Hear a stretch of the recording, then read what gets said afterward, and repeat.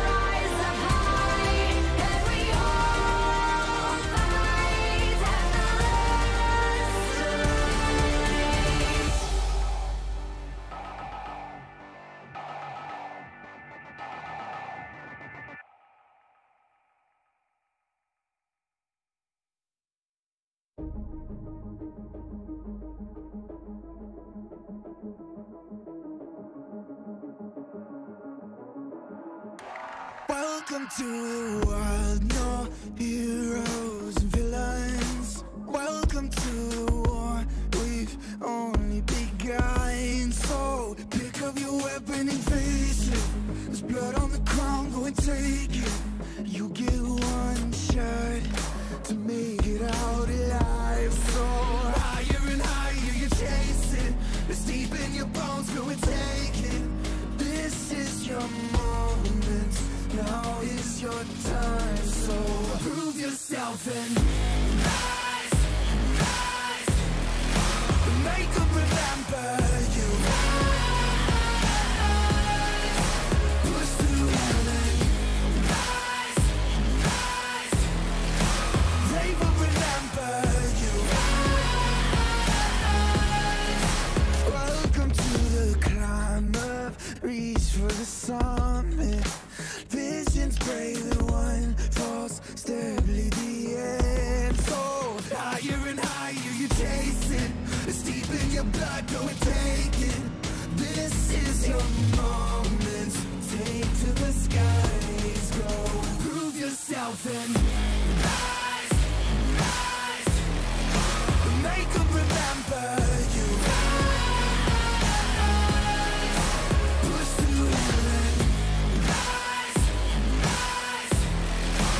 They will remember you.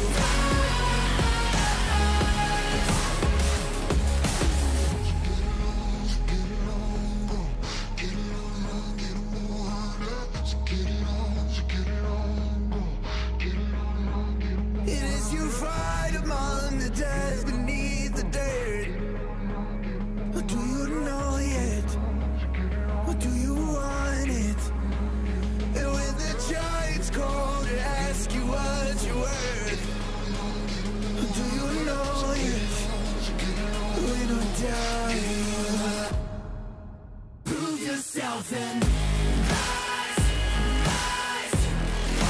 Make them remember you. Rise, push through heaven. Rise, rise. They will remember you. Prove yourself and rise, rise. Pick up your weapon and face it. Rise. It's deep in your blood, go and take it. You can chase it.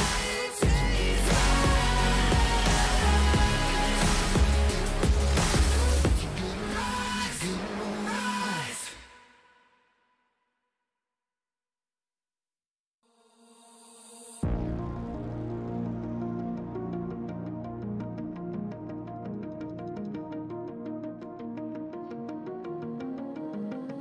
What are you willing to lose? You cover your wounds, but underneath them a million voices in your head that whisper, stop now. Another twist of the knife, a turn of the screws. It's all in your mind and it's fighting you on yourself. The storm is coming. Wow, kid, what you gonna do now? your reflection looking back to pull you down. So are you gonna die today or make it out alive? You gotta conquer the monster in your head, and then you'll fly, fly, Phoenix fly. It's time for a new empire.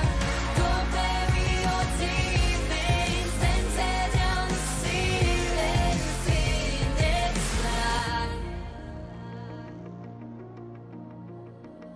And now you're playing with matches, come out of the ashes underneath you. A million voices in the crowd, they're screaming, stop now. Well, let them swallow the pride, you're turning the tide to true believers. Got them in the palm of your hand, you're playing God now. What you gonna do now? It's your reflection looking back to pull you down. So are you gonna die today or make it out alive? You gotta conquer the monster in your head, and then you'll fly, fly, Phoenix fly. It's time for a new empire. Go bury your demons, then tear down the ceiling, Phoenix fly. What you gonna do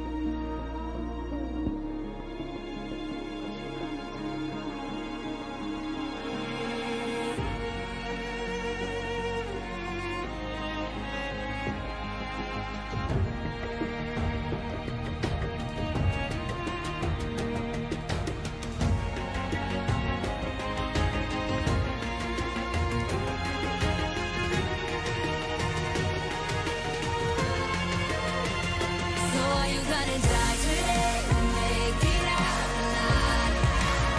You gotta conquer the monster in your head, and then you'll fly, fly, Phoenix fly. It's time for a new empire. Go bury your demons, then tear down the ceiling, Phoenix fly.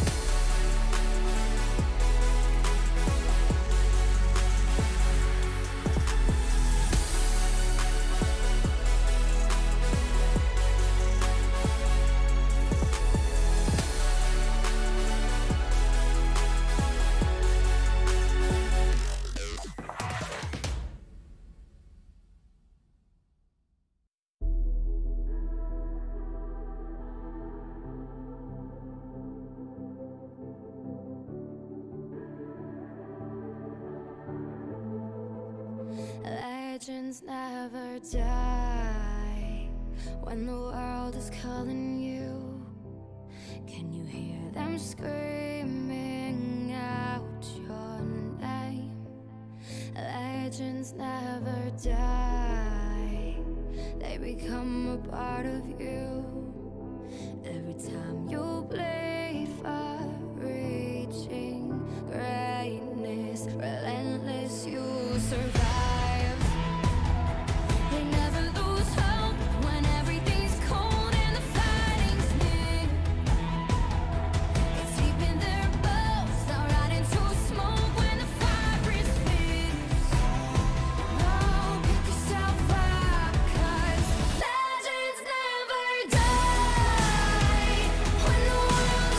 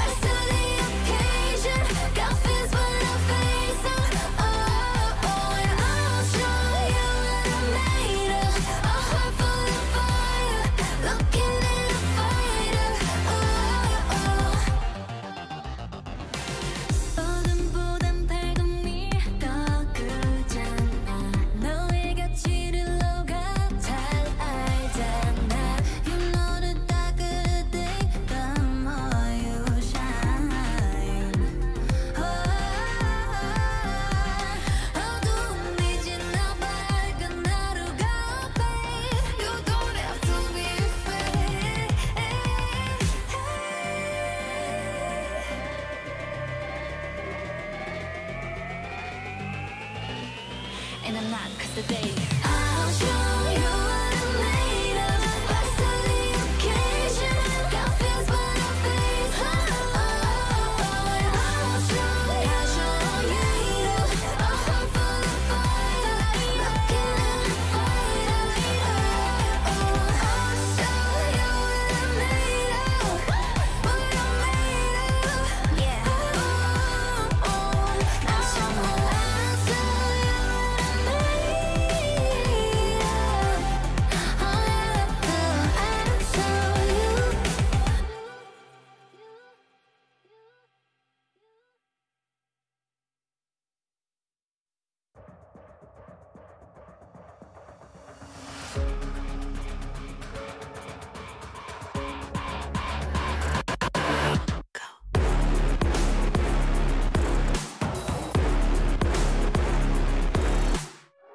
We at the top again, now what? We lay the crown, but count us higher than a mountain.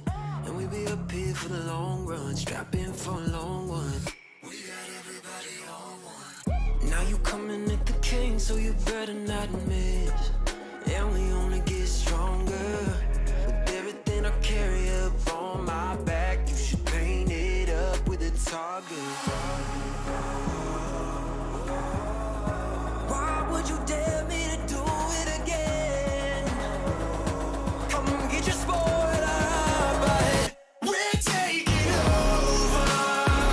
We're taking over. Hey, look at you calling my name. You ought to know by now that we're taking over. We're taking over. Hey, maybe you wonder what your future's gonna be, but I got it all locked up.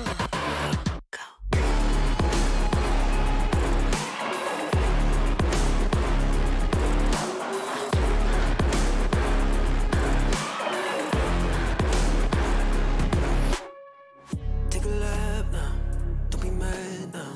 Run it back, run it back. I got bodies lining up, think you're dreaming of greatness. Send you back home, let you wake up. Why would you dare me to do it again? Come get your spoiler, but we're taking over. We're taking over. Hey, look at you calling my name. You ought to know by now that we're taking over.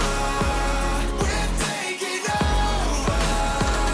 Hey, maybe you wonder what your future's gonna be, but I got it all locked up.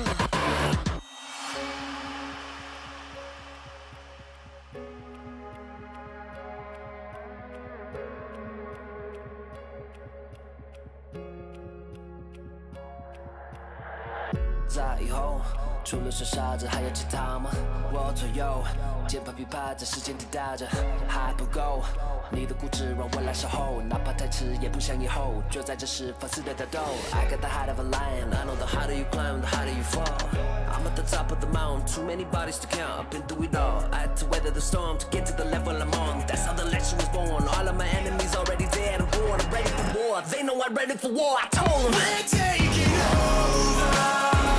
We're taking over. Hey, look at you calling my name. You ought to know by now that we're taking over. Hey, maybe you wonder what your future's gonna be, but I got it all locked up.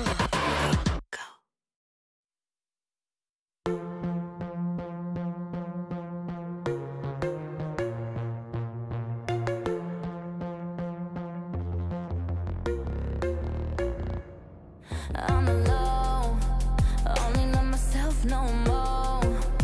Take it to the grave, I'll ghost. I know I can be so cold. In the dark, where I like to keep my heart. No more bite, no bark. Like to catch you way off guard.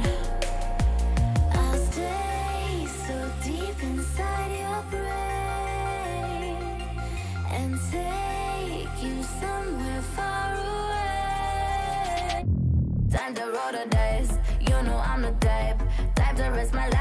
Not afraid to die, type to make you cry, type to put a price all up on your head.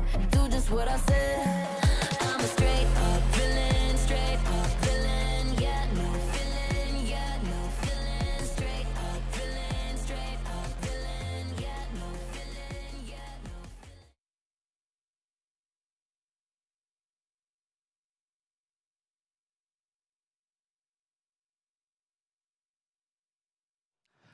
Hello. Today we bring to a close the world's group stage. But as we have spent the past week celebrating the best the league world has to offer, the Rainbow Six community and the esports world as a whole lost a great with the passing of Michael Kickstar Stockley. An incredible talent, Kix will be remembered as one of the best color commentators to ever grace our screens. And his uncanny ability to capture our hearts and our minds with his words will only be eclipsed by his passion for the game that he so loved. While at times our world can feel so separate, it's in a moment like this that we realize how connected we truly are. This past week was impossibly tough, but it has also shown us how every corner of the esports world has been made better by Kix being in it. Kix was a beacon of light and positivity with a magnificent gravitational pull. All it takes is a click on the internet or a scroll through the timeline to get a sense of the breadth of his impact, which has clearly been felt and will continue to ripple throughout the globe as he has shaped the world of esports indelibly. We lost a titan, and long before we ever should have. My heart aches for the loss, but it smiles knowing that the life and legacy of Kickstar will live on forever in what we do. Rest in peace, Kix.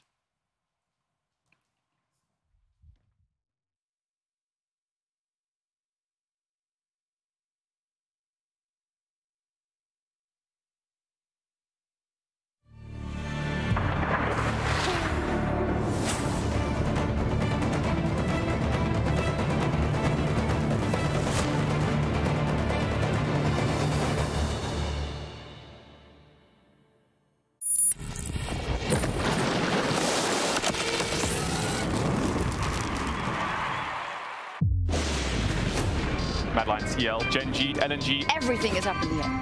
제가 생각할 때는 이제 D조 전부 다 네 팀 모두 누가 이기든 누가 지든 안 이상하다고 생각해서 We'll have to see if there will be more upsets and surprises. Huge day of League of Legends. 똑같이 저는 원래 대회를 하기 전부터 저희 D조에서 저희가 1등 할 거라고 생각하고 있었고 그런 거에 있어서 NNG는 어떻게 보면 저희가 그때 아무것도 못하게 만들어줬기 때문에 그것보다 좀 더 좋은 경기력으로 확실하게 다시 꺾어주도록 하겠습니다.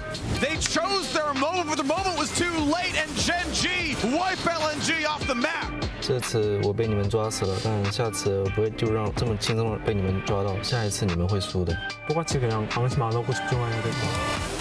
LNG stomp their way to 1-1. After playing against them, I feel like I got what they need to do. So, see you. We haven't lost against Mad Lions yet, so I don't see why it would be different this time. TL turning it right back. They will not be disrespected. Mad Lions too confident. We are for sure the hope for Europe, and we are also going to show a way better performance coming in the next game. So the next game gonna be completely different one. 코어 장전 선수한테 각오 같은 거 하고 싶은데 이번에는 아무것도 못하게 제가 열심히 죽이도록 하겠습니다. Where? Do it if you can. Team Liquid won't know what hit them. The stakes continue to rise. Hey, Mad, we're coming for you. You can never be 100% here. 这才刚刚开始。 Everything's on the table. Let's settle this in the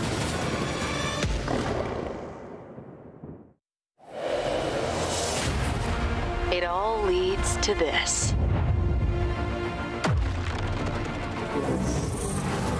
Make or break. Vitality will take them. A new era is awaiting.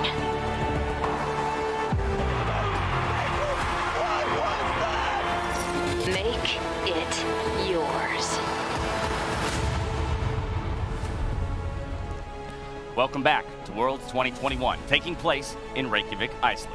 As Mad Lions and Gen G arrive at the arena, the path before them is perilous. Many games in Group D have gone back and forth, almost changing the course of fate. But almost aren't enough to lift the Summoners Cup. Today, Group D must give it everything they've got to earn their spot in our quarterfinals. I'm Dash, and I'm happy to be joined by both Azael and Kadril for our final day of the group stage. 2 more teams can book a ticket into the quarterfinals. Let's go ahead and take a look at our standings and see how everything is shaping up so far. Yesterday, Group C's RNG and Hanwha Life Esports qualified for the quarterfinals. And while Hanwha Life took 2nd seed, they didn't go down without a fight. Yeah, it was a nail-biter, and Group C and Group B just shows us that gods can bleed, right? The first round robin, we thought EDG, RNG, Damwon are the favorites. Damwon have solidified that, but T1 has taken first seed in that group. Group C, it was a nail-biter. It was so close for Hanwha Life to take it off RNG. And I think it's huge for LPL fans, right? To at least get top of one group, because it had been back-to-back LCK days. It had been the LPL just completely crashing and burning in the second round robin. Absolutely. I would say expectations be damned, and for the most part, they have been, except for that LCK record right there. Yeah, look at it. 9-1 in the second round robin. LPL 3-8. Most of that coming off the back of course, FPX, who fell out of the tournament as one of the favorites. Yeah, absolutely. An incredible sight to behold. And yes, while RNG did scrape by in that top seed, I think that is where we have to focus, right? The fact that they barely did it. Yeah, and they are the MSI champions, right? They are the strongest team to have shown up at an international event this year, beating Damwon in a best-of-5, right? Went 5 games, was very close, but RNG was the best team coming into this tournament from previous tournaments, of course, with MSI, but Damwon still looked like the favorites. Yeah, and I mean, it would be different, I think, if RNG was scraping by a T1 or something like that, but Hanwha Life was not expected to challenge at the top of the table like with these other teams. It's just shocking, honestly, to see how dominant the LCK teams have looked compared to the rest of the world. Well, and I like to call out on the expectation of how Hanwha would show up in this tournament, and I think it is, again, another indicator of the strength of the LCK rather at the World Championship, that time and time again, as the tournament rolls on, those Korean teams only get stronger. Yeah, and maybe playing's helped Hanwha Life out a lot, right? Because the growth in the tournament has been phenomenal. And one of the champions they were playing a lot yesterday, and other teams was Twisted Fate. We've got a little... Yeah, this guy right here. This guy right next to you. This little Devil TF. Oh, where'd he go? He was a European special, right? In Europe, this champ was so high prioritized with like Humanoid and Niski just favoring this champ so much. LPL teams especially crying, loved it. And we were looking at drafts yesterday, Azael, and we were like, how are all these teams getting Twisted Fate? Well, I'm just shocked that Lee Sin is still getting banned over it. You know, champions that don't feel like they need to be that high priority. We're seeing Xin go through. It doesn't seem like that bad of a trade for Lee Sin. To give over TF, it completely changes the way you have to play the game. And we've seen so many drafts dismantled by this. They're like, we're going to counterpick top, we're going to play through sides, and then the other team has TF. And now your plan is out the window. And teams just try different counters every now and then. We've seen Sylas, we've seen Ryze, we've seen LeBlanc, which we thought TF was good into, being now picked into TF. Top laners like Jax coming in to avoid the TF stuns and things like this. It's interesting to see the evolution of the champion. And it's going to raise some questions, right, about the preparation of the 4 teams that we have taking to the stage today. And as we think about Group D taking to the Rift today, we must acknowledge the pressure that Mad Lions are under as the final hope of Europe's here at Worlds.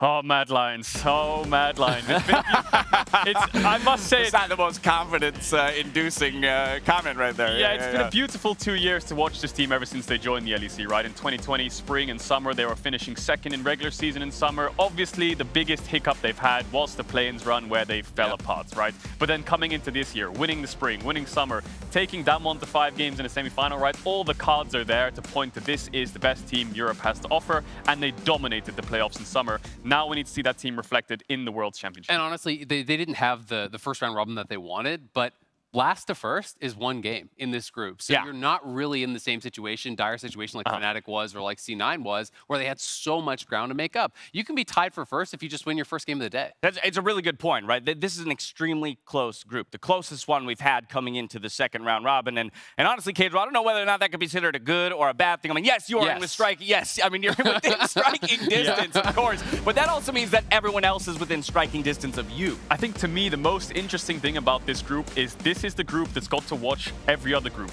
throughout the whole world. Yes. Second round robin, right? They finished on day 3 of the first round. They had a day break, and they've had 3 days of watching the other groups, being able to scrim during these days while these teams are playing, looking at the champion prioritization. So they have the most information to work with. And a team like Mad Lions, looking at the LEC, a team that has more time to adapt and evolve, is Mad Lions the team that needs that. If they were in rogue situation, thrown straight into round 2 after a day's break, I think they would struggle. But 3 days is definitely enough for them to fix their issues. And I think that so much about having success at Worlds is adapting to the meta, is getting a strong read and understanding of what you need to play, how you fit into that style. And these teams have been gifted that time. So I think really today we're going to see the teams come out on top that have the best read on the meta, that have really settled into that over these last 3-4 days. Ban TF. play Kennen. For the love of God, just play Kennen, because that is a ridiculous pick. Graves is pretty good too. Graves is pretty good too. Good. Yeah, fair enough, fair enough. Top lane dominance here at Worlds 2021. You see it right there on your screens, though. 0-5. For the LPL against the Western teams. And so the question remains... And there's 2 of them in this group. LNG's doomed. Right? Exactly. Yeah, 2 Western teams that can jump to 0-7 today. Who knows? The problem I have with that is it's the West beating LPL, but it's NA beating EU, right? And all of those teams are in that group. I have no problem with that. Yeah, no. So if Gen.G's the front runner for the group, Mad needs to beat TL, because I think it's a battle between EU and NA in that case, right? Yeah. And let's be honest, it was incredibly close between TL and Mad the first time around, so I think it's far from settled. Yeah. And honestly, I think TL looked worse than Mad in the other games. You know, their 2 games against, they got completely run over. Well, hold on. I actually want to backtrack just one moment, right? Because is there an expectation that Gen.G is going to skate out of this group? Well, funny you say that, but the only team that's ever got knocked out in the last 8 years of the World Championship for Korea in World's group stage was Gen.G 2018. Well, however, Worlds 2020, Gen.G topped their group 5-1. No, stop. Yeah, we didn't need the second part. Okay? However, there's a lot of ups and downs where it's like, yes, they were the top of the group last year, but only teams fallen out. But the games are just so close between all of these teams. All right, well, the LCK representatives, Gen.G, will take to the stage in our first matchup. And we'll be keeping an eye on all of our teams as they finish their second round robin of the stage. 6 whole games in front of us, possible tiebreakers to close it out. And again, in my opinion, likely tiebreakers because of the closeness of this group. Yeah, absolutely. I mean, there is still on the table the 4-way tie, of course. Madness could ensue. I think it's something like 6% of the scenarios can result in that. I think the most interesting thing is the first 2 games, right? If Mad and TL win their first 2 games, that whole group is 2-2. Yep. So the rest of the day, God knows where it's going. All right. Well, there you have it. Our 4th game. We'll see the best in the West clash on the Rift. Both hungry for a spot in the quarterfinals, as well as the history books. Today's featured matchup, presented by Mercedes-Benz, is Mad Lions versus Team Liquid.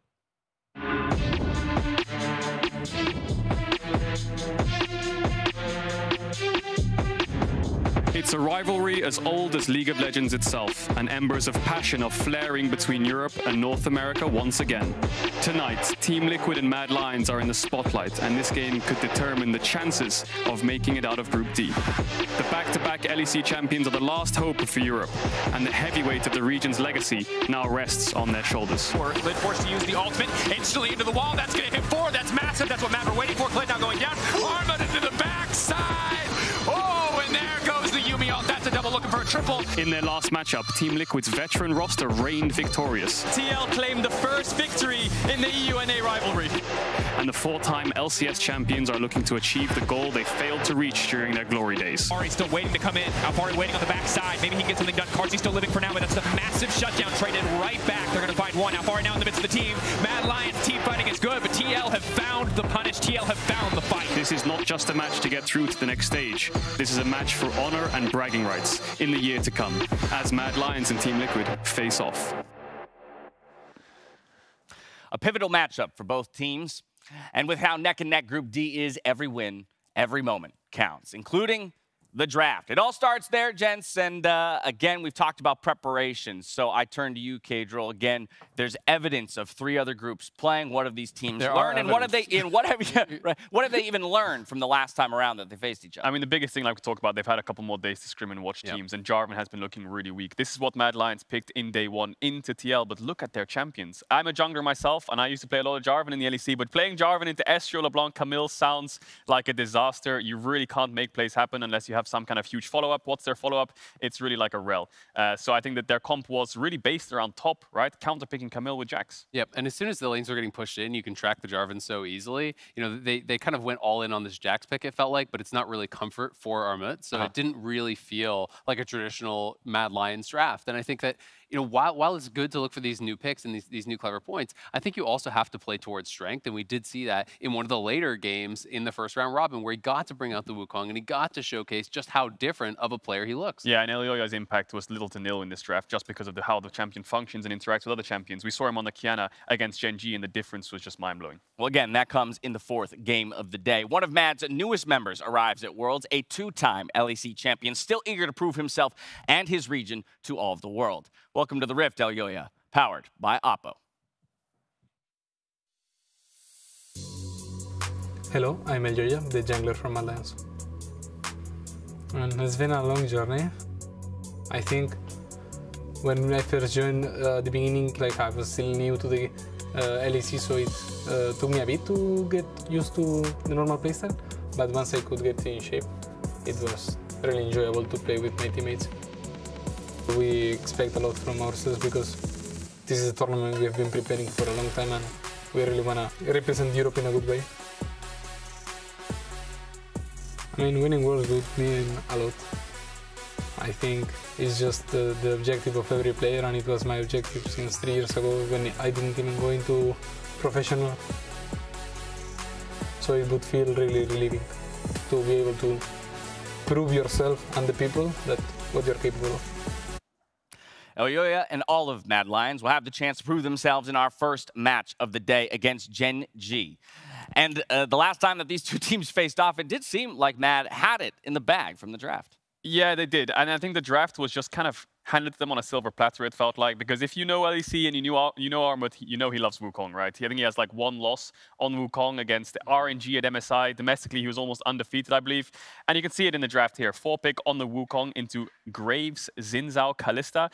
If you're picking these 3 AD champs, which are slightly immobile, into a champion like Wukong, you're asking for it. You're asking for his Wukong. And I feel like despite this game being close, Mad Lions already handed it in draft. And I do think that this is one of the ways that some of the Western teams have got advantages over some of the Eastern teams. It feels like the Eastern teams ban the meta. They do not ban specific pocket picks. They don't actually focus as much on what these individual players like to play. We saw that here against Armut. Also yesterday against Adam, you know, blind pick the Renekton, and then they're banning out Graves and Jace. Yep. That's not what Adam plays. That's not his style. And instead, I think that is an area that we can maybe get an advantage as these Western teams. It was a beautiful draft, and of course, Mad was tested. They were pushed into the late game, and it did take some intelligent and creative play out of the Kiana and the LeBlanc, paired up with the Yuumi to ultimately make it happen. But by the same token, Kadral, I think we turn a critical eye to Gen G in that game because they definitely had a mistake or two that helped Mad out in their quest for victory. Yeah, a lot of uncharacteristic mistakes, mainly coming from mid lane, right? From BDD, the least you expect. We always look at this. BDD playing Azir has to push into Humanoid,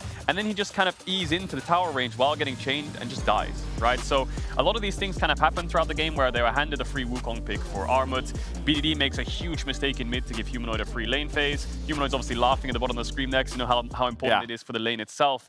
And this game was incredibly close. And as much as I am part of the LEC, and maybe I'm a little bit biased now and then, I don't think Mad Lions won that game. I think Gen G lost it. Okay. And I mean, it is scary when you look at the other 2 games that BDD actually played in the group, where he was absolutely destroying teams, you know, against TL. Him and Clid pairing up, absolutely eviscerated TL. You know, he has been on form. I do think that game was kind of just a blip on the radar. And as you're saying, you can't expect him to make those kind of mistakes. So then is it fair to me, or for me rather, to expect that the mid lane is going to be the make or break lane in this matchup? Oh yeah, definitely. If Mad Lions have anyone to rely on, it's Humanoid, right? This man was at Worlds 2019 with Splice, and they topped the group alongside FPX, the world champions. They actually played a tiebreaker. 3 of those games, Splice versus FPX, they played. 2 of them, Splice were winning, right? And one of them kind of threw away to FPX. So they were actually neck and neck, and Humanoid was a big driving factor behind that. So if there's anyone to rely on, it's definitely Humanoid. And if there's anyone to play through in the current meta, it's Humanoid. But just looking at the combined kills per minute at the bottom of the screen right now, Gen G against Mad and TL, there was almost 40 kills at 30, 35 minutes in these games. This is an LCK team with more than a kill a minute. It's really fast-paced for Gen G. It absolutely is. It's also been really interesting to see kind of the evolution from the first round robin to the second. You know, dragons were being almost entirely ignored. It felt like in the first round robin, people were taking first dragon 12, 13, 14 minutes. Over the last couple of days, teams have had 2 dragons by that time, have been going for very early souls, and it has been much more about playing towards dragons, but using topside prio to do it. Like, people are focusing on top, but then bringing down their top laner, fighting for early dragons, trying to stack those and trying to use those as a win condition, kind of similarly to what we saw more in summer. That, in my mind, raises more concerns for Gen G, right? The idea that the pace of the game, or at least the pace of play for teams, has increased, has sped up over time here in the group stage. Yeah, and that all comes down to the meta, because traditionally, you look at past Worlds, you pick Azir Corki or something like this, and there's a lot of scaling, and people fall back to scaling. But the problem is, the game's changed. Elder Dragon back then wasn't as affected. It was about Infernal Drake stacking, right? You know, you had 4 Infernals, whatever it was, and you were really, really strong. But now it feels like the team who gets the first 2 dragons, they can drop things on the map and then force you to play into scaling, right? So it's like, I'm playing an early game draft, but my scaling is the objectives, right? So I can play for the objectives in the early game, and eventually you have to fight me, and that's where the teams are prioritizing. It's also kind of interesting because I feel like the power of the dragons themselves has shifted a lot. Like I felt like Ocean Soul has looked pretty worthless in a lot of the games, and has felt less impactful than in the past because burst is so high. People are playing so many squishy comps with like 4 damage dealers, enchanter supports, things like this, where you're getting less inherent value out of that. And to me, it's making things like Mountain Soul that much more powerful. It's actually changing the priority that teams have on dragons. Can they? And if they can, how do they slow the game down? Well, you're against Mad Lions, so you know they're going to run at you and they know they're going to do something crazy. That's how Mad Lions are. They're very innovative. They're very creative in the way that they approach a game. So I think the interesting thing about Poppy, yeah, maybe. You could see it. But the interesting thing for Gen G, I believe Birdall is starting, not Rascal. Yep. And the last time we saw him play with Gen G, the game was really, really quick paced. He was just going for these crazy solo queue-esque plays, and he was on a side lane going 1v4. And he died a lot. He died a lot. He died like 8 times against Well, good note. We'll see what happens with a full 4 days, right, for these teams to kind of rework their strategies and come in refreshed and renewed. EU fans, get ready to rally behind your boys as we join Atlas, Chronicler, and Wolf for the call. Thank you so much, Dash, and welcome back, ladies and gentlemen, to LOL Park here for the first 3 games of the day. I'm Atlas, this is Wolf, that's Chronicler, and we are right into the draft here. And, gentlemen, I was going to bring something up before this, if there was going to be, something to talk about before we got straight into the draft. But it was this cat right here. No cat. No cats allowed. And also no LeBlanc. Okay. No LeBlanc allowed here. That's not going to go through here for Humanoid. Also, the Twisted Fate is removed as well. So Gen D, a little bit of adaptation here. I think the meta is sort of settled in here in Group D, and they figured it out. They've actually banned now all 3 of the champions that Humanoid has played thus far in this tournament. He's technically banned out. Of course, everyone knows he can play multiple other champions, but you're exactly right. You're going to have to see something new from Humanoid. His 4th game here, and will be his 4th unique champion as well, which is kind of cool. Lee Sin going to remain that very high priority, especially here for our Korean teams. They do very much like the Lee Sin. And I want to talk a little bit about Birdall. Dask already mentioned it shortly. And Birdall and Rascal, in terms of what they bring to the lane, I think Rascal is generally a lot stronger, was known for his laning phase, although he was a bit binary at times, did always provide a lot of stability and found a lot of solo kills. Birdall did die a lot in the game, but it also means that Gen G is actually able to keep up with the pace a lot more, and they don't fall victim to the petrifying curse that Gen G are very adept at casting on themselves, as we do see the Misfortune locked in. It has been one of the main prio picks, probably going to be answered by something like the Jhin. We've also seen the Aphelios rise in prio, and I like this Viego considering how bloody Gen G have been playing this far. Yeah, not to mention the fact that Viego was such high priority yesterday as well. Yeah, and it's going to give you a lot of dueling power early on in some of these early objectives, especially against Klid's Lee Sin, so a lot to think about there. We don't know what pick Humanoid is going towards just yet. We know that BDD has played a lot of Azir. He loves to play the Azir pick, so that's something that could actually end up being the matchup here for Humanoid, as we will see the Aphelios go through. Would love to see some Kog'Maw, but not to be the case. Not in this meta, I don't think. Yeah, and I think it might just be Ruler in Life on the Aphelios Thresh. Lock down your bottom lane and grab a jungle. It is some very standard Gen G drafting. However... Ooh, could be the Graves. Might be Birdall putting on his best Rascal impression, and it will be locked in. And I really do like that, especially with how in-your-face Birdall has been playing already. The Graves has a lot of innate safety, and you can both play towards it, if that is how the game ends up being, or you can just leave it on its own. It's hard to gank. And especially if you ban out things like the cannon, it will be pretty hard to find something that really matches up well into the Graves. And that gives Gen G a little bit more flexibility, as we do see the Leona has been an incredibly high champion for the entirety of the tournament. We've already talked a lot about why it's so strong. I think that specifically with the Viego, that 2v2 threat, or those roaming around the map can be very dangerous. I think there's also some danger from Gen G picking the Graves here instead of the Thresh, because now we see it instantly banned away, and we know that it's good into Leona, which has been very high priority, with the Flay being able to knock her away and stop her from stunning you, and things like this. And yes, the Graves is good, but is it good enough? That's the question. I like this Wukong ban quite a bit. That's a really strong power pick for Armin. It's one of his best, historically speaking. That's one of the picks that can really challenge Graves and even look for kill pressure there on the top lane. But I think if you ban Lulu here as well, it's a really strong option just to make sure that you remove a lot of that survivability here for the Aphelios. Going to take away the Braum, similar idea. Lulu is still definitely an option here, depending on what the round out is going to be in the mid lane. One of the big differences between Birdall and Rascal is that Birdall doesn't often actually look for Clid to help him out, look for ganks on the top lane. He's a little bit more self-sufficient on the top side, whereas usually Clid and Rascal played together. So that is something to look out for here. They will ban the cannon away now, which is going to remove a lot of initiation here and team fighting on the side of Mad Lions. There's the Azir pick I was talking about, this time going over to Mad. Yeah, that's going to be picked away. Humanoid going to take the bird into the mid lane. I like it a lot. Of course, BDD probably would have grabbed it, right? If it was available, 100%. He's a huge fan of the pigeon in the mid lane. But he's also a huge fan of purple orbs as well. His Syndra is legendary. Hasn't necessarily been playing it all that much this year. She's only recently sort of come back towards the top of the meta and will be locked away. Bit of a self-counter pick here for life, but of course getting out of lane on the Rakan, absolutely fantastic, and I don't mind the draft from Gen G as it finalizes. It was interesting. I was looking at the Lulu that Wolf already pointed out, which is something that LCK teams have been using a lot, not necessarily to provide the peel, but to make sure that you have a lot of prio in that bot lane. We've seen Aphelios's Gumayushi and Carrier come to mind, be able to win basically every lane just through the sheer pushing power that it has. And I was looking at maybe a Gragas. I think a Gragas also is nice into what we've seen thus far here from Mad, but instead, with the Rakan, a little bit more ability, and with Birdle especially, Gen G is also looking to use that. Do really like this Gwen. We have seen Gwen slowly rise up in priority, and think back to that PSG game, where even though it didn't matter in the end, you still saw some of the glimpses of like why this champion is such high prio. Also means that you actually have AP damage, no double AD, topside into a Graves, where once he finishes shield bow and steel cap, she just never kill him. Yeah, it's very difficult. He ends up being a very tanky champion later on, very survivable.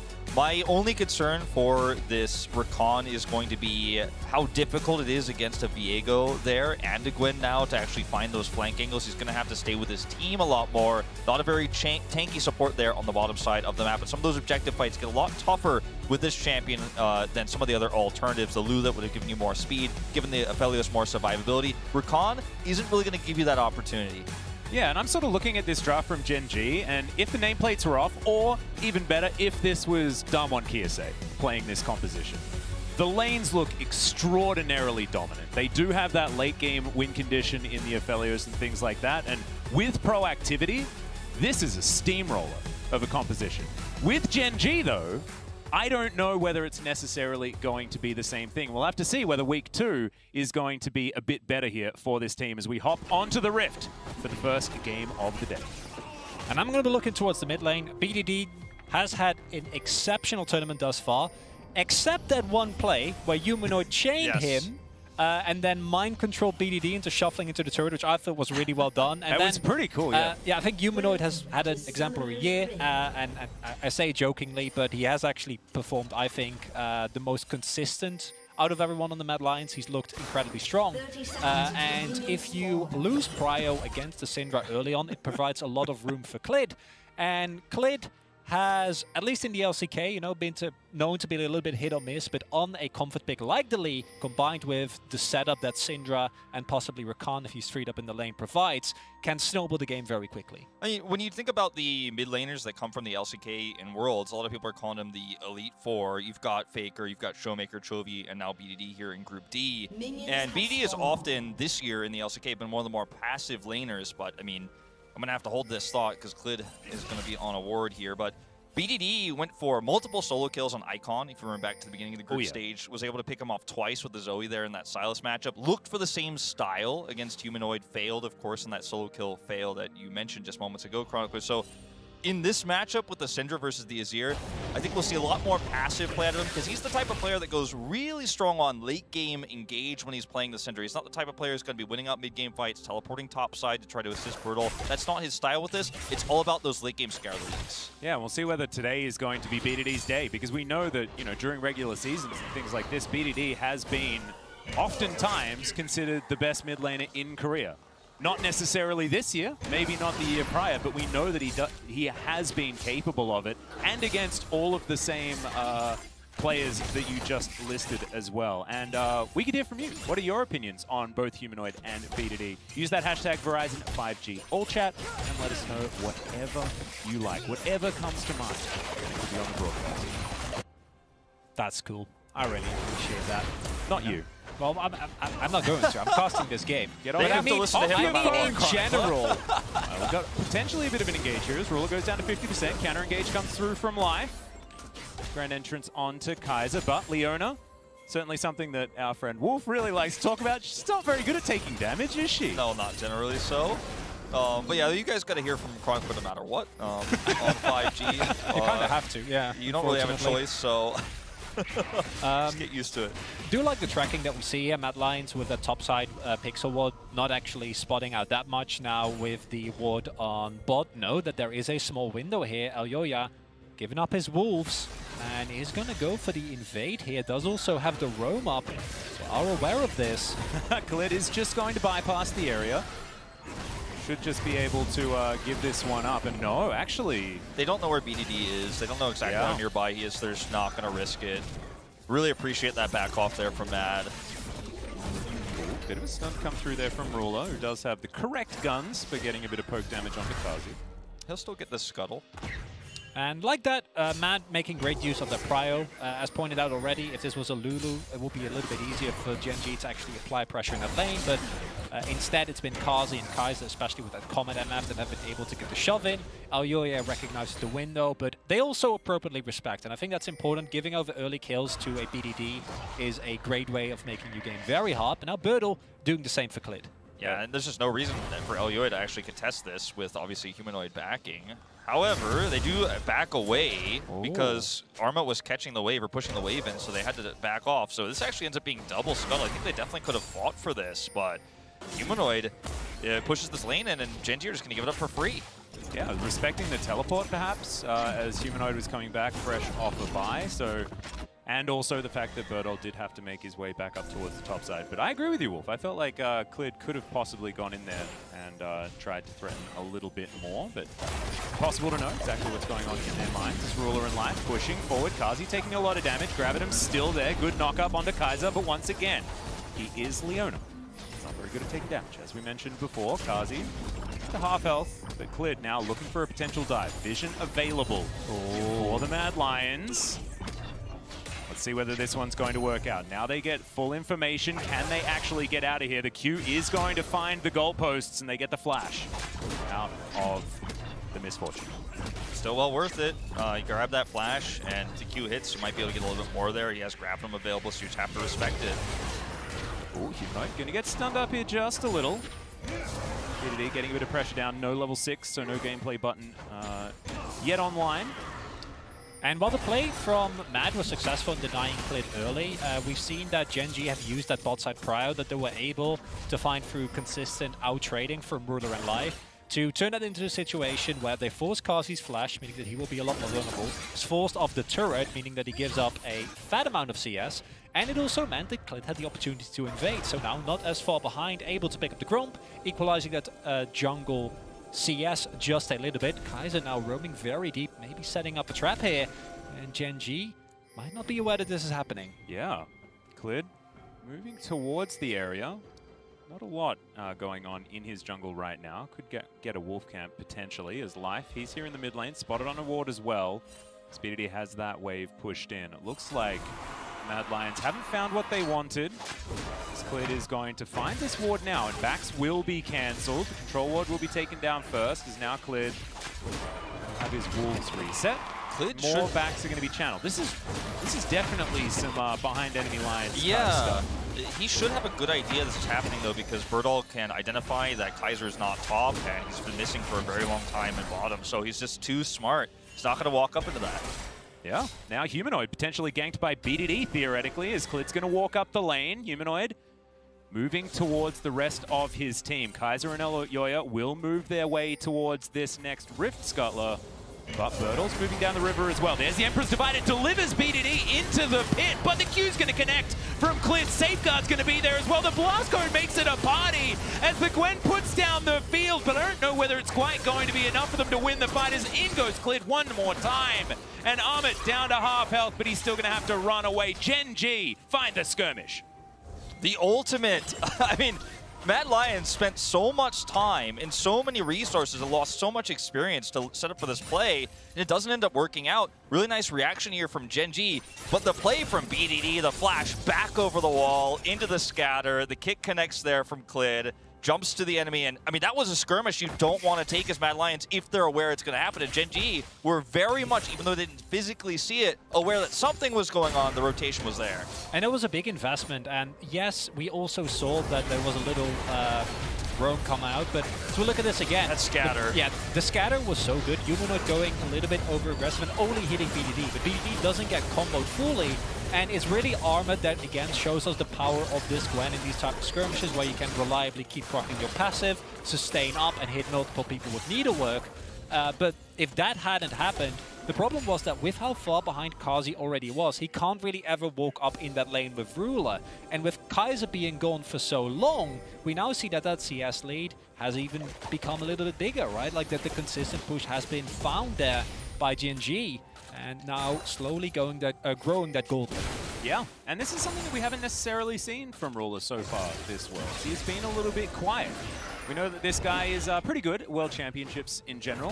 He has won one of them, and is just in general very, very good and reliable in a lot of the games that Gen G have had, but not so much this time around. In fact, BDD does close to 40% of the team's damage. It's insane. So far over the 3 games that they've played. But now, potentially looking for something. BDD's going to find a stun onto Humanoid, but he gets out of it.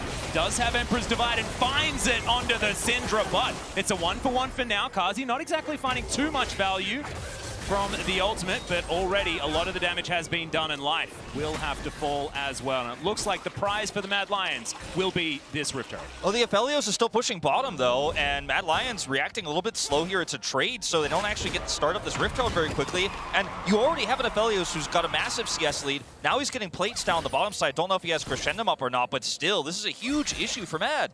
At the same time, I do got to criticize Gen G because you should have read that play, right? Like, Ruler is alone in the bot side.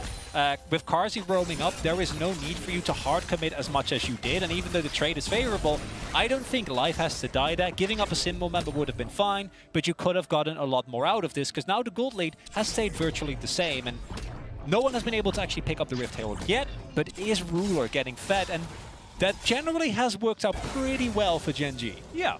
I'm starting to feel like you take it personally when our LCK teams fight around the Rift Herald. Yes. Because you have been talking about it a lot. Yes. And look, it's been happening a little more than it probably should. And let's check it out one more time. Yeah, I mean, this is a fight that, you know, you don't have the greatest Scour of the Week here. You only hit Humanoid. And this is where Rakan can be so powerful in these early skirmishes, which is part of why Gen G do kind of all in on this fight. Because, you know, Leona can hit a single target, stun them up, but the power of Rakan is in this choke point, get a multiple knockup scenario there, but it's still just not enough to actually end up getting the kills there. The Scour of the Week could have been saved a little bit longer there as well. They tried to go for the initial pick, didn't work out. But yeah, again, the biggest problem is that Ruler is just picking up so much gold. He is alone the biggest problem that Mad Lions have to face later on. Bertle, you're alone. Your team isn't there. He's just playing, you know, he's just drawing some tension, but it actually works out. And I want to kind of, we talked about him a little bit already, but it's really important to understand this is a 17-year-old kid that played, I think it was 2 games, 1 game throughout the regular split within the LCK. So was barely called upon. Yeah, I think he's played so far 6 professional games in total. League of Legends. There you go. So that would be 2 series that he has played. That's not a lot.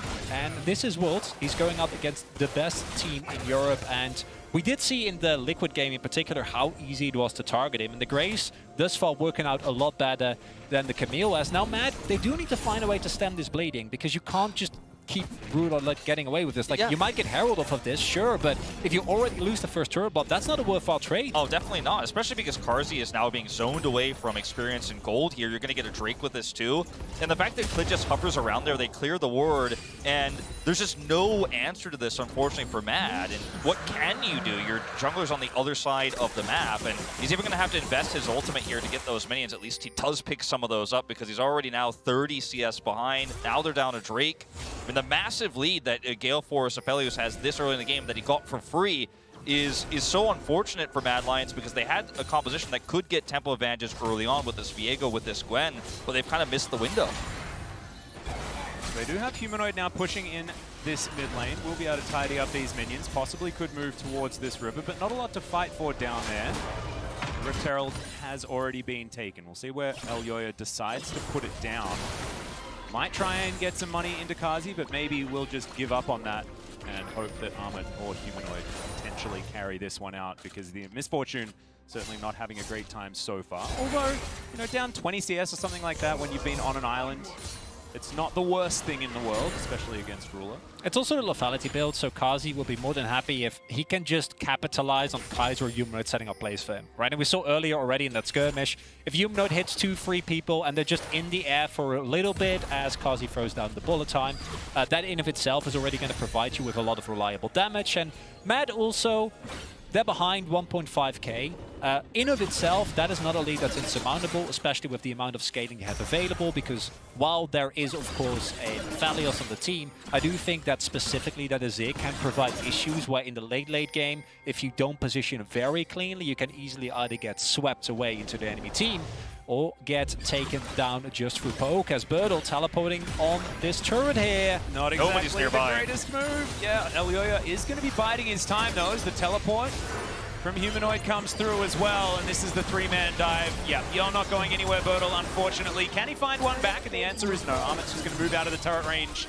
And this is going to be even more now with the Rift Herald potentially going down. Yeah, I mean, the timing of this is so thin as well. Like, if you don't actually have that Riftmaker as Armit, you don't do quite enough damage. The, you know, shield bow is going to be so awesome for Birdle in a moment like this to survive as well. Like, that was really razor thin, the timing where they pulled that off. But it is massive. They finally get the gold back. Yeah. And thankfully, Jared, right on time, saying the Mad Lions with the 3-0 today, question mark. Well, looking a whole lot better after that play towards the top side. Oh yes, let's go EU. We want to see EU in the finals, Copium, and we actually just want to see EU in the knockout stage in general, right? And it's going to have to be Mad Lions that gets them there. I think I've already been pretty forthright with this, but I've got Mad at the top of my list for Group D. So I don't want to be against my region, but I do really like getting my pick'ems. Yeah, right. Predicting correctly is good. I think how's that going for you, Atlas? Not so great, not gonna lie. Yeah, we don't care about them as much these last few days after everything else that's happened, I'd say. But yeah, I think I had them first as well. This is the last chance, Wolf. Let's get at least one right. Oh dear. After everything's happened thus far, I don't think it's happening. I don't know what's going to happen in this group today. I still think that, like, we heard from Azael that there's a 6% chance that yes, four-way tie, right? That there's the four-way tie 3-3, and all I heard was it can happen. Yeah. So either it happens or it doesn't. So that to me sounds like a 50% chance. Yeah, definitely. I mean, 6% is not 0. So yeah. Just rolling with the facts here. Not going to comment on this as the teleport comes through. Thank you very much, Amit, for bringing us back towards this game. Ruler and Life now in a tricky situation. 4 members of the Mad Lions moving around, but Amit maybe a little bit further forward. Does put down the mist. The flash comes out from Clid there as the Solar Flare immediately going to get cleansed, and Genji now feeling like they may have bore the brunt of most of the aggression, as that scat of the week was fantastic. Humanoid not going to find the Emperor's Divide. BDD outplaying it beautifully. This is what BDD is known for. He's not the Chovy CS god, right? He's not the one who's going to have those impressive 1v1 plays you see Showmaker and Faker do oftentimes career-wise. He's a player who's going to hit the clutch engage or disengage in really important team fights or skirmishes like this one. I think that Scar of the Week is one of the biggest and most iconic BDD-esque plays we've seen from him so far this tournament. If you can shut down and engage like this, by the way, mind you, look at the safe teleport he takes. He's just back, you can see it on the minimap right here, buys his Ludens, so he has that item when he does arrive in this fight, but he hides that he's here, waits for a long time. The timing is so perfect when he shows up. Do you mind that even with this play not really working out, I think if that was a Wukong, this would have ended very differently and very badly for Genji. Yes. I do really like the deep teleport here. But do you mind that even with Humanoid dying there are now 4 flashes down on Genji, and in a subsequent fight that can provide opportunity for Mad Lions. But they do actually need to capitalize on that, because in terms of overall gold, it is Genji that is now starting to pull slightly ahead. And we've seen LCK teams do this throughout this week, where the small leads become bigger and bigger, and every play that you try to go for as an opponent needs to be cleaner and cleaner, especially when stopwatches come into play. That can be a lot harder than might initially seem to to be the case. Yeah, and talking about gold, the 001 Aphelios that Ruler is piloting right now has a 200 gold bounty. Yes. From just fine. Now Armit might be in a little bit of trouble. Clid not going to find the Q. Nor did he really want it by the looks of things. Anyway, but the Ghost is claimed. Yeah, this is going to be a free Drake opportunity here with the group up. They had top pushed out, so yes, Carzzy is going to push top, but there's no easily available turret for him to grab. Plates have already fallen down, so he's just catching the wave that was already sent there by Ruler, so you don't really get a nice cross-mop play here. It's second Herald here for Mad Lions as well, so yes, this is important, this is valuable, but this Infernal Soul now, and you're now 2 Drakes closer to what is going to be the most powerful objective in the game, pre-Elder. I do really like the pickup from the side turret there. The main question is, can Mad kind of defend their own with how it's looking right now? Not too sure, because otherwise it's still a favorable trade for Gen G. And it does look like Armit is going to attempt to save it. Yeah, that is dangerous. Gwen not so immune when you're inside the circle with her, as it turns out. So Gen G are going to be able to take the turret and the Gwen and try and find their way out. Elioya going to go for the stun, but doesn't find it there onto Clid. Gen G will successfully get out their lives. This is, you know, again, these types of trades are fine if you have some late game power, you know, that you're relying on later on. But in this particular case, with an Aphelios that's already fed, yes, not in terms of kills, but in terms of the farm he's gotten, the turret plates on the map, you've got the strong late game coming up. Graves is going to be incredibly powered. You've got 2 great consistent engages in the Lee Sin and Syndra, but you also have the Recon flanks to consider as well as just Moonlight Vigil. Like, Gen G have all the tools, right? And as Mad Lions, trading even and grabbing a turret like this feels so insignificant because you don't have that same scaling to fall back on. Yes, you have an Azir here, but it's not an extremely fed one. He has 2 items at this point, but you've got to start winning team fights coming up here. This 3rd Drake fight, I think, is where Mad Lions will have to make a big stand. I wonder whether we're going to see a break point, because I think at some point the Gwen in his side lane will actually be able to beat out the Graves, just in terms of raw dueling power, where Gen G is actually starts to be the one that wants to engage, right? And then look at the comp that Mad Lions have. In terms of kiteback, it is actually hard to try and make work, but that does rely on Mad piloting it very carefully as they go in on Clid here.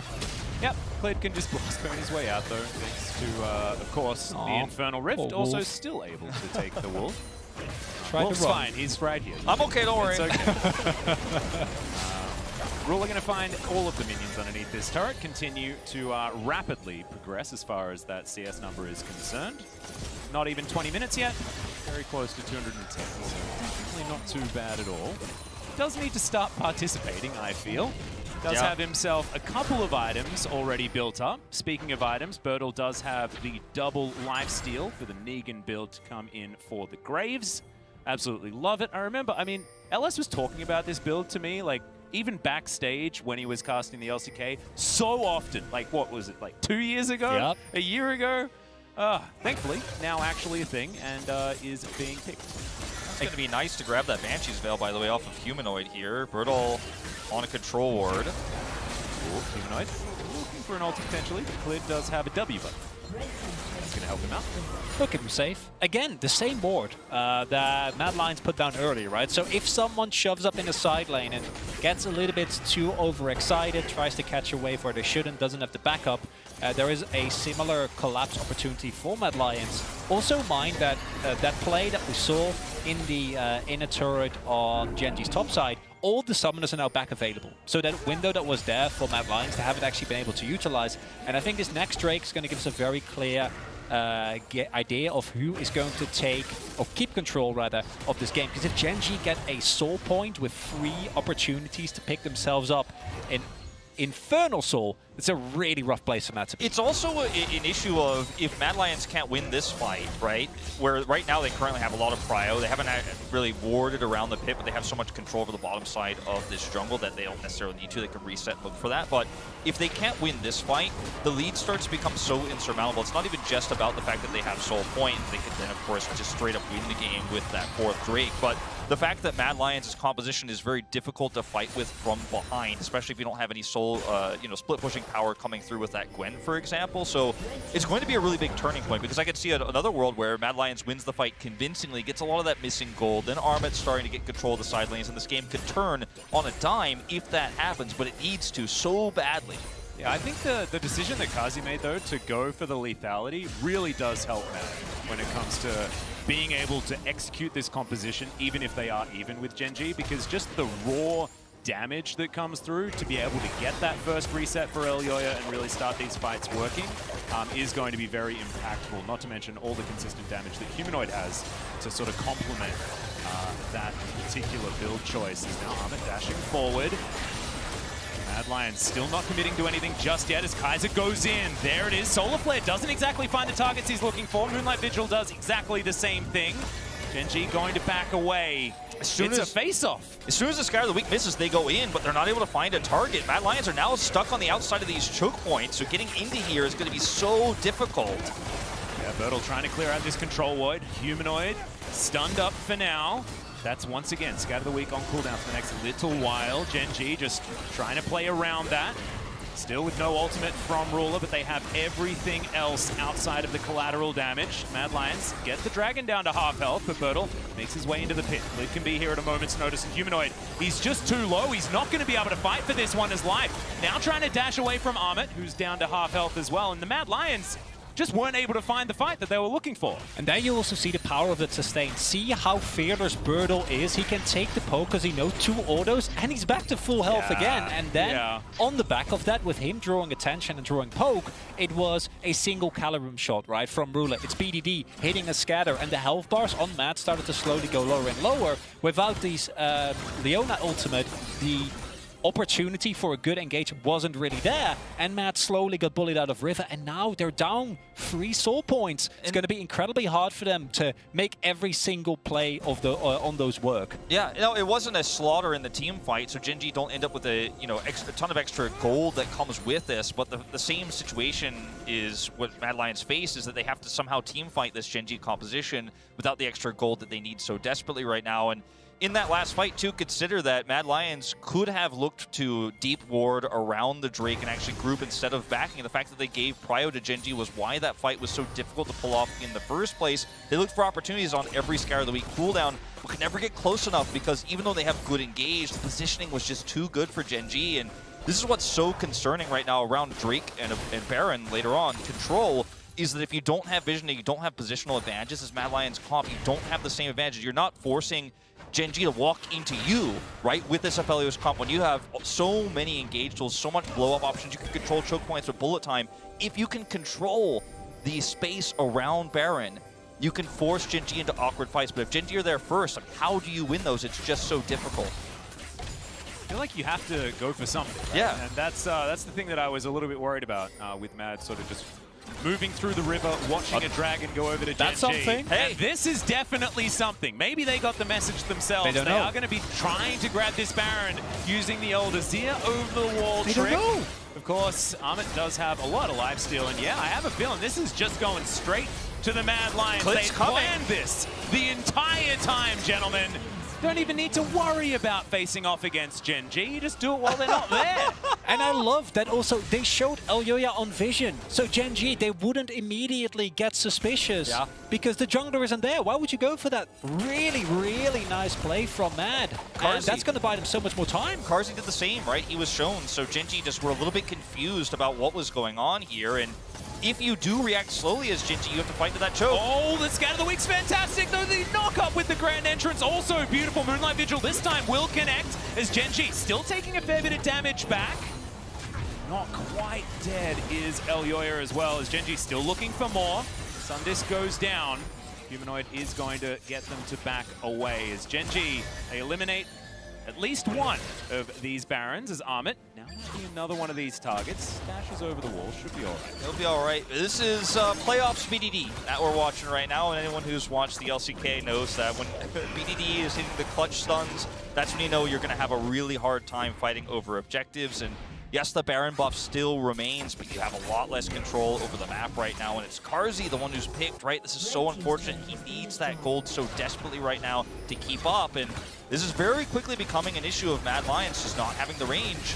Life is going to face check Elyoya. Not going to find the knock-up here either, as the flash forward from Kaiser not able to get the stun with the Shield of Daybreak, though, is now Bertel going to try and get the rest of his team out. The needlework is going to help grab that kill on the Rakan. The face check is going to be punished eventually. Yeah, straight up disrespect from Gen G there, trying to get and secure their buff. And I was just about to say, Matt, the main value of the Baron power play was taking it away from Gen G. Unfortunately, for Gen G, fortunately for Matt, Gen G then don't respect, get over enthusiastic after their play, allowing Matt to actually pick up a Drake, in addition to, of course, the gold that you get from Baron. But the state of the game, I don't think, has substantially changed. We're still looking at the fight that's about to happen in 45 seconds. Yeah. Is there an opportunity for Gen G to take some control of the jungle? Because if they need to face check into Matt, if they don't have any control, it's going to be really hard. But Matt, they're going to abandon the jungle. Everyone on Gen G is backing. And it looks like this soul fight is going to let us know how this game is going to continue. This is the really key part, right? We saw this last time where they backed right before the fight. But they buy a key item here. The Rabadon's Death Cap is actually now finished for Humanoid. This is the Axe replay where we see the Scout of the Week over the wall here. Perfect. Look at the damage on this already. Light's there for the follow-up. We end up grabbing the kill there instantly. But this fight is going to be so huge. And once again, they back, but they get a key item. And Jen also back at this time. So they have Prio this time. This is the best fight you're going to get as Mad Lions. You've got to win this one. Yeah, well, Clid looking for a bit of a flank here, but Amit right in position to spot him out. Life as well, down too low to actually go for any sort of engages. PDD's not going to quite find the scatter. Can we get in there and steal it away? No, is the answer for Gen G. And that is going to be the denial. Bertel also just getting over the wall. Not sure what the plan was there necessarily, but he is going to donate himself over as another reward for the Mad Lions. Look at what happens when you have Prio on the Drake with this composition too. Gen G looked totally lost. Clid trying to look for that really long flank, isn't able to duel against Armin in the 1v1 very well, and suddenly Gen G scrambling, trying to figure out how they're going to take this Drake away. Might have been better, to be honest, especially with that Death Cap finishing for Humanoid. Just look for some side lanes. You've got that triple Drake advantage. You don't have to force this fight. And now 2 objectives in a row go to Matt, and that Baron sneak turned out to be pivotal. It really kind of swung the favor of the game. And Gen G, they found that Syndra play. That was nice, but it didn't get them that much outside of the kill specifically. And Life, he's standing on vision there. He's not aware that this is happening, and it's Humanoid that, I'd want to say, pulls a BDD, kills it, finds a kill on Azir before the fight has even started, and then Bertel disjointed with the rest of his team. I think still could have also flashed over the wall, maybe want to keep that Summoner.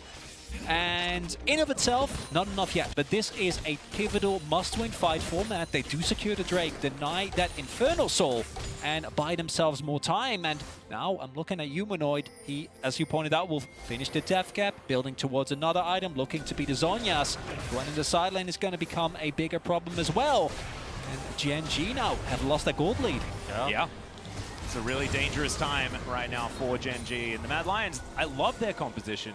The further you get into the game, the ability to 4-1 so beautifully with the Gwen. And you mentioned how dangerous it is if the Gwen is strong enough to take down the Graves. Well, I have a feeling that's pretty close to have happened as the Morellonomicon is completed. That's the thing, right? That's the item that you want so badly against this Graves right now, and it's huge. And we've also seen that Gen G is a team that likes to play around their game plan, and when suddenly a wrench is in the gears, you start to see overextensions, you start to see mistakes, you start to see Bertel way too up in a lane. Yeah, and another big teleport to come forward from Armin, but can Bertel actually win out on this one is the question. The quick draw going to come through, the shield bow working out for now, but it's not going to be enough, and that Morellonomicon really paying for itself right there. Yeah, this is the scary part for Gen G. When the plan falls apart, that's when the cracks really start to show. The macro starts to fall apart. You can start to feel the nerves come through, and Gen G makes small errors like this that really end up costing them big. And it's happened to them in so many critical clutch series for them, not only in the LCK, but internationally as well. And this is a moment where Mad Lions finally have control over the map. They can side lane, they can team fight, and Gen G's playing a little scared. Well, yeah, BDD and Clid possibly out of position. Life going to try and at least group up so they have a 3-man unit. 3 versus 4 though. As you can see, Ruler rotating up as well. Bertel does have the teleport available under 10 seconds before he is up and alive yet again. They have vision on this Baron. This time it's not going to be the sneak, so Gen G might be able to find a team fight that they're looking for. Here it is. Teleports come on forward. There's the Moonlight Vigil. There's a little bit of an overextension there from Kaiser, maybe, as Clid's going to get a kick into the backline. Kazi in so much trouble. Bertel dives forward and finds the kill, but Humanoid is immediately going to get rid of him. BDD looks for more as Ruler flashes away from the Emperor's Divide. Amit still trying to fight this one out with Elyoya, who does have some resets. But it is a win for Gen G as far as the amount of players they still have alive, but their health bars are not necessarily there. They stopped the Baron, though. That's the key thing. And now the question is, which team can get better set up around this Drake? It is still the same for Mad. They won the last fight around Infernal, but they're going to need to win 3 more if they want to make sure that this objective doesn't actually go over. And while it was Gen G that was able to get a favorable trade in terms of kills, in terms of health bars, they were much lower. I mean, look at how this is set up here. They turn instantly on Kaiser when he goes in, and the kick is so perfect here from Clid. And look at the follow-up ultimate here from Bertel. Carzzy is just straight up out of the fight. They flash forward to secure the kill there. Even if he doesn't die, even if you don't flash forward there, the fight is essentially over in this moment. And yes, Armit trying to hit these needles here and turn this around, but they've got too many stopwatches. They're going to start this again. This is crazy. Yeah, already down to 50% health. Clid in the area, so of course they know, but the amount of bullying to get him out of here, Clid, he has to work out what he wants to do, and the answer is absolutely nothing. They give the Baron away, but the Leona does fall. Now Life looking for it with the quickness available. And Mad just want to back away. 4 versus 5 for now. But now Mad need to make sure that they actually take down Gen G. Otherwise, Gen G is going to get the Infernal Soul. And I don't know if Baron for an Infernal is actually going to be worth it. Gen G, they're running towards it. Armor, though, is coming back towards, and 3 people of Mad pushing on the top side. The timing of this is so good for Gen G because the Drake comes up perfectly at this moment. They can split off 2 while defending the base. That's going to be it. They might lose an inhibitor for this, but this is absolutely worth it. And the thing is, I don't even think they're going to lose one. Mad Lions, too indecisive here. They get neither the full push top, while they are of course outnumbered, but they don't push fully there, nor can they deny the Drake. Can they get some kills? I mean, might not matter here. That Drake's gone over. Yeah, Life looking to come down. Bertel and BDD a little bit too far away. The kick just to try and disengage Armit, but the Lee Sin is already dead. Humanoid grabs that kill, and they get a reset for Elyoya. Lands a Q, but isn't going to go in. And I think that you'll trade Clid for a Infernal Soul. Key thing now, as Mad, try to push as much as you humanly can. You have a Clid that's dead for 35 seconds. A single misstep from Gen G with the Baron buff up could mean that you break open the base, or possibly even more. Yeah, the problem is the Infernal makes it so much easier to defend here, and 25 seconds till this Lee Sin is up. You can just slowly poke away. Like I said, you're probably losing an inhibitor here if they do commit fully, but it's still 100% worth it if you can win that ensuing fight. Yeah, no frontline available here for Gen G or anything like that. Their defensive plays are a little bit more limited. This composition isn't necessarily built to try and defend your inhibitors, right? They want it to be a little bit further ahead at this particular stage of the game. But Ruler is still terrifying, and they have so much more damage available to them with all of those dragons that they've picked up. And now, just under 5 minutes until that Elder is going to be on the board. This is going to be a bit of a kind of lull state here as we watch this chase. Clid does get picked here at the end of the day, but this buys a lot of time. Mad Lions do, you know, struggle to get that inhibitor after this because they rotated all the way across the map to try to stop the Drake, failed, and then only got Clid.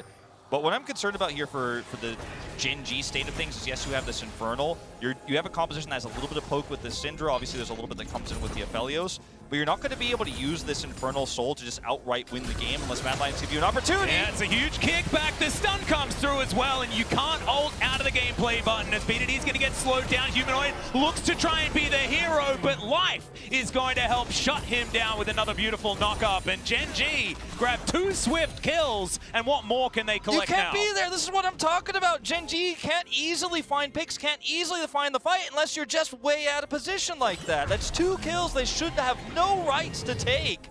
And now Gen G with full control over the map. I do really like that we see Armor there back out of vision. Gen G do need to respond, can't afford to let those last seconds of Baron Bus also get a top lane inhibitor. And now, when the dust have settled, Mad, in terms of gold, they are ahead. In terms of that Infernal Soul, obviously that's a huge boon and that might kind of warp the situation. But I do think that with the current game state, it's just going to come down to execution. And then you can't afford to make mistakes like this. You can't be the one to face check, especially not as a Viego. Your Leona, yes, she's close by, but Kaiser isn't actually in a position to immediately help you. And then the attempt from Humanoid to salvage the play just means that instead they fall further behind. But again, it's just some Baron time wasted. Still no definitive break in this game, and either team can win it depending on the execution. And the objectives are so far away. 3 minutes till the Elder, 2 minutes 15 seconds before that next Baron buff. So with the composition that Mad Lions have, they can kind of just keep pushing these waves. They have that inhibitor pressure bottom, so they can use that to push top themselves. If they break open the space or force a fight from Gen G, could be one way they actually end this game before those objectives come up. And without the Baron, it's too hard to push in. BDD's got so much wave clear. Ruler as well, if he's given some time with some waves, can really get rid of them very quickly. So Bertel here in the side lane, not going to be answered if Mad invests all 5 to try and go for a siege. Key thing here is also that there's no teleports available for Mad. So unlike last time, where can't punish, where Bertel was dead for up and then, as he should, got very nicely punished by Mad. This time it is going to be him being just fine, able to push up. And this feels, in many a way, like a classic D&D game where, you know, it's been fun, but it's going to come down to the one fight at Elder. Yeah. And as mentioned previously, I think it's going to really depend on which team gets prio. If it is Gen G that makes their way into the river first, forces Mad to face check, it's going to be very, very hard. The poke can land, and Ruler can move around in relative safety. But I do really like what Mad is doing here, and is consistently sending armor to that side lane, because they know that no one can really match him in the 1v1. You need to invest more resources, and they're covering for him both in terms of vision and in terms of people rotating around the map. Whereas Bertel, he's, you know, off on his own. He doesn't have any control wards, so he can't actually set up a deep teleport ward for his team to actually flank when that Elder Drake does spawn. If he had one, that would be massive, because there's no one anywhere nearby, and he could just toss one down into the top side of that jungle there, right above where that Elder will spawn. But he doesn't have it, decides to back off here. They're going to regroup. 70 seconds until that spawns. They're just going to have that prio, bit of a K-Ram here, as we like to call it in the LCK, to try to fight over this Drake, because whoever ends up having control of vision and has those chokes controlled is going to have a better chance. So Gen G, you got no vision here. Yeah, Q not going to be able to find the Banshees. The rest of Mad are going to back away. Armit not quite in position, does now have that teleport available. As Clid, maybe pushing a bit further forward than he probably should, but does get that control ward down. Gets the news about the position of the Gwen.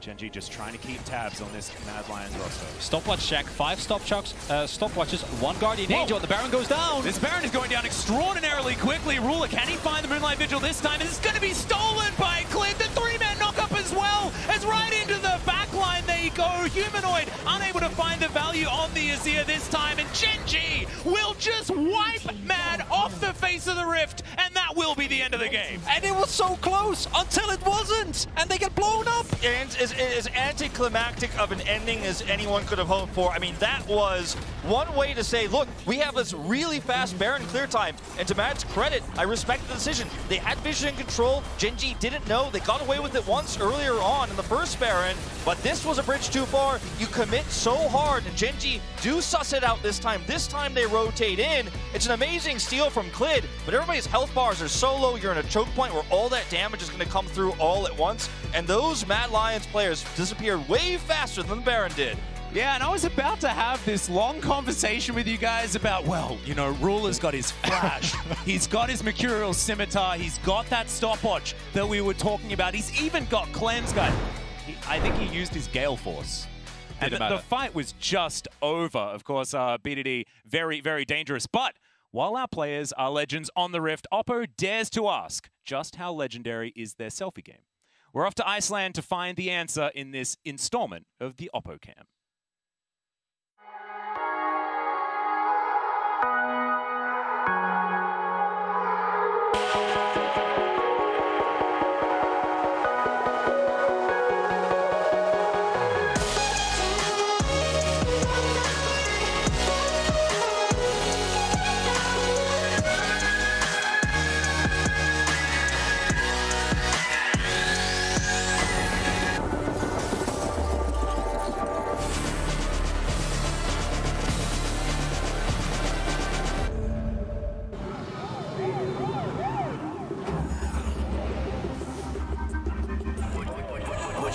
Would you ride for me? Handshake, one of a kind, homie. I be trying to vibe on the wave. I'm a big mean vibe on the way. Look.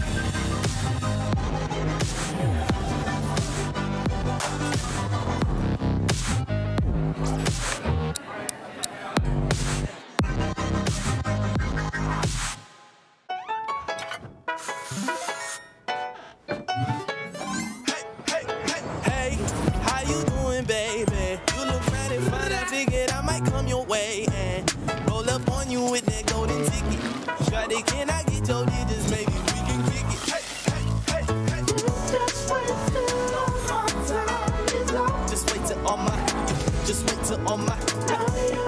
smell irresistible. The new Axe Effect.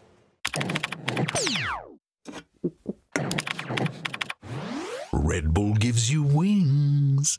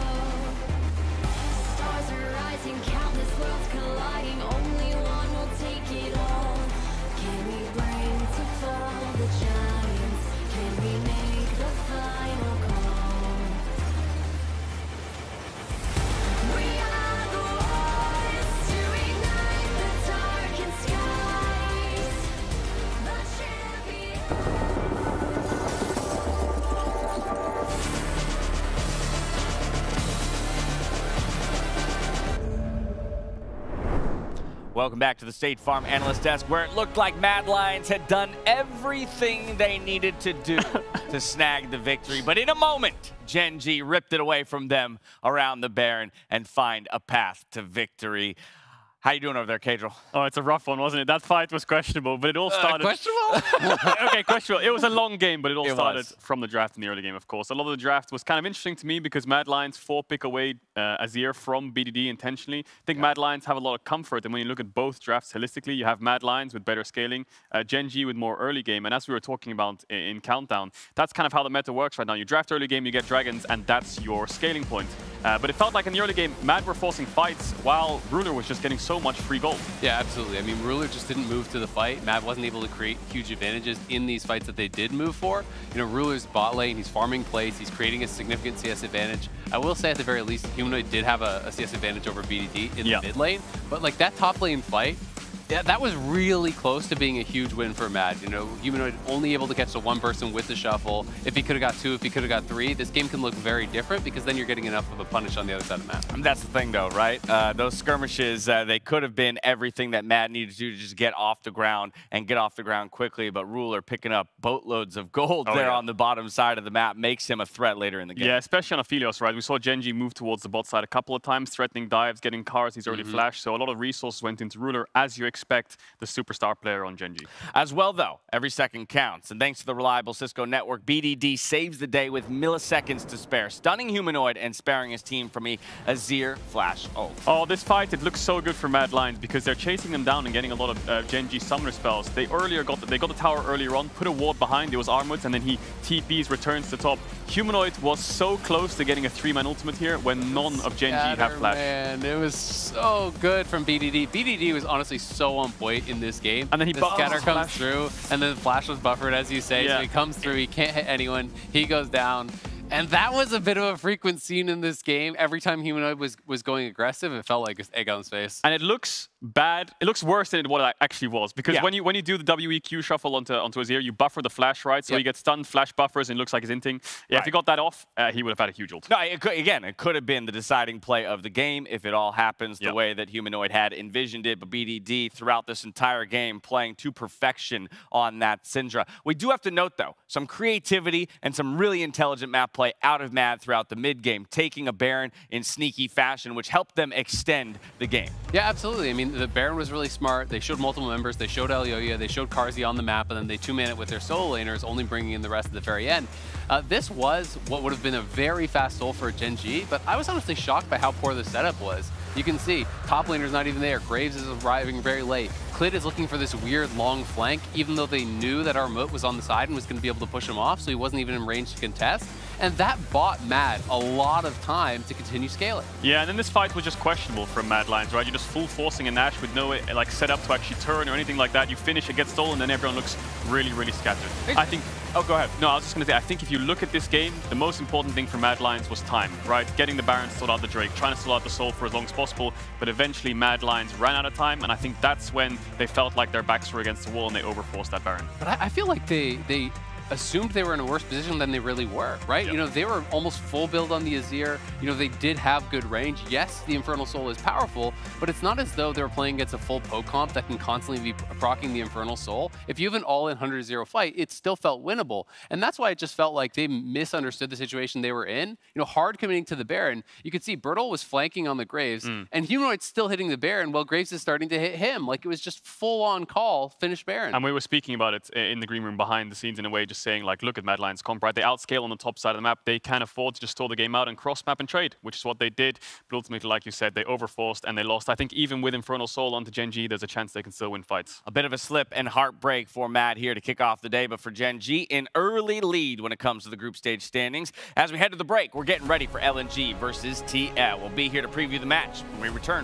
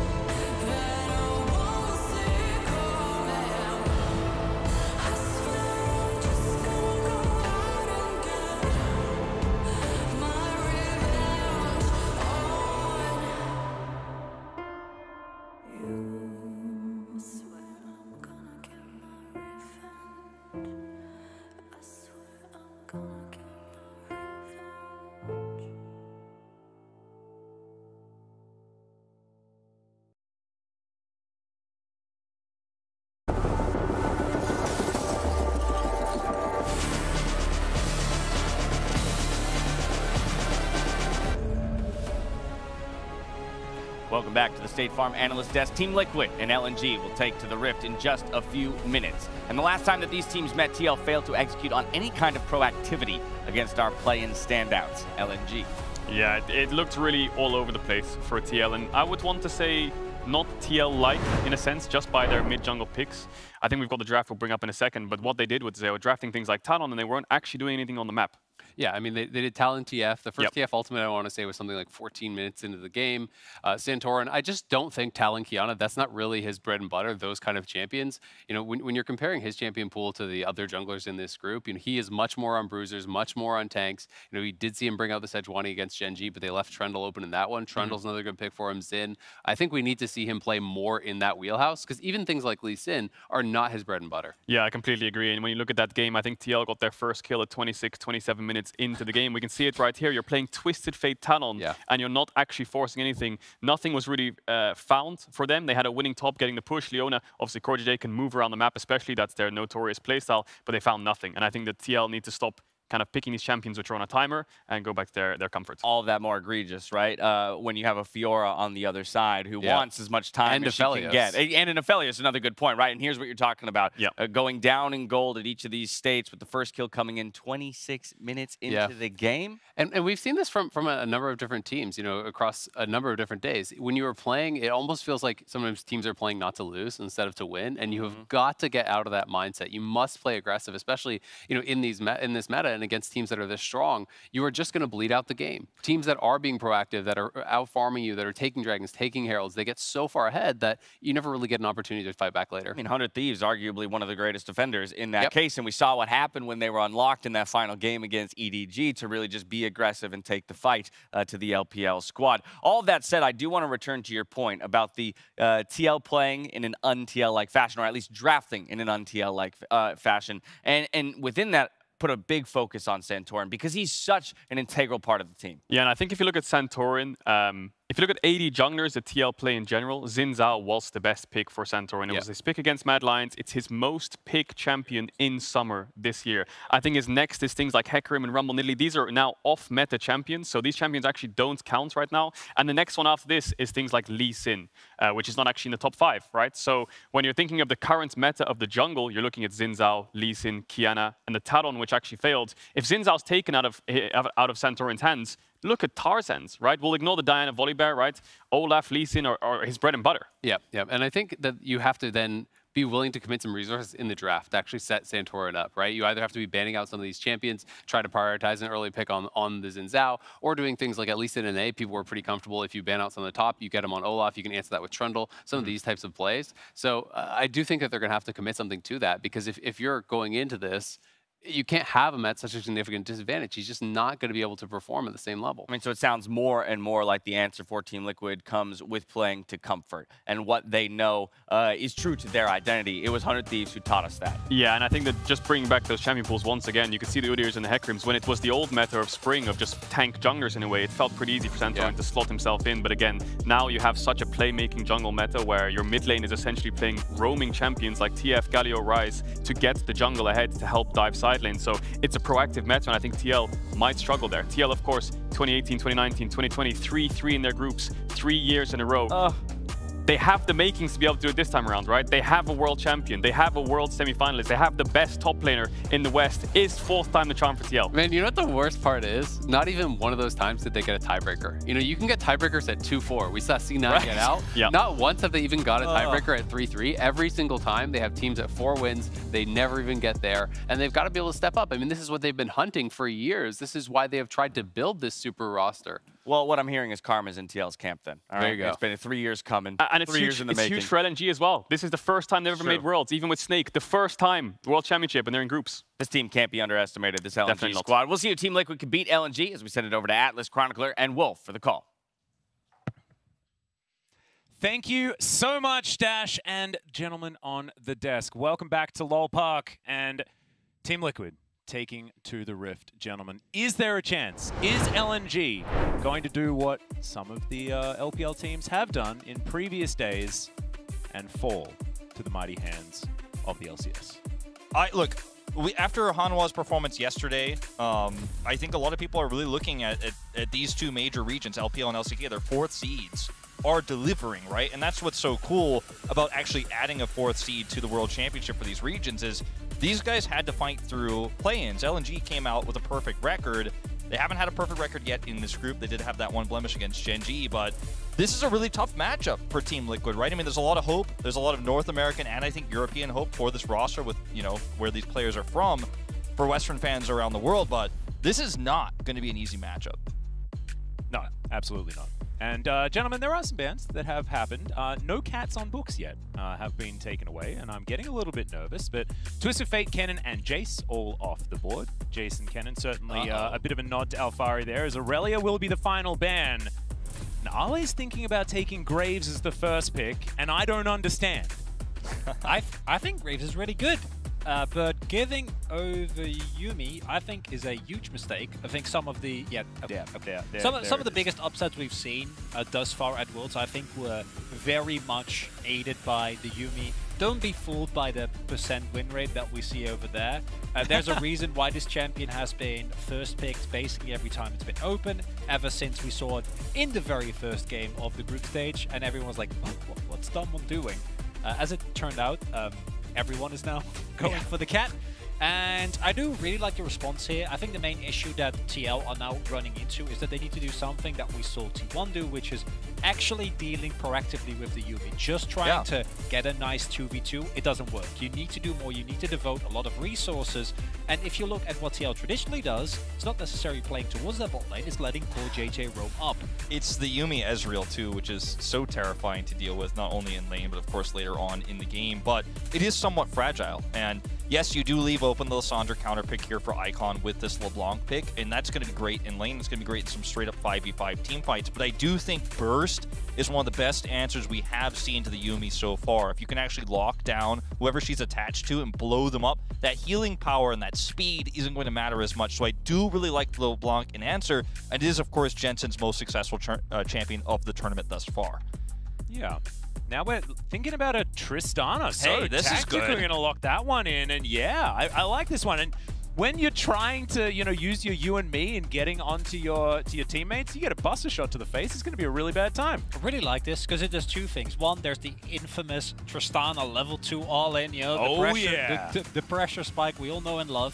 But secondly, Tristana is an absolute menace when left alone for a split second with a turret, right? Due to her explosive shots, she can both push waves very fast and get herself a lot of plates. And something that we've also seen a lot, and that I'd want to do if I was LNG, is put Iwandi on Tarzan. Tarzan has been one of the cleanest junglers I feel at Worlds, always in the right place at the right time, and bolstered by a Yuumi, he can have even more impact. Yeah, and I think that Viego is such a huge pickup here for LNG as well, if they can potentially get it. I'm looking towards Team Liquid to ban that one away here on the second opportunity because it synergizes so beautifully. We've seen, the frozen thralls that you get out when, kills come through on the Lissandra only get even worse with that Viego as an option. So and I think see what the ban is. I think it's definitely a strong option to ban here. They've already banned away the Talon, which we've seen a lot of success with Yuumi so far here in Worlds. So see what they end up banning. I also like this Gangplank ban quite a bit because it gives you the opportunity to have power in topside no matter what, basically, while you're also pushing with Tristana because you have that global ultimate. So that is a really terrifying champion to face. It also could mean that looking towards something like a Gnar here, or, more of a slower topside push here for Ale, which isn't really his style and hasn't been his style in Worlds. The Camille's removed here, but I'd love to see LNG take a different, slower approach to this draft, considering they have the Yuumi already and the Ezreal. They banned the Gnar, actually. Graves still open. I also wouldn't mind. I also wouldn't mind the Viego pick, as you pointed out. But I do think that's important to note with the amount of top laners that have gotten banned, which is 6. Aurelia, of course, flexible, but also does work quite nicely as a top laner into the right matchups. But the Graves, that has, I think, been one of the strongest picks in the tournament. We saw even with some over-aggression that it actually works out very well. And yeah, TL, pick it up. And I think that's the right call. Yeah. Going towards either the jungle or the top side of the map. Santorin could theoretically be playing this one, so still a bit of flexibility available for Team Liquid. But now LNG to round out their composition. I'm thinking Viego and something that deals with Graves okay. Kiana for the top lane. Also still open.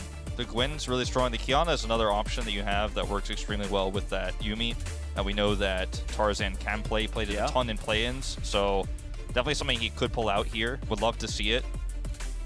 And it obviously could be Gwen in the jungle, but very unlikely. I think it has to be Viego. The Viego is so strong right now and in this comp. And we've seen that if you make a mistake, even with these high mobility compositions, or champions rather, like the LeBlanc, you can get punished. We saw it yesterday in big time there with the Viego stuns actually locking down that LeBlanc. So definitely something to be a little bit careful playing around here. This composition does so well in the late game. Has side lane pressure, decent damage output with the Ezreal later on.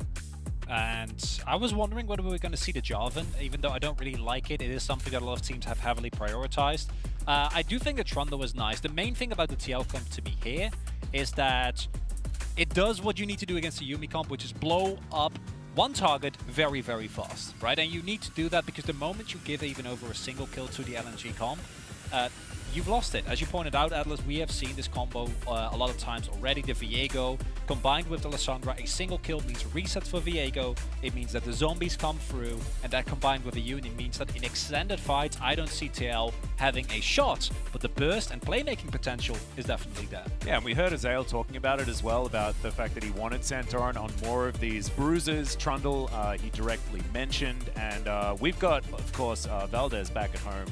Absolutely in love with Trundle at the moment as well. Yeah. Just in general, feels like he's underrepresented here at Worlds, and we'll see whether Santorin can demonstrate his power, even in a meta that does seem to have a lot more damage coming out of the jungle. I agree. I actually think that the Trundle is a little bit underutilized so far. But let's see whether Team Liquid can prove that. Yeah, one of the cool things about this Viego pick too, coming through for Tarzan, is that the champions that you steal, actually, when you do end up getting a reset in these team fights, are so great in a skirmish. Like, you have so much explosive damage here. A lot of times when you get the Viego steal, you're like, well, it depends on the stats, and I can't use that ultimate. But actually, you're talking about Tristana, LeBlanc, Graves in a fight like this, you end up getting that Trundle in one of those early fights. Like, there is so much power in this Viego, specifically against what TL is running.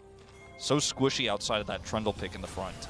But in saying that, Wolf, you're also saying that Team Liquid have a lot of tools in the early game in order to skirmish. Yes, and to blow up these Yuumi-attached targets. Yeah, and they don't even need to possess themselves in order to do it. They already are themselves, so it's absolutely fine. They are themselves. Are they really though? Yeah, I feel like we're getting a little bit existential here very, very early on in this game.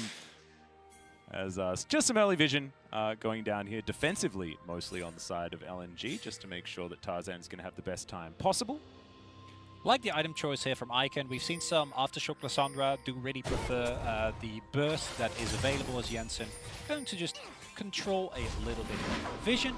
Of course, the knowledge of that water will be there. And I do think that Tarzan did indeed switch to a sweeper, but that's still going to give a lot of intelligence over to Team Liquid, and it's going to be called JG and Santorin, right? Like the early levels, I think the Trundle has a really good matchup into the Viego, just due to the power that Chomp has, combined with the W as well.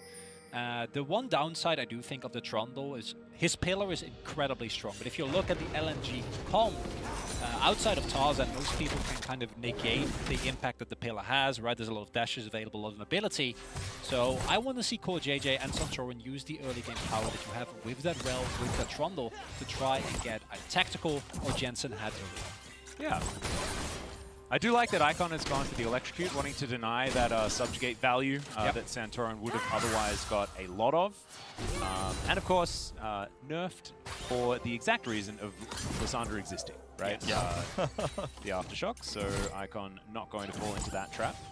Still do see it from a lot of Lissandras. See how much opportunity is found here on the bottom side of the map, because Light, I feel like, was a little bit of a liability often for LNG back in the LPL in terms of positioning and sometimes going into proper, or rather improper 2v2s in the bottom side there. So we'll see if he ends up playing well, because obviously the early game in this 2v2 is going to be fairly vulnerable for that Yuumi and Ezreal. And if they ever leave and there's a slow fight elsewhere on the map, that's when those turret plates are going down, right? Like you were talking about Chronicler in the draft.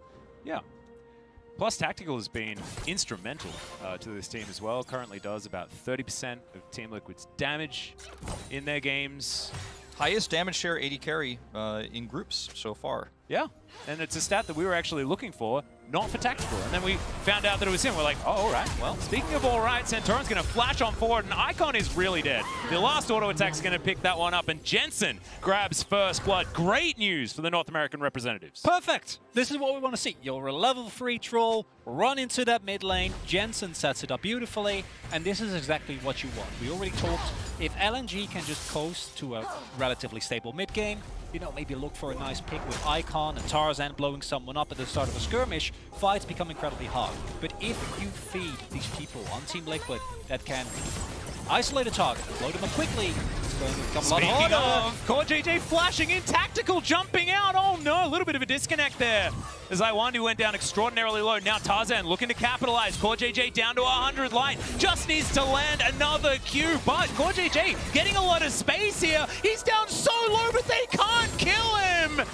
The great escape from CoreJJ. And so many summoners burned for this as well. Tarzan uses his flash. Icon used his flash earlier. There are no flashes on LNG. Yeah, none whatsoever. You've lost both summoners as Iwandi here as well, and you know, you just get to walk out right now. As Tactical, you keep your flash, you keep your cleanse, you're farm, and you're fine. It was all a bait. It was coordinated. That was no miscommunication. That was a bait. And of course, mistakes happen, but at the end of it, it is actually Team Liquid that benefits more, right? Like LNG go really hard in an attempt to get the kill on Core, and they're not able to. Oh man, it's going so well. Now we can talk to you about Team Liquid taking on Mad Lions in our 4th matchup of the day. Now, featured matchup presented by Mercedes-Benz. It's a big one. Especially if Team Liquid come off a win against LNG right here. If that happens, oh my goodness. That match is going to be absolutely Let's not get ahead of ourselves, gigantic. though. Yes, it's 4.5 minutes into the game. It's infectious what they've been serving over there as far as getting all of our hopes up. I think there's a name for it. We could go I won't say it. Or we could talk about Afari. Let's do that. Without getting a shred of resource, he's doing what he's been doing to many a top, both domestically and also thus far at Worlds, and just find leads out of seemingly nowhere. And of course, I do think that early on the Gwen is going to get bullied around in this matchup, but I think that the consistent pressure that Afari provides also enables TL to make plays like we saw there in mid, right? Like if you do know, we saw him go in early, get the prio, roam into the jungle, it makes LNG play a little bit more on the back foot. And what's really cool about that too for this upcoming Rift Herald fight is that if you do end up having to fight a lot, spending a lot of resources, it means that Light will have to rotate up if you want to take that fight. So we're going to see a skirmish here. Yeah, in position, but Icon still going to take a lot of damage here as Santoran doesn't have his flash available, but there's the flash forward from Jensen, gets the chains as Icon down too low. The Pillar of Filth comes in, but the trade will be there. Now the resets are coming in as Tarzan showing off some of his LeBlanc skills. They're pretty nice, but Santoran finds his way underneath the turret. Look at the burst. Be fine. Look at the burst. When you have this many burst champions, especially LeBlanc, when you get that steal like I was talking about, you get to use all of that burst. You get a whole extra set of cooldowns of real big damage. And I am happy to see there's no fear. Jensen just identifies the place and flashes. Yeah, it's a 1-for-1 trade, but again, if that kill goes over to the LeBlanc, I think you're going to be happy with that. And the key thing here, no 6 available for Icon. Is he hits level 6, the Frozen 2 makes this entire sequence of playing possible, but this flash is exactly the type of confidence that I think you need when you're Team Liquid. You cannot play afraid with this composition into what LNG had. You need to be quick, you need to be decisive, and when opportunities like that present themselves, you need to go all in on them, especially for NA that has had issues with identifying and then going for those until they're mathematically eliminated from the tournament. I'm very happy to see them go proactively for it. Whoa, I wasn't ready. I mean, Azael was kind of getting into it a little bit there earlier, but you've just taken the point to a next level. I'm loving it. Sorry, I didn't know. It's fine, and we appreciate your point. I wasn't ready. I wasn't prepared. That's not a normal thing for Chronicler to say here. Yeah. It's not what we're used to, but look, I do feel like with the power you have, you've removed vision around the Drake now as Team Liquid, and yes, now that level 6 is hit for Icon, Jensen's a little bit more on the back foot. We're still able to get 2 kills in the early game, so a ton of extra gold going to the LeBlanc here. And now as Tactical, like, it's a win-win scenario. If you know, you do see that rotation up from light. It's going to be a tough rotation to make. It's going to be slow to the Herald, and you're going to get those plates. If you want to try to stop him and actually trade against him on the way over, you can block him from getting there. They're going to get what looks like a free Drake here with that extra plyo. They have bottom as well. They cleared the vision on this moments ago. Santorin's like, okay, I'm taking this. This is a huge lead that TL have right now. Okay, Alfari going to throw his collateral damage towards Ale. He did have his circle up.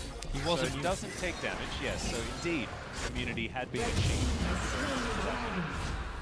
Chronicle has to be that chain. It does. It certainly does. Another chain is going to land. Walking the Lissandra in the mid lane. Down to about 200 is Icon, but he's still going to be able to clear up the minions and move away. And speaking of clearing up the minions, he has approximately a 10 CS advantage, or at least did until those minions were cleared up by Jensen. So shout out to Icon, fallen down twice, but still able to come out ahead in farm. And this is a really nice early gold lead for TL, and I'm happy that they also go for the Drake, because the key thing for me to snowballing this is continuously picking up those objectives as Tarzan does get spotted. Alfari. Yeah, quick draw will be available. Okay. I think it'll be alright. The other cool thing, well, I'm not done here yet. The other cool thing I was going to mention about that trade from Jensen in mid is that they knew that LNG were kind of grouped up. Okay, we lost Drake, we're going to try to take this Herald, but you take that much of Icon's health bar where they can't do it anymore. Ollie, speaking of losing health bars, is going to go down to about half, and this is when you have to make the tough call right now as Light. Am I coming up? And he is going to actually stay, so it's actually going to be the rare case where the Tristana is coming up instead. Yeah, Team Liquid do have first entrance to the river, though, and with now Shelly down to about 50%. Should have control of the area. Tarzan now paired up with Iwandi. Do have summoner spells, but this will still just be secured. Team Liquid will be able to grab those at least 2 plates worth of gold off the back of it. Really like the little play from Tactical there as well, faking that he was roaming up, and then he was sitting in the bot side rush, so that if Light would actually try and join the play for Herald, he would just jump on top of it, blow him up in a second, and thus far, very measured early game gameplay coming through, and especially with Tristan, I hope that we're going to see that Herald thrown down on bot, able to get those plates, as many as you possibly can before they drop, or possibly give them over to Jensen and try to further that gold lead on Blue Bonk. When you talk about regions that are known for fighting early and being aggressive in international tournaments, and of course domestically, the LPL is the region you think about. It's the region that always wants to fight, always wants to look for trades, always wants to be aggressive, but Team Liquid, the shoe's on the other foot in this game, because they are looking for every single edge they can find, and now they've taken 2 early objectives here in the Infernal Drake and that Rift Herald, and have lost absolutely nothing for it. Yep, the neutrals belong to Team Liquid at the moment. JJ, though, is going to be found by Tarzan. A lot of damage to come through with the crash down over the wall. JJ is going to be absolutely fine. Teaming up with him as well, but it looks like Tarzan's prize is probably going to be this blue buff. This 2v2 is a little bit more dangerous with a horse that doesn't have very much health. Yeah, also mind the huge wave that's gotten shoved in mid, so Icon can either roam or teleport, be on the play. No opportunity for Jensen, so nice capitalization there for LNG, picking up. And while we've been talking and praising TL, also mind, LNG isn't actually behind in terms of gold. Like, it's dead even, and you could argue that the gold is spread a little bit better. It's on TL, it's on the LeBlanc, who you want to be as fat as possible. But simultaneously, do keep in mind that the LNG comp still has a lot of innate power. Might be a problem. Right, not too much more. Tarzan is going to be able to tidy up the Rift Scuttler. 2v2 here on the top side of the map. You talk about the gold being even. There is sort of inherent gold that Santorin does have in his back pocket, assuming Shelly is going to be used effectively. True. So it should be a slight advantage for TL, but right now, as it stands, it is about as even as it can be. The question is, where does that get dropped? He is holding it on the top side of the map right now. The expectation is Tarzan would have rotated away. They will spot him here with this ward. Yep, there's another pillar to go down. Ale taking so much damage. Gets out of his circle. Now Tarzan's going to get in position. The needlework, and Ale's now able to run away, but the Heartbreaker over the wall, and Tarzan will escape as well. This is, I mean, a huge opportunity, assuming Icon doesn't come up. He has teleport available. And I think they might just drop this down here. I really would have expected the drop to be on the bottom side of the map, just considering how much power they already have there. But they're going to toss it here. Yeah, teleport's going to come in as well as LNG. Wanting to try and defend this. There will be at least 1 charge. So a fair bit of money now available for TL. So a couple of plates there towards the top side. Tarzan already down to 50%. Ale LA thinking about chasing, but that's some very healthy members of TL, and they will back away after grabbing that play forward. I do really like the defense there from LNG, making sure that there's not actually opportunity for a first turret bot, right? Because that play, TL, again, going very aggressively, which I like, are able to force Tarzan to ult out, force Arley to blow his sums and use his ultimate, but then on the flip side, just invest a teleport, make sure that you give over some plates, but you don't lose your turret goal. It's not like it makes Alfari get out of control. And this is what we talked about earlier. When left alone, even in a 1v1 with the Ezreal, Iwandi tries to run to top side to maybe assist in the play if TL do overextend, and the price for that is a couple of plates given over the tactical in the bot lane. And more money to the Tristana is definitely a fantastic thing for Team Liquid. Especially a big part of this division. Yeah, especially consider how much tactical has done for them on other champions so far this tournament. You know how valuable he's going to be in this composition. Is once again, Team Liquid tug of war with the vision here. This is actually slow, measured play after a very small lead, right? But this is Team Liquid not overextending, just taking small advantages, never overextending, never allowing LNG to take this crazy skirmish where maybe their composition actually bounces back because they do have a lot of power in this early game outside of the Ezreal. And I mean, this is the kind of thing you look at for Team Liquid and go, well, I think you're out-macroing LNG in a lot of ways here, which is not an expectation I had going into this game. No, me neither. But LNG do have a lot of tools as the game goes on. As Icon's in so much trouble, Jensen looks for the autos. Frozen Tomb comes in. Icon's going to self-cast it, but there's the next round of spells, and Jensen gets the solo. This is not supposed to happen. This is the counter matchup. And Jensen is just running circles around Icon every single time. You know, obviously, he wasn't alone in this particular case, but he's 3-1 now so far. I saw what it said in the kill feed, and there was no other Icon there. That was a solo kill. Yeah. He was alone. Yeah, no, it was cool. JJ, not time to actually read a D to use the attract repel. And this was exactly what we said going into this tournament as Arling. Small victory, but a victory nonetheless, able to pick up the blue buff. And that is that as TL, this is what you need to do. You need to get your LeBlanc, your Tristana ahead, because you need that assassination power. But to then see Jensen single-handedly pick up his third kill of the game here is going to have so much impact as we go into these later fights, because it means that LNG needs to be so much more careful when they step forward. Yeah. They need to be much more mindful of where Jensen is at every single time. And if Team Liquid are able to keep up the pressure, they're already up to Drake. One more in 3 minutes, and I don't know if LNG is going to be ready to fight at that point. And they are in a prime position to keep a hold of this game. It's been such a masterclass in terms of vision control on the bottom side of the map. I mean, they've had control wards around that Drake. They've cleared wards. I mean, those are the two that are there right now. That one that's in that brush next to the mid lane is why Jensen knew he could make that play. So now they're going to try to take some more of it away on the top side. I mean, their vision control has been fantastic. It makes it so difficult as LNG to play against this comp that has explosive damage. Again, Alfari reads the plate. You know, like everything that LNG does, as you point out, like it's immediately being read. Alfari says, no problem. I'll back off a little bit. I'm 12 CS up. Can someone check the chat for Black Sheep Wall? Because I'm a little bit worried. TL just look unsurprised by every single map movement that LNG are making. Reading them absolutely like a book right now. Fantastic stuff. We do need to kind of temper this just a little bit though, because LNG's comp just works so synergistically with itself at any stage of the game, but especially as you go further forward, especially in things like 4-1s as tactical. It's not what you want to take. A lot of damage on Delight. The Buster Shot though, calculation off just a little bit.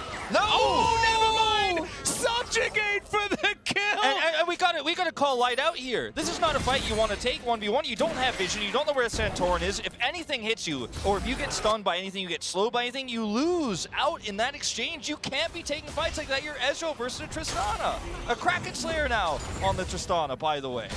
Oh, Tarzan going to steal another one away, and I had to eat my words, man. I thought he was out of there, but no. Santorin already had that. He had a Yubi on him. We were yeah, like right. waiting for the Power of Ignite, I guess. Waiting for the zoomies well, no, he didn't even have through. Ignite. Subjugate normally doesn't do significant damage it like really that in my head, but it did here. Santorin's troll just hits different. That's the zoomies. Zoomies, Miller calculated. Yeah. It's the minion combined with Subjugate. Oh I don't think the minion attack actually really made much of a difference, but I liked it. It was so close. Oh, fantastic stuff. That's the hero. That one? I think that one wasn't even there yet. during the last fight. Well, I mean, look, you don't want to be taking that exchange. You don't want to be taking that fight, and he gets punished for it. And this is something that, I talked about it in play-ins. We're talking about it here. Light has been caught out a lot of the time in weird exchanges like this where there's just no reason to actually trade like that. And the key thing here is there is still a large margin of error for TL. They need to make sure, very nice pillar, I can hear Valdez cries of victory somewhere in the background. But do mind that a single overstep of a Team Liquid member is still enough to find a kill, right? The lockdown, the snowball in LNG, or that LNG has in team fights, is pivotal, but at the same time, if Team Liquid pick up this Drake, they're in a great spot. Everywhere Tarzan goes, there's control wards. The Team Liquid have it now. He's out of position. The final chapter does come forward, and they do manage to get the pick onto Core JJ. Great turnaround for LNG. As TL, they did have the information, but unfortunately it wasn't what they wanted, as Light now taking so much damage. Arcane shift, but there's the rocket jump. Tactical not going to be able to follow underneath the turret. TL trying to answer back, don't find too much, but they do at least get the flash out of Tarzan. Possibly a target in the future, as now possibly the first Drake for LNG. Yeah, they are going to finally get their first Drake of the game here. Team Liquid's still getting a lot of value, though, with the second Herald on the top side of the map. It's going to be some inner turret gold here. And one of the other concerns for this Ezreal is obviously he ended up getting killed there in the 1v2 in mid. You can see how much damage he takes. Like, it's not even free to farm. It's not safe to farm as an Ezreal. Normally, that's 3 turrets for a Drake. Yeah, and normally as Ezreal too in these scenarios, you're like, well, I'm going to farm up later on. I'm going to be okay. But I guess if the minions are in your base, you can get some free farm here with all the damage done. But this Ezreal is coming online so slowly. The win conditions here for LNG are so delayed.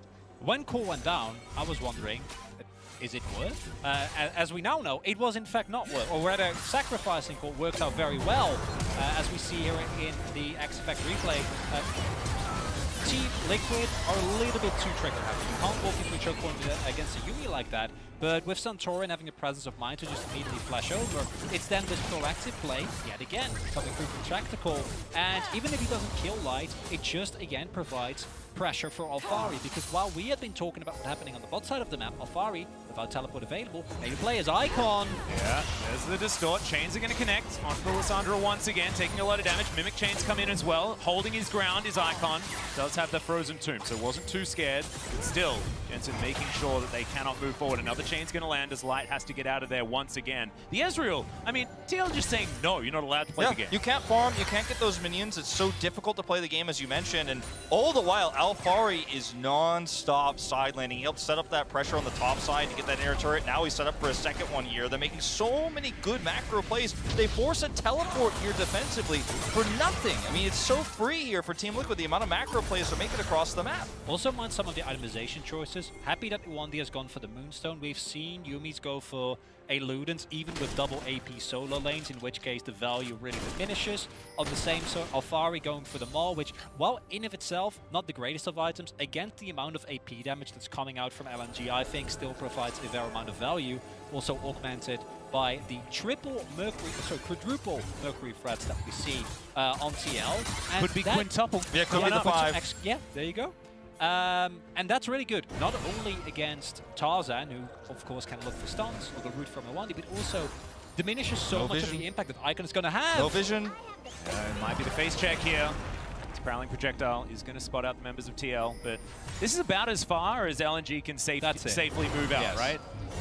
That's the problem. I mean, this has been a masterclass, like I mentioned before, of Team Liquid controlling vision. It just kind of continues here as LNG not only on the back foot with vision, but they have an Ezreal that can't really effectively farm or push out lanes. And there's only 8 CS behind right now, but the Ezreal needs to be able to soak up CS to get that second item online and finished. Is now getting towards that. And the third item hasn't even been started just yet. So Ezreal a little bit slowed down in this game, but when you don't have vision and Team Liquid have 2 strong side lanes and they're basically 1-3-1ing you with this composition with a Graves, you know, and a LeBlanc outside laning you, when you're the one who has a Gwen, you're the one who's got a Viego here, it just looks like LNG are not able to utilize this comp correctly because of that power they have in the Tristana. Main thing here for LNG is that if you can somehow sneak away this next dragon, you buy yourself basically infinite amount of time. And that is where at some point, even with how well TL has been playing thus far, I don't think Alessandro's going to have a big impact, but Ale, Tarzan, and Light, especially with bolstered by a Yumi, are going to be able to still output insane amount of damage and come later in the game, still provide a lot of team fight threat. So as LNG, you try to maybe look for a situation where you can make that happen, but with how diligent Team Liquid have been in denying vision, making sure that there has been no availability for LNG to actually walk up, as you pointed out, Atlas, it should not be a possibility for LNG to contest this Drake in a minute, which would put Liquid on a soul point. And Ocean Soul against Yumi, I think you'll take that. It'll even the score at least a little bit. Yeah, we'll help you out in that sustain department. Not to mention the fact that they have a Trundle as well. It's going to be even more difficult to kill Santorin, even through things like Grievous Wounds. Like King's Tribute as well as Ocean Soul and Subjugate is just too much. That's too much. I think LNG is going to at some point reach a breaking point where they need to fight, and it looks like just based on what we're seeing for them on the map right now, they have decided this is probably not going to be it on this third Drake here for Team Liquid. But at some point you actually need to win a fight so you can take some vision back. You could also arguably avoid the fight, avoid the Drake here, and try to take some vision here on the top side of the map, but that isn't going to be very useful because you're not in a state where you could take a Baron right now. Even though we are 23 minutes into the game, you don't have a really quick Baron clear time with this composition because you are running that Lissandra. So as LNG, you can avoid fighting Team Liquid because you don't have the vision to fight them around Drake, but at some point, you know, you're gonna have to pay the piper here. Well, Icon now trying to defend this inner turret. Doesn't quite find the Evercross as Jensen's going to dive on forward. The Claw of Doom comes out. Just back to the distortion. The turret is going to be taken here for TL. Now they can back off towards Soul Point. It's traded. Ollie gets one on the top side. You might be able to get two. They can actually stop this from being shut down. I mean, this is actually a really nice macro position here for LNG for the first time in a long time. With all the wards they have to clear through here. It's insane. But look, they're going to get that inner turret on the top side. And that's as good an answer as you're going to get. It's similar to what we saw Mad Lions do the last game, where you put the Gwen in the side lane. Also, Ale going for the Nash's build, which is going to be, in terms of 1v1, a really big upgrade as to what it provides DPS. But you're going to have the same damage and teamfight impact that something like the Death Cap could possibly have.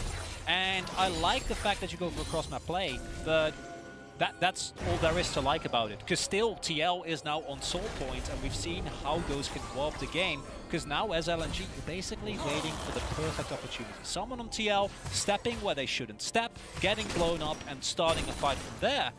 But if TL have the pressure, they can trade for Baron, be completely fine, right? If you give up a single Ocean Drake, you get Baron, who cares? Yeah, and they also have so much Baron damage once Tactical has that third item online. It's another chain gonna land. There's the flash forward from Core JJ, finds everyone in the Magnet Storm. Now Tarzan trying to get himself out of there, but now Tactical's getting the resets, dodging the Mystic shots as Light is gonna have to get himself the heck out of there. He still has his flash, but they may not have a Baron on the map for much longer. This is going to be, I mean, so easy to take. You took out the Baron damage with Tactical in this game. It's so easy to rush this one down, and there's nothing LNG can do about this, and they haven't had map control this entire game, and now it's just in the grave. You're writing out the tombstone in terms of what LNG is going to be able to see on the map. Ale sneaks this turret away, which is nice, but there's just nothing you've got in terms of how to fight now as Team Liquid. Unfortunately, I have to say, Tarzan's been invisible this game. He's 1-1 and 2.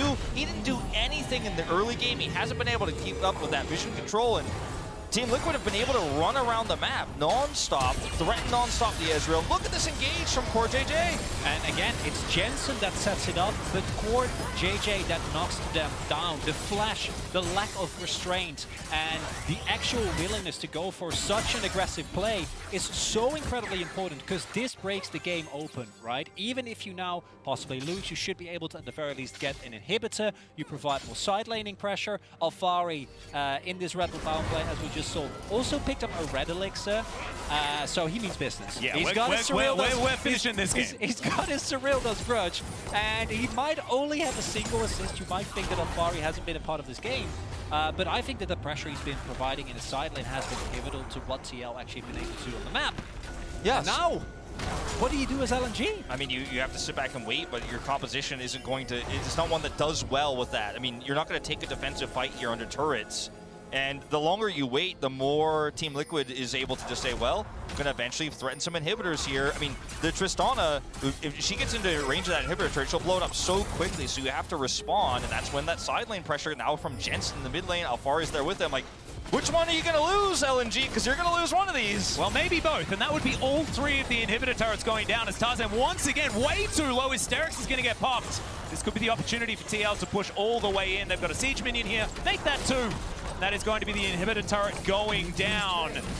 I mean, LNG, yeah, they're waiting for mistakes. I don't think TL's made one all game, as now we've got the flanking teleport. Icon looking for his opportunity, gets right into the middle, hasn't pressed the R button, waits until the very last moment. Jensen distorts his way out. Icon uses his stopwatch, but it just doesn't mean anything. TL just wiped the floor with him. Yeah, Core JJ's gone, but they've lost Icon. They've lost Tarzan.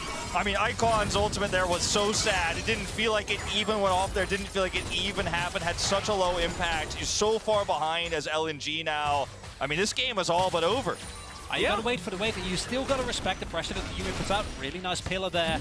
And we did see that. Like, you might see the low health. Doesn't think why doesn't TL go in? Because Ale is a level 16 Gwen with a Yumi on top. You still need to respect it. You know how much sustain this damage can provide.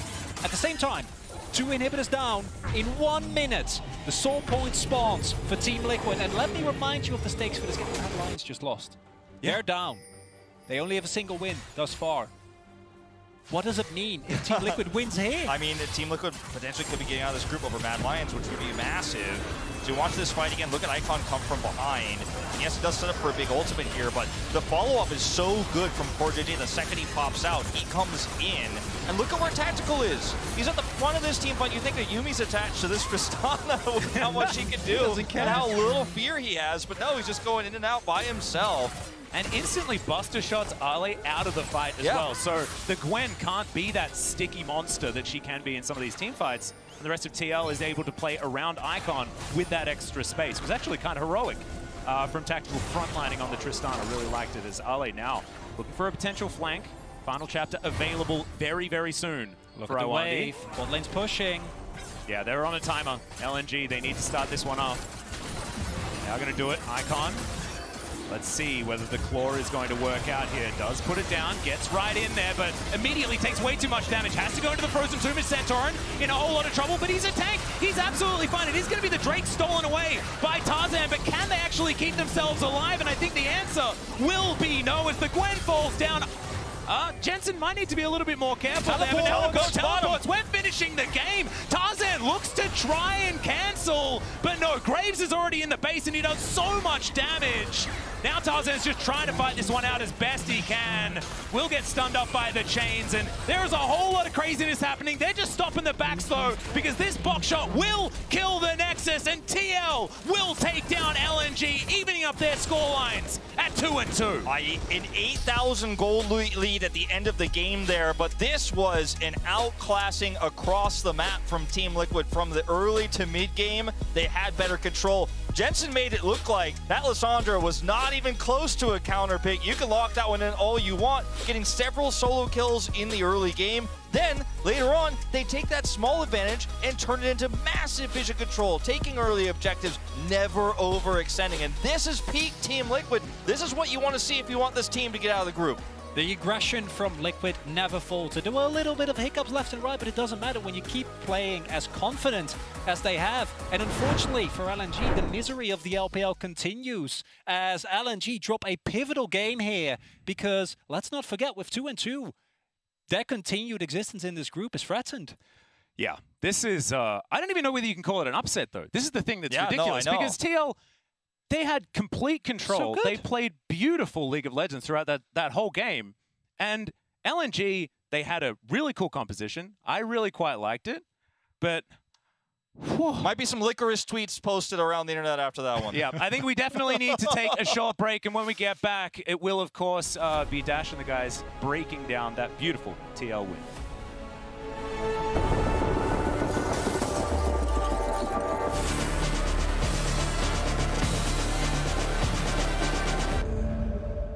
Can't believe that Daniel deal you got me on my insurance. Daniel, State Farm offers surprisingly great rates to everyone. Sure you do. You want to meet the queen? I'm not dressed for that. When you want the real deal, like a good neighbor, State Farm is there.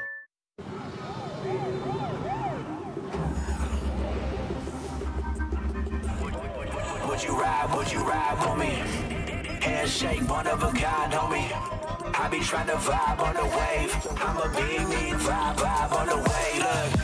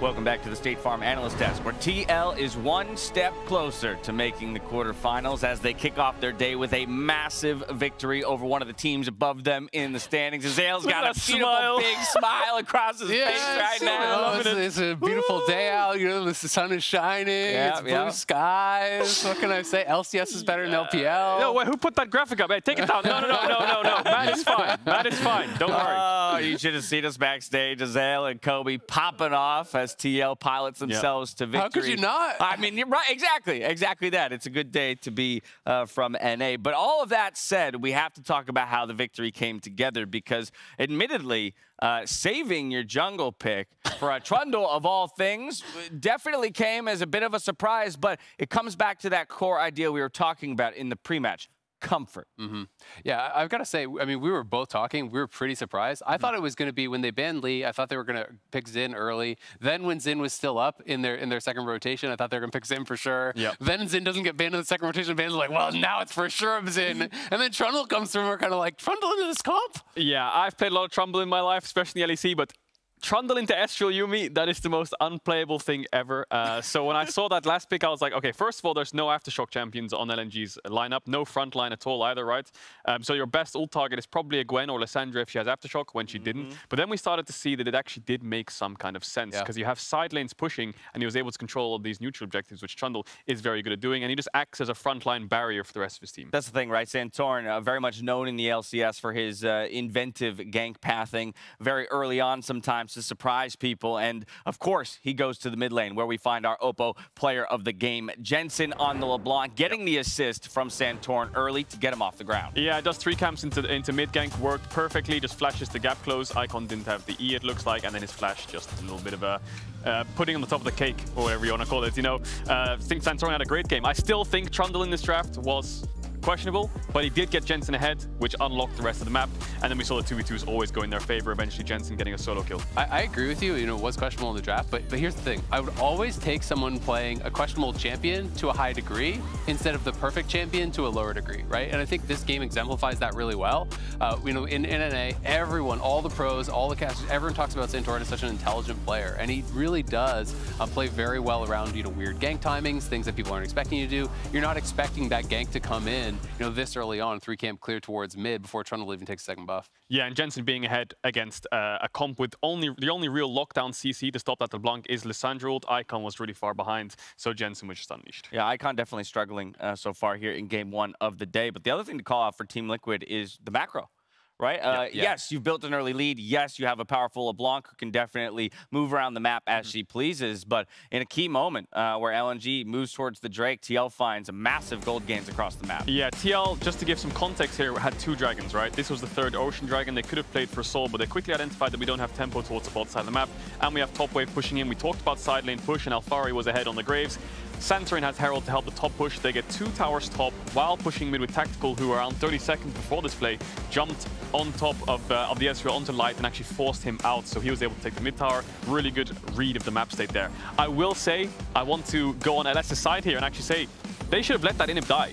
They should have let that inhib die and just freeze top, because freezing top is actually not bad when it's on the same side of Baron, of course. So you can just wave clear and leave that to scale. So I have to kind of criticize LNG for that play, but great macro read for TL. Absolutely. I mean, how many times have we seen teams that have a dragon lead, even when they don't have the proper setup to grab the next dragon, just show up and kind of like mill around and do nothing? You know, they're like, well, maybe we could steal it. And I just like that they actually hard committed to going elsewhere. They found their opportunities. They played aggressive when opportunities were presented, but it never felt like they were reaching too far. And it was just such a clean game. Full control at that point for Team Liquid, but when you need to end the game, who better to rely on than Core JJ to find the engage? Oh, look at that engage. On top of Jensen's WR combo, it was just fantastic to see, right? Core JJ, we talked about TL always going 3-3 in groups from 2018, 2019, 2020. But Core JJ having a world champion engage support, you can just see it right there, the difference maker. Fantastic game from him as well. Beautiful for him.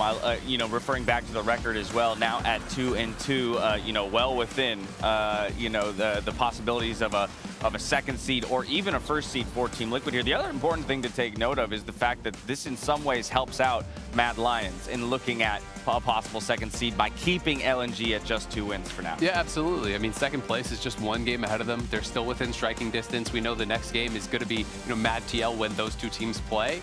So if you beat TL, well, all of a sudden, you're still right in there. All right, NA looking strong to kick off the day. All that said, we've got Lore standing by with Jensen.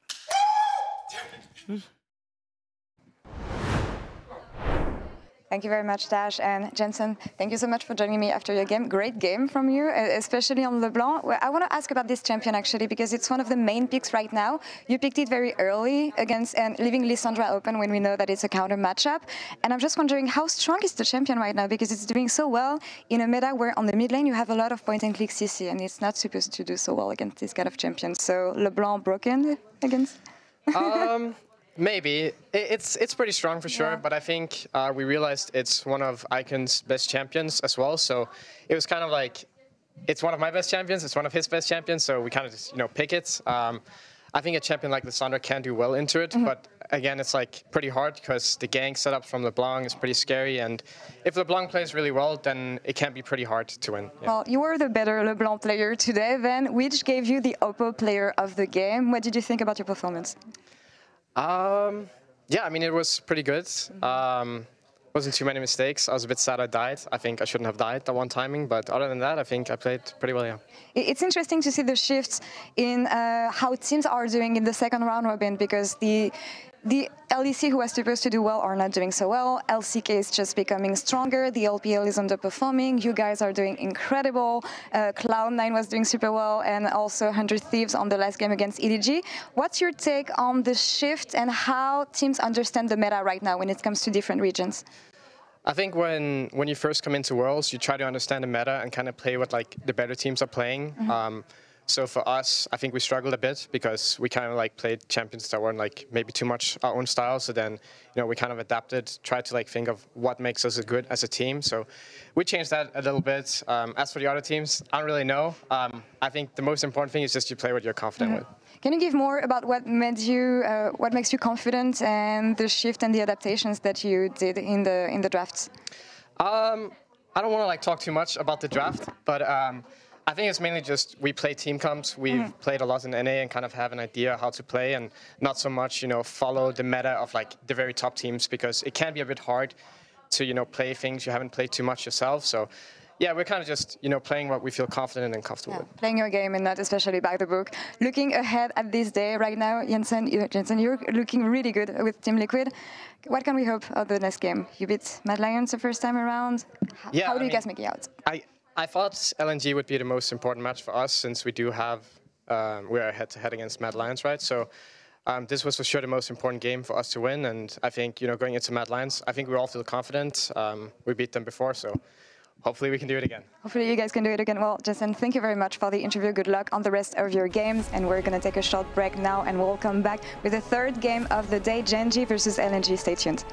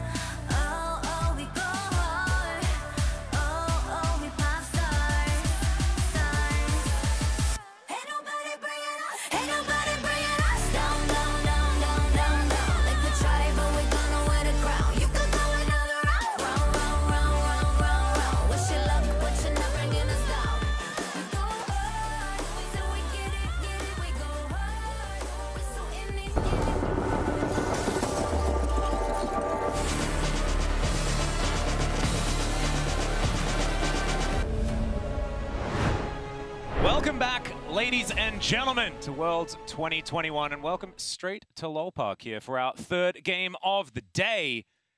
The stakes for today are not what I was expecting, gentlemen. Let me just talk a little bit about what could be a future, and what honestly looks like it almost should be the future. It's a tiebreaker for first place in the group between Gen G and Team Liquid.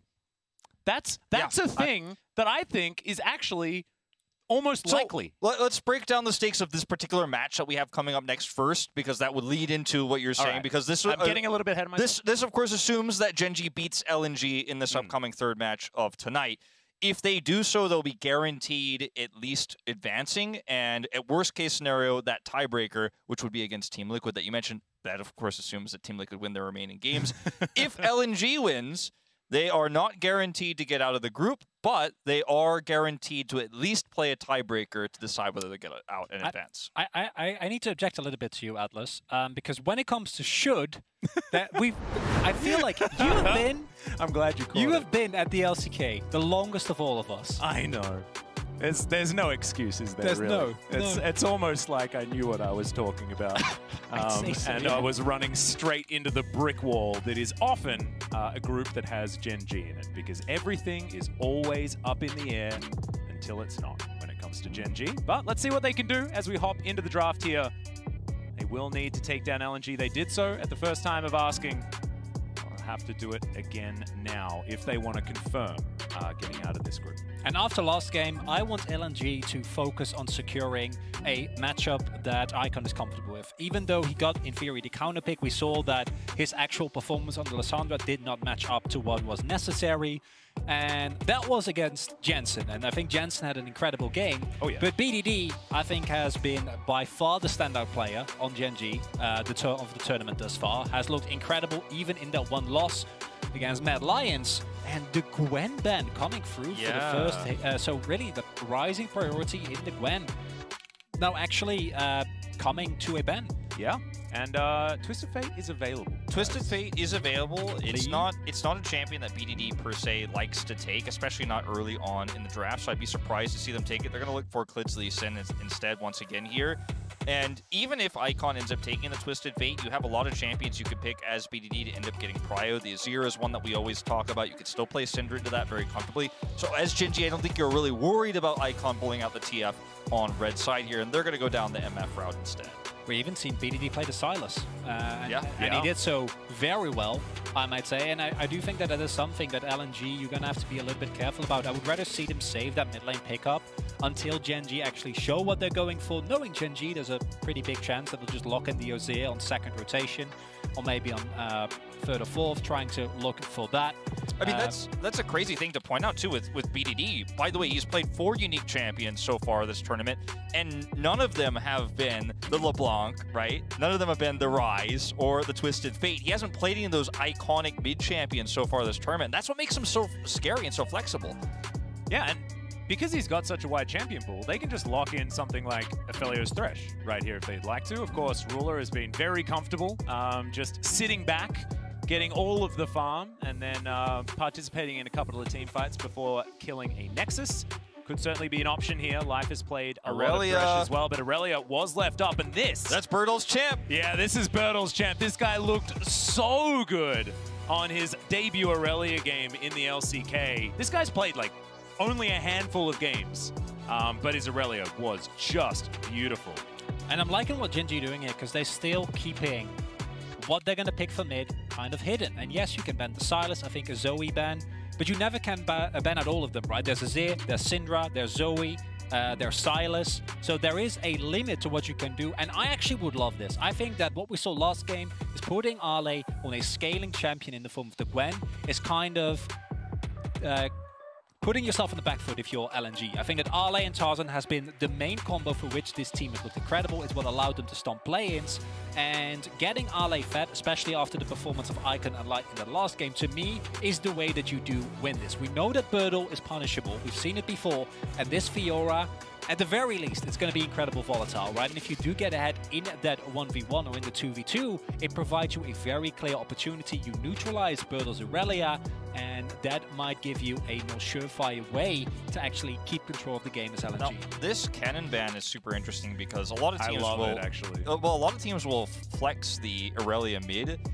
Gen.G almost never. Like, this screams it's Bertel's pick. This is going to the top lane no matter what. You pick it early, not because you know you can flex it later, but you pick it early, in fact, because you want to make sure that's not banned away and you want to guarantee it. I don't think this will be flexed into mid. I don't think BDD will be playing it, and this means LNG are still considering that possibility. I mean, the cannon as well has been played mid from time to time, but that's also extremely less likely, even so, than BDD playing this Irelia here. So I think LNG may be misunderstanding this draft a little bit.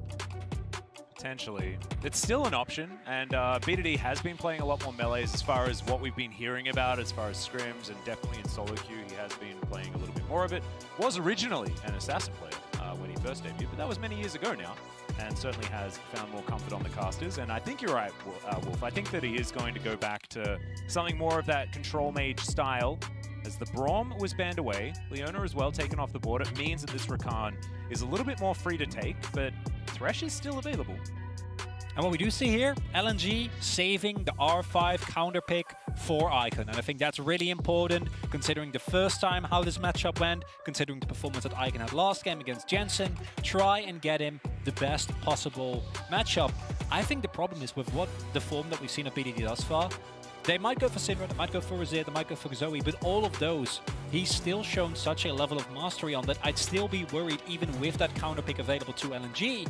And to me, it means even more so, I want to see them put all the eggs in the Arlay basket. Try to get this Fiora ahead, create an unanswerable pressure point in the side lane, and go from there. Because this might look like a scaling comp, if they do actually lock in the... But it is Gen.G. So Aphelios and Lulu, Azir, not quite as slow as one might think. No, not for Gen.G. We always joke about this in the LCK. Whenever you see BDD on the Azir, it's the scaling comp where he ends up getting 3 kills in the early game. Yeah, and they win by 20 minutes. That was their Azir Jinx early game power spike that they managed to get.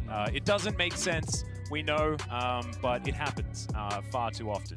As Syndra going to be considered here for Icon, and that will be locked away. BDD, he lived and died by this champion in spring season, but also has picked up the Azir a lot more recently. These are 2 of his highest played champions, so he knows the matchup extremely well. And I think this does give you a lot of playmaking potential, obviously, as LNG. Later on in the game, you can hit those scatters, you have the follow-up stuns to come through, you have the knock-up there from the hard engage that the Xin Zhao is going to give you. But when you talk about late game damage, scaling, as well as the ability to side lane, Gen.G's kind of got everything here. For me, again, LNG, I think the 2v2 is very strong. That Xin Zhao and Syndra combo can win most of those in the early game if you execute it well. Same for the top side. Try to get Arlay ahead. Make sure that Icon feels more comfortable in the matchup. And try to get a big of an early lead as you're able to find against this Gen.G comp, which, looking at the champions, should get shoved in early and at the very least open some opportunities for you to make proactive plays. Yeah, I'd like to see Ruler be a little bit more active in the mid game and early game as well. He was sort of just a passenger in their more recent game. It did make things look a little bit more difficult for Gen.G, but I do much prefer what LNG have going on this particular game. They've got a lot of pick potential, their skirmishing power is right there, and they always have the 4-1 Fiora win condition. When it comes to split pushes, I think that Fiora is the most penultimate split pushing win condition. Yeah. And we'll see whether it's going to work here as we hop onto the Rift for the 3rd game of the day. This could decide so much. Gen.G could move up to 4-1, and then it's possible that we get tiebreakers at the end of the day between themselves and a TL that might continue their fantastic form. Hello. Or LNG can fight back and even things out here with Gen.G is okay. We're going all top, and we're trying to fight this one out, as that is the battle dance. It's going to be taken by Awandi. Actually, a bit of a win there from Gen.G to make sure that that's the ability. No real power in the early game now for the Rakan. Yeah, this ends up being really nice for them in that regard, but otherwise fairly neutral. No summoners burned. and no real like terrifying level 1 lock-ins.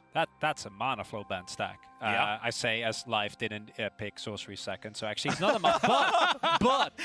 But he did get money. Yeah, so he got money. it's still a win. I'll take it. Hey, you take a pretty significant goal. Look, 2.6 to 2.5 up yes. there. We got him. All right. Got him. All right, we may as well pack it up then, I guess. No, not at all. Minions not even here yet.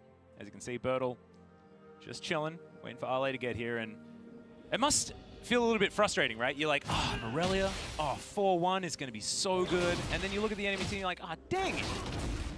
It's a Fiora. Yeah. He's super good at this side lane stuff.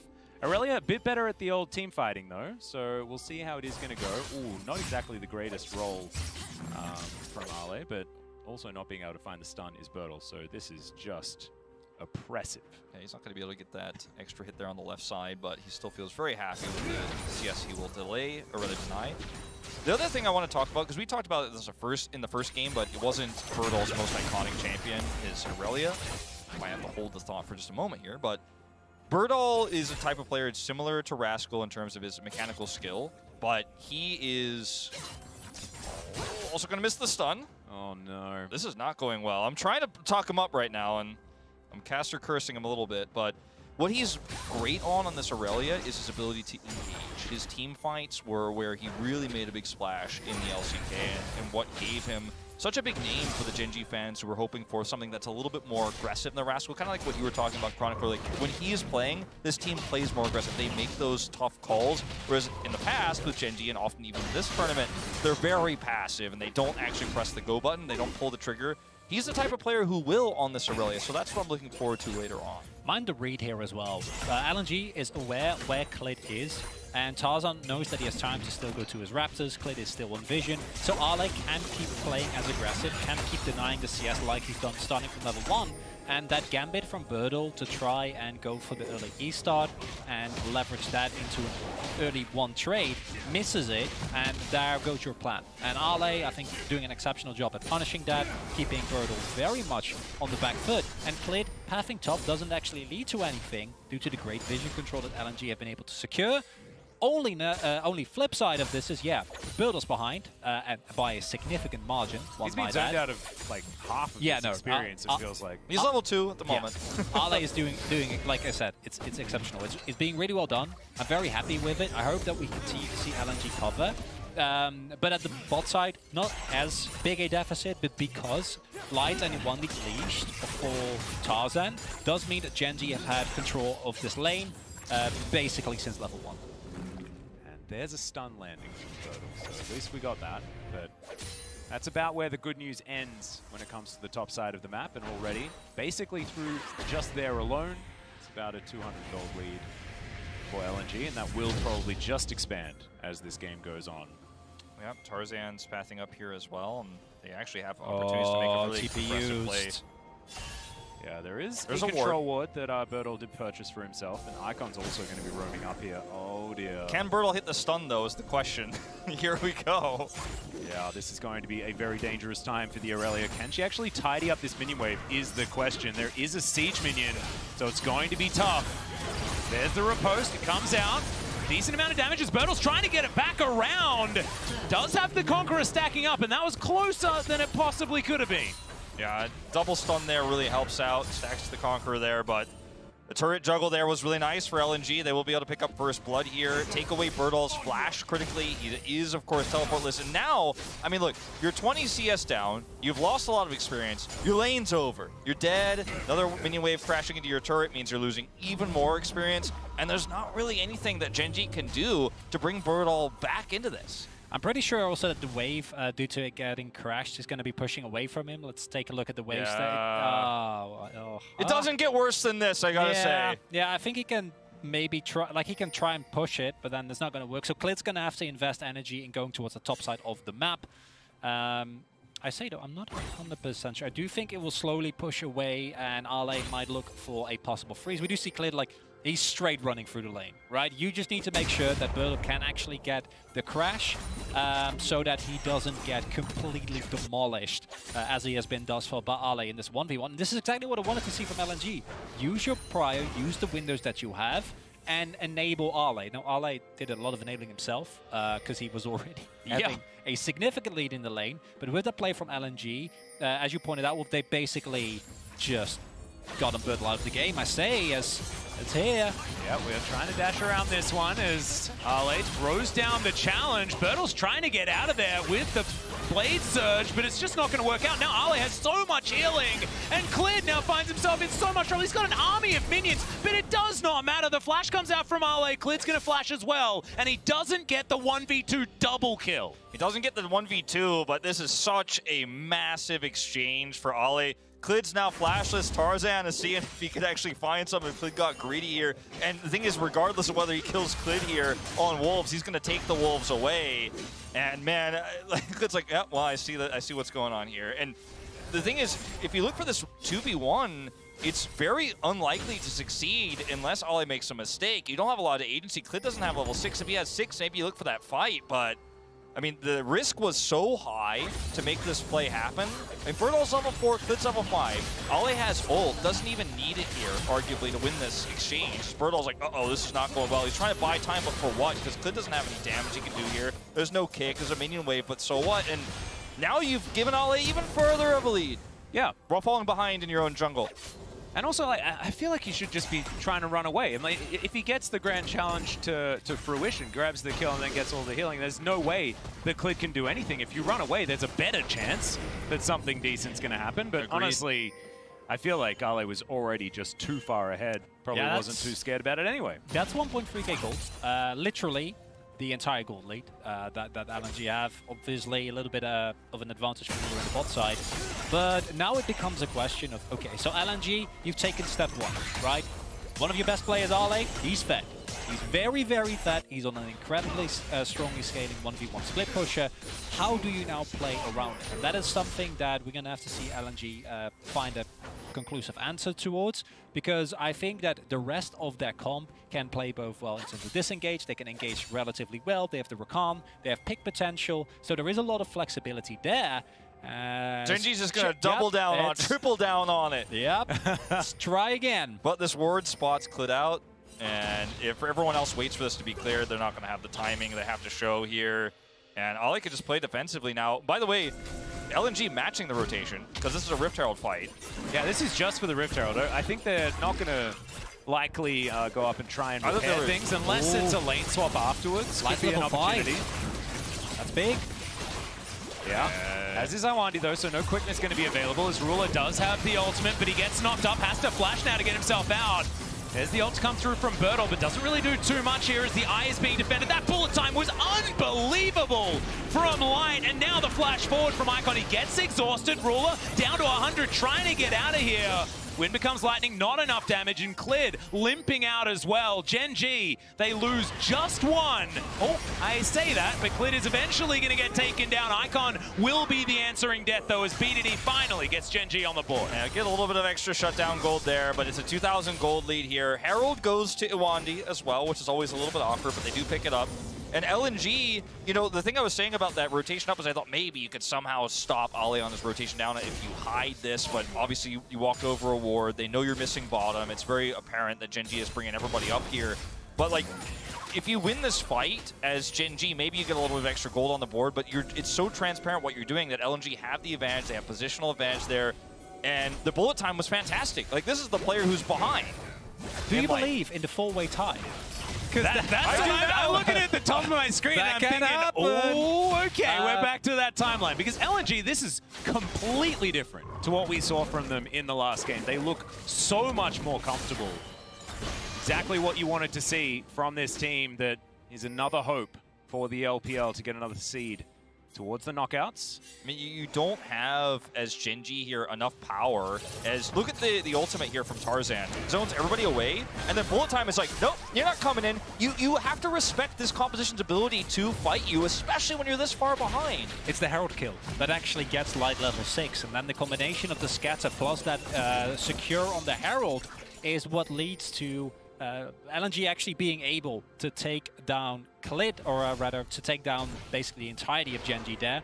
do think that this is unnecessary. I think giving BDD kills on Azir, generally not the way to go, and you have already secured so much, right? Like, you are monstrously far ahead in that topside matchup. You have a composition that, while we joke, you know, it's Gen G, they skill early with this.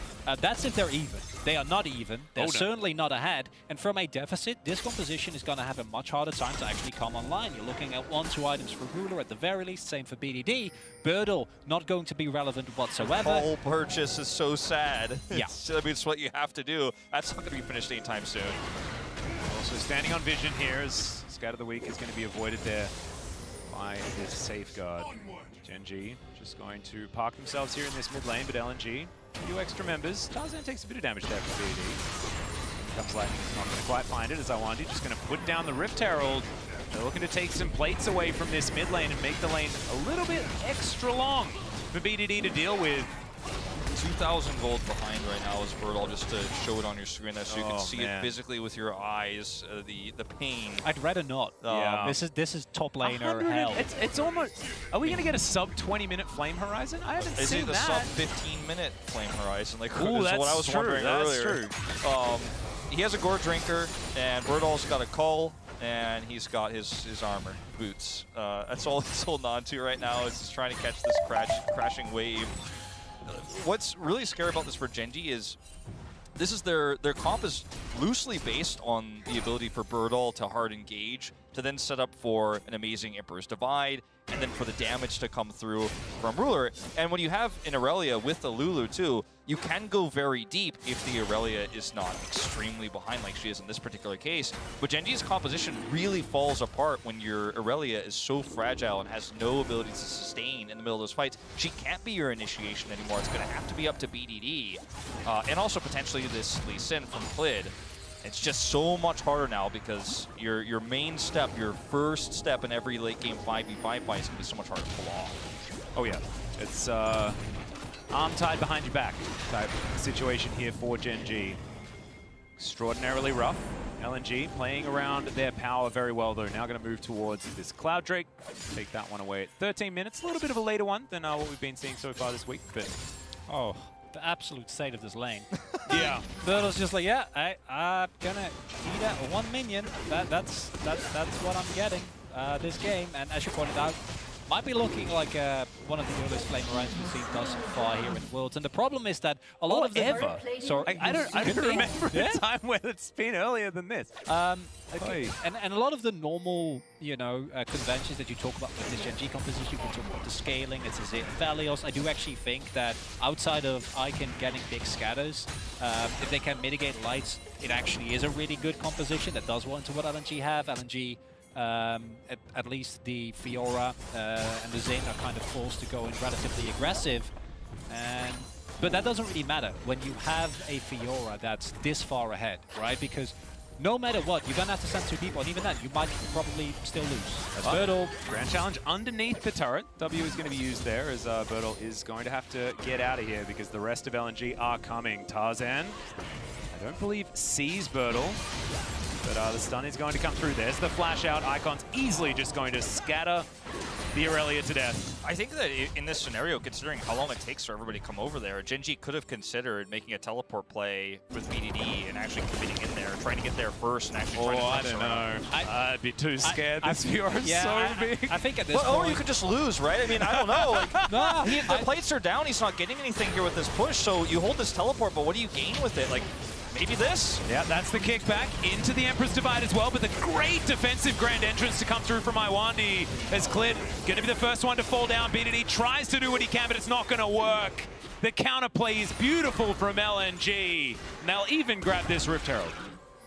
And LNG heard y'all were trash talking the LPL, and they're having none of it.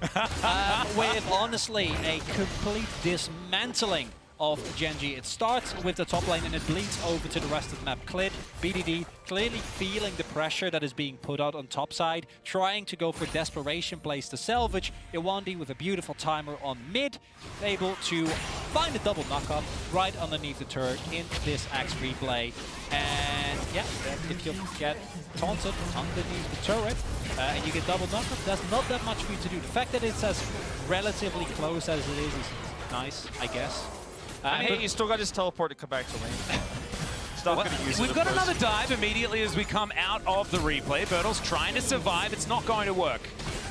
Spoiler there is once again, Clid finds himself on the wrong side of this one as well. Light trying to survive on the bottom side, and that's all he has to do as LNG are looking for this inner turret. The split push win condition is going to be a thing at like 15 minutes into this game. And we're looking to knock down inhibitor turrets before Baron's even on the map. And Ale is just so huge. I mean, this is a rotation finally. Yeah, we're looking for that teleport play like you were talking about, as we do have the white and red guns that we've been talking about a lot, but we're not quite strong enough for teleport to come in once again. Bertle's trying to find something. Yep, exactly. That Emperor's Divide gets the thumbs up from Icon. He's happy about that situation as Tarzan dives on in on top of BDD, immediately gets rid of him. Light also going to get taken down. This is a shellacking from LNG. They have pulled Gen G apart from minute one. I mean, you've got to make tough choices, right? You go for the teleport play bottom side here, as Ruler's just going to die, it looks like. There's no minion wave, so I take it back. But, I mean, Fiora in your base, killing your inhibitor turrets at 16 minutes, and there's no play from Gen G to try to collapse and punish this. Yes, she is very fed. Yes, she's got a Gore Drinker, but it's not like a Fiora that is unkillable at this stage in the game. And Gen G are making some pretty tough calls, and it's not working out. Like, they're not getting anything out of this for BDD, unfortunately. Flame Horizon has been, man was about, I think, 1645 when that was hit by Ale. And this is the risk that you take, taking a young, unexperienced player and putting him up against what is clearly a player that knows what he's doing and is able to show the power of that LPL Fiora. And it leads to these plays where Gen G, is it a good play? It doesn't matter. We need to go for it because we are losing the game everywhere else. We cannot deal with this Fiora. So in desperation, you try and make something happen. They get a kill on Icon here. It's nice. But look at how far you're down. Yeah. There's no way in LNG, just after what was a rough first game, a beautiful showing, completely bounced back in this one. Yeah, Ale moves forward. 3 people on Gen G immediately. Get the heck out of there. Items. Yeah, these are just the most huge. Gore Drinker as well as the Ravenous Hydra. There's way too much healing. Look at the vision control that comes with this control of the bottom side of the map. They've just wrestled back as well. And as Gen G, you want to try to take some of that away. You want to contest this Drake. Well, in a normal circumstance with this comp, you would, but considering the state of this game, you can't, right? You just have to actually even let that vision control go over, because even contesting wards right now isn't safe. As you're just kind of trying to play around the idea of Birdall's going to sit there and catch some safe minions in the base, and maybe that call will finish one day, and maybe this champion will be relevant. Maybe we'll be able to play the game. Maybe we can actually have a 5v5 at some point, but we're a long ways away from that. I can see BDD and Brule get, and this is due to, this would have to be due to massive mistakes on LNG's side. I can see BDD and Brule at some point reaching relevance. I think Builder's relevant, gonna be next game, if that actually does come to this game, the Irelia, you're just completely shut out. And like I said, as long as LNG play even moderately respectful, they should be able to snowball the entire map, choke Gen G out of every single objective. If you want to play it safe, then that's what we like in the LCK. You can just go for the soul and then turn that into a Baron. If you want to play a little bit more risky with the amount of gold you have, you can force very, very hard. Well, Ale's immediately in there. Awandi as well. Beautiful charm. Bullet Time's going to secure it onto BDD. That's so much of their damage now missing. The Lulu just gets obliterated, but Ruler dashing on forward. Ale's going to get shut down. It's a double kill for the world champion AD carry on the bottom side for Gen G, but he is going to get scattered. Bertle looking for Icon, though. Needs another Blade Surge. The flash comes in. Ward over the wall, but he's not going to find another Q. And that was a little bit closer than LNG wanted. You guys jinxed it a little bit with the safe play, right? They went a little bit too far deep in. They gave Gen G the opportunity to make that sort of aggressive play there as Clid's going to secure his own red. And they end up getting behind there looking for the kick. It's a heroic play from Clid. Big ultimate there from Ruler to clean things up. And Birdall starting to get a few assists onto the board. That call is almost finished, and we might have the game. I will not have you distract Wolf from the actual hero, the man that picks up an immense shutdown, and that's Ruler. Right? Because this is exactly what you need to do in this fight. It is actually a beautiful ultimate coming through, setting it up. And then Gen G, they see an opportunity, you can make full use of it, right? Everyone's clumped up. The amount of damage that you do with the Moonlight Vigil in that scenario for Ruler is exquisite. Is it actually going to matter? I highly doubt it. I still don't think that it's enough. Also, nicely done by LNG to not take the inhibitors too early, right? You want to wait a little bit longer so you can actually use the pressure that it provides, not giving free waves over. Is it a great shutdown? Nice play from Ruler, one for the highlight reels. Yeah, you're still 7, 8k goal behind. And I don't think it's significantly going to change the outcome of the game. No, I don't think so. The thing about this play from Gen G is it's something that it's the first time they've actually made a really big proactive play when LNG has stepped across the line. They had their best opportunity to do so, obviously, with the tools they have in this comp, with the Ophelios ult coming out, the big kick there coming through from Clid. And this is what I was about to mention before that fight broke out is Gen G is the worst type of team to have this big of a deficit in because you have to take big risks when you're behind, and sometimes it will cause you to lose the game faster, but you still have to look for it. Gen G usually doesn't do anything in scenarios like this. It's kind of stylistic what they do. They're too passive of a team, but they finally find something back at least. It might benefit them this game, though, just because LNG don't have a lot of sieging potential. Yes, there's no, like, inhibitor turrets, and they should just win the game very, very soon, right? Like, I'm just... we need to talk about something, right? And Ruler did just pop off in a fight just before. I appreciate your optimism, your creativity. I haven't even got to the optimism yet, but I think I'll just give up on it, to be honest. That was the optimistic part. What are you talking about? No, I almost said it. As Ruler now looking for Ale. The ulti comes through. Moonlight Vigil, I believe, does connect. No, it does not onto Ale, unfortunately. Hey, the Cole's the grand challenge, though. He got the Cole. You see that? It happened. I thought we might lose before then, the Gen G. He finished the Cole. It's the big power spike coming through. All right, there we go. Oh, just don't walk into 5-man Ophelios ults and you'll be fine, LNG. That's all you need to do with the amount of gold you have available. Open up that base, get that Baron. Don't run into LNG, or don't run into Gen G, rather. Use the range you have available, and you should be fine. And that's the prescription that is being given out by Chronicler. I'm not great when it comes to... obviously, we need to get Medic on board for that, so I don't know if I really want the liability and the responsibility. Speaking of liability, I guess you could talk to them about that. Yes, that would be the main thing. Main thing here that I'm really happy to see is that LNG actually looks like the team that we saw in play-ins, and obviously play-ins on a different level from groups. But playing for Ale, well, I guess Ale just single-handedly carrying the rest of the team being like, we'll help. Ale playing through himself. Yes. And some mistakes from Birdall, of course. Yeah, I do agree. It is the inexperience that comes through from the player, but I also got to give credit of Ali's knowledge of that matchup and being able to play so confidently as he did. And it was also Birdall having to take the stun first, doesn't have the Blade Surge in the lane, and Gen G didn't find anything from their Hail Mary level 1 that they went for. And so, you know, Birdall did kind of put himself in the position at the very beginning, but definitely not... you can't really let him off the hook. Yeah, no, we really can't. I mean, I'll be the one to say it, you know. I think you and I disagreed, Chronicler, in fact, about whether we thought Birdall coming in for Gen G was actually the right call. I thought it was a huge risk. I also thought it was a move that, in your kind of opinion, you were saying, well, it might change how Gen G plays long-term overall, and it'll kind of slide into more comfort as the group progresses. And in games like this, you know, it feels like just a few big crucial mistakes, and obviously some bad luck that comes in with that, really means that Gen G is playing a 4v5 game here. And I think Rascal wouldn't have made those same mistakes. So sometimes big risks to pay off. This is not one of those times. And I do wonder if Gen G will sub him out after this game, in fact. They could, especially considering all of the success that Morgan had found on the Renekton. Rascal is almost synonymous with Crocodile on the top side. Loves that champion. Even if it has been nerfed a little bit, doesn't matter. So, still loves it. Game technically isn't over, I guess. You guys want to talk about the item breakpoints? Well, Gen G is like, let's go. Gen G's cooking. Yep. I'm ready. Okay, for Ruler, it's the IE, which he's accelerated, obviously. Life hasn't even dreamed of getting close to acquiring a Mythic. And BDD also still sitting on his first item, gonna have that Cosmic Drive up next. And then I think he needs one more item. I don't know what it's going to end up being. Personally, I wouldn't mind a Void. Might also go for the Death Cap. We've seen him go for a variety of builds. Yeah, Birdall and Clid don't really want to talk about that item build. So that's what you're going for. Then you also need to find a way to deny LNG the to a rake. That is coming up in 3.5 minutes, so basically there's not really a way.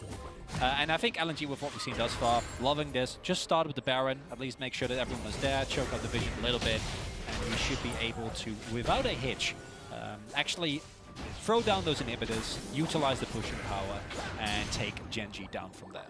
Yeah, LNG looking for a pick now with all of their extra vision, but Control Ward does go into that blue buff pit. Is cleared. Looks for his Wolf Camp. Tarzan could have denied that one away, but is going to put all of their effort into this Baron. Yeah, should be able to. Blue Trinket, this is the last one available from Gen.G, is going to go into the pit. They spent so many resources clearing the vision too. Gen.G are walking into Scour the Weaks on this choke point. They have to take the long way around. Yeah, there's a lot of poke. Icon actually doing so much damage here. It's Gen.G grouped up as 5. They've got the Sun Disc there. LNG looking for the team fight instead. Gen.G with position now on this turret. Ruler with that crescendo is going to be able to rip through it. Yep, that one goes down extraordinarily quickly. Technically, a win for Gen.G, as LNG were busy with the Baron. Icon's at half health. I mean, you do have to respect the power this comp has, even though it is very far behind. You can blow up single targets. You can look for really nice combos here with the Azir ultimate. So LNG showing a lot of respect here. It cost them their turret here and a little bit of prio. So Gen.G, I mean, baby steps, but there's a way maybe back into this game if there's a few more mistakes on the side of LNG or a few big risks like the Baron we just saw attempted. And this is not what LNG's comp's supposed to do, right? It's not supposed to 5v5. They want to have Ale on the side lane, and they're going to still go for it here as the Grand Entrance doesn't really work out. Speaking of not working out, the bullet time sort of flies to Narnia, unfortunately. So Gen.G get a couple of cooldowns. Still, the wallets are so heavy from LNG, but they've just been a little bit ginger with them. They haven't been dropping them on the heads of Gen.G over the last 10 minutes or so. I think what's going to happen is that LNG at one point is just going to realize how weak Gen.G really is, and is just going to all in and win. I've seen this happen where teams are, you know, they want to respect, they want to make sure, because we need to go a little bit more into the stakes of this game. Obviously, for Gen.G, if they lose, not the end of the world, but it does mean that they're not guaranteed to get out of the group. That's the 4-way Tyrwick situation. But for LNG, you just came of an incredibly rough loss, right? Yeah. The LPL as a whole has had a really tough time. LNG, while in play-ins they looked like a very, very dominant team, haven't really been able to kind of refine that form. Icon has had a really, really rough group stage so far, and now look at him doing well on the Syndra, Ale securing the insane leads. So it's understandable that they're a bit apprehensive about throwing that lead, and you don't really need to, because in a minute you're going to get one of the biggest insurance policies that you could possibly get. I mean, you've already got really great itemization for your top half of the map. A little bit more all in on the damage here for the Syndra, but she got a stopwatch, so she's going to be fine. They have 3, in fact, but the Syndra having the stopwatch is the most critical because she's the most vulnerable in the front line trying to set for scatters. And they're finally getting a little bit of power with this split pushing. I mean, they've got a little bit of it earlier, but they're finally going back to it a little bit. Instead of just grouping up as 5 and running away, they're actually putting Ale in a side lane. You see he's going to top right now. So you can kind of slowly let Gen.G push mid, but there's consequences, right? You might lose an inhibitor for this as Gen.G are forced to use a teleport. So they're using their comp correctly now. 30 seconds to go on this. Ale does have teleports. LNG are not just sitting back and giving up cryo for free. They're trying to threaten inhibitors while then collapsing into the drain. Whoa. I want to taking a lot of damage. Ruler now has 3 items. So the IE was just finished. Big spike. Death cap up now for Icon too. He's teleporting back in. Oof. It's a big one as well. Like you were saying, he's going to teleport here. BDD is trying to help Birdle out. As Iwandi looking for the flank. They know it's 4 versus 3. And LNG now with positional advantage on Drake. This is, of course, the Mountain Soul. Gen.G not even going to fight for it. They're just looking to take down this minion wave, and now looking for position. That's gone. Or is it? They're a little bit slow on this, LNG. Yeah, okay. Klid should be able to actually get into position to get over that wall and go for a potential 50-50. Ale now picking up that minion wave as Ruler's dashing forward looking for it. There's the Gravitum stun. Ripost's on cooldown. Ale might just get soloed out by Ruler. The grand challenge comes in, but Ruler accepts it and says you're dead. The shutdown delivered to Birdle. Yes, you'll get the Mountain Soul, but how is Gen.G getting the Baron this game? Yeah, you take a Baron here and you make one big mistake trying to collapse in alone as the Fiora coming from the side lane instead of trying to look for a teleport. You had so many wards to go to. You save your teleport, you're greedy, you walk in, you get punished. Now you lost a Baron. You can lose the game here if you lose this. If you get wiped. There's the kickback as well. Iwandi going to be taken down. Not exactly a priority target as Bertle's going to flash into the ultimate of this misfortune. The dashes, though, Bertle looking for it onto Icon. He's down very low, but his life is now gone. The bottom lane's still alive for Gen G, but that was an overstep. And Icon, so close to dead, but is going to survive. And if they can hold off on letting Ruder and Life back here, will not go for it. Do have the Baron and Power Recall. I was going to say, might even be a situation in which Ale can teleport into the base, but Ruler clearly not happy with the fact that people were saying that he is not proactive enough, flashes into a monstrously fed Fiora, and it's somehow Gen G that gets this Baron power play, and there comes a point where I gotta stop saying, there's no way that Gen G finds their way back in this, because somehow they keep winning fights, and if this keeps happening, eventually you're gonna reach that event horizon on BDD, on Ruler. Life. Scary times. Ooh, does get out. But now we can see it. Now we're just going to shut the window. Okay, here it is look one at how more far time. he is. He's crossed the gap. He's crossed the equator of the map here alone instead of trying to teleport in.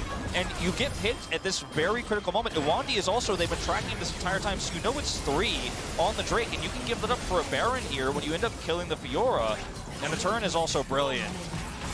I mean, this part was a little bit of an oopsie because the kickback, fantastic from Clid, but then this bullet time was just glorious from Life.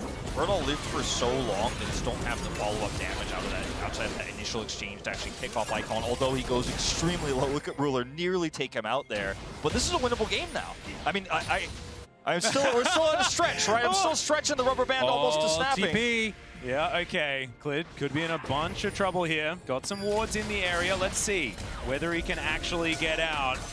Iwandi gonna grab him for the flank, and Icon just pops him like a balloon. That might just be it. LNG, just push it. Use the fact that you have multiple people available. But this is the problem, and this is something that, of all teams, it's ironic that it happens to a team that's facing Gen G.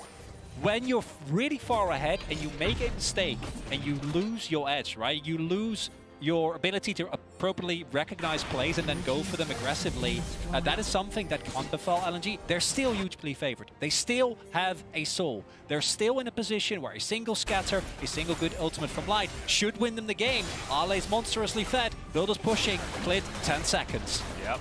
Bertle now just starting the back. Ruler still with the Baron available. Scatter the Weak not going to land onto BDD here. As the Nexus turret's still at full health.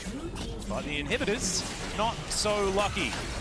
Bottom one going to be next on the menu as Clid has respawned and is looking for his opportunity. Very close to hitting Light with that Sonic Wave. You hit either Icon or Light, you have a huge opportunity to remove half the damage and win that longer fight, but it's just so difficult to pull this off. Ruler is a raid boss at the moment. It's just Ruler. Yeah, it's literally Ruler. He's got his Infinity Edge, Rapid Fire Cannon, can do damage from so far away. Set up, I mean, he's got a lot of utility in this kit as well.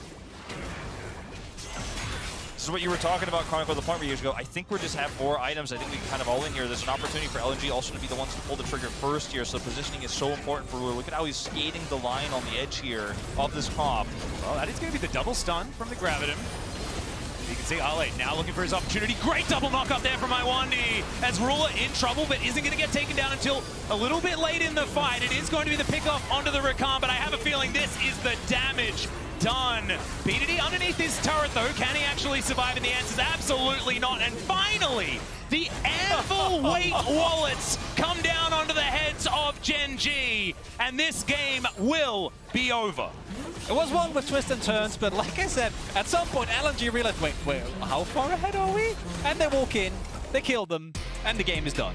Yeah, there were a few mistakes despite the lead, and there were a few overextensions that it gave Gen G some opportunities for some big shutdowns. They were able to take that Baron. They were able to punish Ale on that rotation over. They tracked Iwandi well. But at the end of the day, this was a game that was played 5v4 out of a Fiora who controlled the top lane. 6v4. I think Ale was at least 2 people that game. LPL of Fiora is one of the most terrifying things you could face. We haven't seen it meta in Korea. I don't think it was played like maybe even a single time all year here in the LCK. And we've seen it in the past, but it's a staple of the LPL, and it really showed here. Rookie Bertle falling under the pressure.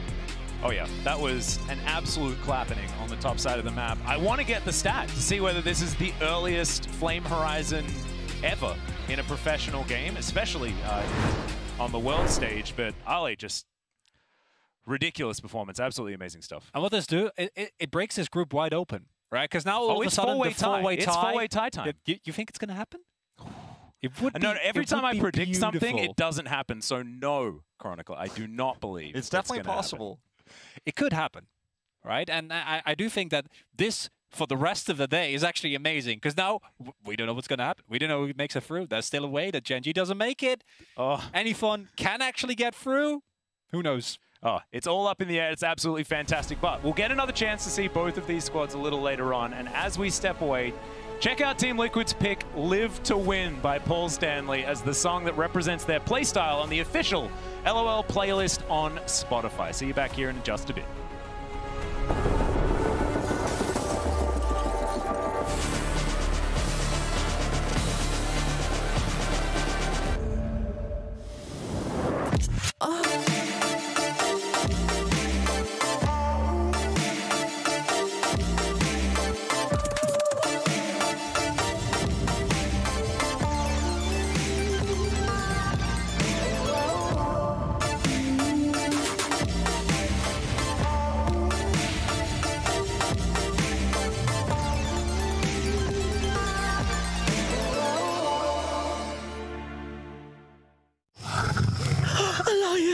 Yes, the king of the jungle.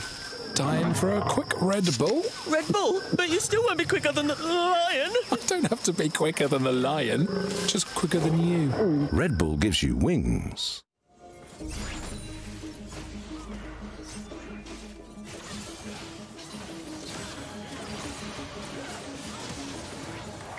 Welcome to the world, no heroes and villains. Welcome to the war we've only begun. So pick up your weapon and face it.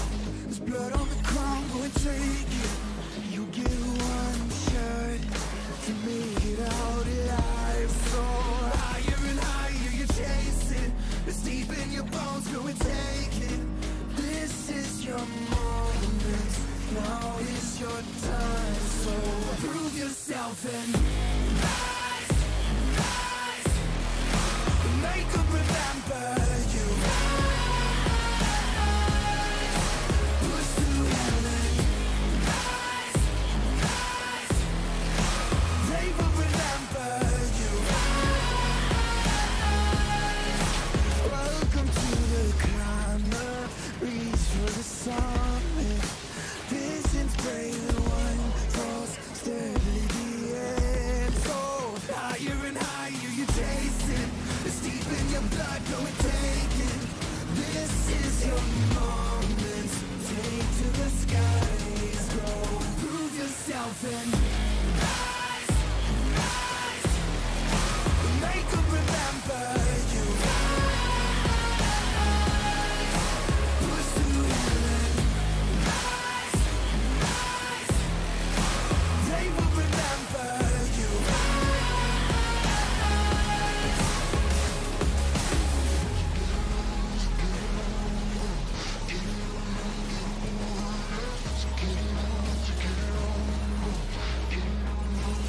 As you fight among the dead beneath the dirt, do you know yet? Or do you want it? And when the giants call to ask you what you're worth, do you know it? Win or die. Prove yourself and rise, rise.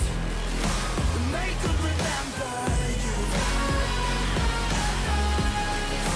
Push through heaven. Rise, rise.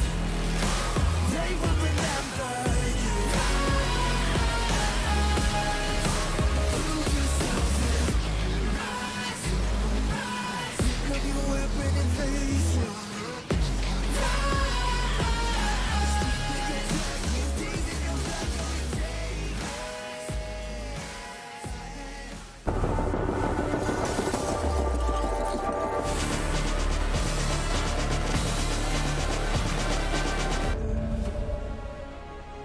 Thank you very much, Dash, and Tarzan. Thank you so much for joining me for this interview. You made it work from the top lane on the first 10 minutes. How important was it to cancel the Aurelia? And tell me about the game plan in the early game, please. 오늘 정말 초반 10분 동안 계속해서 탑 쪽에 주목하는 듯한 플레이가 많이 나왔거든요. 이렐리아를 억제해야 되는 게 얼마나 중요했는지 탑 쪽으로 굴린 이유가 뭔가요?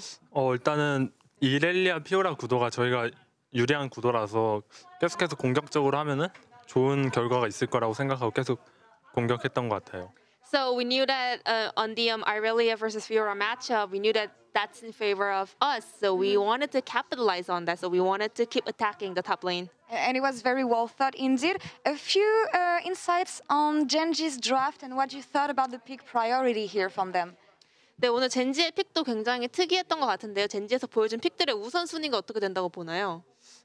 저희가 봤을 때 젠지는 일단은 난창을 되게 선호했던 것 같고 그리고 그냥 뭐 젠지스럽게 픽을 한 것 같아요. 난창이요? 네. 그레이브즈. 난창이요. 그레이브즈. I think they had high priority around Graves, and I think it wasn't, it was very Genji-ish kind of a draft. All right, but Genji-ish indeed, in the sense that they had a lot of scaling, I think, and they were coming back in the late game team fights. What made you confident that we would still be able to grab the win in the end? 젠지가 이번 판도 역시 후반 지향적으로 왕귀 조합을 좀 짰거든요. 그리고 이제 게임이 흘러갈수록 젠지가 한타에서 좋은 흐름을 보여주기도 했는데 그럼에도 승리의 확신이 있었나요? 일단은 저번 경기 이후로 초반에 저희가 센 챔피언으로 해야겠다는 생각을 했고 저희도 초반에 밀리지 않기 때문에 젠지 상대로 초반을 안 피하면은 후반에도 저희가 잘할 수 있기 때문에 그런 쪽으로 많이 준비했던 것 같아요. In the previous matches, we learned that it's really important to have early game priority picks. So we tried to take as many fights as possible, and we knew that we'd be able to play out the late game awesomely as well. Oh, well, in full control of the game, then. That's all for this interview for now. Tarzan, 감사합니다 for the interview. Jason, thank you so much, as always, and back to you guys.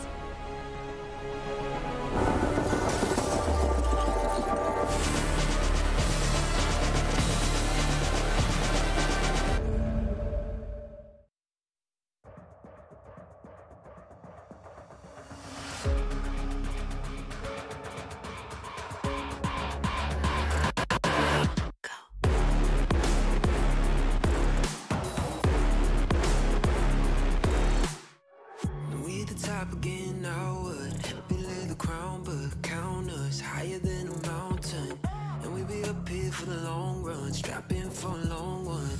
We got everybody on one. Now you coming at the king, so you better not miss.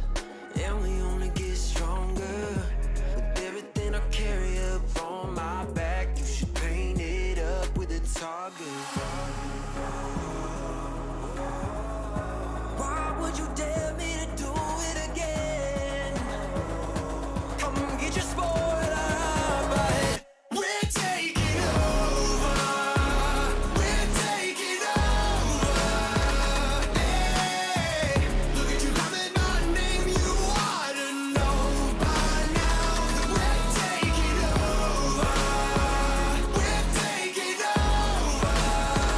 Hey, maybe you wonder what your future's gonna be, but I got it all locked up.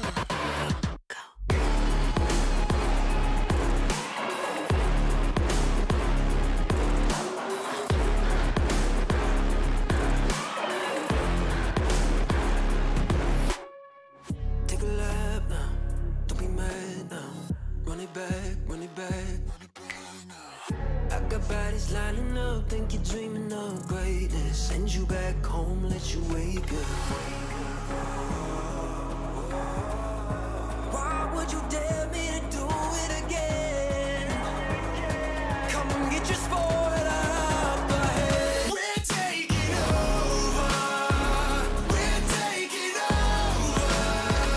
Hey, look at you calling my name. You ought to know by now that we're taking over.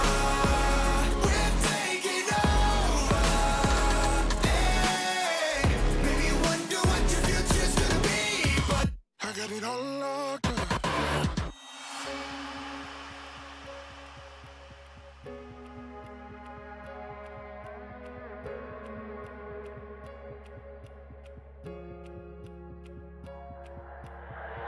자, 이 호除了是傻子，还有其他吗？我左右，键盘琵琶在时间滴答着，还不够。你的固执让我来守候，哪怕太迟也不想以后。就在这时放肆的挑逗。I got the heart of a lion, I know the harder you climb, the harder you fall. I'm at the top of the mountain, too many bodies to count. I've been through it all.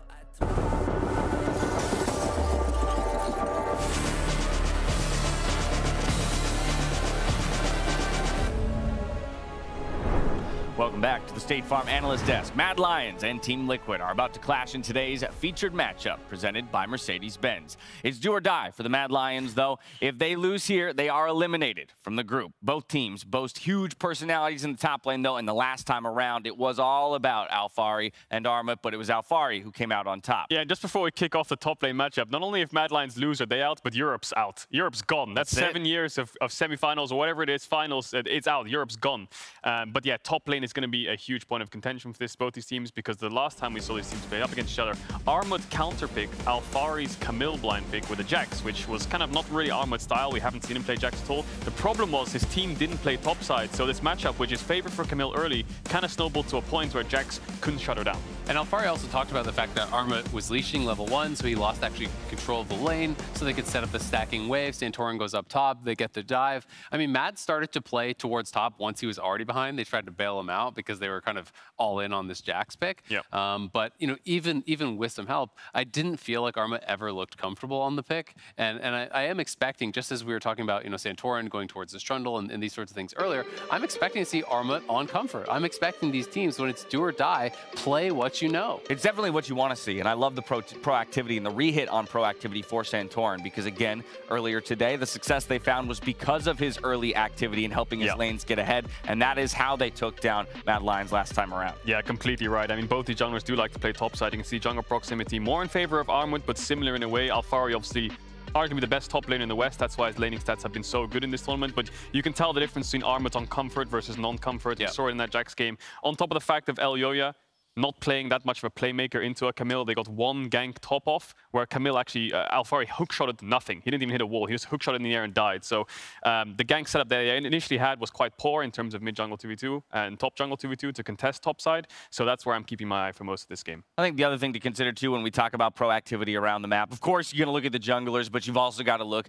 at the supports as well. You got Core JJ, you got Kaiser, two guys that love to roam. I mean, especially when you're talking about Core JJ from the LCS point of view, this guy, I really do think, kind of started the trend of just like never laning bot in the LCS. He had the 0% duo procs game, and LCS, you know, coming into Worlds actually had the lowest duo procs in the world. And I think that it was very much kind of spearheaded by Core JJ, by his aggressive playstyle, moving top, playing through Alphari, putting tactical on safe champions, utilizing things like the Ezreal. They utilize things like the Ziggs in LCS as well to have him in that lane by himself, so Core JJ can go elsewhere. Yeah, that's the whole point of the game. It's itself, right? Like, if you're having an Armageddon in top lane, it's all about, yes, who wins the matchup, but who can get there first, right? We talked about junglers getting there first. We saw Jensen have a great game on LeBlanc. When he's unlocked, he can impact the map. But support, again, is such a big point of contention because both these supports want to play engaged supports, right? And engaged supports naturally tend to go out of lane, look for early heralds. But Core JJ is notoriously known for laning with Alphari top. So Kaiser needs to make sure he matches that. And the game is it's just a beautiful game to watch, to see who gets the priors, where you're drafted, and how to put it into other lanes. You got to wonder if Tactical knew when he got signed by TL that he was a solo laner or not. Either way, Core JJ did come up big as well when it came to the engages in the first game of the day. Team fighting, I think, will be the name of the game between these two squads. Yeah, and Mad Lions was known for their team fighting in Europe. They were known as the team fight kings, the comeback kings, the creative, innovative ways of finding engages. But it was their own kind of strength that let them lose this game as their sign of weakness. We saw the top fights go in favor of them earlier on to keep them in the game. And then this fight here, TL had a huge lead, right? They had to chase him down, humanoid over forces, and they fall short. Yeah, and Tactical honestly was so critical in the later stages. Even though the early stages of the game was not about him whatsoever, you basically didn't see him on screen if you were watching broadcast. Ezreal was really strong into their comp. There was not a good ability to actually stick onto this cleanse Ezreal. And in the team fights, he came up huge. He was hitting so many Mystic shots and really did perform very, very well. I mean, I realize in a number of ways we're now hitting every single lane, but mid lane as well, based on the performance today out of Jensen on the LeBlanc. And then for Humanoid, having a couple looks, a couple opportunities opportunities to be the difference maker in their loss earlier today, but getting ultimately stopped by BDD. Oh yeah, definitely. We saw a different side of Humanoid here, where he's just willing to pick his ear, right? Normally we see him on things like TF. They played TF in their last time against TL. Now that their blue side Mad Lions might fancy a first pick onto TF if they can target LeBlanc or target Jensen's band. This game is so important. Both these teams have never made it out of groups at Worlds. Mad Lions' first time, TL's fourth attempt. Can one of these teams make it out is my biggest question. My question to you is, do you think he took the Azir as a takeaway from BDD, or did he actually want to play it? Did he get baited? Interestingly, I was watching a lot of Jonah Falcon, Humanoid solo queue games. He was playing a lot of Azir in solo queue. I don't know if that's to target BDD or if that's something they learned over the last 3 or 4 days of having breaks and watching teams. Maybe teams like T1, they've been scrimming where Faker's been playing Azir, or the LCK meta is just coming into Mad Lions a little bit more, where they feel like Azir is just a reliable pick. Now, to further the discussion, we're going to check in with our MasterCard fan predictions. We asked all of you at home who you think's going to take it in this EU versus NA matchup. This was what it was the first time around. We're scaling. No, they got 10% more. That's true. We're converting EU fans. All right, slowly. Is that a good thing or a bad thing? Because something I've noticed through Worlds is who has the stats getting higher and higher starts to lose. Well, you still have triple. Yeah, we take so that. that's not looking good for you then. We take those. You just said it was bad. Yeah, but it's lower than before. Look, give him the win, all right? Because they ain't going to get He in this needs game. it. Right. No, I'm sorry, man. All right, but let's, okay, in reality, where do you guys think this is going? Do you think Mad is going to have figured out what they need to figure out against this Team Liquid squad? Oh, yeah. I hope so. I hope to God they have. Because if they do, there's a chance of a 4-way tie, right? And then it's anyone's game. Obviously, Mad backs against the wall. This is one of the few times we will see Mad Lions with their backs against the wall. The playoffs, they had an easy run through the upper bracket. I think one thing working in TL's favor, they are going to be on red side, so counterpick for Alfari in what I think is already very favored towards them. Or a Trundle last pick. Or it could be that, yes. right? I mean, actually, that is something I would start to consider, right? Is if we do think that Santorin's champion pool is a weakness for Team Liquid, and if it's something that's worth trying to attack. Now, understanding that Trundle's not necessarily a power pick that you want to throw a ban at, but is it something that Mad could abuse? I mean, 2 obvious signs you can see from TL right from the get-go is when Santorin's on comfort, they don't look like TL, and when Santorin is on comfort, he wants to make early plays, right? Early ganks towards top. We saw the dive on TL. We saw today against Gen.G, I believe it was, with the early ganks mid where Jensen can get unleashed, LNG, sorry, where Jensen can get unleashed on the map. So there's 2 obvious signs. One, if he's on comfort, he'll make early plays. Next one, if he's not on comfort, he will struggle a little bit. Mad Lions could target that by trying to first pick Lee Sin or trying to first pick TF, get a winning mid-jungle 2v2, and then try to shut down Santorin in the early game with early wards, of course, or just trying to, expect pathings depending on how lane states are. Now, the stakes here cannot be overstated. As already mentioned, that format, if they drop this game, they'll be eliminated from the groups. If they are able to pick it up, we still have a world in which that 4-way tiebreaker exists. And I think, Azale, based on the last game's results, the idea that really any team could still snag that first seed is what's really in play. Absolutely. I mean, the fact that Gen.G, they just lost keeps Mad easily within striking distance here as well. As long as they win this game, both TL and Mad will only be 1 game back first. Yeah, and it would be almost kind of like unacceptable, I would say, for Europe in a way where you think 2018 finals, 2019 finals, 2020 semifinals, and then you finish the group stage with 1 team in 3rd and the other 2 teams finishing 4th place in their group if Mad Lions drop this game. It would be a really big hit to Europe. I know people memeing about it saying, well, Europe's getting knocked out of groups, it's been 7 years, but the way in which they are getting knocked out and the places they're finishing in these groups is nothing short of unacceptable. Yeah, I mean, it would be, to some degree, historic, right, if it does break down that way. Receiving word that there's a slight delay on stage, and so he has some more time to kind of attack what this game might look like. I mean, this guy on your screen right here has been so integral to the success of Team Liquid throughout their 4 championship runs in the LCS. And again, we talked about kind of that veteran leadership for a squad having been, or not having been, is a world champion, right? And I think that when you talk about that transition from week 1 to 2 and taking learnings, we even heard in the interview with Jensen that for them, again, maybe fell into that trap early on into Worlds of, oh, we have to play what everyone else or the best teams are playing, and now realizing, no, sticking to that comfort, sticking to what we know works for us is actually the way to go. It absolutely is, and I think it's also one of those things where you have to be able to separate stage games from scrims in your mind, because they can have such wildly different results sometimes. Teams bringing out very scrappy picks, everyone overfights in scrims. Those can sometimes appear to be much stronger than they actually end up being in stage games, which can sometimes be a lot slower. You were even talking about how Mad is kind of known as a weaker scrim team compared to how they play on stage. stage. Sometimes teams, play it more confidently on stage versus in scrims. And CoreJJ is someone that is just such a calming presence for the team and has so much experience at these events that I feel like he can keep the team even keel. I'm just going to jump in because I did receive word on what the small delay was. It was just a slight client issue where the default language in Carzzy's client was in a different language. Obviously got that solved and getting it solved currently. So we're good to send it over to Vedius, Kobe, and Freak, who are taking over for the calls the rest of the day. Let's go, Matt! Thank you very much. Takeover was last year's song, though. We're here to make or break the chances for the LEC and the LCS. Well, we might, because I've got a quick stat for you. I love my curses. I have exclusively cast losses for North America and Europe at Worlds so far this year. And Europe.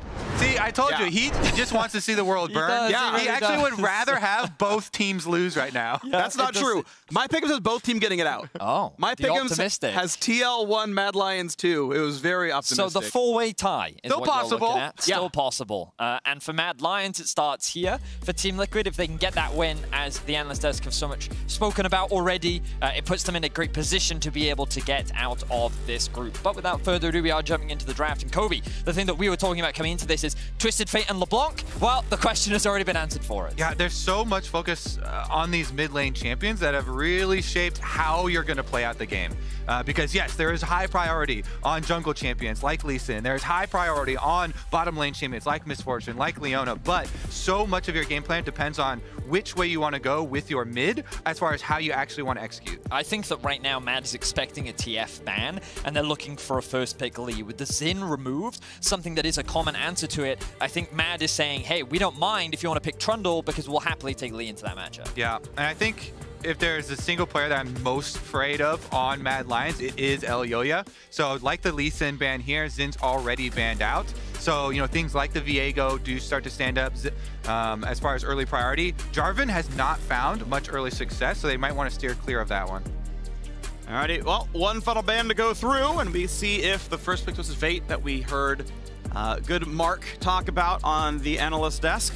We're going by first names here for most of Worlds, when it was one as far as I've seen. So one final ban for Team Liquid, time ticking down, taking a lot of time to decide, are they covering the right top plays? Like if they pick for Alphari on 3, is all gonna look good and say, actually the Yuumi is one champ that has been left up.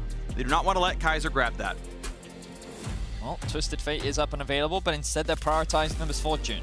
So now the question is, will Team Liquid answer with it? Remember that Humanoid is happy to play the Sylas side of that matchup, so I feel that Mad much preferred to have this bot side AD carry. And what I think is really interesting too is where will the jungle priority be? Will we see a huge investment? Because to me, it does seem like Santorin would much rather see what he's playing into before looking in that jungle champ. Yeah, I like for red side first two picks, generally AD carry and jungle. It is kind of the least punishing opening for your pick and ban. So immediately locking the Aphelios here. Definitely a big fan for tactical, for CoreJJ on the bottom side. And then go jungle instead of support, because support right now is so counterable. They could just grab themselves Thresh, though. They could just go for the Aphelios Thresh bot side of the map, a very strong 2 versus 2. Mad very likely to get themselves the Leona, potentially the Rakan, but I think that the Leona is generally what they prefer. But with the Twisted Fate still open, it does seem that Jensen is going to lock that one in. That's why our magnifying glass was on these mid-lane champions. Vedius, the LeBlanc, and the Twisted Fate were the 2 that we had up on the pedestal. Team Liquid, although they did not play a tremendous amount of 1-3-1 side lane victories during the regular season, they did have a decent amount of Twisted Fate plays in there and found huge success with it. So with him opening this and having tactical on Aphelios for the bottom side of the map does put a lot more emphasis on the side lanes, because this is red side for Team Liquid. They have guaranteed counter pick for Alphari if they want it. Absolutely. So one final pick for Mad Lions where the ban phase comes through. The expected Sylas into TF matchup. Twisted Fate, 58% win rate at Worlds so far this year. Sylas sub 50. And Elyoya is going to be the difference maker here on a Viego jungle. Biggest thing for me, especially because we see so much Sylas into Twisted Fate, when you're running a melee into range mid matchup, you have to worry so much about your support matchup, because supports roaming mid will just destroy melee mid picks here. Already, Sylas has trouble trying to trade health for the minion wave. There we go. We do get that Thresh. We do get the possibilities for those CoreJJ roams. If you're unable to contain bottom side and he can go towards the Sylas, it only takes a couple of passes, even without killing him, to take so much health that you can no longer, trade your health effectively for the minion waves, and that allows Twisted Fate to push and get those roams off. I think that with this Thresh lock-in, rather, TL can now just focus on removing some of these strong bot lane support options. Braum is definitely one of them. Leona, I wouldn't be surprised to see removed off the table as well, really limiting Kaiser's ability to set up engages. I will also say that with regards to TL's composition, things like Twisted Fate and Aphelios, great into low-range champions. Sylas and Viego both having to close that gap against champions like this. I think that TL already have a good first half. Meanwhile, expecting probably jungle bans. Oh, they're actually going to be going after Alphari instead. I was going to say with jungle being mismatched, it's an easy place to look at, but wanted to ensure that, of course, he has either way to go about it, right? Either they give him first dibs and they get a good blind, or they wait for the blind. And here's the thing. When you have the Twisted Fate already locked in, that it puts more priority on your top lane, side lane matchups, because Arma, while he's known for Wukong and Wukong good into Jace, when you're facing that plus a Twisted Fate, it actually flips it even harder for the Jace. So Jace plus Twisted Fate allows you really crazy split pushing power. I can see why they're banning it out, even though, kind of holding that one in the pocket, and Team Liquid then even bans out the Wukong. Mad could also be thinking about a blind Gnar right now, something that Arma is very well known for, and they're just trying to remove some of the good options that Alphari could have as an answer to it. But the Graves being removed as well, it does suggest to me that that is the direction. You can see the hover over some of the top laners, and I think that Alphari is kindly reminding Arma, hey, if you do happen to lock in that Gnar, we have good options, but he may very well just blind this Aurelia and say, hey, you know what? I think that I'm better than you. I think that I have options. That would be so crazy. To throw away your counter pick for no reason when you can easily just take jungle, that would actually be insane to me. Well, the Trundle comes as no surprise. I think that it's really good into melee matchups in particular. You can use the pillar. I'm pretty confident you can use the pillar to interrupt Misfortune's ultimate as well. Yes, and I think that as a common answer to Viego, just all around, it is a very strong pick for the side of And Santorin is a lover of memes, always tweets out the Troll King afterwards. This is one of the champions. It's actually the champion that's probably most closely associated with his legacy. You already mentioned how good it is into melees, but it's also not the greatest ultimate for Sylas to steal. And if you're going down the list here so far, yes, he's going to use a lot of them on Twisted Fate, but not the best ult for Sylas to steal either. So pretty good opening here from Team Liquid. Now, what will Arma blind? Kennan's been big at Worlds, and that's looks like locked in, or no, as timer ticks down. That one's locked in, and since they've already preemptively banned out the Jace, which is most people's favorite into it, go immediately for the Jarvan here. The focus here for all-ins when you have a Twisted Fate for your mid laner. Again, this puts so much pressure there. It's going to hinge a lot on jungle and support, keeping vision around mid early on for Jensen, though. If there's one area where Team Liquid got criticized the most, it's probably around Jensen not leaving lane. So it's going to have to be a whole team effort to get those roams available. And this matchup should look really good for Jarvan top. The tech is Doran's Ring, Airy, and you put 3 points in the flag, and it turns out you just kind of point and click the guy, and you knock him out of lane. Morgan beats Xiaohu in lane, playing this matchup. Alphari should be able to beat this one doing it as well. Biggest thing for Mad Lions for me, team fighting, team fighting, team fighting. I feel like all year it's been shouted in my ear, Mad Lions, best team fighting team there is. And they have to pull it out here. They've got a Kennen, great AoE to get people low, 4 Viego resets. I said, Elyoya, he is literally the scariest person for me on this team. He has one of the scariest champions to pop off with. So with the Misfortune damage, the Kennen damage, there's definitely a lot of AoE to chunk people low for them to try and all in on. Here's what I will say. I think that Team Liquid's comp seems very well-rounded to me. They have great side lane options. They have great options in the early game as well. They have lanes that they can play around, and that's all facilitated by their mid laner. So Jensen is the person that I will have my eyes on in terms of what he is capable of doing and where he will look to attack in the early game. For Mad Lions, one of their biggest successes during the regular season was their mid-jungle duo, Humanoid and Elyoya, and I think that they have the mid-jungle to be able to get themselves advantages and then try and stop Jensen from doing what he has to in this matchup. So a couple interesting things too about these counters that they have picked up. The Jarvan into Kennen, as Freak mentioned, a lot about spamming harassment with your flag. But when you do this for your lane matchup, it actually means that Jarvan then has no escape for possible focus on top side. And plus, you're the melee one sitting back and just throwing flag. It gives push to the Kennen. So see what Mad Lions can actually do with, pushing for top side. Yes, the Sylas into Twisted Fate early should be Jensen controlled, especially if he, starts for the early autos. Interesting to see a different look for Alfari as well, is doing a Corrupting Potion start instead. Again, Doran's Ring is going to give you more poke, but goes for the higher sustain option. As we wait to get ourselves onto the Rift, as the minions are spawning, nothing too gargantuan in the early game. A pretty good early Trinket Ward for Humanoid will track Trundle's movements almost certainly. Sarkorn, they're going to do pretty standard Blast Plant onto the red buff to start his camps, and no leash for looks like either side. And Santorin, he did the very standard start with your trinket, place down your ward, switch over to your sweeper. So they know, they had vision of it being placed there by the Raptors. They can go for the kill. Bottom side wants a little early lead. Can they get the harassment in?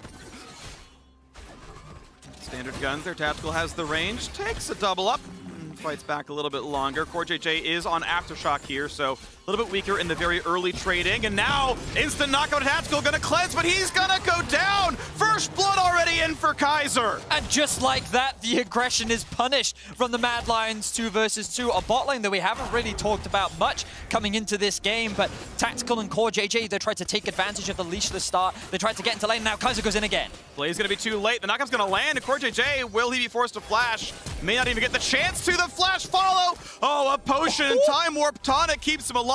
Flash for flash, but Team Liquid's bottom lane is doomed. Team Liquid's bottom lane are getting their asses handed to them by the Mad Lions. Oh my goodness, the level 1 here fighting through the brush with these ranged minions. Here's the all-in. Very nice job by Kaiser. They get the knockup plus Ignite down there. Maybe they thought they had a little bit of an advantage because of the cleanse on the other side, but Karsi had very good timing on his, so Q comes out, really good burst there and focusing down Tactical. And this is such a big advantage for the bot side of the map now for Mad. We talked a lot about that mid-jungle, but burning those summoner spells, Tactical, of course, still has the flash available. There is still room for Santorin to look for a gank, so we'll have to keep our eyes out, as now both junglers should eye this bot lane as a big opportunity for both sides. The old jungle salute here. Both of them passing by on Raptors, and it should be Santorin just retreating for the Scuttle Crab instead.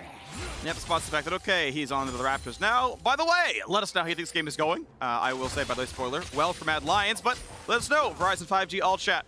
If you're funny, we might bring it up on air. Missed out on the melee CS there with the early auto. Small things are definitely meaningful, especially when you're kind of scavenging for those every single CS counts. Now, Elyoya does have his smite still, so should be able to secure this one no problem. Doesn't want to have to use it unless Santorin gets super close. Does it just in case. May have gotten it regardless, but it means he's going to walk topside right away. Armut has to be aware that obviously he can just get away with a lightning rush, and indeed nothing's going to be claimed here. Santorin obviously spotted. Out they go. And again, since Jarvan is constantly using E to harass, E was just used there, so no flag means you can't start it up with a flag and drag, so Trundle, very low threat unless Jarvan has the EQ combo available. Easily can just pass by, and Armut, no problem. Yeah, I mean, he did that once, he had kind of like called off the gank, but yeah, certainly not gonna have a play, able to run away, no problem. Jensen wants to stop the recall, only takes one turret shot for it, so forcing Humanoid to go a little bit later on this run, as Elyoya is pathing down to the bottom side. Was spotted a while ago on Raptors, but did not path through the ward this time around, though. Flash in is going to find the knockup out of support, and Tactical has his own flash, but is going to be able to guess the timing. Lantern is down. CoreJJ will walk out of range to get the shield eventually, as they shoot back onto Karsi. Survival in the bottom lane, flash down for Tactical. You can see that Elyoya held onto his W for as long as possible, and there was a game of chicken there. Who is going to use the spell first? Respect to Tactical, holding that for as long as possible and then reacting the second he saw the animation come through. He was able to flash out of the way, and because their CC was now used, Mad could not commit for anything more. But Kaiser, looking to be more active on the map, knowing that Team Liquid's bot lane has retreated, he's going to see if he can find a roam, but Santorin and CoreJJ are here to cover. Kaiser, nice deep ward on the right side of the jungle. Probably won't get spotted for a while. I mean, that blue buff's not going to spawn until well after 7 minutes, so could get some really good gains out of that one. CoreJJ and Kaiser going to cross paths. Not much of a fight to be had. Could go for the hook, but So Jensen really wants his recall. Even if he went for the random hook and tried to land it, you weren't going to get anything out of it. Yeah, CoreJJ just screening right there. There's no way that you can chase down this Kron, too much mobility, so I'm just trying to screen, make sure the recall goes off, so teleports are synced up. Actually, above that, Core doesn't have hook yet. He's level 2. He's got Lantern and Flay, so he couldn't have done anything anyway. The man's been pushed out of lane so much. He's a level 2 Thresh. I expected 5 minutes in that he would have all his abilities, you know? I want to refocus here because timing is about to switch the fate of this bottom lane. Level 6s have come in for the mid laner, so Humanoid trying to steal away the Twisted Fate ultimate. Jensen has it available, and since both teleports were just used to get right back to mid, now they'll be looking at these flashless bottom lanes. So I think that what we need to pay attention to is this top lane actually, because Armor has level 6 and he has a stacking wave building up. Rakan just came mid to help Humanoid get the push, which means that this top lane dive is a very real opportunity, and Humanoid loves to go for these early roams. With Elyoya pathing up towards the top side as well, that could be an option that Mad Lions is looking for, but it seems that Team Liquid is very aware of the possibility. Yeah, you can see the pathing for Trundle. Santorin already kind of near the top side. Has no camps up to take, but he's just like, in case, all right, Humanoid's back in lane, no problem. Yeah, a bit difficult to get a kill out of that one. Maybe burn a flash or something, but looks like the roam up through river will at least find a ward.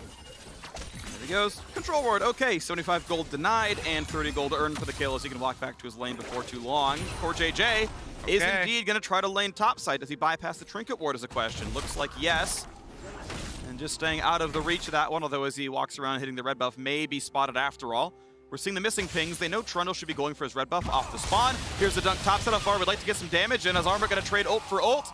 And honestly, not bad. Armit doesn't have that for, of course, a gank follow through. Another flag lands, and yeah, almost in lethal range.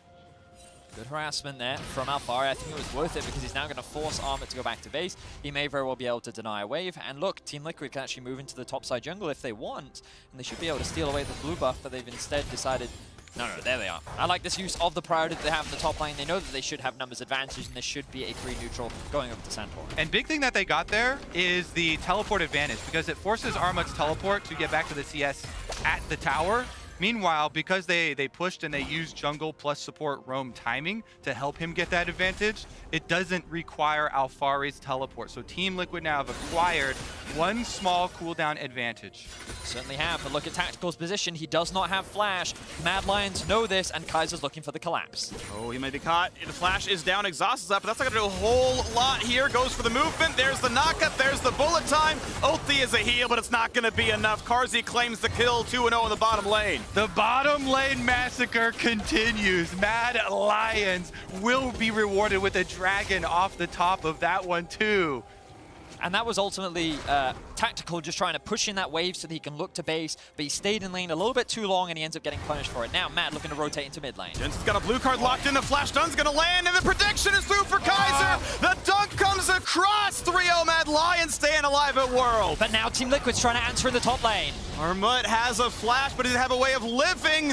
Predicted hook, Lantern comes down, Alfari gets the kill credit. So one finally back to the board for Team Liquid. Ultimately trades across the board. It is Humanoid going to be getting plates in mid, but now Mad, they're actually grouping up around this top side of the map. Elyoya is here. Carzzy was also on his way up too, but it seems for now they're not going to overcommit to anything. TFL just to be in the lane, but he's going to be on top of Humanoid, so there's the Ignite, there's the Q damage, and is it going to be enough? A flash for the Lantern to keep him in range. The box is not going to save him. Santorin gets the second kill of the game. Now Team Liquid bring it back to tied and gold. And because they also have Tactical back pushing on bottom side, he's going to get this double stacked wave all the way into the turret. He's got the Crescendum, so it's perfect for knocking off those plates and getting paid. Ooh, look at this from Santorin. He's looking for more as well. Stun. Does he have Turret Dagger? Looks like no, so it's only going to be some damage, but it is going to be wave clear. But Alfari shows up for a knockup. A pillar in his face. Armut teleported into a death as they finally get the shots in, and Team Liquid take the lead. A beautiful dive there from Team Liquid, because that teleport advantage that we were talking about from Alfari, he was waiting for the right opportunity to use it, and that was it right there. Well executed. They get themselves another kill. They're likely going to get themselves this bot tower as well, funneling more gold into Alfari, and it was Tactical that picked up the kill. Team Liquid very quickly gaining control over this early game. All right, next response to look for is the second charge, because this Rift Herald is definitely going to kill off first tower here for Mad Lions to get the extra bonus there. Now trying to usher it in while Team Liquid pick up the dragon. They've already reset Tactical and CoreJJ, and just spends how much life it has left. Should be killable there for Team Liquid if he runs straight at it. There we go, needs the eye to open up. And there you go, 25 gold earned. Turret is going to be healthy. Not willing to spend the time to try to put it in. Okay, fine. Temporarily, 500 gold lead for Mad Lions. We know the bot turret is low, but is not claimed. So, money to spend. Mad Lions, so far, not too bad, but down to Drake as Santorin sold that not long ago. So I will say that Team Liquid, they haven't been super proactive in utilizing this Twisted Fate ultimate, but they've been responding very well to the pressure that Mad Lions has been throwing down. Yes, their bot lane did fall short very early on, but CoreJJ, that did not stop him from looking for roams around the map and looking to punish the positioning of where Mad Lions is. And the moment that Humanoid overextends in the mid lane, they also get a punish there. So even the kills are now very even, thanks to the plates that they were able to get. The gold is still dead even, and Team Liquid still in a very good position as we transition from the early to the mid game. Yep, both of the two main errors that Mad Lions actually are a victim of in the last couple of minutes here were both keeping track of globals. It was first the Jarvan teleport advantage that we talked about when they forced Kennen back for bottom side, and then also the Jensen ultimate there. Humanoid stayed very long on the mid lane turret to get his 2 turret plates. If not for those miscalculations, they actually could have come out with a much more substantial lead. 300 gold still separates them. 3.5 minutes into the next Dragon of this game as well, and we know the ultis are back up soon. Jensen's second Destiny is in about 20 seconds. Actually 12 as I look in the bottom left corner. It's about 20, I think it's close enough. As the bot lane turret we know is low. Turret plate still on. Armut burns the ulti for the wave, but that means the dive is gonna come through. Turns out it's a pool after all. The dive is good, but now into the mid lane. Tactical forced to flash early on. That is a huge clear advantage for Mad Lions. And once again, Team Liquid just utilizing their teleport so effectively. Humanoid realizes that there really is no point in trying to force this, and look, Trundle and Thresh now on their way to the bot lane. Gold card will be locked. Jensen, is he fast enough? There's the spell, but goes stunned in turret range. 2 more shots. A stopwatch to buy some time. Trundle ults are traded back and forth. Humanoid may not be killable now as the health bar gets up higher, but the turret will drop. Humanoid's second pillar is 12 seconds away, and Jensen cannot flash to find the gold cards. Humanoid will live, but TL answers the turret score. And this is Team Liquid trying to pressure and leverage the half of the map where they have the advantage. During this time, Carzzy was pushing on top side, so was able to get that wave all the way in. But Team Liquid get more. They finally knock over that bottom side turret. Ooh, Mad now looking for a punish. They see the recalls on Vision. Hook's gonna land, play into the box, a flash in to guarantee the damage. CoreJJ gets the kill credit. And they gotta walk away because this is a 3v3 with the cooldowns all missing. Core knows he is dead. Armut 300 gold richer.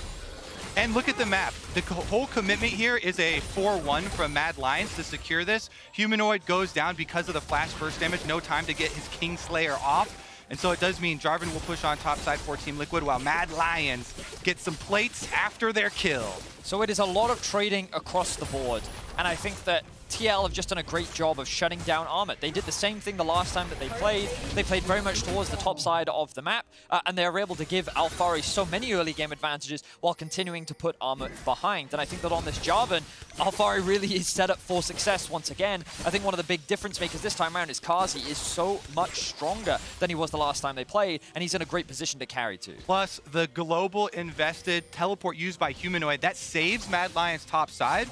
So they save those plates. It's going to tick to 14 minutes here. Those plates will not be achievable by Team Liquid. So Mad Lions, very good defense on top side while they still get bottom turret. Frederick, I agree. I am also from NA. I would not mind a Mad Lions win. A 4-way tie would be very exciting. And it would save my pick'em. So there we go. The root's going to land. Great cleanse by Carzzy, but the pillar is not cleansable. The slow is big. There's a flay into range. Drop the auto attacks, and Jensen gets himself another kill. The TF ults are landing this time around. And one of the reasons why it's so highly priced here at Worlds in Group Stage, Freak, is the map control that you get during these stages where so many trades are going on. Vedius, you know, all these outer turrets being traded over opens up so much room to work with. And even though Salus is picked into it, Salus doesn't always have access because it's not always matching the Twisted Fate. So no answer there. Team Liquid get the pick off. A little bit of extra gold.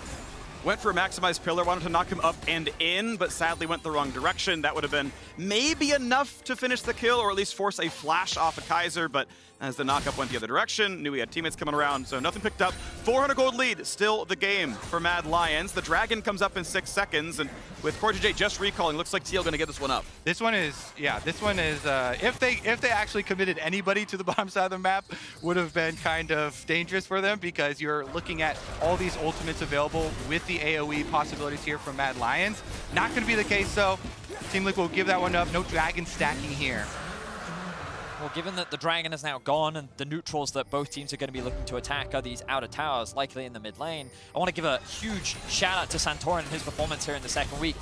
His Trundle was debatable in game 1 just because of the composition that he was playing into, yet he made it work very nicely. Here in this second game, he has 100% kill participation. He has been involved in every single kill, and typically you expect it of the Twisted Fate, not the Trundle. But it just goes to show the positioning and where Santorin is playing on the map right now. TL are leveraging their priorities very well in this early game, and as we mentioned before, they're doing a good job of punishing Mad Lions at every opportunity they see. It's always also worth shouting out the cost of a very active jungler like that.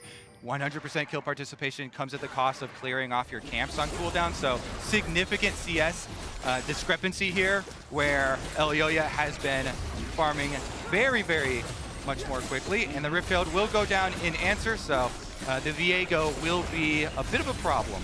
So Elyoya has also just been taking waves. We just saw him take top. When the plays were happening bot, he was also taking mid farm, and he is being funneled resources. And during the playoffs, Elyoya, he went on this crazy long game streak where he just hadn't died, and when he has champions that he has agency on, that is where he feels most comfortable. He hasn't had the biggest impact in this early game, but with this Herald, Mad Lions should now be able to break the mid tier 1 and actually open up the map for them to look for more picks. I mean, he's higher level than his mid laner at the moment. He is. That is a true feat as a jungler, up to level 11, plus grabbing the Rift Herald, so he's got Rift Herald in hand for a strong push. You know, mid lane is an obvious choice because it's already fairly low, and the charge gets very close to opening up the map for them. I want to quickly look at the map because we see that TL kind of have this 4-1 setup right now. They know the bot wave isn't worth playing around, but because TL have the numbers advantage and Humanoid doesn't have teleport, there's a big window for a play. Okay, Arma got a rocket belt out of range, and Jensen's going to land the gold card. They are going to go for the dive, the dunk in as well, and the deletion on the opposing top laner. Team Liquid own the top side of the map. Twisted Fate gets you such an advantage in initiative, choosing your fight. And again, so spread out, as you're talking about it, you know, the full vision coverage leading up to it. If you have so much fog of war for Team Liquid and Jensen specifically to play in, they will keep throwing out these picks and targeting anybody who blows their flash next. I just love how proactive TL is being. I feel like that this is a team that we didn't always get to see during the regular season of the LCS, even in the finals, falling short 3-0. The fact that they've been able to bounce back so massively in this second week is really a huge feat to the growth that they have made. They're able to take themselves the top tier 1. They will end up losing the mid tier 1 thanks to this Herald picked up by Elyoya. And the game continues to be very, very close. TL, even though they do have the kill lead, just look at some of the goal differences here. We can see Jensen with a big advantage in the mid lane, Kazi and Elyoya with their advantages respectively as well. And as that tower falls and Mad Lions get to really open up this map here, we start to look at how they're going to try and find flanking angles for the Kennen, for the Rakan. Both of these champions love playing the flanks in these games, and that's why they're making very deep incursions into Team Liquid territory to try and get some wards down. Teleport flanks possibility, also clearing out for Fog of War. Anytime you get that successful collapse onto the backside, those are where the successes for Mad Lion will really come towards the mid stages of this game, because Kennen ultimate into Misfortune ultimate with Rakan locking everybody there just pops up a bunch of souls for the Viego, and that's how they get their advantage back. Meanwhile, Team Liquid want to keep pushing, playing those sidelines, get that Twisted Fate ultimate to find picks. For today, kill some wards, has to respect the fact there's 2 in the brush, might go for a hook. He's going to just walk all the way in and not find anyone, and then gets rid of a zombie ward. Elyoya just going to walk out in invisibility. Other really important cooldown is Tactical's Exhaust. He's chosen this for the Kennen when Kennen inevitably finds a flank onto you into the backside. If you can get that down early, we'll go a long ways towards him staying upright, especially with red-white guns. Definitely has a lot better chance of fighting his way out of it. Now, the Dragon is spawning in 45 seconds. Jensen pushed out top, but he's already making his way down towards the Drake. Alfari has the wave slowly pushing in mid, but Ahmed is worried about a collapse, and as he should be, is going to disengage as he recognizes that Alfari is now back in the lane, and this bot side jungle is being cleared out. TL have full control. Mad will have to walk into this TL lineup if they want to contest. Humanoid is going to be pushing up top, and he doesn't have any flank TP wards to go for, which suggests to me that Mad is looking to just give this Drake for free. Team Liquid right now mostly owning the vision control. 18 seconds, the Dragon coming up, and it's 2 control wards in the opposing jungle. Mid can be fought for as well. Yeah, sure, easy escape for Kaiser. But as the control ward drops in mid, it's a lot of fog of war that Mad Lions would have to march through to contest the bottom river. So yes, Humanoid is topside. Yes, you could TP down, but it seems like they would love to just get 750 gold, more like 800, I believe, as a trade for Dragon. And what you want to do here, Team Liquid, you're trying to hover Jensen a little bit towards topside. So once you have secured the Dragon, then maybe ult up to that topside. Alfari also going to join him. Gold card lands. TF ult could be answered. Humanoid, if he wants to cast it right away, would get out. Everfrost going to find the slow, and Alfari getting nearby. So Humanoid's second gold card means they're going to have the damage. The flash still get the auto attack.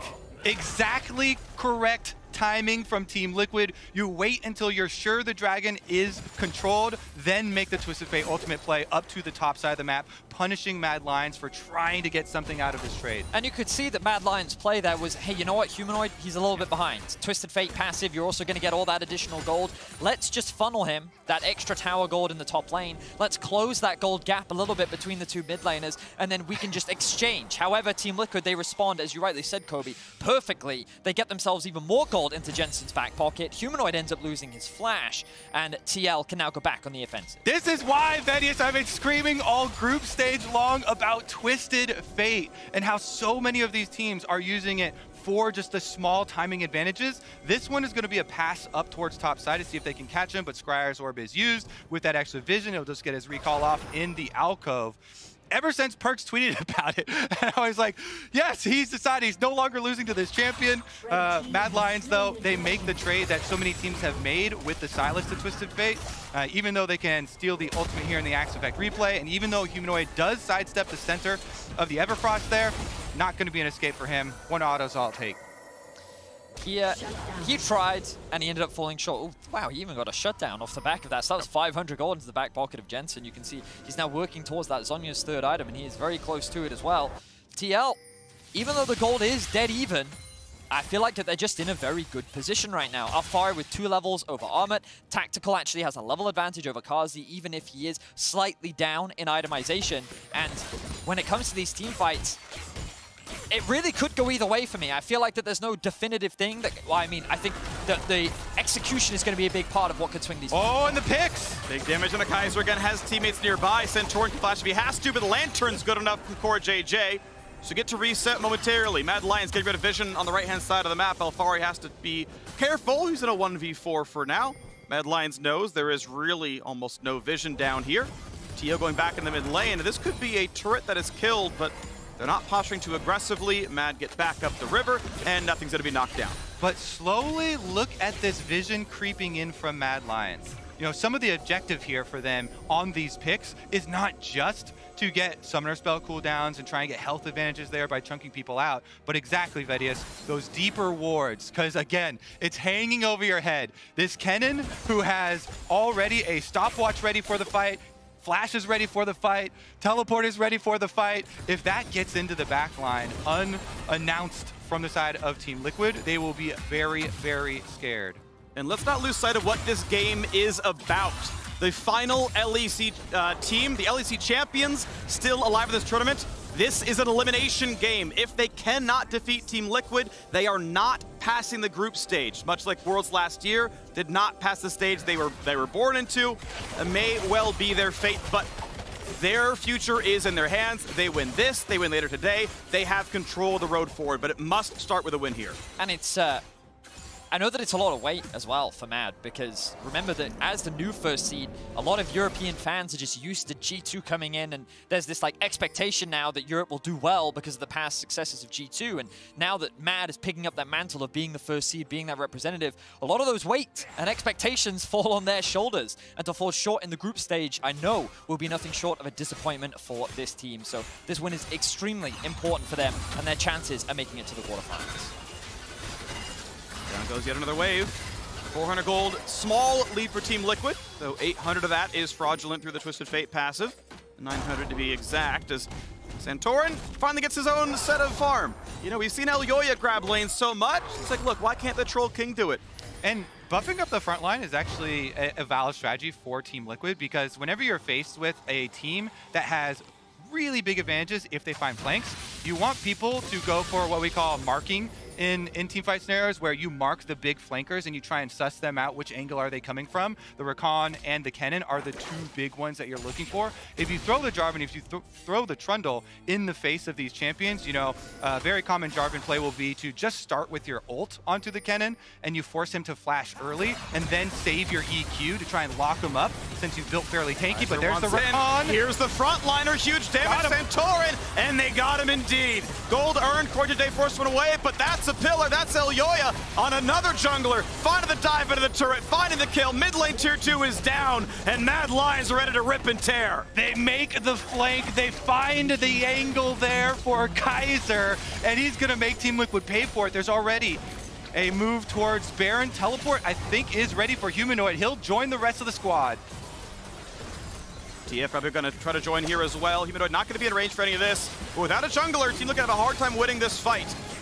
Armut still has his ultimate. Alfari could try to go for a big play, but how do you win this one? He's going to go in, he's going to find the duck, he's going to find a single kill. Kaiser a bit low. Ult's not going to land for Tactical. Stopwatch burn. Humanoid still waiting on the flank. Alfari lower and lower, but staying alive. And Team Liquid, they stopped the Baron. They didn't get a single kill, and they almost find a second as Humanoid is able to dive back into the pit to stay alive. Alfari is the one who knows timing is the issue. They have to rush it there, because that was only a few more thousand health of being a Baron in the favor of Mad Lions. So he takes it upon himself. Alfari in, marks that Kennen, immediately initiates, and saves it there for TL. Here's a look at the successful flank, though. That's what Kaiser can do for you. So, as you rightly say, Kaiser is a big part of the Mad Lions initiations, and he's able to find a really good pick, and they convert it into another one. And with this numbers advantage, you sit there and think, oh wow, Mad should be able to secure a free Baron. But the 3 damage dealers of TL are still alive, and let's see the flank coming in from Humanoid. TP in for Humanoid, has a dunk, Armor in the same spot, so now it's going to be a smite fight.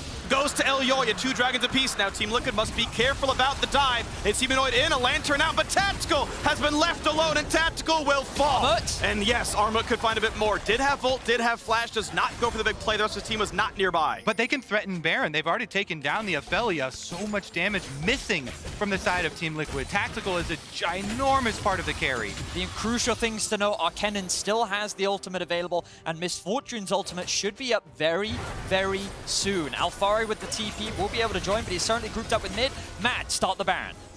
Once again, TL have to go through Fog of War. They have very little vision. They know they're not hiding up in the top left corner. TF finally comes down as it comes up from cooldown. And we have seen this before. 4th health from the Baron. Will they just stay in the pit is the question. No, Elyoya getting it lower. Here comes a dive for Armut. Gets in, stuns on a 3. They've knocked down Jarvan. They're going to find more. Bot lane is entirely dead, and this Baron, back to full health, does not matter. Mad Lions take control of the game. And all of Europe breathes a sigh of relief as they will finally be able to secure themselves a Baron and gain firm grasp of this game.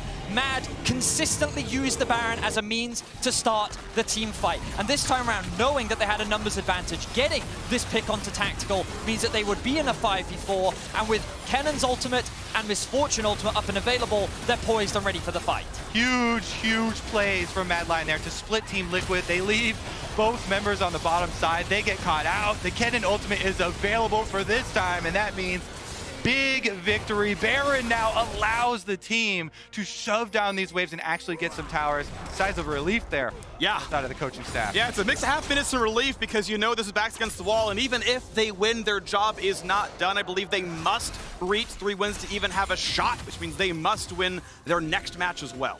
So much power in the team fight here. And because Team Liquid were split, just kind of half-heartedly trying to contest towards that dragon, you know, they only have 1 lantern, so they got jungler out and left out the AD carry. Now with Baron buff, though, Mad Lions are here to reap their rewards. Just watch that Baron power play skyrocket.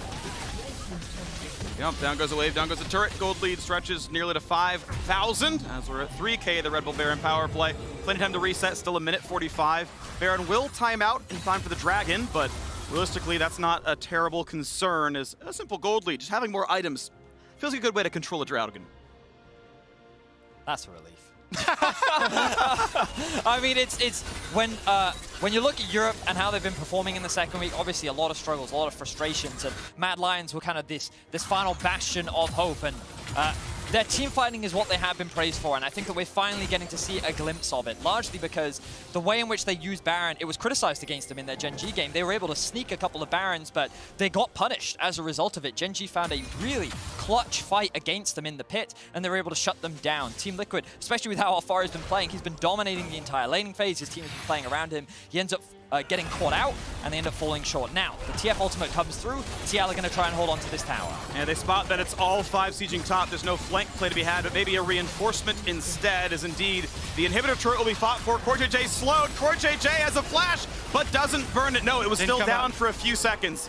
And so he had no way out, was too far up in a play they were retreating from. Elyoya able to walk away all the same. Shot's not going to be enough damage from Tactical. And Team Liquid did not have to defend the turret that strongly, just giving away gold. Yeah, another good punish here by Mad Lions on Team Liquid positioning.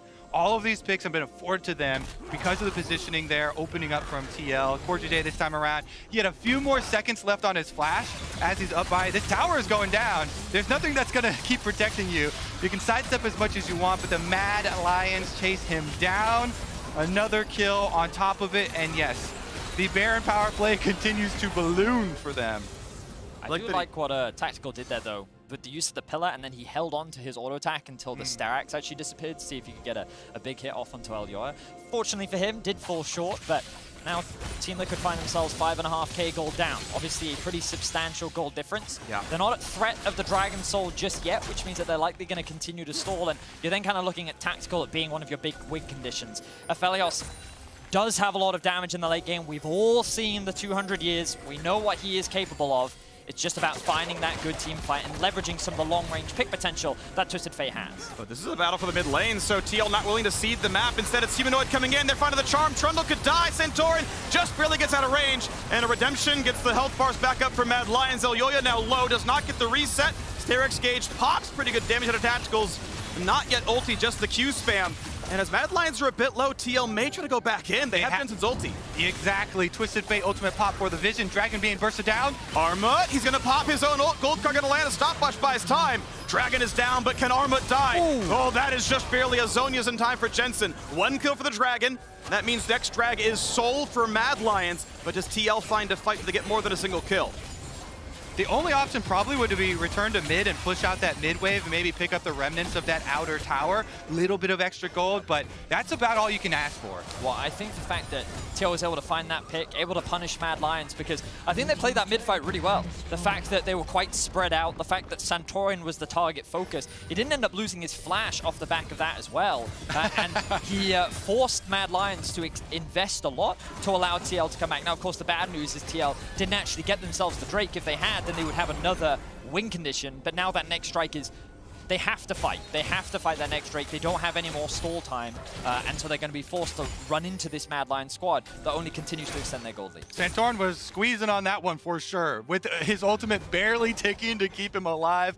Almost gives over the soul to Elyoya. That one would have been devastation for them. After the reset, though, they can try and supplant it with a little bit of vision, get Twisted Fate here. Jensen ultimate's about to come back up, push out the wave, and see if they can find something. Fight for topside. I mean, they might find the Aphelios, but no, just taking down Krug is going to be safe, earning as much gold as possible. When you put the black mist around the red buff walls there. Yeah.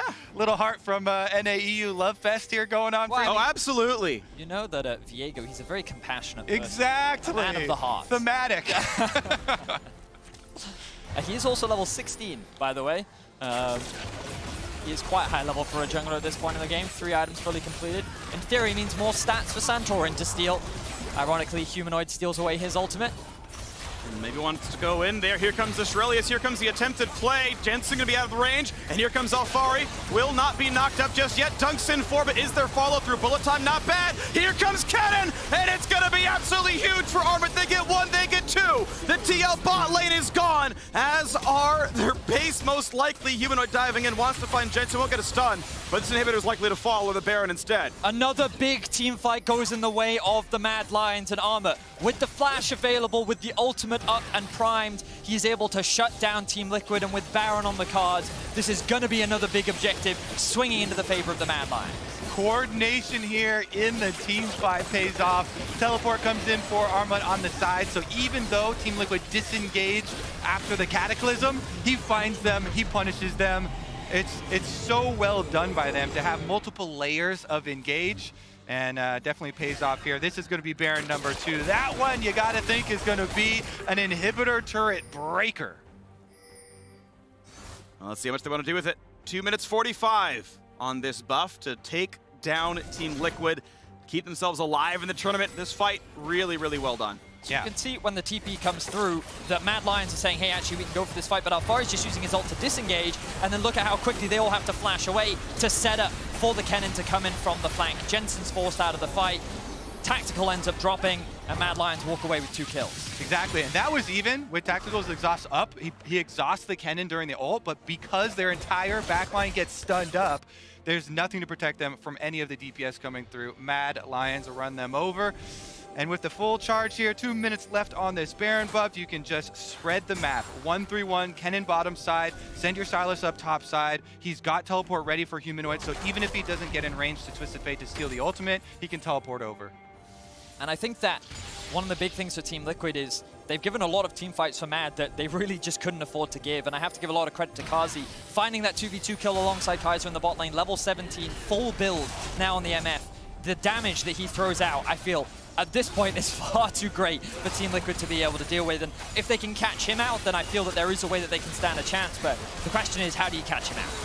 And it looks like Mad Lions going to go ahead and take themselves a fight there. Armor going to be locked in place for now. Huge damage on the Centurion, pops a stopwatch. Can they find these kills though? Zofari is forced to revive and dies. Even without Humanoid there for the first half of it, the damage was still found, and Kaiser wants in. Kaiser gets the knockup, a double kill for his lane mate as Karzi's happy to keep popping off in this game. Team Liquid on their very last legs. Yeah, you can say that again, Freak. Baron's still on. Mad Lions, they're not going to stop here.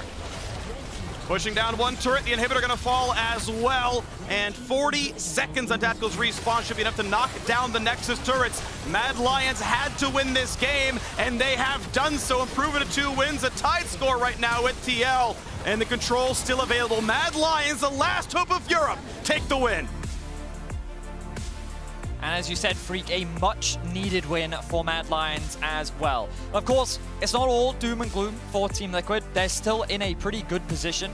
If they can win their next game, I believe it is against Gen G, then there's still a very real chance for them to get out of this group and to create that crazy 3-way tiebreaker amongst all these teams. And a lot of the pressure still falls onto the shoulder of Mad Lions because they still need to win their next game as well. Yeah, so much of this, really good punishment of positioning errors on Team Liquid by Mad Lions.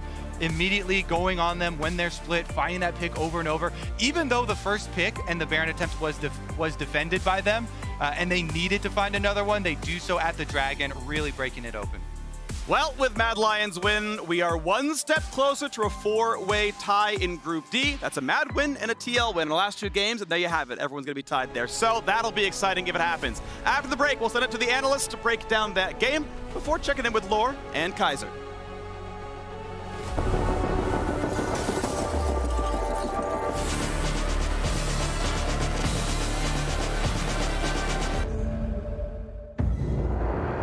The magical power of the realm is a mystery.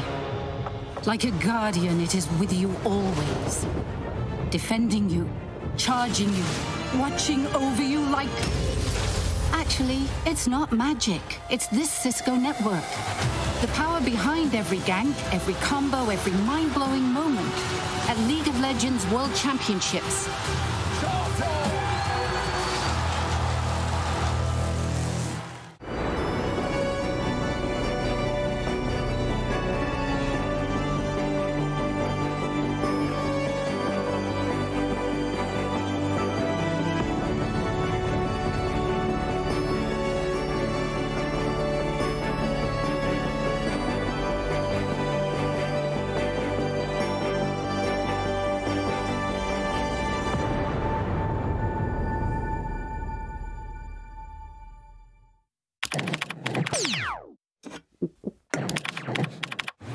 Red Bull gives you wings.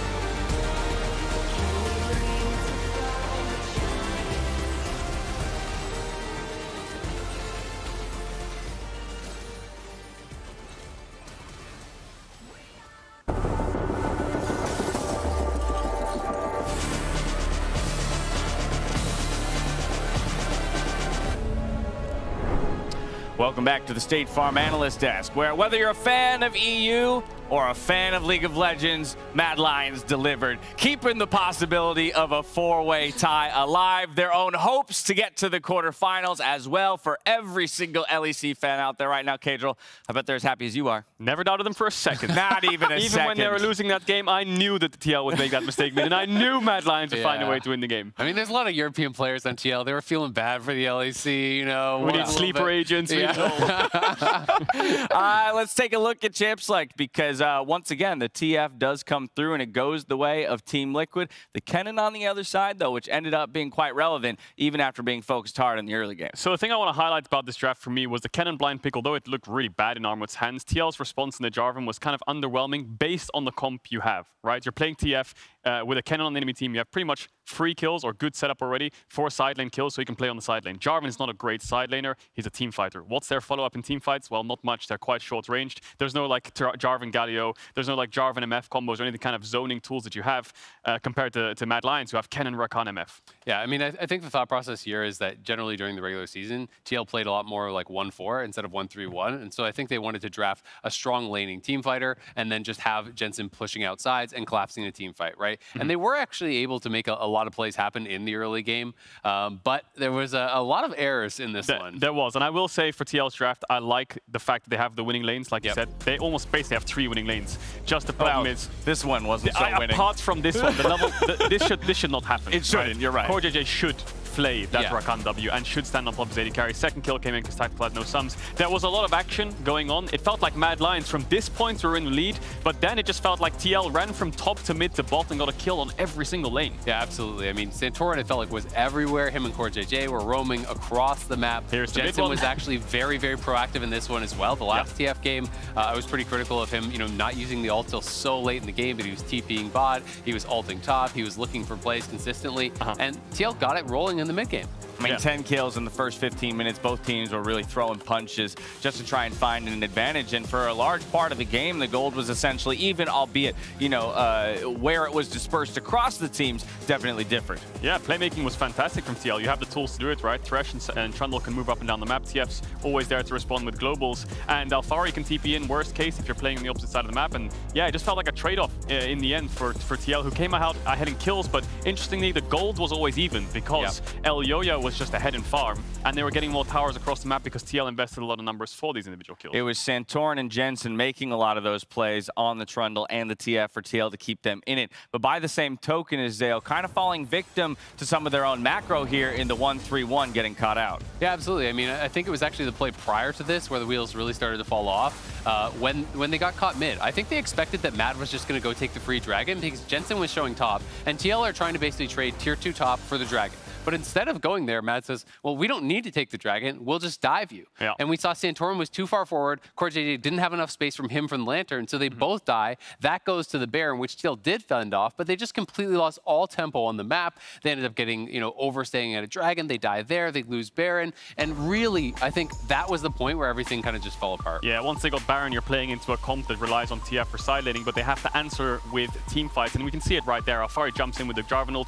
Yes, you're behind right now, but there's not really much follow-up, right? Trundle can't really flash into your Jarvan ult on the AD carry, or whoever it may be that you're targeting. And importantly, there's not a lot of interrupt. If Santorin uses his pillar to gap close, the MF ult is almost uncancelable if Alfari is forced to EQ ult into the fight to get in there in the first place. So their comp was great in the early game, but once you drop the ball, it really becomes hard to team fight. I mean, that's the thing for me, right? A Kennen that went down 0-4 can still be relevant if you find the space to start and force the team fights. He became incredibly relevant. Another person who was relevant, and we have to call out, is Kaiser. Obviously, he was a big part of that first blood in the bot lane, but time and time again with the engages as well on the Rakan. Yeah, absolutely. I mean, he's the reason that they got the 2v2 kills in bot. He predicted, you know, a flash from Jensen in mid, got a kill there.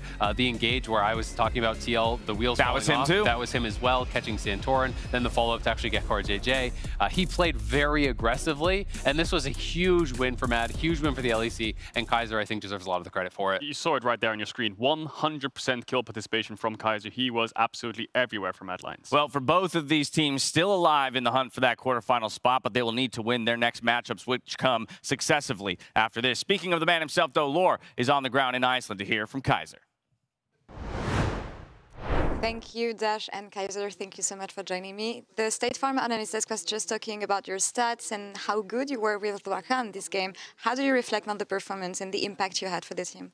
I mean, I think it was pretty good. I think we showed that we can still play aggressive, especially with Rakan, right? I think like these kind of flash engages really suit us, and they were like stepping up on midway sometimes, and we were like, yeah, they're trolling, so we just engaged, right? And I think it worked out pretty well for us this game. I think I made some mistakes in where we in the macro game, but I think we can fix that, and we showed a lot better performance today. Tell me more about the macro game, because deficit in the early game, you guys came back in the mid game from a very chaotic game overall. How did you walk through this game to get the win in the end, and what was difficult for you? So the Twisted Fate kind of made it difficult for us. I think we kind of expected some of the roams or like TP plays that they made, but I think we didn't defend them correctly. So sometimes like the Silas or like the cannon got dove, right? And that was what kind of put us behind in the early to mid game.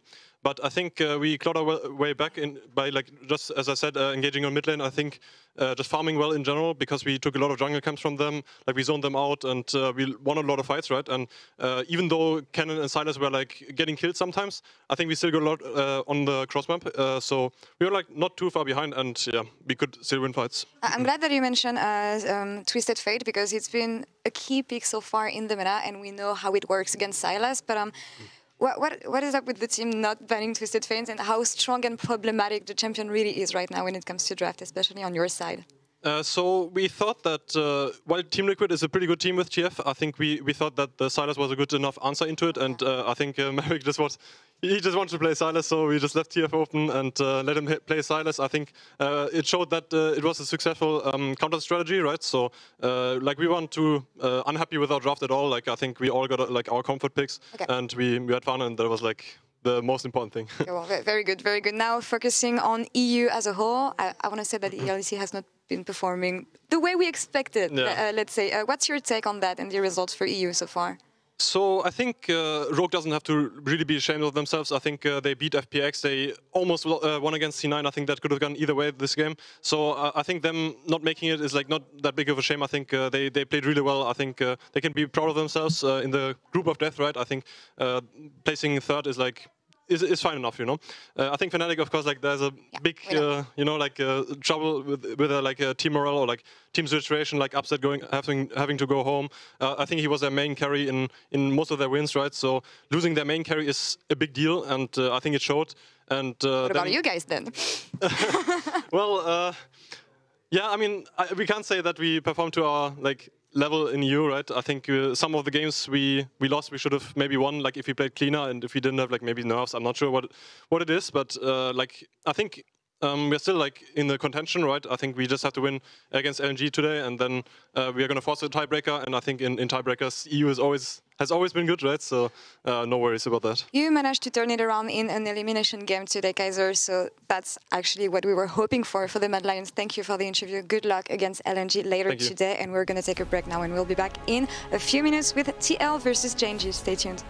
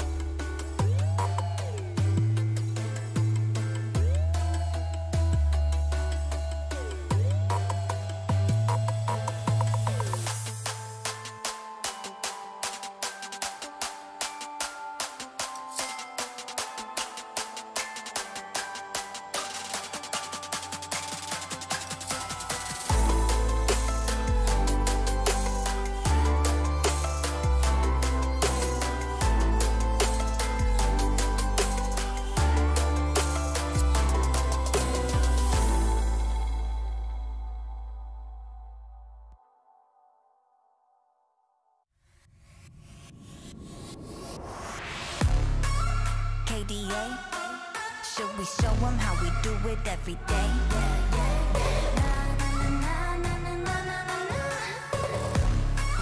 Let's get it. Kali that girl, Kali go girl, Kali don't stop, Kali don't skirt, Kali got a job, Kali got a word. 뜨거워 언제나 don't get burned. 넘쳐 흘러물 든 a buffet, 죽여주잖아 like a buffet. 누가 감히 on my outfit, 그 문 열지 마 that's a rock day. I'm giving you more cause I'm greater than. 필요 없는 시험들 다 뿐이미. But all of my numbers are talking bang. 부루마법 message monopoly. 눈종이도 네 number money 필요 없대 너네들이 만든 돈들 go get it, go get it, go get it. 더 미션 눈을 못대 못해 그래 너도 그래 cause I got it different.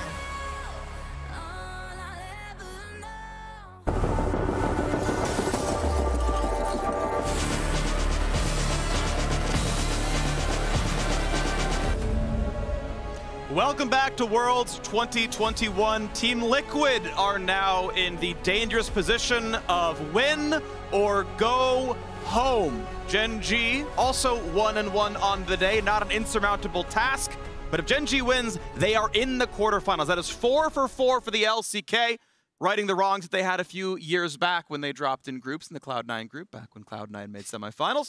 It's not good to see who makes it happen today. Yeah, this one is definitely going to be a very tense match here, Vedias.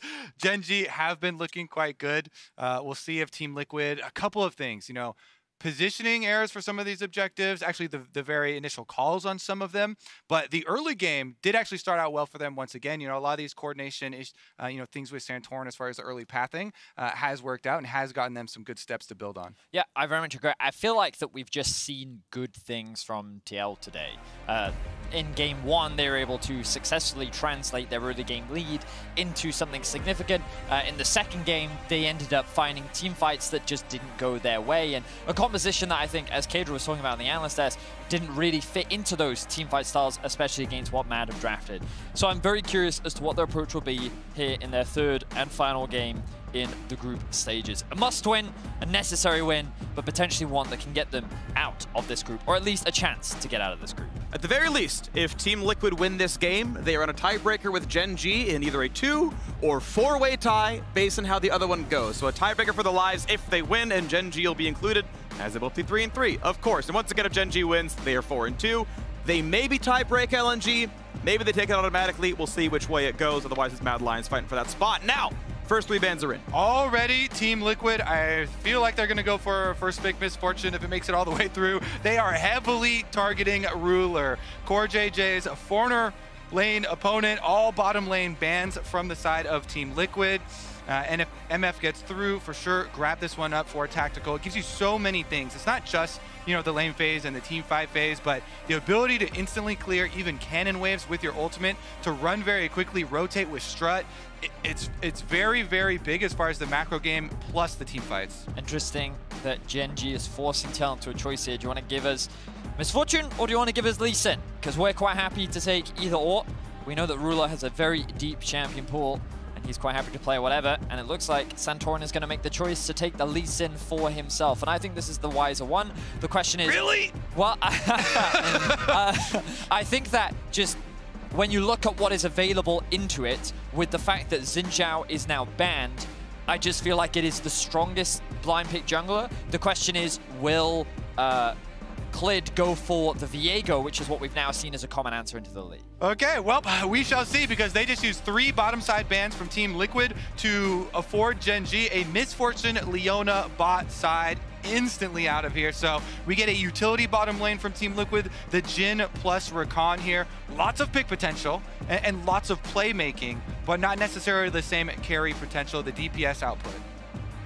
All right, one final pick into the second round of bans. Roles have been answered so far, although Gen G got the cream of the crop. Team Liquid got decent answers. Obviously, Rakan roams can be good, as Rascal back in the lineup, by the way, says, okay, we'll pick a top lane that's going to have a lot of priority. And through the lens of who you're against, I can see it. If the TL win condition is just played throughout 500 at a time, Renekton's pretty good at handling that kind of pressure. But I feel like that you're just really hamstringing your jungler if you're Gen G now, because Team Liquid, what I expect them to do is ban away the Viego, and then they could even ban away Jarvan if they want to. And remember that Alfari has Gnar, he has Kennen, he has so many options. You could even play Gangplank into this matchup as well, and Gangplank into MF. there are so many options that you're giving Alphari and Team Liquid right now. I am very surprised that Gen.G would choose to blind that. Gangplank counting MF is not lore friendly though, Vedius, by the way, so I'm not sure I can pick up onto that one. Wait to see now what the final ban's going to be. You talked about pinching the jungle pool. Jarvan, again, off the table. Want to see what number 2 is. Yeah, Jace, Ryze, sure, they're gone. I am actually kind of curious which way it goes with mid lane. Obviously, they can wait and give BDD counterpick, or if they say, actually, Syndra's up with no answers, you know, rush pick that, you know, obviously an option there as well. Taking their time, Viego is going to be that second ban. Yeah, not a lot of surprises so far for the bans. And then when mid lane, when we get down to it for BDD, biggest champions. Now, this could be a mid lane. This is a mid lane flex. For this team, it is actually mid lane flex possible for BDD. Taliyah is his 3rd most played champion of all time for mid lane. Is a very good Taliyah player, but of course the classic jungle Taliyah plus Renekton topside, even though the stun duration got reduced, you can try and combo it. If you're there in position already with Taliyah and you cast the seismic shove back, then you can still combo for, you know, a wombo on topside. Did you see that win rate though? 90% for Syndra. It's getting better and better and better. It was, you know, 6 out of 7 casting yesterday. Picked up some more wins on the day. Syndra's been looking good. You mentioned the Gnar. The Gnar is going to be locked in. Of course, if that first stun lands, a mini Gnar is instantly dead in that combo. I'm surprised that Alphari chose not to go for... That is locked in it is. For BDD. Okay, so now I understand the Renekton blind a little bit more, because Renekton Taliyah, Renekton Nidalee, these are the type of top lane jungles that we would often see when you were playing towards the top side of the map. But Taliyah makes so much sense into the amount of dashes and mobility that you have on the side of TL, the way that you can use your E to punish, trying to close the gap. And then also, because they go for the AP jungle, it sets them up to go for the AD mid option as well. However, with the reduced stun duration on the empowered stun from Renekton, you have to immediately pull this combo up, and we'll wait and look at the runes from Alphari. You can go Tenacity in green and yellow for the Gnar, and then be able to walk your way out of that combination. All right, focus for Team Liquid, though. You can see they know their backs are now against the wall. A win against Mad Lands would have made the road easier, but now it is rocky, it is uphill, and it goes against BDD twice if it's going to happen at all. Make or break, win or go home, and Alphari spends his 22nd birthday either back in America or back in the UK. It's not going to be spent in Iceland if they do not win this game and the one in front of them. They would have to win a tiebreaker as well to make that road to quarterfinals. For BDD, Ruler, and the rest of Gen.G, not only does Ruler get to send his former teammate, former world champion CoreJJ back home, he gets to guarantee quarterfinals with the win here. Here's what I want to see from Team Liquid. I want them to do what I call give them the icon treatment. Okay, you just permanently go mid. You call it that, do you? Yeah. That's a recent thing for sure. Yeah, it is definitely a recent thing. You just camp mid lane. You just try and shut BD down. Yone is at his weakest in the early game. There are very clear windows where you can look to punish this champion. And with a mid jungle duo of Lee Sin, Syndra, you have so much mid lane setup that you can look to shut BDD down. What's funny to me is that you want to do that against BDD, and BDD was the one who soloed icon twice in a row before 6 minutes. He's part of the reason why it's called the icon treatment, yes. He's the one who invented it. I thought you were going to say you want to see from the Team Liquid bottom side, not dying level 1 first blood, that would also be blowing helpful. all of your summoner spells, especially yes. versus Ruler and the Life, who get the deep ward on a red buff. So they will track Santorin's early jungle route, see if he starts on the bottom side, then you know jungle pathing towards top side, and you can go very aggressively with the Misfortune Leona. So both teams able to ward each other's red buffs. Klid decides, I'm just going to make sure you don't steal this one on some kind of wonky pathing, and instead we're just going to go for the defensive play, going to start at blue buff, heavy clear towards top side, as that was the entire point of the comp in the first place was, yeah, Taliyah Renekton. We're going to go punish a mini Gnar. That's the entire point of this comp. Sweeper will be up on time to get rid of the Trinket Ward, and of course the red buff is on. We'll see if they sweep it out after all, but going to be a heavy leash. Both duo lanes going to leash their junglers, and Sweeper will not be used for CoreJJ. They can certainly expect that this was sent, but not going to kill the ward. So yeah, as you mentioned, Freak, there was a question mark ping that came down onto the red buff from the side of TL, but I thought it was really interesting that CoreJJ used his ward to get information on the red buff, and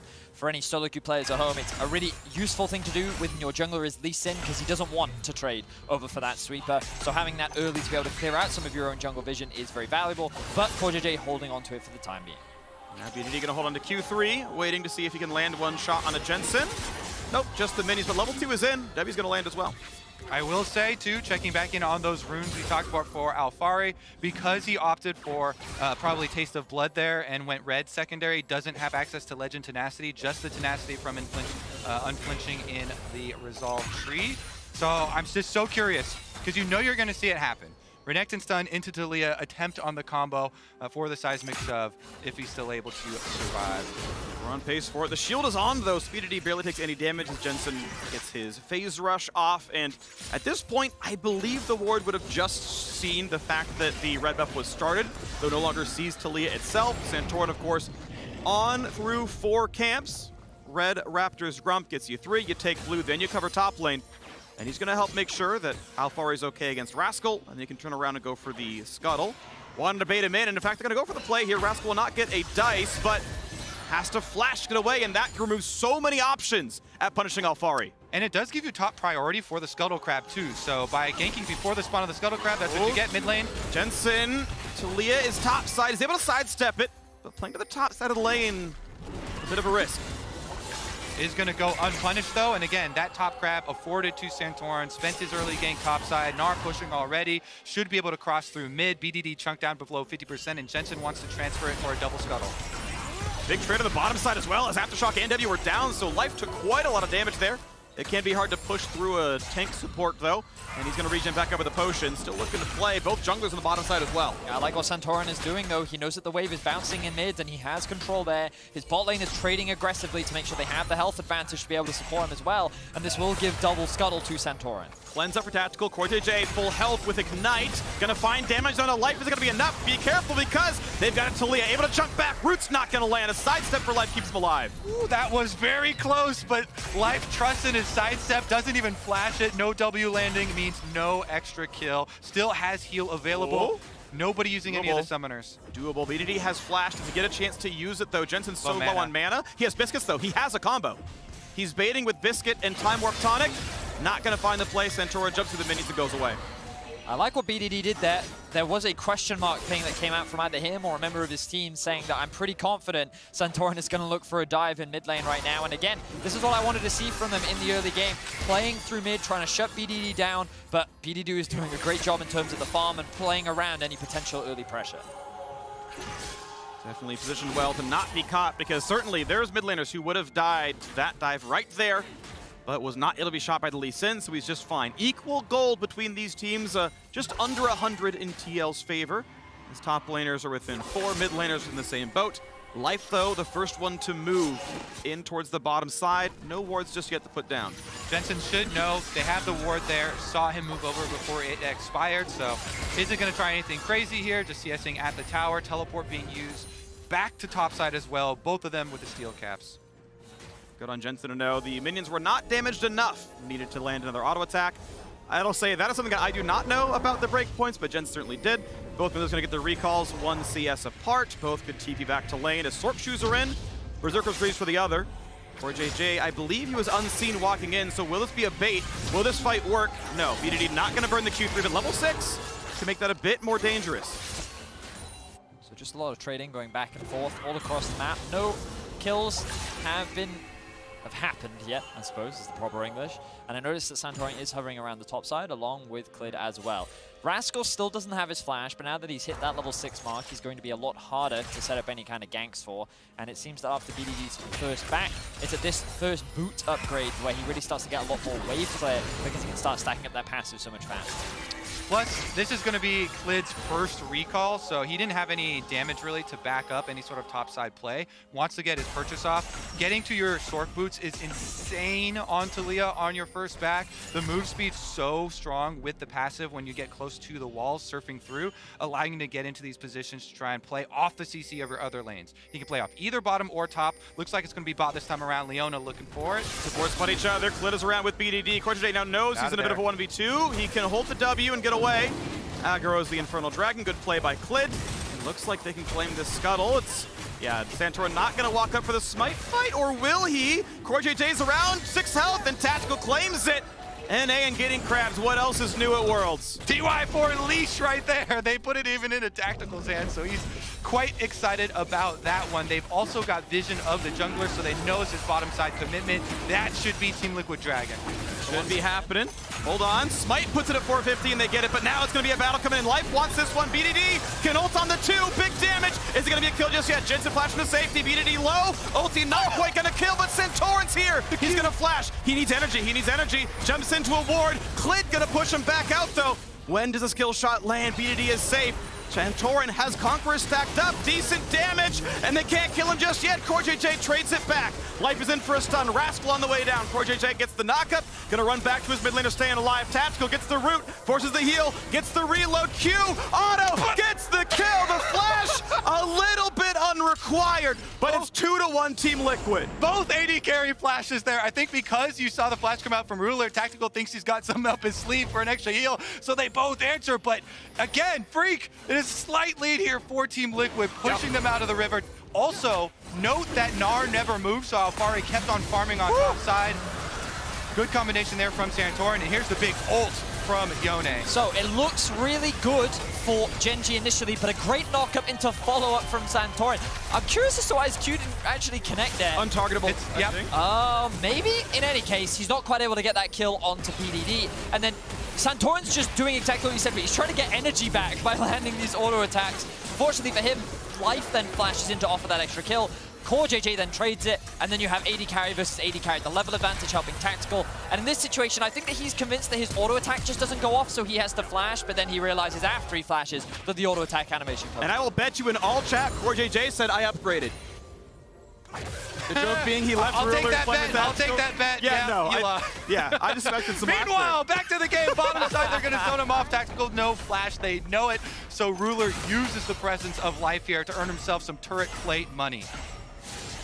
Pretty good. Looking pretty good there. Gen.G actually up in gold as a result. That said, though, an unanswered Rift Herald take means that's going to swing back eventually for Team Liquid. I want to see eventually which way it goes. Not a bad trade. Alfari could dunk backwards, actually not into the wall, but wants to trade. Are you kidding me? He's going to solo kill Rascal. No, the ulti was up the whole time. The house is going to miss, and Alfari has to run away.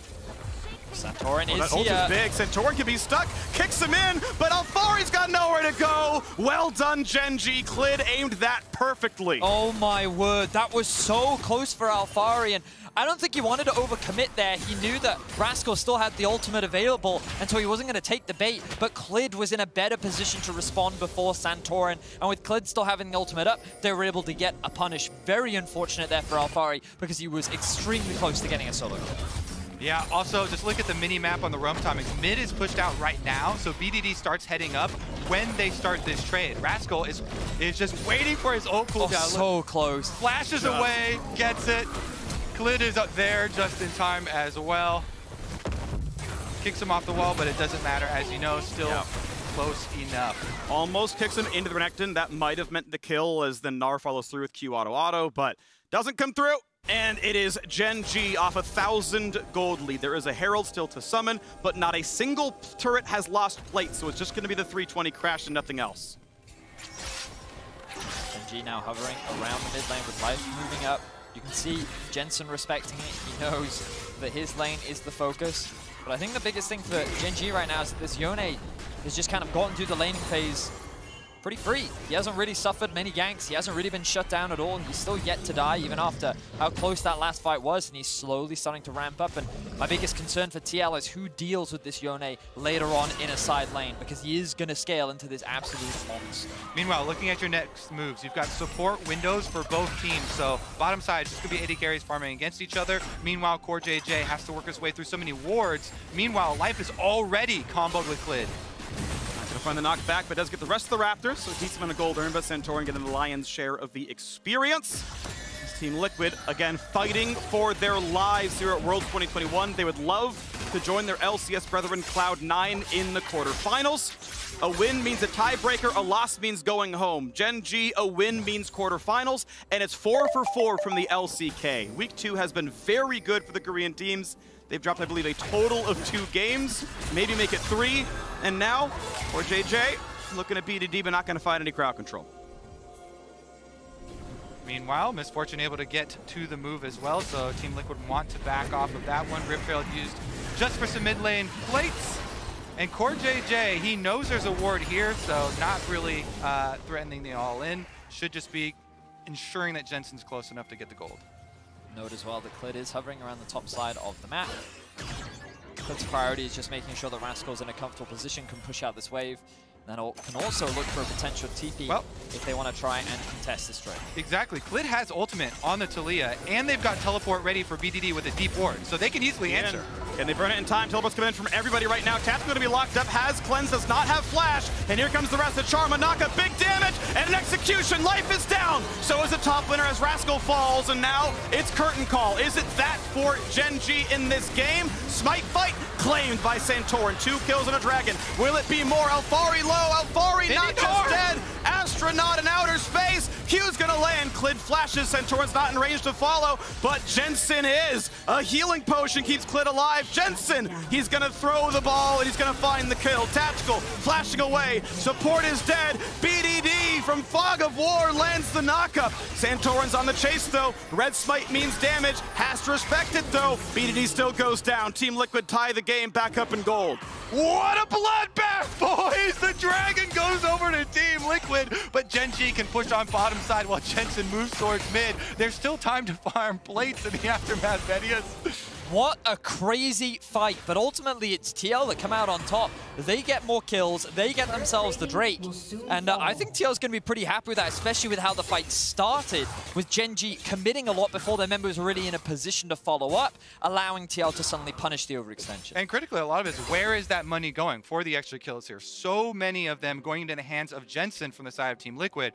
This first one, you know, Santorin's able to jump over the wall, they execute on support, plus with Misfortune ultimate down now, they're able to chase through. Lee Sin with the execution on the Dragon Q plus your Smite. Alfari was getting real reckless here, jumping in on Mininar, but thankfully, Clid not able to get him as far as the knockback goes, and Jensen cleaning up that other one while the two members are stuck inside the pit.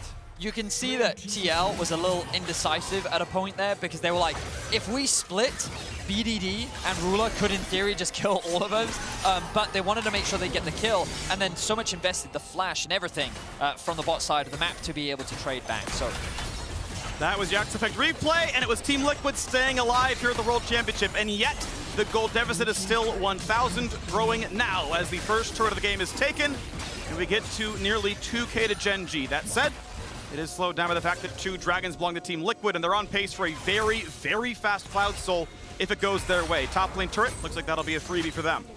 Yeah, Rascal very accustomed to playing on the weak side of the map, not going to overextend, not going to drop there, nothing extra gained as Team Liquid get the other half of that trade from the bottom side, so it gets them much closer into the overall exchange of gold. Meanwhile, the teleport's all used in the last play, so the only one with the big global is Clid with his ulti.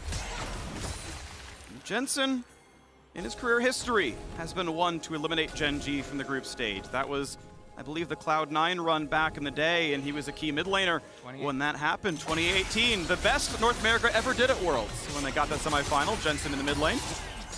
It was kind of Blabber's big break as well. That was kind of his first year in the LCS, but we'll stop talking about Cloud9. We'll talk about Team Liquid, maybe fighting for the second Rift Trail, but Gen G burning it down. Yeah, and you can see there's no fight from Team Liquid because, as we said, no teleports are up, and Alfari committing to bottom side. So this is going to be a lead in, you know, turret health for Gen G because they can push on top turret as well as picking up the Rift Herald.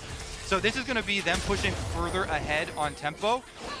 While Alfari will finish up this outer turret, the Rift Herald ensures that you can go further. Big damage, he's the teammate to jump to. He's running down and just gets deleted. An overstep for wards. Turns out Ruler and Life were defending that turret, and they knock down Core JJ. Turret's traded, but top tier 2 will fall as well. Exactly, and it's Rift Herald, so they can get that one all the way into the inhibitor turret. This is big wins for Gen G, finding that pick onto Core JJ, getting Shelly all the way inside. And it's just really good awareness from Gen G because they recognize that, hey, even if Team Liquid is first on the tier 1 in the bot lane, thanks to the Rift Herald and no one answering from Team Liquid, there's no way that they're going to be able to stop us from pushing all the way down to the tier 3. So it's actually Gen G that end up getting a huge gold advantage that's further supplemented by the kill that they were able to get onto Core JJ. So while their mid lane turret does go down, Gen G continue to extend their gold lead. You have to be very careful when you navigate the mid game in games like this where you traded sides.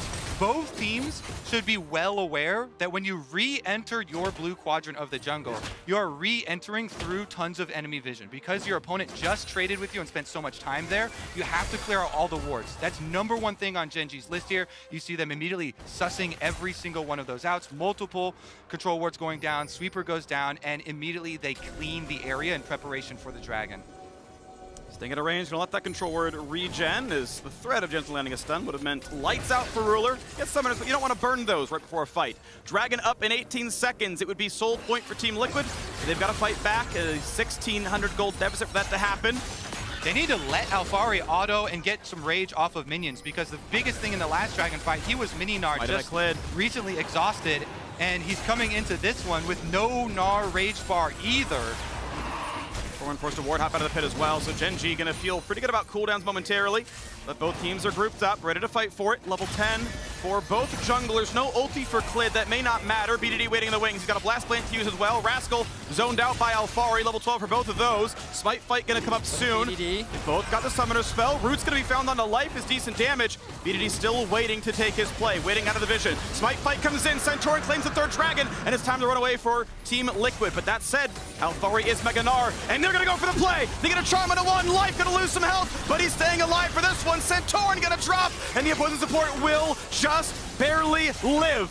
It was a huge commitment from Core JJ, but the rest of Team Liquid could not follow up on that engage. I was keeping my eyes on Alphari, but he didn't quite land onto BDD, which meant that the only person they charmed up was Life. And then once you overcommit for a Leona, you know that Gen G have so many zoning tools with the Talia along with the Misfortune ultimate that it was too difficult for TL to successfully follow up. Yeah, excellent fingers on BDD. Flashes right out of there. So you could see the idea for the attempt for the turn. Alphari was in Mega Gnar. They have control ward in the brush, so Core JJ wants to do it, but they were a little bit closer. He goes right in, splits the carries, then BDD flashes away as Santorin goes in, so they can easily just turn and focus him down. Big commitment onto the support there for the attempt from Team Liquid. Just a little bit too early. If they walk a tiny bit further forward, it's a lot easier to land that onto the carries. Just crazy side steps from both BDD and Clid.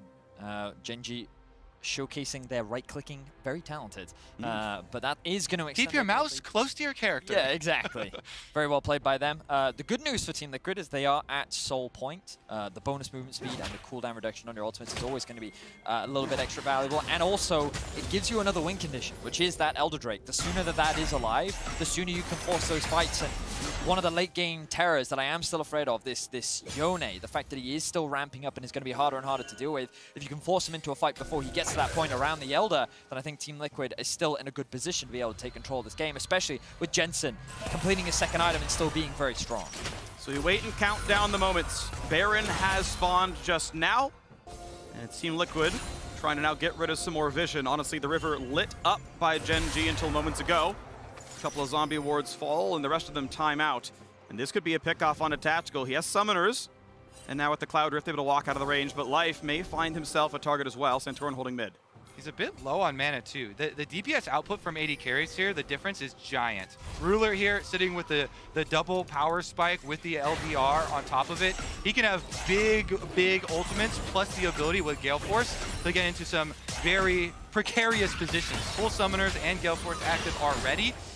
If they can get that recall there for tactical, at least he picks up the last Whisper component, but it's still going to be tremendous zoning advantage and damage output advantage there for the side of Gen G off of Ruler's back. Meanwhile, Jensen has to come up with a big play here for Team Liquid. The long-range Syndra stun is one of your best tools when you have control of vision through the river like they do here. He was the recipient of all these early kills, so burst damage is there, zone use is there for safety as well if he finds himself being all in, but has to hit one of these big stuns in order for Team Liquid to actually find that team fight win. Now Tactical just farming until he can find the rest of Lord Dominic's, but yes, Ruler is a big deal. Clid on 1.5 items, has the stopwatch, going for the full Zonias, which I feel like people have been going away from. But in this case, Clid definitely wants to have the active back even after he breaks his stopwatch. We're waiting for the rest of the champions to stack up. Sterix not far away for Rascal. That'll be a very big power spike to make him a good frontliner.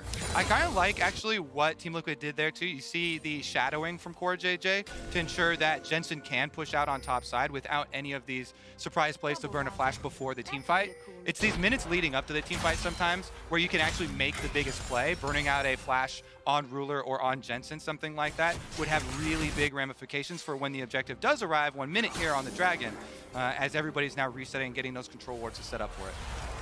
All right, clear away the mid-wave, and we hope, at least for TL's sake, that Lord Dominic's can be completed for Daptical to match the items. But Gen G going to start controlling this top river, getting rid of zombie wards and everything else down. There is a Jin trap that helps a bit there, staying invisible, so that can't be easily cleaned away. As we now know, Dragon Soul is up in 45 seconds. TL has been on a breakneck pace to go for a soul, and so far this fights have mostly been good for Santorin. See if you can make it 3 for 3 of the contested Dragons here. This mid lane is fought over, and we have 30 seconds to the timer. Yone, though, continuing to push in the top lane. BDD is creating this extra point of pressure. Genji is hovering around the Baron. The good news for Team Liquid is there is still this control ward just sitting behind them, ready to be used as a teleport. They are just baiting it out. They're forcing Team Liquid to come and phase check into them. BDD has grouped up with the team. Rascal has the teleport as well. There is one ward to the left of Jensen. A little more vision. Not going to be pulling the trigger. The Baron, the Dragon, going to be spawning in 2 seconds' time. And Gen G is going to kind of split the play. Say, look, you can go ahead and solo Dragon. We'll start Baron if it happens. So TL, as long as they can play vision, though, should be given Dragon Soul. Santorin waiting around, Ruler the same, and it's just top and bot are going to duo the Dragon, so Cloud Soul will be claimed very soon, but still playing the Fog of War. And Gen G don't have vision. This is the play, they're going to find the stun. CoreJJ charged, but cannot quite get out. Life finds the stun, and Life finds a death out of the opposing support, and now Clid locks them up. TL have to find a way to run away. They will do so. They are fast, but they are 4v5. It's also Meganar expired for Alphari, so you have to give that turret. Even after the recall, they just go for the minion waves there for Team Liquid. They get the soul in exchange for the life of Core JJ, mid-tower as well. Support survival timer here to get back up from a kill, though, is very short because of the low level. See if he can get back in time. Ultimate use for vision. All right, and that means they know what's happening. 9,000 on the Baron. How do you win this fight without a support? You have a Dragon Soul, but you are in a 4v5. Rascal ults to build up the rage. Life comes in, wants Jensen, Zhonya's burned. First engage, not gonna land, Jensen flashes. Big damage for BDD, gets one. BDD gets back out. Alphari has a flash. Can he get the dunk? Gonna go for the slow first, forces Ruler's flash. Wants to find the targets. Can he make it happen? Has flash, soon has crunch. Wants to get in. BDD flashes to safety. Great fingers, sidesteps CoreJJ, but they might just kill him. Will tether back, and it means TL will answer a kill. 1 for 1, both mid laners are down. Dragon Soul still gives the move speed, meaning TL could still chase down. Santorin wants to. Ordy ward hops once. Q's not going to land. They're going to give up the chase. I think Team Liquid should just force the Baron right now. They know they have the numbers advantage. Jensen is going to be up way before with the teleport as well. And their health bars are so much greater than that of Gen G's, especially after investing so much, but they're not going to take the gamble. Instead, they're going to choose to go back to base because this initial engage from Gen G, again, using the Baron to force a fight, forces Jensen's stopwatch out very early, and then the collapse comes through from BDD and Rascal. But then the fight becomes very split. Alphari's able to zone away so many members because of the threat of his ultimate, and this allows Team Liquid to be able to catch off BDD. Exactly, and in the end, they do trade out the mid laner lives. Flash and Zhonya is used by Jensen, but also Flash from BDD and Flash from Ruler as well, burned from the side of Team Liquid. So they'll be pretty happy to keep this lasting Dragon Soul buff for themselves as they try and retake control of the map. And soon the map gets split because in just under 4 minutes time, an Elder Dragon and a Baron are both alive. Both can be game-ending in the right hands. And a smite could change everything here as TL fight for their lives at Worlds. As a quick history lesson, by the way, since after the 2011 World Championship, only a single team not named Cloud9 has made it out of groups. 2014 TSM.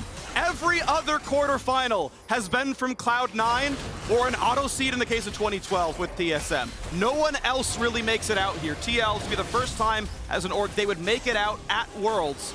Hoping to do it here. Good force there by Team Liquid. The entire time, there's no way you're flipping this Baron. There's no way you're fighting inside the pit. You're just trying to draw out the cooldown off of this Yone. The Yone split push is so hard for them to deal with, so that play on Baron was actually a very big win for Team Liquid. taking away the possible splitting there from BDD, getting his teleport out, and putting a stall to this momentum from Gen.G. You know, I thought Gen.G was going to do the exact same thing and then be like, now it's your turn to TP. But they're not going to force it. They're just going to clear out some of the vision. And they're going to look to reset as they try and restock and replenish some of those wards. The timer in the top left of your screen is what you need to be paying attention to, though. Elder Dragon in 2.5 minutes. Never mind. The sneak. It's a sneak as Jin was spotted in mid, and Gnar just recently left the bottom lane. Very low damage here on this Baron, but if they can slowly take their time, BDD's going to head over. The Tactical's here now as well, and Gnar's the way over as Mega Gnar. I mean, Clid, he does have Flash, he has Ult, he has Smite, and now TL realized, okay, the sneak, it was a little bit too slow. We're going to back out of this one. Baron will regen. Yeah, just such low Baron damage. Yeah. The only way you get that one is if Gen.G are actually asleep on stage at the moment. Not the case. The thing is, Ruler, after his last back, was able to pick up the Infinity Edge now. So 3 items on one of the big carries for Gen.G. He is primed and ready to go. He is massive. Him along with BDD. These are the 2 stars, the 2 guys that Gen.G has always relied on for the big carries for this team. There's so much of the success of Gen.G is off of these 2 players, and them hitting triple item power spikes right now is critical. Red buff here on Alphari, though. See about answering any sort of globals. If that Talia finishes the recall, then there wouldn't be any defense. Okay, so I think that the next big fight is going to be around Elder.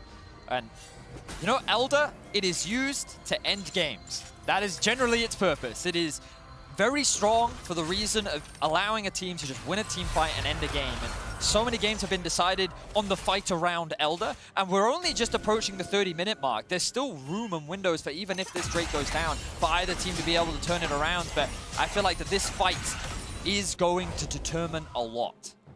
2,000 gold on the 80 carry, 1,000 gold on the jungler, 1,000 gold on the top lane. That's where Gen.G's gold lead lives. That's a good place to put it, to be honest. They're all going to be high-impact champions. This control ward right here is so important for Gen.G, because Rascal, with his TP, will be able to set up a flank. He's going to have control over the bot side of the map. And Team Liquid, if they find themselves in the river, there is a very real way in which they can get flanked from behind. Teleport used by Jensen to make sure they can get here before it spawns. Then they can push out mid. You see they get mid control, pushing into the river. Mini Gnar, though. Alphari has to start all the way over to make Mega Gnar happen here. Jensen with a Seraph's complete means he's also on 3 items. Clid can split their team fight with his ultimate as well. The big surprise factor for Team Liquid would be the Cloud Soul for JJ. If Rakan is able to find Ruler. Stopwatch check, 3 versus 2. Team Liquid top and mid. Top, mid, and bot for Gen.G. So Ruler is not easily assassinated. Elder Dragon is alive. You could always theoretically trade it with Baron. They give similar amounts of golden experience. That seems unlikely to happen, though, as these teams... Now, that ward finally does get killed. Tactical spots it. They are still playing for the bottom river. Very tense right now. Obviously, Gen.G do have the gold lead. But this fight could determine a lot. It can still go either way. TL with control of the river for the time being. There is one control ward inside the Drake pit. Now Alphari in Mega Gnar. Will TL try and force something, or Gen.G obviously wants to try and wait this one out. He's not going to land, not going to get cast, not going to find anything else there. Just, it's temporary mid control, and I correct that it's actually 4 stopwatches for Gen.G as Clid has his Zonias, so much more tools, many more tools on the side of Gen.G for surviving picks. Okay, watch out for Leona. Oh, now Gnar is exhausted. Alphari's got a long way to go before he gets Mega. Still, he's the one built tankiest. He's got 2.5 items. He's got a stopwatch. He's still the front laner, even as Mini Gnar. Oh, it's so tense. For JJ and Jensen waiting in fog. They are not spotted, except for when that red trinket pops. That's going to get the silhouettes. They find a double stun. They're going to go in for the charm of the knockout, and they're going to knock down Ruler 1 for nothing. In the same place he won a world championship, he is the one who is picked off as BDD looks to stay alive. Clid flash to safety. Centauran going to get that stopwatch burned, but that means 2 kills to Team Liquid, fighting for their lives at Worlds, and they strike true. Jensen finds the stun right into the heart of Gen.G. Ruler gets annihilated. No time to flash. Instant follow-up from Core JJ. And Team Liquid will get the Elder Dragon. They can move over to Baron with that. You cannot fight them with this buff, Vedius, and they will not be silenced. Team Liquid execute the fight flawlessly. We had so many fears around Ruler in the fight, but as both teams stared each other down, it was Team Liquid that drew the pistol first. They fired, they landed a crucial shot, and now after the Elder, they'll get themselves the Baron. Jensen on Syndra. Stun right through him, 100% to 0. Definitely a big play. Now Team Liquid, as we come out of the replay, they will have both of the Elder buffs. There it is. So Thank you, observers. Immediate follow-up from both Tactical and Core JJ. You hit him once and he drops. Just great execution there from that. Then look at this kick as well from Santorin, able to get behind Clid and is able to knock him straight into the team of Team Liquid as well. BDD can do absolutely nothing, and the elation on the coaching staff's face. They needed to win this game, and of course, they still need to take down the Nexus. Yeah, the game isn't over yet. They still need to win this game. They used to too, but... Team Liquid, by the way, also still down in gold. Yes, a Dragon Soul feels great. Yes, the buffs help them push, but Gen G are pushing in the bottom lane. This race looks better for them. Baron wins. Baron wins the push. They're still up a turret, though, and Gen G falls back. They can stop the backs too, because in a 2v1 against Renekton, Jensen and Alfari both have teleport. Core JJ is the only one that wouldn't be able to join. Just stop the bases. And they're going to try. The move speed is gained. Shirley popped. It's going to be inhibitor down, but I believe TL will not stay for more, because a Fog of War difference means you can lose the game. If you're in the wrong spot, 2v4, 2 die, recall, and then you can push in for a lot. So they're going to call it off here. But guess what? Team Liquid now have a wave on bot lane that they can just play through, and they know all of Gen G is retreating through this wave. So this is going to go uncontested. No vision of life. TL should be able to secure a tier 2 tower, and while that top wave is being pushed in, Alfari, if he wants to, can go back to base and catch it. They don't care. They want to siege. There's a super minion now in the mid wave. TL threatening 2 lanes. Yeah, I don't care who you are. You're not going to outplay, out-macro a Baron Elder team. Team Liquid do collapse. They got, for Gen G's side, the bottom inhibitor turret. Yep. But Team Liquid have plenty of time here. Still 2 minion waves left worth of Baron duration, and they'll use it to take 2. Pretty decent poke, the stun, the burn! Kled is down, and they're gonna get the bot lane support as well. 5v3 to end the game. If TL win, they guarantee a tiebreaker to get out of the group, and Gen G's gonna be dragged down with them. The chance for the 4-way tie also alive. Stay tuned for more. Rascal diving in, Meganar is soon. Can you win a 3v5? Stopwatch burned, Alfari, time and back out. A big stun to the back line, but Rascal, he's taken a while. He really wants it, but he will not get it. BDD is low, BDD is rooted, and BDD has a Guardian Angel. Flashing away, staying alive. Q's gonna land on Ruler, and this game will not end just yet. Respawns come in for 5 seconds, and Tia will try with low health bars. BDD has an ultimate. The burst damage could be high. He finds the first, he finds the second target. Ulti will not kill life. Alfari's Meganar. Alfari knocks down Ruler. The support is dead yet again, and it is Team Liquid who actually have life in this game as they find BDD. They find the last few kills. And Team Liquid, for the first time ever, look to be a team that makes it out of groups to the World Championship. They guarantee a tiebreaker for a spot in the quarterfinals. They really saved the best for last with these groups, didn't they? This group keeps on delivering. All the tiebreaker scenarios still alive here, baby. 3-3 now for Team Liquid. They went 1-1 versus every team in the group. Yep. That's the way to keep it exciting. Mad Lions must win for the 4-way tie. This has been easily, to me, the most exciting worlds I have ever watched, I've ever cast. Those are a circle of a Venn diagram, by the way. This has been hype. Team Liquid, you're either in a 2-way tie for second place, or you're in a 4-way tie for first. It just depends on who wins the next game. Wow. So many stakes on the next game, but we have to celebrate Team Liquid. They were down 3K for the majority of that game, but their dragons, every time they were able to come out on top. And I was really worried for them because I felt like that around the mid lane, they were in that same position they were in against Mad, but this time they came through. They came through. It's been a spicy day. It's going to get even more exciting. As I step away, we're going to celebrate by listening to an absolute banger in Giants by True Damage on the League of Legends official playlist on Spotify. See you back here after the break.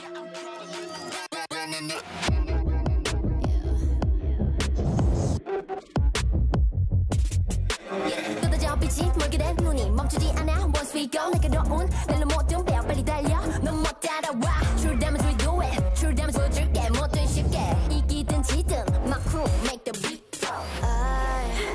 No one could stop us they'll try but they won't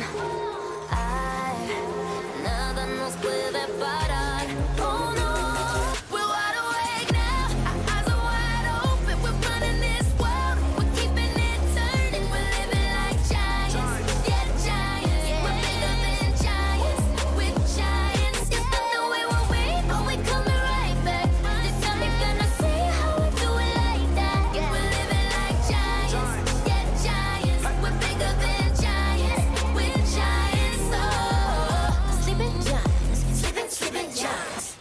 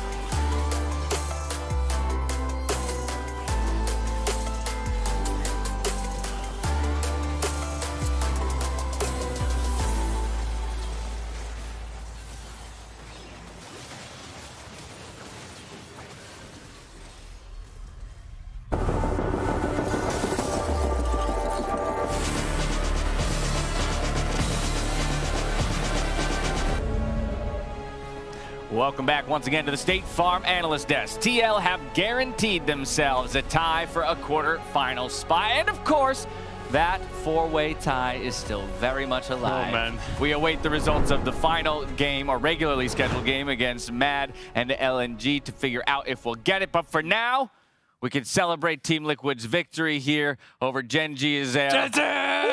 Jensen is, I think, I've been dealing with this all day, man.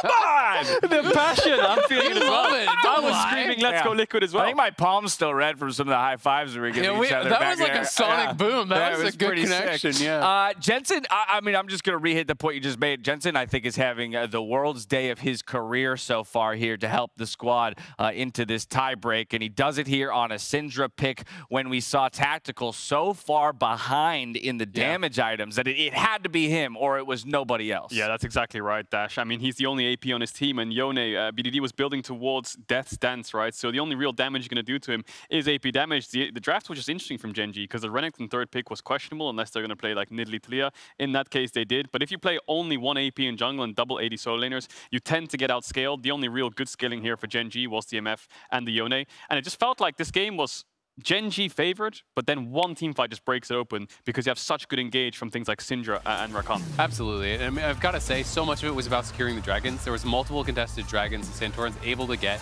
If they don't have those dragons, if they don't get the early soul, I don't think they can hang on in this game. And I don't think they can find, that potential Elder Dragon win. Yeah, and this game was so back and forth. Every single team fight was 1-for-1 trades, 2-for-1 trades. And look at how spread the fight is. Santorin and Clear are having a fight. Ruler and Tactical are about to have a fight of their own. CoreJJ eventually cleans up whatever that was. And that just basically happens throughout the entire game. The Tactical over here, yes, he blows the flash perhaps unnecessarily, but better have the kill secured off of just at this point like plated steel caps. And how iconic is that for Tactical to kill Ruler and flash a TL logo with CoreJJ as his support? You love to see it, right? Gotta love it. Absolutely. And I mean, Jensen hit the scatter to set it up, but CoreJJ on the engage in mid lane, we saw at the top of the day, the hype video coming in, Ruler saying he's going to kill Core, and Core says, yeah, if you can, right? Good luck. Good luck. So it just, what an iconic game, honestly. And I'm really impressed. This game wasn't about Santorin, but Santorin, I definitely question, his ability to play the Lee Sin, to find comfort, in that. And he did have a solid game. He was able to secure the smites when he needed to. He was able to put on pressure early. Yeah, and look at how messy the fight gets once again. Jensen and Santorin going off to one end to kill Clit. Then Ruler can kind of clutch out the fight on the back end by Gale forcing, flashing the CC, BDD coming in. Everyone's chasing everyone down, 1v1s, 2v2s, and this is the whole point of the game. It was just so even, despite a small gold lead for Gen.G throughout the entire game. And at multiple points, I think throughout these fights, the replays that we're going to be showing, you're going to see some trepidation out of Team Liquid in terms of committing to certain plays. Alfari, I know while we were watching Azale, we were a little critical about whether or not he was actually being aggressive enough with the use of Flash when he was in Mega Gnar form. But this one here, it's Jensen setting it up. It's the follow-up from CoreJJ and Tactical to make it all happen. This is where it broke open. Yeah, it broke open because everything is up. The reason these two teams are staring at each other was because there's two neutrals up and you want to contest vision. Vetty said it right. Who's going to pull out the gun first and shoot the bullet? And that's exactly what Jensen did. Finds the stun. CoreJJ's follow-up was fantastic. And once you get the Elder and the Nash, you're in full control of the game. Cold, very happy about that play. Yeah, I mean, absolutely. It felt like the game was going to be decided to Elder one way or the other. And as soon as you saw those picks happen, they are going to get the Elder, they are going to get the Baron, and they are going to get the game. And I mean, it was that gold lead continuously for Gen.G, but it was equalized by the Dragon stats for a large part of the game. This was just incredibly back and forth. It was going to come down to whoever made that big play. And that man on your screen right there is having one of the best days he's probably ever had in his career at an international event, right? Earlier on, playing LeBlanc into LNG, getting solo kills, playing through mid, setting up his team for success. Even the game against Mad Lions that they lost, he was being proactive on the TF and making things happen. And this game right here is the only AP damage for his team. Jensen stepping up. I mean, the crazy thing is, though, they still just are 3-3, which is what they always finish. The only thing that's different is they actually are going to get a tiebreaker. Yes. So it's 3-4 or 4-3. Yeah. So I mean, three times in a row now, they have not gotten a tiebreaker with 3-3, which most teams do. So they finally have earned that for themselves. And yeah, it's going to be up to this next game. I mean, if Mad wins, it's madness. It's four-way tie. What a day. And if LNG wins, they have a rematch against Gen.G. And that was such a close game, so back and forth. And they got to beat them again. Right, so a couple different possibilities going from this point forward for Team Liquid. But for now, we've got Laura standing by with Tactical for a word. Thank you very much, Dash and Tactical. Thank you so much for joining me. Congrats on taking down during this game. How was it? Because you were facing elimination here with a loss. So tell me about the mindset, the mentality, and everything that led to that victory. Yeah, so I didn't have a best game myself prior to versus Mad Lions, and then I was pretty upset about that.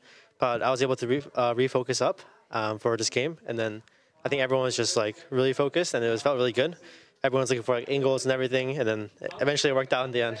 I admire really the mentality of players like you who are able to just bounce back, mental reset so quickly after a loss. Especially, it was a close game against Mad Lions earlier. What is the process to just stay focused, especially throughout a day like this one where everything is so close, all the teams are. Anyone could get out right now. So tell me about switching the mindsets. Yeah, actually, I was very upset after the Mad Lions game. But generally, just need time sometimes. Like even during getting on the stage for the last game with Gen.G, I was like a bit still feeling it from last game. But then when I got in the game, I started to focus more and more on the present, and then eventually it kind of just back in my head now. Now, focusing on Team Liquid and your development throughout the group stage, are you happy with the results you had so far? And would you say that you finally found your footing with very tense and close games, if I may say. Yeah, I think it's not bad as a team how we're doing. But then for me, personally, individually, I think I could do a lot better. I could just like make less mistakes and be more clean, I'd say. But other than that, I'm pretty happy with how we're doing. Now, focusing on the group, coming into the World Championship, were you expecting to have such a close group with these teams? Well, I've never seen a group like this. Usually, it's always like the favorites of the group and then the non-favorites. But this one's like it feels like where everyone can win, and it's more fun, I'd say. Yeah, it's shaping to be either a two-way tie between you and the other team, or a four-way tie. How do you think the day is going to end? Because it will be decided with the last game, Mad Lions versus LNG. Who will take this one? I would say. It's hard to choose. It feels like it's really hard to say someone's a favorite between those two. I really can't say. All right. Yeah, I'm sorry. We'll keep the mystery. It's fine. But for now, congrats on taking down Genji. We will see you at the end of the day regardless. And we're going to take a break now, and we'll be back with Mad Lions playing for the four-way tie right after the break. See you soon.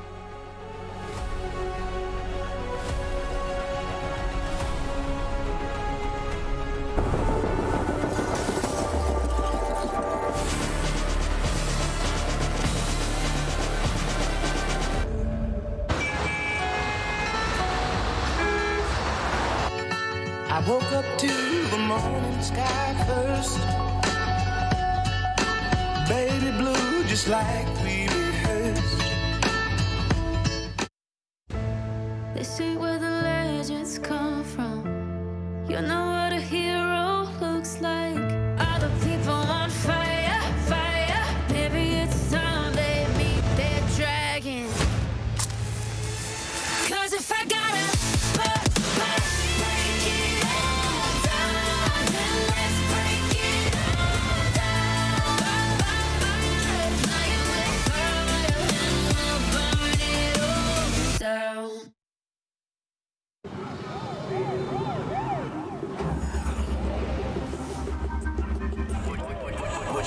Would you ride with me? Handshake, one of a kind, homie. I be trying to vibe on the wave. I'm a big vibe on the way, look.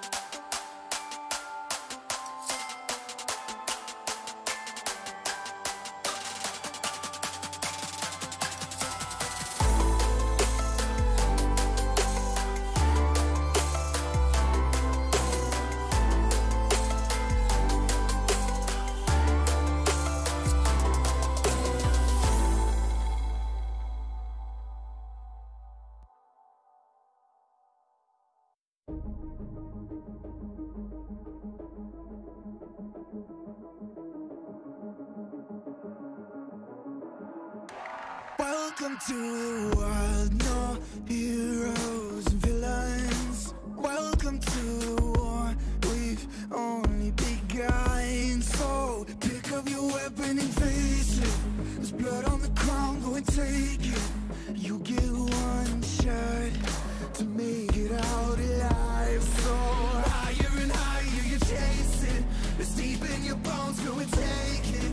This is your moment, now is your time. So prove yourself and rise,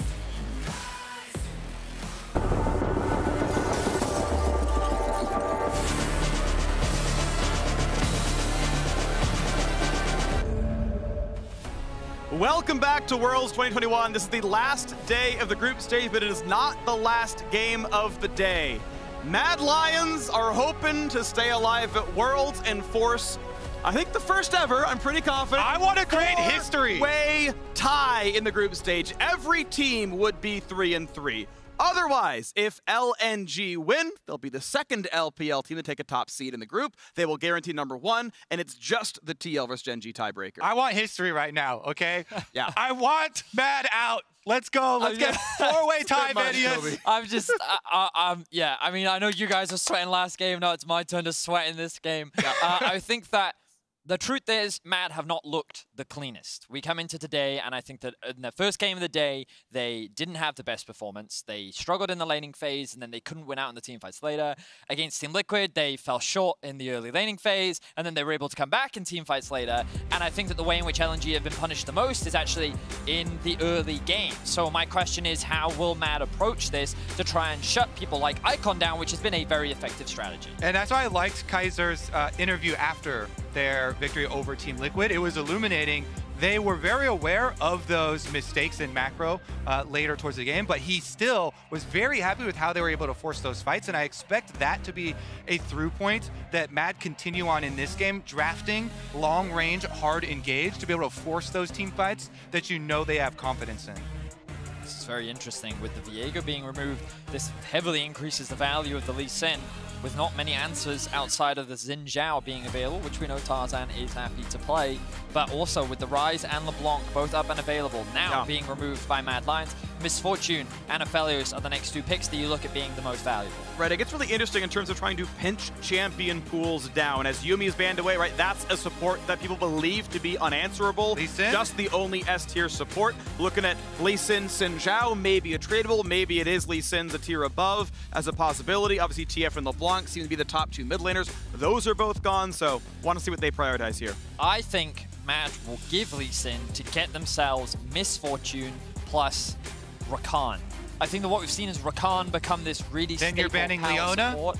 No, you ban the Aphelios as no reliable answer to the Misfortune, because we found that Aphelios is the only good scaling champion that kind of matches in the late game, and it seems that Mad Lions are saying, you know what, we think that's the biggest problem, so let's take the trade. Interesting to see. Lee Sin believed to be a full tier above. Oh, they're gonna flip it. Exactly, saying, you know what, we'll trade you junglers 1-for-1. Misfortune, you banned her biggest competition, so take that one, bring the two guns. Back and forth, say, no, Lee Sin, just too valuable. I mean, so to me too, it's being a little bit, closed-minded for AD carry picks, because Lucian, Draven, you know, these things are still very variable. The Kaisa as well, so the Lucian pickup here with Nami not banned, you have to take Nami then. That is a very, very lane-dominant opening from Carzzy and Kaiser, who, you know, to the points about the early lane phase, they got level 1 kill last time around, so could be a similar story here. Wow, a very aggressive 2v2 for the Mad Lions bot lane. And as you mentioned, Kaiser in his interview talked about how they wanted to showcase that they still had that aggression in them. They can still fight. They can go toe-to-toe with the best bot lanes. But of course, you would assume that LNG is going to answer with the Leona, with the Misfortune, a staple in this bot lane. And you know at level 6, the ability to all-in a squishy champion like Nami is always going to be a real threat. And you're looking further down the line too. Wow, it's not just lane matchup. Yeah, Lucian and Nami can punish very heavily, but then you don't have Kaiser as the main initiator. Kaiser is the one who won them the game versus Team Liquid with his picks on Rakan, punishing people out of position. Nami, you can with Tidal Wave, but it's a lot less reliable. Time ticking down. Aurelia going ahead and be locked in. Top mid flex space in the matchups. You see Obviously, they have to lock in at some point and just right away. All right, you know what, Armut? He has been outstanding, arguably the overall best performer on Mad Lions across the tournament, and gets himself a Gwen. Okay, so I guess the assumption is that this Irelia is in the top side. They are giving Armut that scaling side lane threat and something that can also match well into the Irelia. Will struggle a little bit in the early game, but they're still actually going to ban out top laners. So it seems that my assessment was incorrect, and they don't know yet exactly where this Irelia is going. Mad need to ban out topside because you're already showing that we are going to play 2 bottom side of the map early on, so we need to ban out the champions that can build double stacked waves versus Gwen to dive. Because Gwen is scaling picked for later, tries to use the early lane phase for nullifying. As long as you don't get dove early on top side, then Mad should be free to send Elyoya and jungle attention to mid lane and transfer that towards the Lucian Nami. I think the other advantage of banning Kennen is it actually limits the flexibility of the Irelia too, because if you ban all the AP top laners, then you almost have to play AP mid. So you then force the Irelia into top, where you then feel more comfortable in the matchup. They're going to follow that up with a Rise, which surprises me a little bit, but it seems that they're limiting the number of AP options that Icon has to be able to bring into the mid lane. Covering both bases here are the Mad Lions. Meanwhile, Elyoya's going to have to dig a bit deeper. Xin Zhao down as well already. Maybe the Jarvan. No, they leave it at that for jungle. All right, Nazir, Xin Zhao off the table. Rise and Kennen on the other side. We know where Gwen is going. Mad Lions need a mid laner, they need a jungler. And I would definitely want an attack damage jungler here to keep the threat balanced, keep you with some early possibilities versus Lee Sin. Poppy has risen in priority. Definitely the steadfast presence is good versus literally every single champion. Very good into every single champion, plus gives you a little bit of stabilizing effect here. And disengage, because think about it, the Irelia goes in, immediately gets knocked out, and then what does Irelia do? What are her re-engage options? I think that Poppy into this draft is such a strong answer. Ooh, I like this.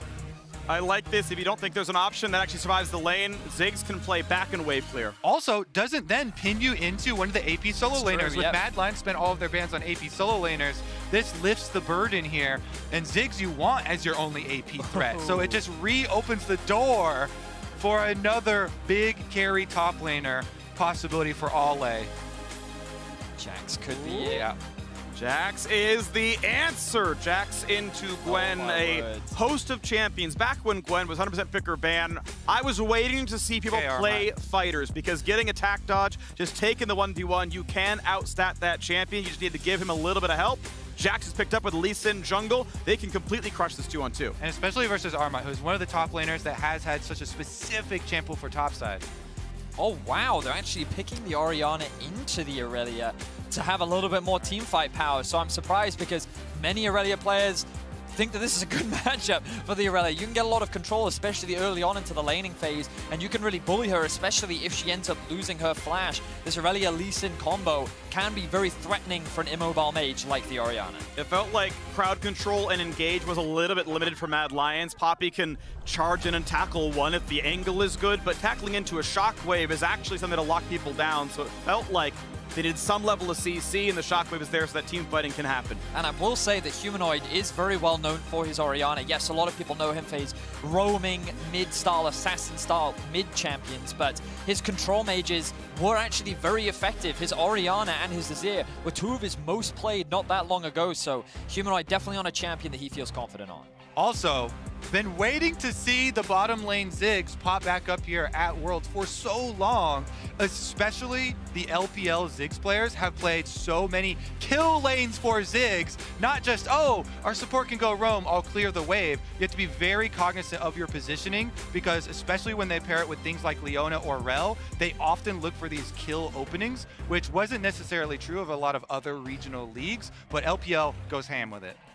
Here we go. Champion select is over. The coaches leave the stage, and it's down to just the 10 players in front of the computer to decide what happens. For Mad Lions, it is do or die. A loss is 4th place, and you are the 3rd and final LEC team to fail in the group stage. For LNG, a win means top seed, means you've crushed the group. Congratulations, 4-2, you've done it. A loss means a 4-way tie. Mad Lions win, LNG lose, every team is 3-3, and we seed a single elimination bracket, 3 games to decide how the seeding ends up.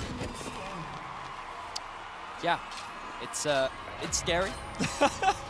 You okay there, buddy?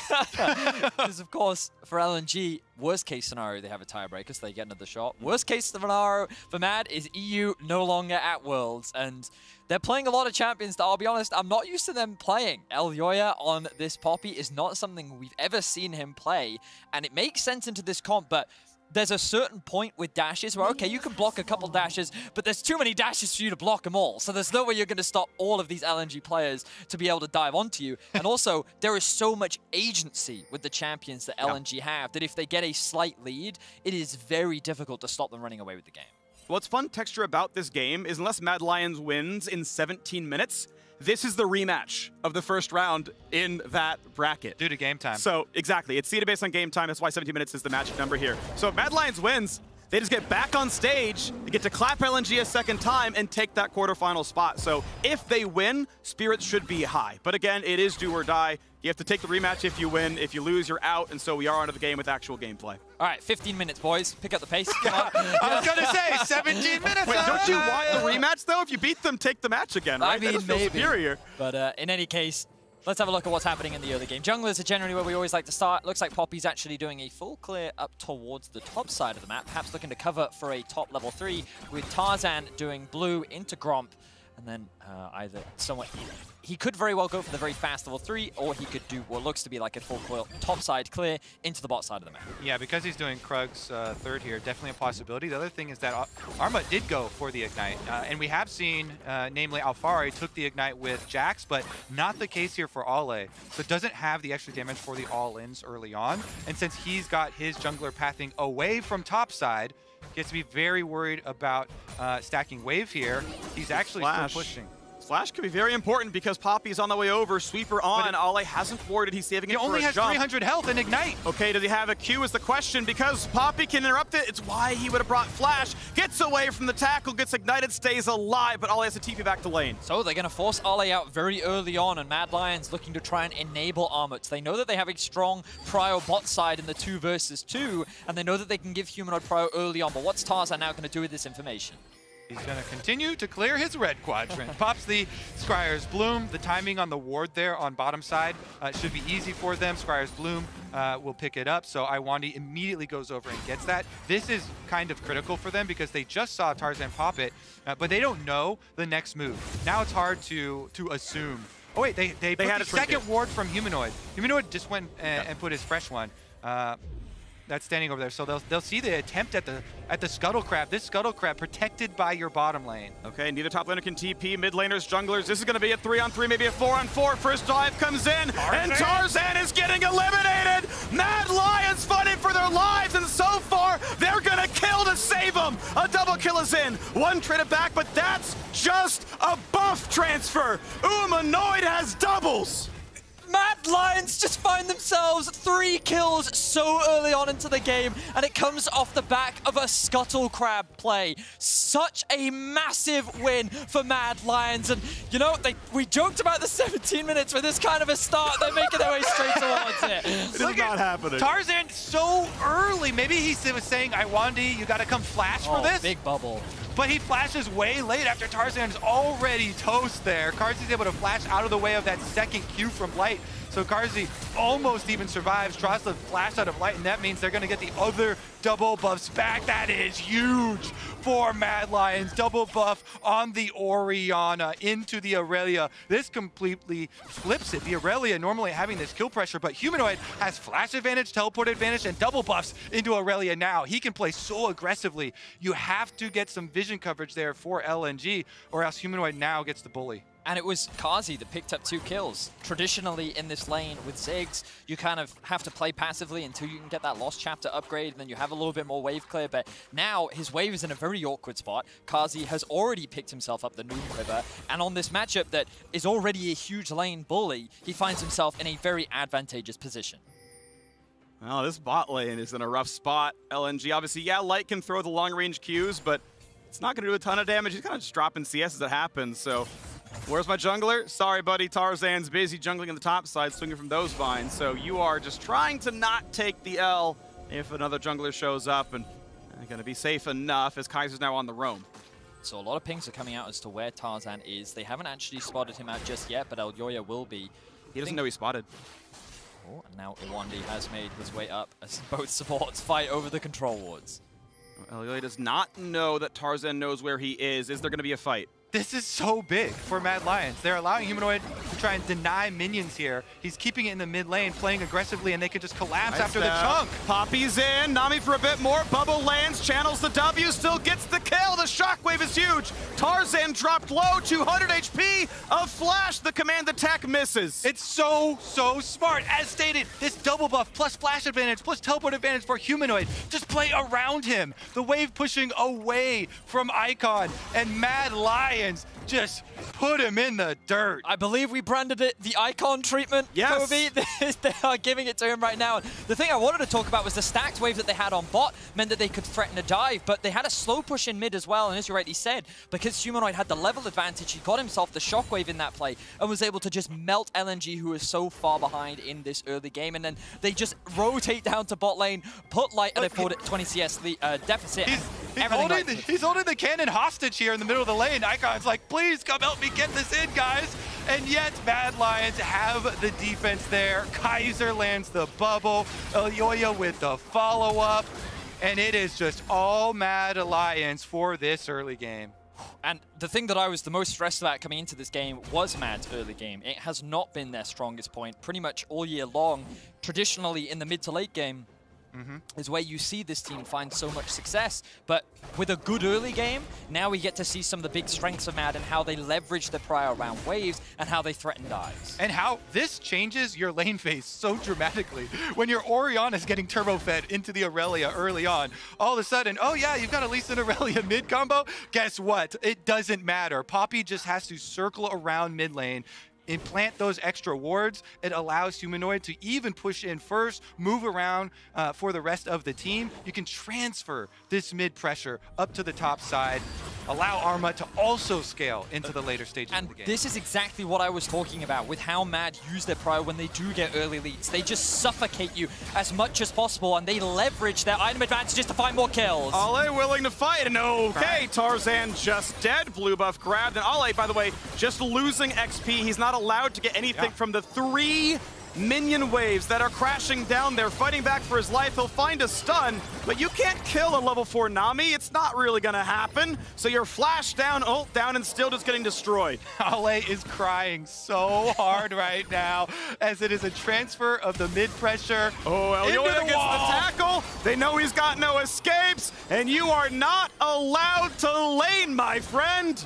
Oh my word, it is like a lion has got their prey. The jaw is around the neck of LNG right now, and they are not giving them an opportunity to breathe. Well, maybe the earlier point about playing with your food should be used, because if you end it too quickly, you don't get your rematch, and right now it's looking like they definitely do want that rematch. Tarzan, though, going to try and get the consolation prize for LNG. Dragon for later. You know, this probably won't end up mattering, but just in case, they do have their options for later. So let's have a look back at this play, and Tarzan thinks that he can contest this blue buff, but he does not have the numbers to do that, and there's no way for him to escape against this Poppy. We talked about how great of a pick it was in the draft, and the smiles on the faces of Mad Lions as they know that they're only going to continue to take more. Oh, Kaiser's down to level on Iwandi. Tarzan's around as well. This is a blast plant that may just have you die. Guardian Shield goes well, and Iwandi's out of mana, and that means they can't get anything done. Karzi and Kaiser survive a 2v3. Karzi laying down the cover fire to get his lane partner out of a dangerous situation, and it's just punishment on screen for having the hubris, the gall to think that you can farm your own side of the jungle. Are you kidding me? You saw the mid lane rotation from Mad. This is not your area of the map, LNG. You have to seed so much. And Mad Lions are going to just pry every single penny out of them.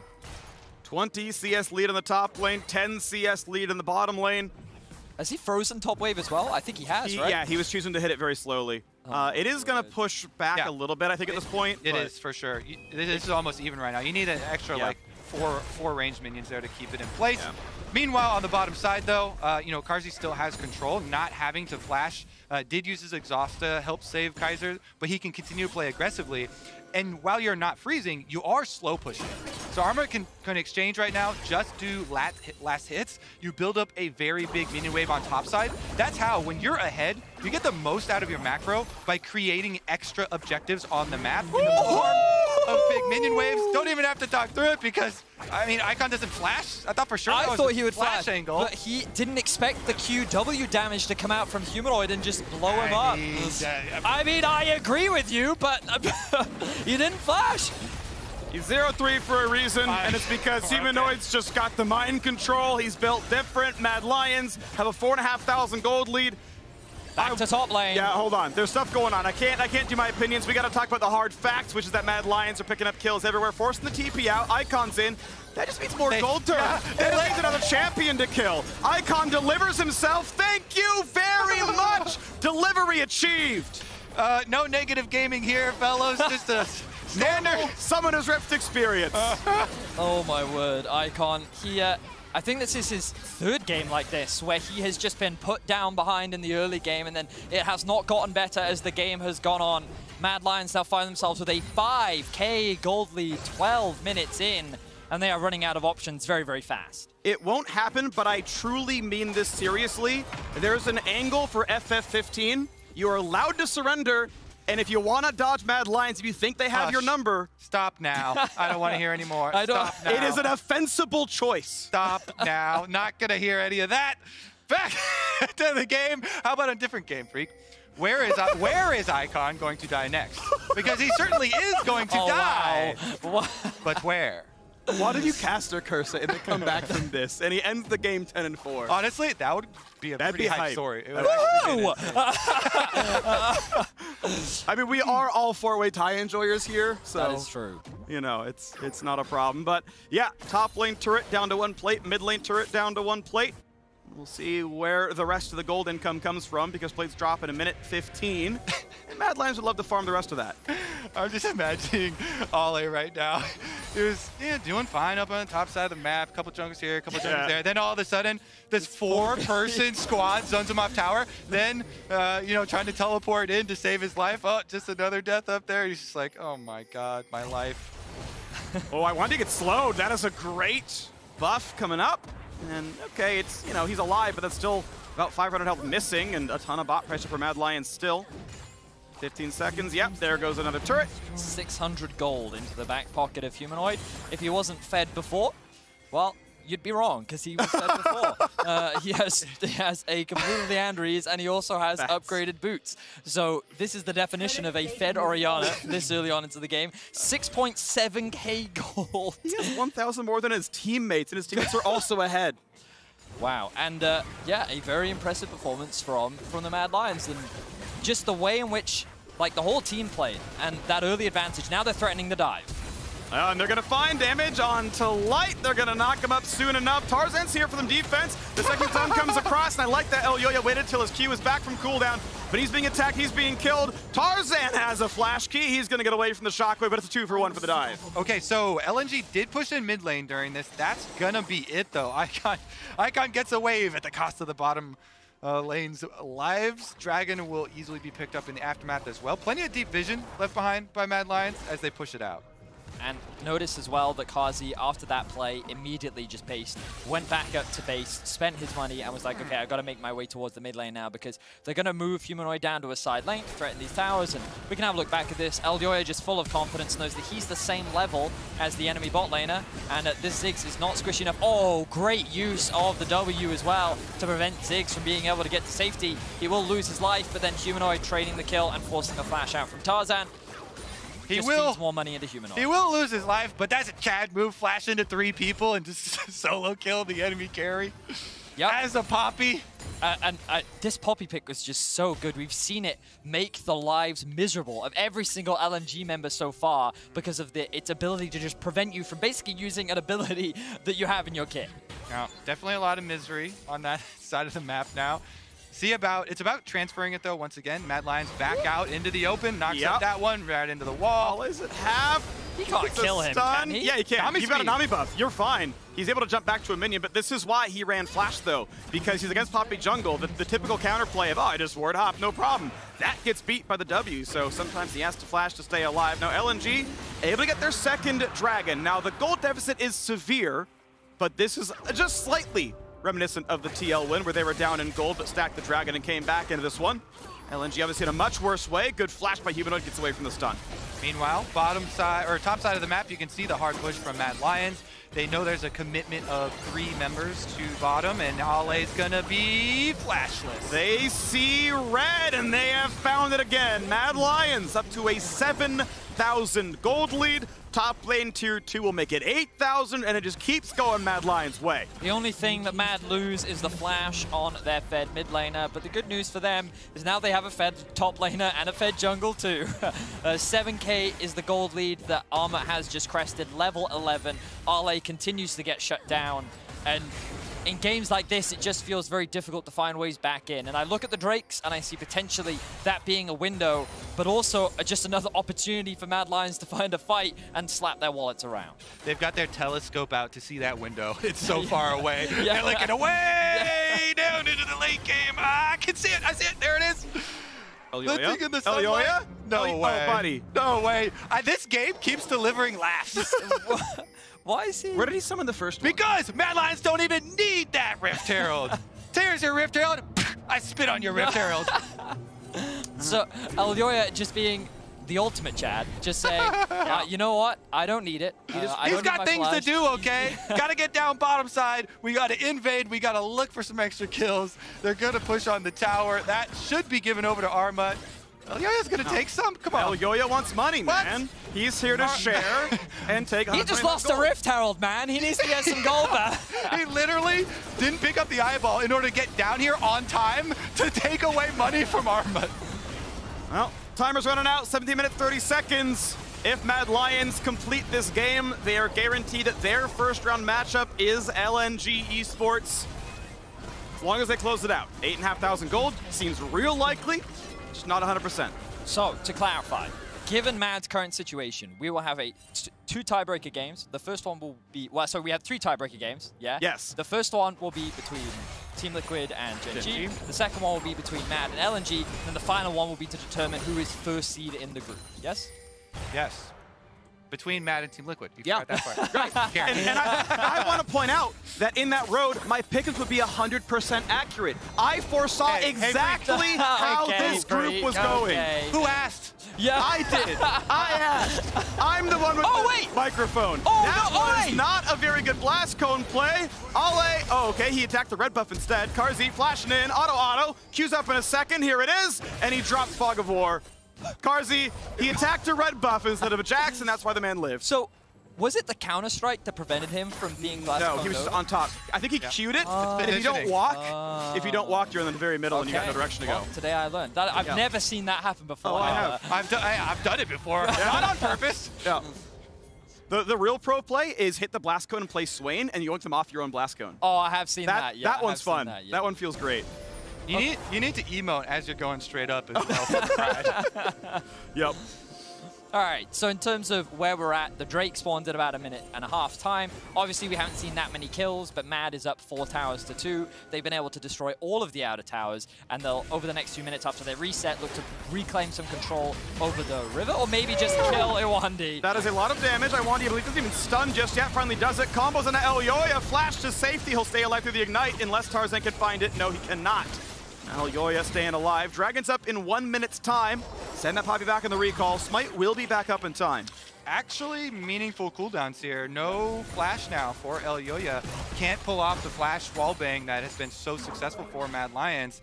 And as much as we're joking about it, and as far away as the comeback does look for LNG, you have to be careful about joking around too much in these situations when there's so much on the line. Remember, this is the end of the group. You have to complete this game, secure your victory, so you can keep your hopes alive. Yes, indeed. 2 and 4 was good enough back in Group A when you had a 6-0 team that dropped everyone's records down. This one has been much more tense. D, baby. Yeah, this is one where everyone's going to end 3 and 3 99% of the time based on how this game is going. And that means you got to figure it out from there. Dragons up in 12 seconds. I would not want to see Mad Lions gives that one away. I don't think they should allow the Mountain Soul comeback opportunity. They clear mid, they walk down to the bottom river. Well, hang on, look at Gwen and Icon. Icon has actually set up a flank. He is right behind, and now they're going for a TP attack, the collapse. Not going to shockwave him away, so it's going to be the 2v1. 3v1 as Tarzan's here as well. Big damage on Icon. Jumping to minions to stay alive. Arma solo kills one, but Gwen is not immune for much longer. It'll be a dragon and a kill traded back and forth. Icon legit could have kept running. He has flash still. Again, that was another int from Icon.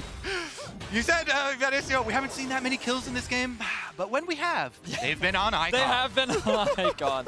Yeah, he's just, he's not playing great this game. The good news for LNG is that Ale was able to get a massive shutdown onto Armut. The bad news for LNG is that Drake Soul win condition has now been pushed even further back, and Orianna has just crossed 10,000 gold, very close to 11, and with 2.5 completed items. Humanoid, I didn't actually check how much Humanoid was on at the moment, but I imagine he's very close to death cap as well.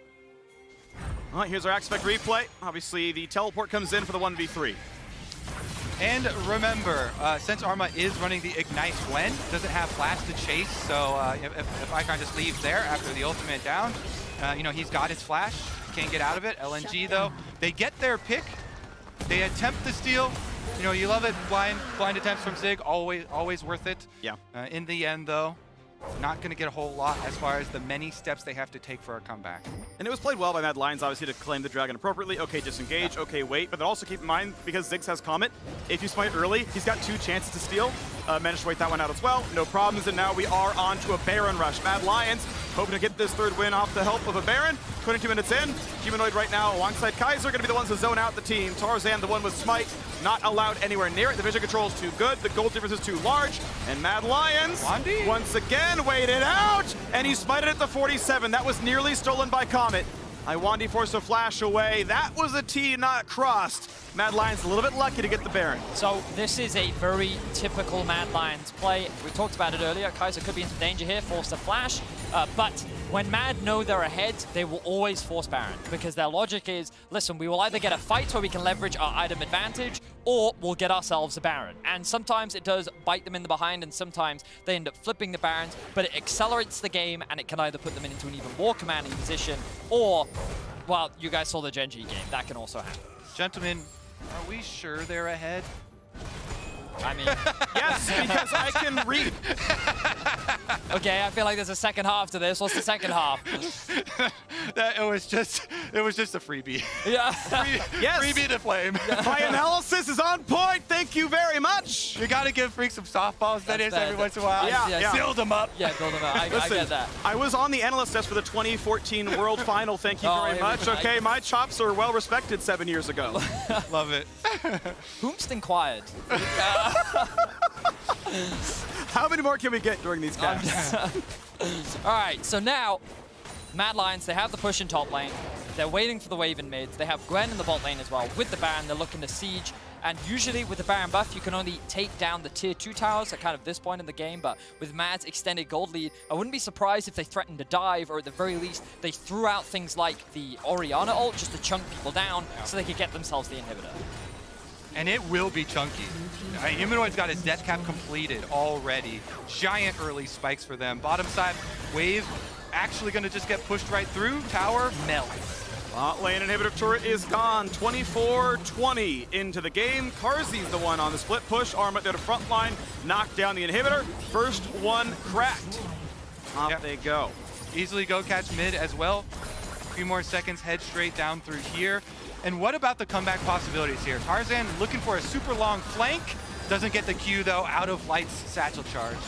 Okay, pushed away, but Light is on half HP. Waves are going to try, looking for Ale. Stun, not going to land. Here comes Icon to the back line. Wants to kill Carzzy and does so. A big shutdown, of course, traded back now by Gwen. And they're going to push Iwandi back into his base. So one for one of the shutdown that gets rid of a Baron does very slightly favor LNG, but they are still battling a 10,000 gold difference with a 2,400 Red Bull Baron power play. Any hold is a huge hold for LNG at this point. Sure. When you're battling a Baroned up team with this much of a gold advantage, every few seconds you can buy for some extra income, especially onto the Jax, are going to be huge. So you see on the top side, the attempted flake. Ale down here uses Counter-Strike, then flashes out, gets away, and Icon knows there's only one way to get back into this game. You have to Hail Mary, throw it all there. As you said, Freak, you're going to get extra money from shutdown. So it's very, very worth it. By taking out the Lucian, there's no longer the pushing threat here with the extra range on the side of Mad Lions. And so a hero play from Icon, who's been under the gun all game long. I completely agree with you, Kobe. I think it was a much needed play for Icon, and it's one of those things where if you're 0-6 in a game, trading your life for literally anyone else on the other team is always going to be a trade up. So props to him. The problem for LNG is that it wasn't really going to allow them to get much map control.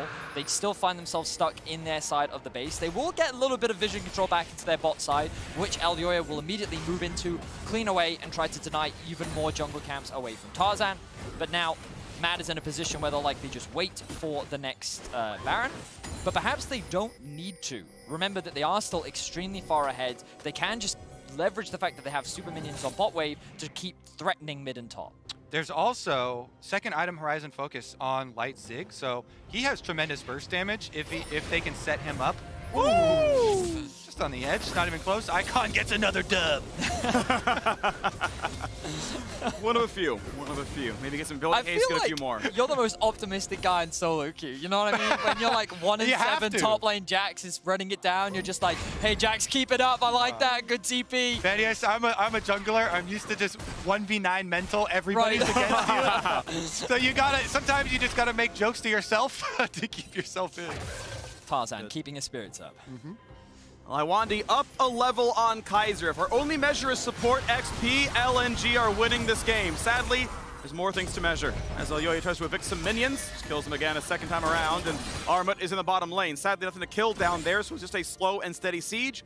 Baron up in 1 minute and 5. That might be the next play after all. I know we said they might be able to siege otherwise, but problem is, without a Baron buff, Ziggs has truly infinite wave clear. Trip back to the fountain, throws some spells. The wave's gone yet again. Mid lane turret under only a little bit of fire. They're going to try now with Elyoya in the front. This time around it is going to work. Maybe, yes, kick around, damage, and turret gone. Mad Lions slowly working their way even deeper into the base of LNG. They will take a bit of chip damage. Elyoya doesn't have many ways to regenerate that. So for now, they'll just be happy with that objective. The Baron spawns in 30 seconds, and with the damage that they've done, LNG will be forced to use their vision to clear out their half of the jungle. Meanwhile, the rest of Mad can look to reset and then set up for the next big objective as Armut. Maybe he doesn't even need to reset. Maybe he just keeps pushing in this bot wave and just creates a second point of pressure, making it harder for LNG to contest the Baron. Yeah, LNG don't have a lot of options. Good toggle of vision there by the observers, because you can look at the scoreboard easily and say, oh yeah, 11,000 gold lead, that is tremendous amount of comeback work that LNG have to do. But also, what's not clearly visible on the scoreboard is the extra advantage with Fog of War, which makes it so difficult. That's why LNG, first thing they did after the reset from Mad showed, immediately get your line of wards up to Baron. This is your one path, your one heroic play that you can try and make. You know, light up this pathway so you aren't surprised on your entry here and attempt. Zig's ultimate is available. You always have to keep that in mind. Both the ult and the comet. It's going to burn down so quickly, though. He's got to throw it now. Light throws it. They waited out. Down to 400 and Smitten at the very end. Smote technically, but I like Smitten. All right, so Baron claim number 2 for Mad Lions. Let's see if they can end the game during it. Well, they don't have a bot wave for the time being, but they probably don't care. Given that they have a wave stacked up in mid, and they're going to push in through top, they can also just take the inhibitor in the bot lane as well. I will say that Mad Lions' ability to engage is not the strongest. They can't just start a fight whenever they want. They are a little reliant on our LNG making the first play so that they can then respond, or perhaps they have a lot of tools to zone LNG away from these objectives as they continue this. And the thing is, oftentimes, all you need is counter engage when you're this far ahead and you have Baron buff, because you can just Baron up your cannon minions and they will take it. So you have Nami Wave, you have Poppy in front, you have so much counter engage. Shockwave as well. If they're rushing at you, they have to run over the ball. Mad Lions don't have to sweat at all, don't have to worry at all about the engage, because it's not on them to do it. It's LNG that have to and fight for their lives. Double inhibitor down, bot lane has respawned. They can walk over and, functionally backdoor it. It's as squishy as anything else would be, so they can just head their way over. And LNG, realistically, how do you fight without a turret when you weren't willing to fight when a turret was alive? At best, Ziggs pokes, but this battle is not one you're likely to win. Triple inhib gonna be a formality here. Mad Lions may just sit inside the base and wait for the reinforcements and just end the game. Ale trying for a flank play, just maybe. Ziggs ult gonna land, good damage on a Kaiser. Good zone used by Humanoid. Can they stop Tarzan in time? In the front line they go. The dive is in. Humanoid is down 1 for 1. Ale comes down as well. Is this going to be a fight that somehow LNG wins? Looks unlikely. Karzi does drop. Ale knocked into a bubble. The Aqua Prison. And we're going to have the stun into the wall. The kill comes across. And only Ziggs is left alive. And just like that, Mad Lions are able to wipe LNG off the map. 4 members do go down, and respectable fight for LNG. They did what they could. They knew that this was their last Hail Mary play, but their Nexus will fall unless Light has something to say about it. Mad Lions force us into a 4-way tie. Everyone's life is still to be found in this group. Armament will knock down the last of the turrets, and these teams will rematch in an elimination game. Mad Lions and LNG will fight for 1 quarterfinal spot. Team Liquid and Gen G will fight for the other. Congratulations to everyone here, everyone there, everyone at home. Guess what? We just witnessed history. 4-way tie, baby. Let's get it going for round number 2. 3 games will now decide this group. The aforementioned quarterfinal bouts, and then the 2 winners fight for first seed. Most pick'ems are still alive as a result. It's gonna be a wild one. Oh my words. So there's relief, but there's also a lot of stress. What's interesting here is we have potential for an East v West outcome. You can have Mad Lions and Team Liquid both making it out. You could have Gen G and LNG also both making out. You could have a crisscross. So much is on the line for so many regions moving into these next 2 games. It's gonna be fun. Oh, I can't wait. I do not know which one is first, but yes, if you are full up for the LCS and LEC, if that's your fandom, yes, you can see both of them make it. Obviously, Gen G, every one of their countrymen, all of the LCK teams have made it out of the group. Mad Lions fighting to be the only LEC team to be successful here at Worlds so far. We'll see which side of that happens. Of course, all games are played tonight, so stick around. There's still 3 more games of League of Legends to play to figure out how we finish the quarterfinal bracket. Now we're going to take a break and collect ourselves. And when we return, the analyst desk gets us started in our 4-way tiebreaker. You do not want to go anywhere.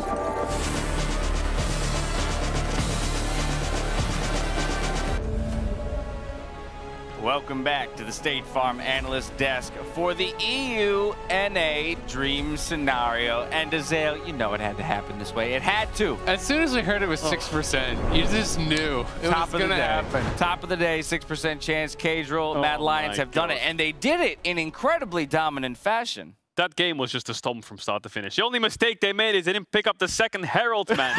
They would have ended the game so much quicker if they did that. But that's the only real mistake Mad Lions made. I feel like LNG just kind of gave them free kills, and Mad took them, outscaled, played around the map, and they just punished every lane. I mean, that's the thing, right? It's kind of a hard game to analyze because of the way it broke down so quickly here early, Azale, in the bot river. Yeah, I mean, absolutely. I think if you're LNG, you basically just have to throw away the game. As soon as this fight happens, you just have to say, our bad, messed up. All right, start talking about the next one. The only weird thing about it is that they were locked in this game so long because it took forever for Mad to end from this advantage. It felt like the game ended at 5 minutes, but the Nexus didn't explode till 30. So, you know, you have to try to preserve your mental somewhat, and I wonder if LNG were able to do that, right? Because I just think there's no point in focusing on the game anymore once you're that far behind. Yeah, and the biggest takeaway from that fight right there is Humanoid's playing Orianna. He gets double buffs into an Irelia matchup, and then he starts to get so much pressure in that lane. He can translate that pressure into topside jungle, so all the lanes start to fall apart.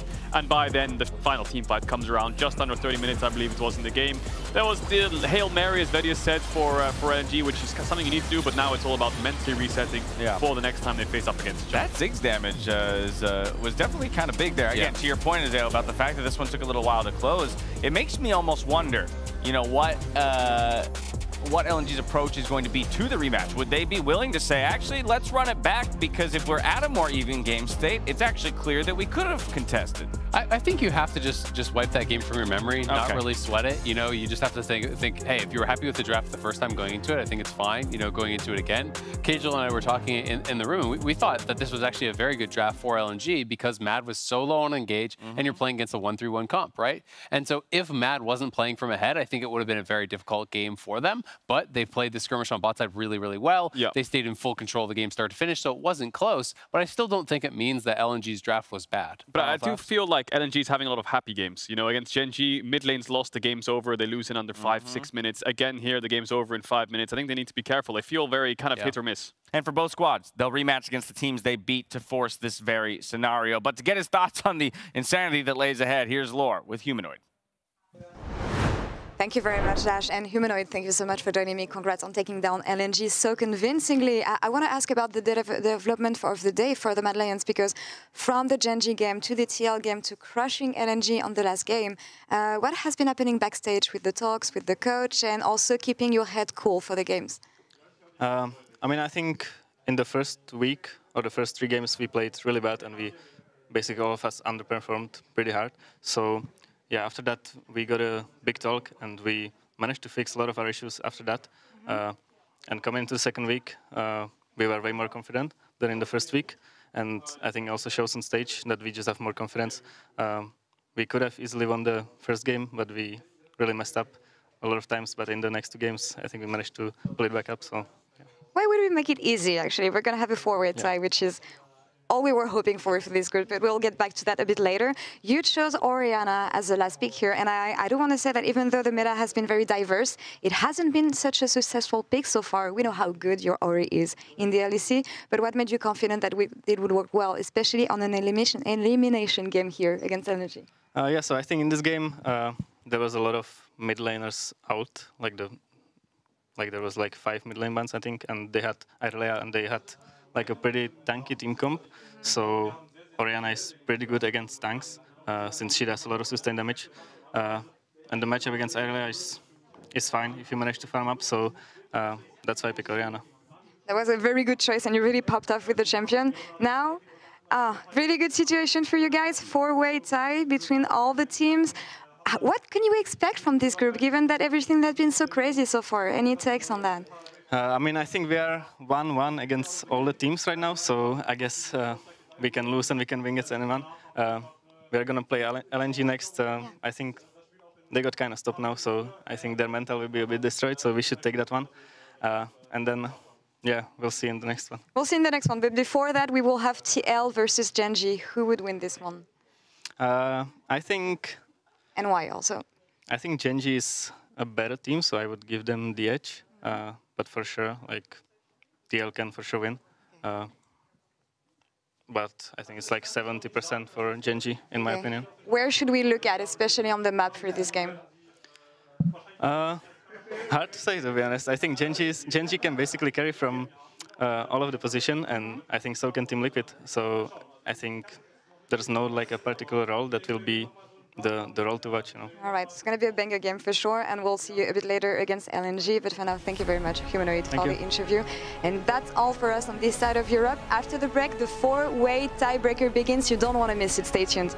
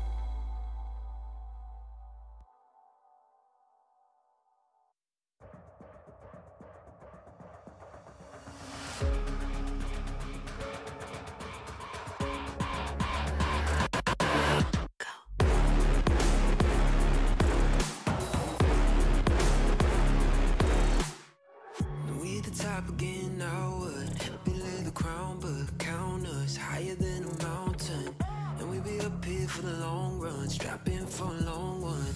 We got everybody on one. Now you coming at the king, so you better not miss. And we only get stronger with everything I carry up on my back. You should paint it up with a target.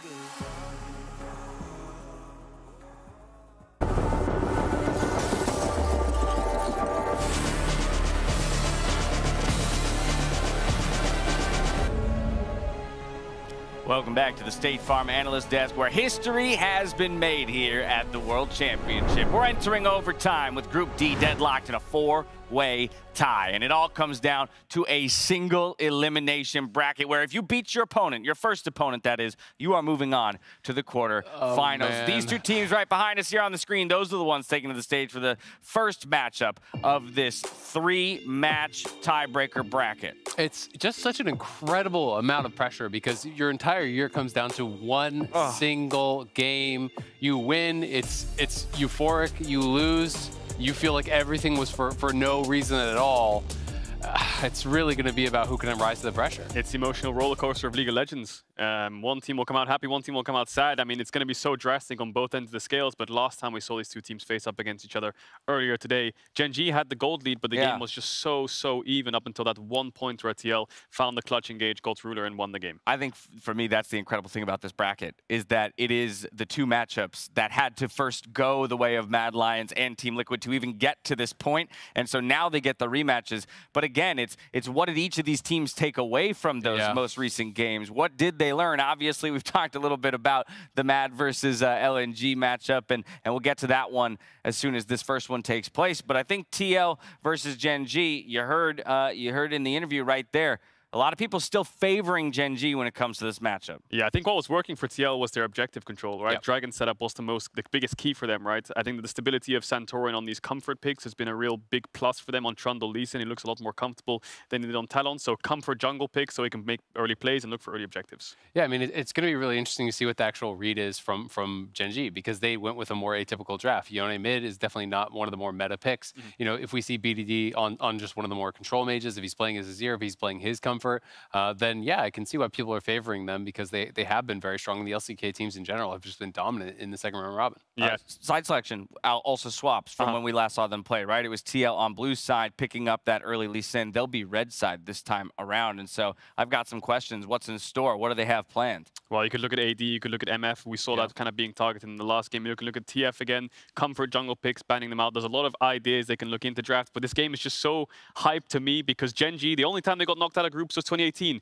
Who was in that group? Oh my goodness. Cloud9, and they got out of the group. And TL's never made it out of groups. This is the fourth chance to make it happen. TL fourth, baby. Oh, it always they comes need their back fourth to win that. in their fourth Worlds. Yep. It's their Pick Jin, fourth game of the day. They got here playing Jin, everything. It all lines up. But I want to know from each of you, do they do it? Does TL have enough in the tank to pull one more game out and book a trip to the quarterfinals? I know exactly what Azael's going to say. Yeah, we already know. And I'm going to say Gen G is going to do it just to have the split. I think what Humanoid said was correct. Wow. Gen G are we'll be watching the the better game in team, separate rooms. but TL have the clutch factor, so I will slightly favor Gen G. All right, and I mean, I think TL's kind of on a roll today. I think they've played really good League of Legends today. I do think that they've maybe looked a little bit better today than Gen G, so I think that's maybe working in their favor. I got eyes on Santorin and Jensen. Jensen, that's for me the big call out right there. We'll see if TL can do it. We didn't come all this way for it all just to go on this in the end. For our first, or rather for the first of our final group stage games, let's send it right back over to Vedius, Kobe, and Freak. Boys, enjoy. Oh, it's going to be spicy. We will enjoy for as long as we can. I have one thing to say, though. Every LCS team has ended their group stage with 3 wins. Cloud9 went 2-4 and won a tiebreaker. 100 Thieves went 3-3. Team Liquid already have their 3 wins. Listen, I need to cast a curse this Gen G win so badly. I'm not worried. And it works out in the end. Every LCK team has made it out of groups.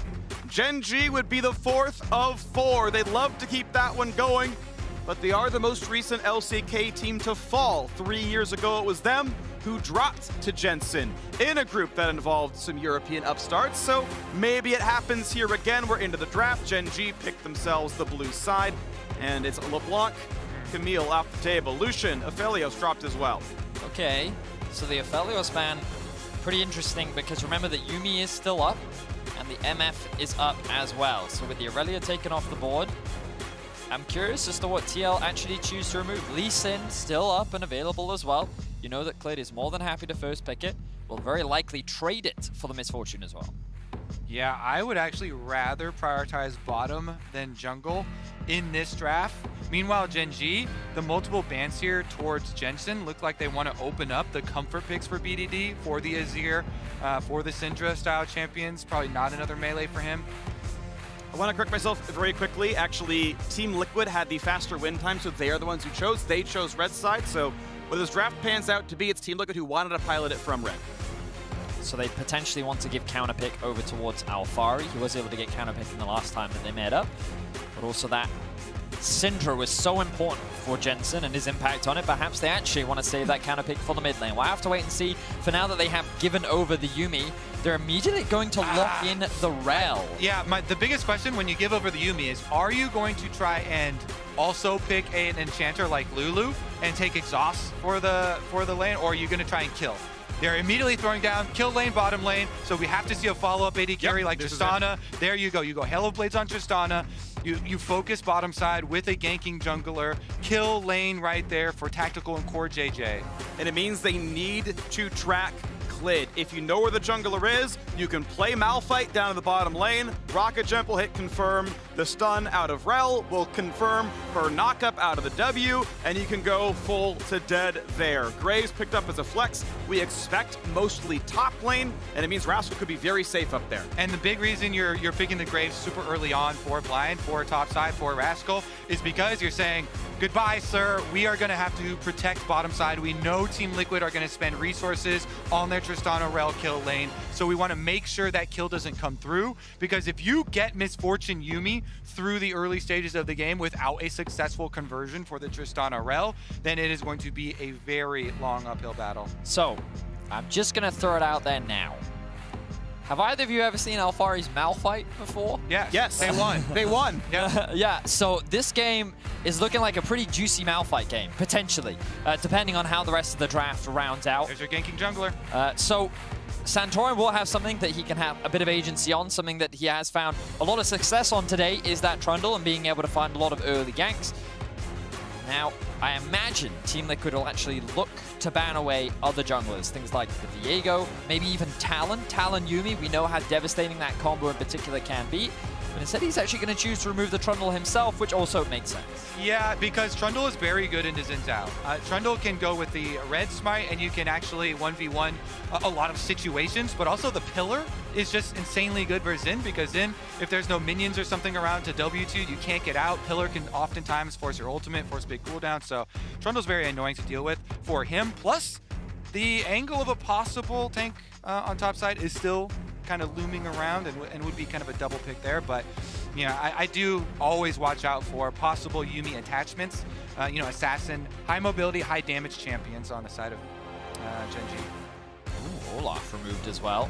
So these early game Great strong champions that can duel against the Xin Zhao have largely been removed.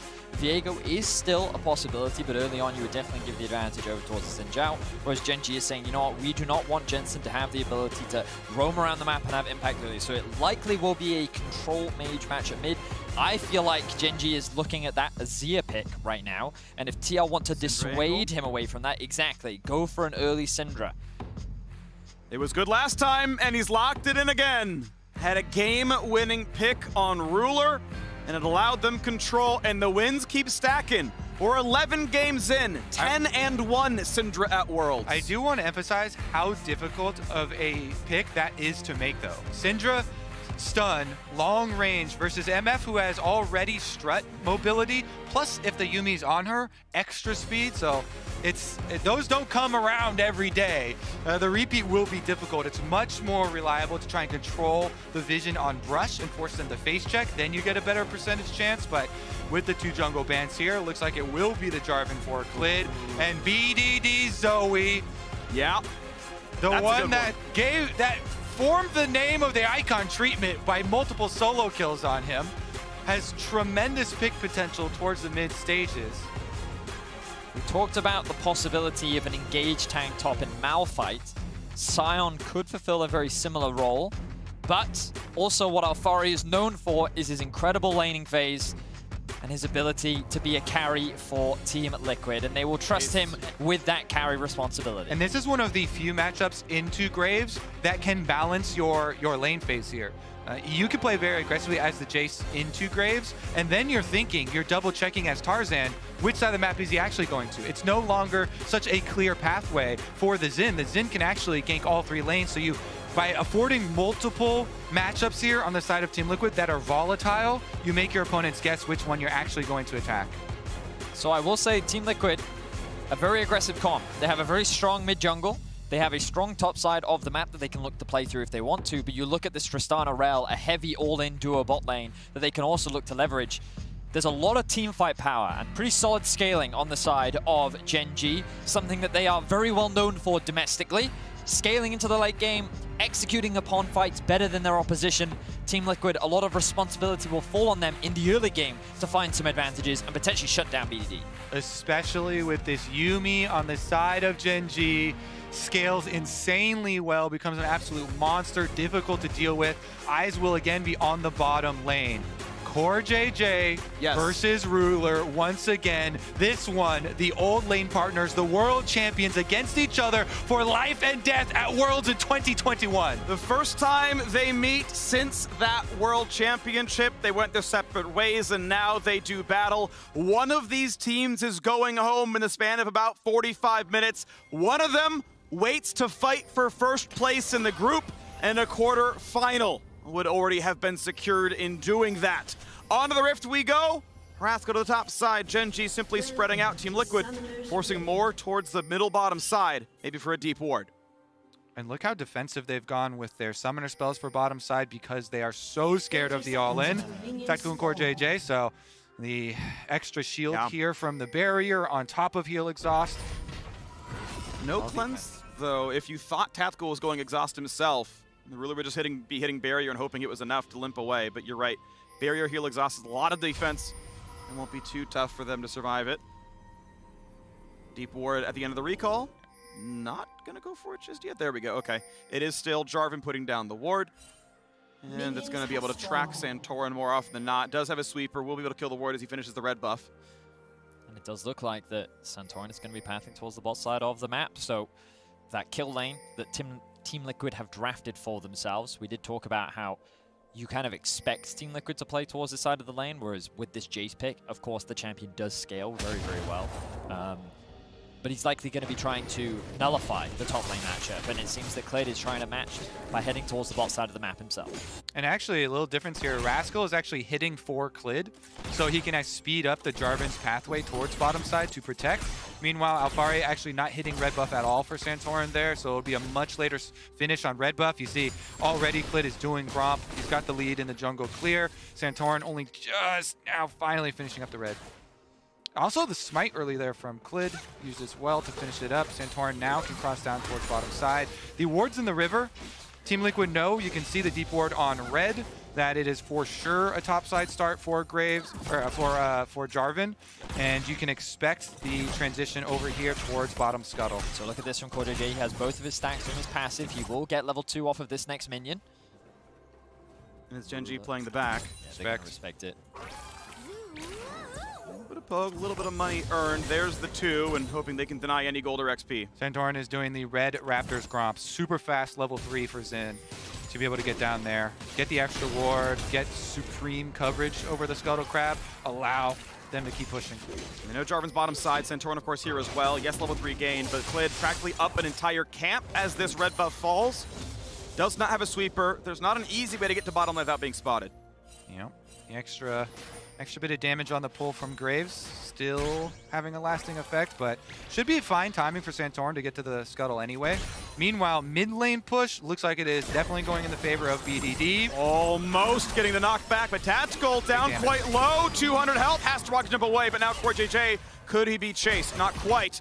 Well played though, good disengage. Gen G stays safe. The fight for bottom scuttle seems impossible for Team Liquid. Clid. BDD has first roam from mid. Exactly. He's got a mid laner, so this is going to be his. Smite is up for both. Early smite, it allows Santorin the chance, but it's too big of a risk. He's not going to go for it. Yeah.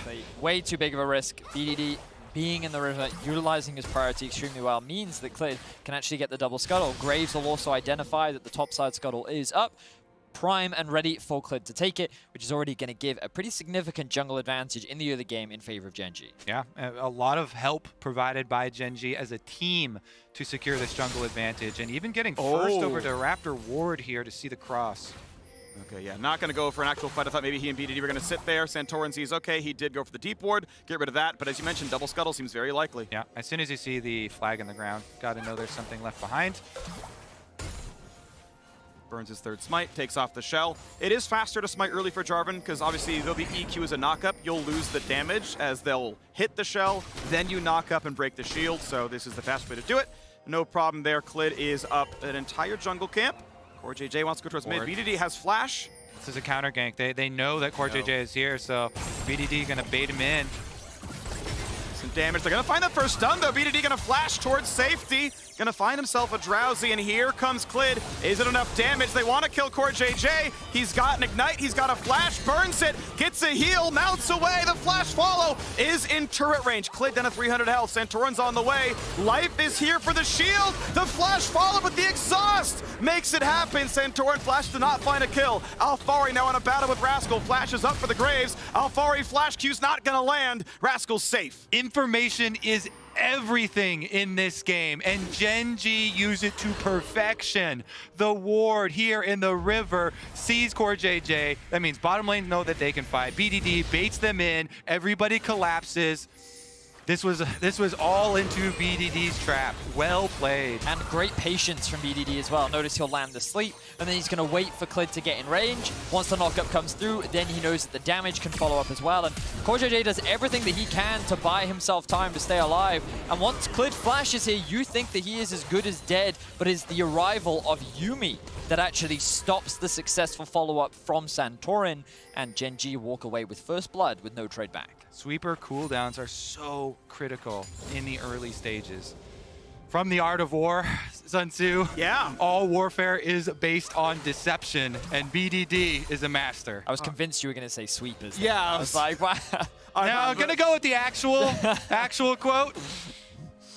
Well, there is a bit of a jungle advantage right now for Clid. A lot of that does come from the early camps he was able to secure, and still many camps for him available, along with the first blood that he grabbed for himself. So only a slight advantage for now in favor of Gen G. Alphari doing very well in the top lane 1v1, forcing Rascal's flash out, has the level advantage, and right now is trying to zone him away from farm. Big damage here as well, putting a half HP, but Rascal, of course, has his own ulti, so this trade is not going to look as badly as it might. Burns it here, but Alphari up in health. Vamp Scepter and 2 Biscuits going to make Rascal okay, but low. Life, Clid, they're going to spot Santorin. Rel on the way as well. Control wards and a Scuttlecrab will finally, for the first time this game, I believe, go to Team Liquid. BDD doing a great job of just maintaining mid-prio. He keeps the wave constantly pushed in, and Clid is always there to offer support. The mid-jungle working very effectively together for the side of Gen G. But you'll notice that the gold has gone back to being dead even. The bot lane has the push. No TPs for either top laner. And Clid's smite is actually already upgraded, so it's 900 versus 450. This is, if he's not zoned out, a 3v, but they're gonna go for the fight. The dunk comes in, the kill, and can Yuumi make it out? That's a knockback, but it does not interrupt the Yuumi in time. She had already flown over to BDD Zoe, but TL's on the board. And guess where that money went? It went right into the pockets of Jensen. Once again, the one who successfully found the stun, who secured the win last time around. Some money into Syndra's pockets is exactly where they want it. He also had the early Dark Seal, so that is 2 stacks on the Dark Steel for him. Here's another look, the all-in. Jensen stun lands, Santorin's W lands at the exact same time, and the all-in from Tristana finds it.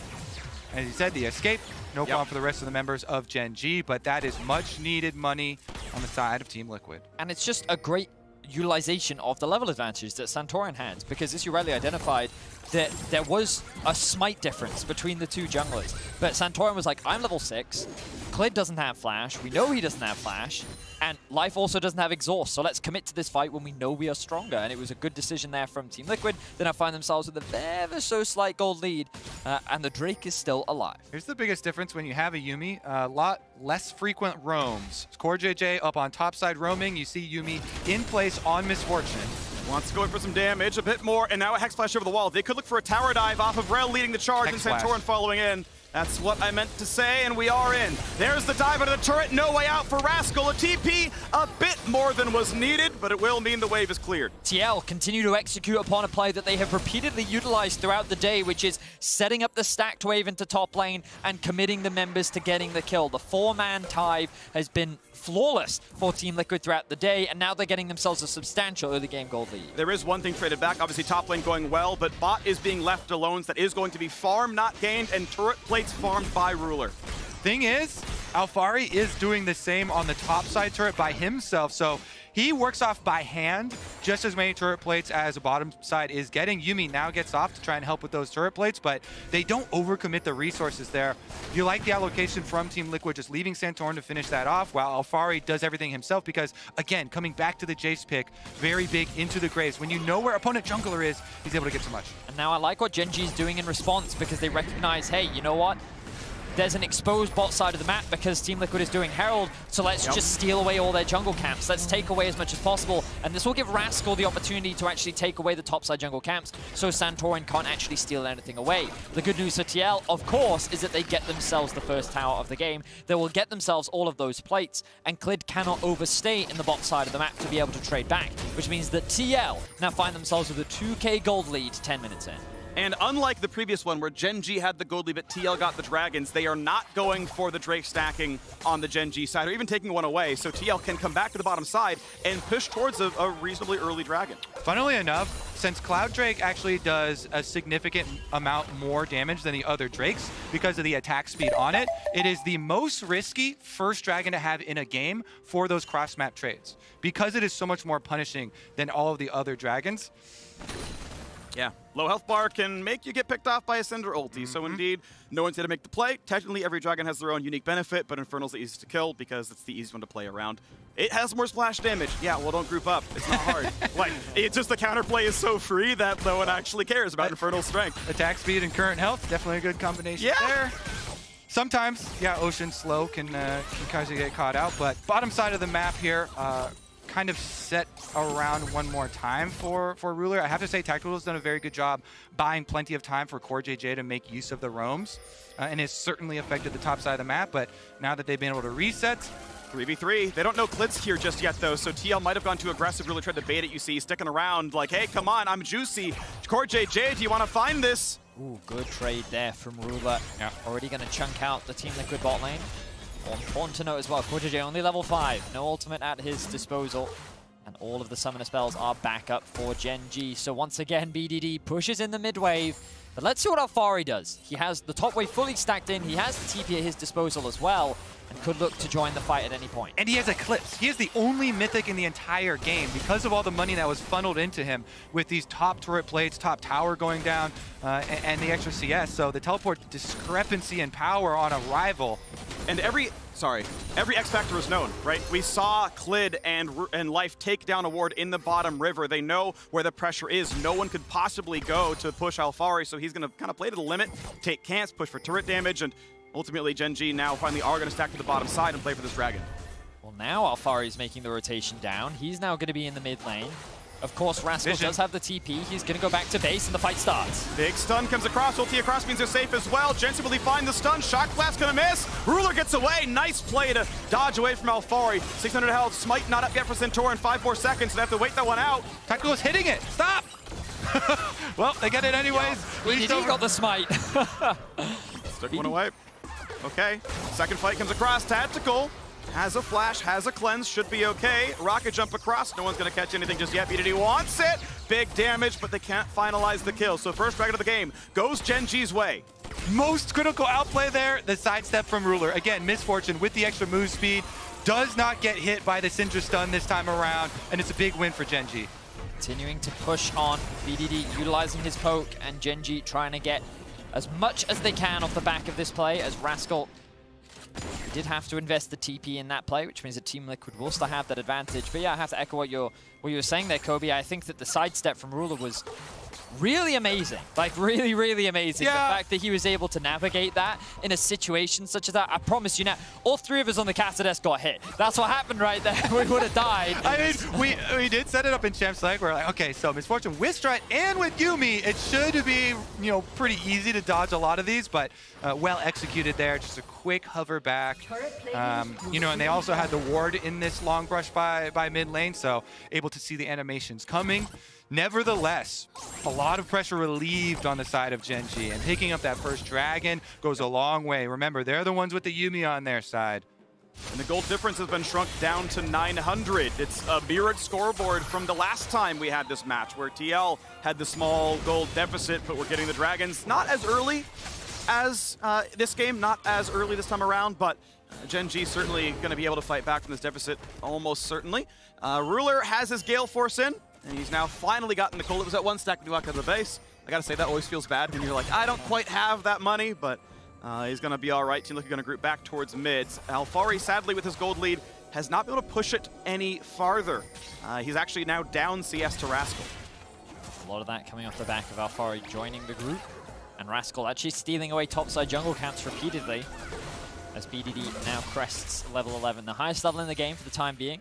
And it's just a lot of posturing right now. Neither team wants to get too aggressive. There are a lot of objectives still up for both sides. You can see all these outer towers, and right now, both teams are kind of fishing for windows. They're looking for that cross-map play. If TL tried to do something on one side of the map, Gen G want to try and answer, but right now, neither team is really looking for a huge 5v5. And the main thing is that Gen G have completely switched who has control of River. This river here, this is the highway in League of Legends. If you control the river, then you control the flow of every bottom side play. And so them moving in with Misfortune Yuumi, trying to get even the Q pokes from Yuumi, earning them these windows to go aggressive on. Team Liquid finally moves in. They take out some of the control wards down there, and wow, Rascal has his level lead and has turned the tables on Alphari. Really nicely done. Yeah, 11 to 10. Just barely 11, but it's enough to be in the advantage. And it's Alphari last hitting under turret. Despite all the help he got, despite the turret plates cashed in, Rascal, a really good comeback from a pretty rough look in the early inning phase. Jensen, I believe, missed cannon. Unlucky there. As we get the wave pushed in the mid and Jensen can move down. The highway has switched hands. It does temporarily belong to Team Liquid. Okay, both mid laners can miss cannons. All is good in the world. A lot of pings right now going down towards the Herald. It is Rascal that has started this one off. Alphari is going to go back to base, spend his money, and likely TP back in. But that will only occur if Team Liquid want to fight, and for now it looks like that they do not. But this Herald is pretty important for Gen G because it can actually give them access to breaking open the map a little bit more. They haven't been able to secure a single tower just yet. There is a lot of standing gold still for both teams to acquire, and Gen G is saying, you know what, we have our eyes on the top side of the map. Let's sacrifice bot, and let's see if we can push this all the way into the tier 2, because again, you know that once you have the Herald, you will have that tempo advantage. So even if TL get a tower on the bot side, Gen G is going to get a lot more on the top. Exactly, and Gen G, once you start knocking down these outer turrets, you open up for the BDD show. Zoe roaming around from mid lane. They've invested so many wards to give him avenues to look for these picks. He already had completed his Luden's Echo. Team Liquid were respecting it. They don't want to move in. They don't want to contest any of this because those things land. They are a death sentence at this point in the game. So much threat behind the poke there from Gen G. They run that Rift Herald all the way through. Secondary tower goes down. Local gold acquired. And that is a big boon. The timing here is interesting. So obviously top lane tier 2 was killed. It is Gen G up a turret, but as the recalls come in, they can't really get on Dragon the moment it spawns. If TL wanted to stay on the map instead of taking Tactical's recall just to get Berserker's Greaves, they could have taken Dragon on the spawn. TL obviously saying that it's not that important to do so. They may think with the vision control, it's theirs anyway, and they're going to start this one up on spawn. See if BDD can get there in time, because if they don't have BDD poke, then Team Liquid should be able to force this. Walking through his jungle, but yeah, that is a lot of damage done early. Alphari bursts it, and it is TL tying up the Dragons. Gold is tied. Dragons are tied. Kills, one apart. Turret kills, same number. Klid should be safe to walk down. Rascal, almost a target, but TL not quite going to go for the play. Well, they have 5 members hovering around bot right now. This is a bit awkward for Team Liquid because it's going to give Gen G access into the mid wave. They will be able to push this out, and then they can even rotate up towards top. They can start threatening that as well if they want. Stun onto the Zoe, not going to matter. Here comes bullet time over the sleep, and Jensen, the flash, does not get him to safety. Gen G would love to keep fighting. It's a 5v4 if they can bring Rascal in. Core JJ going to jump the wall. A huge pick from BDD and Ruler.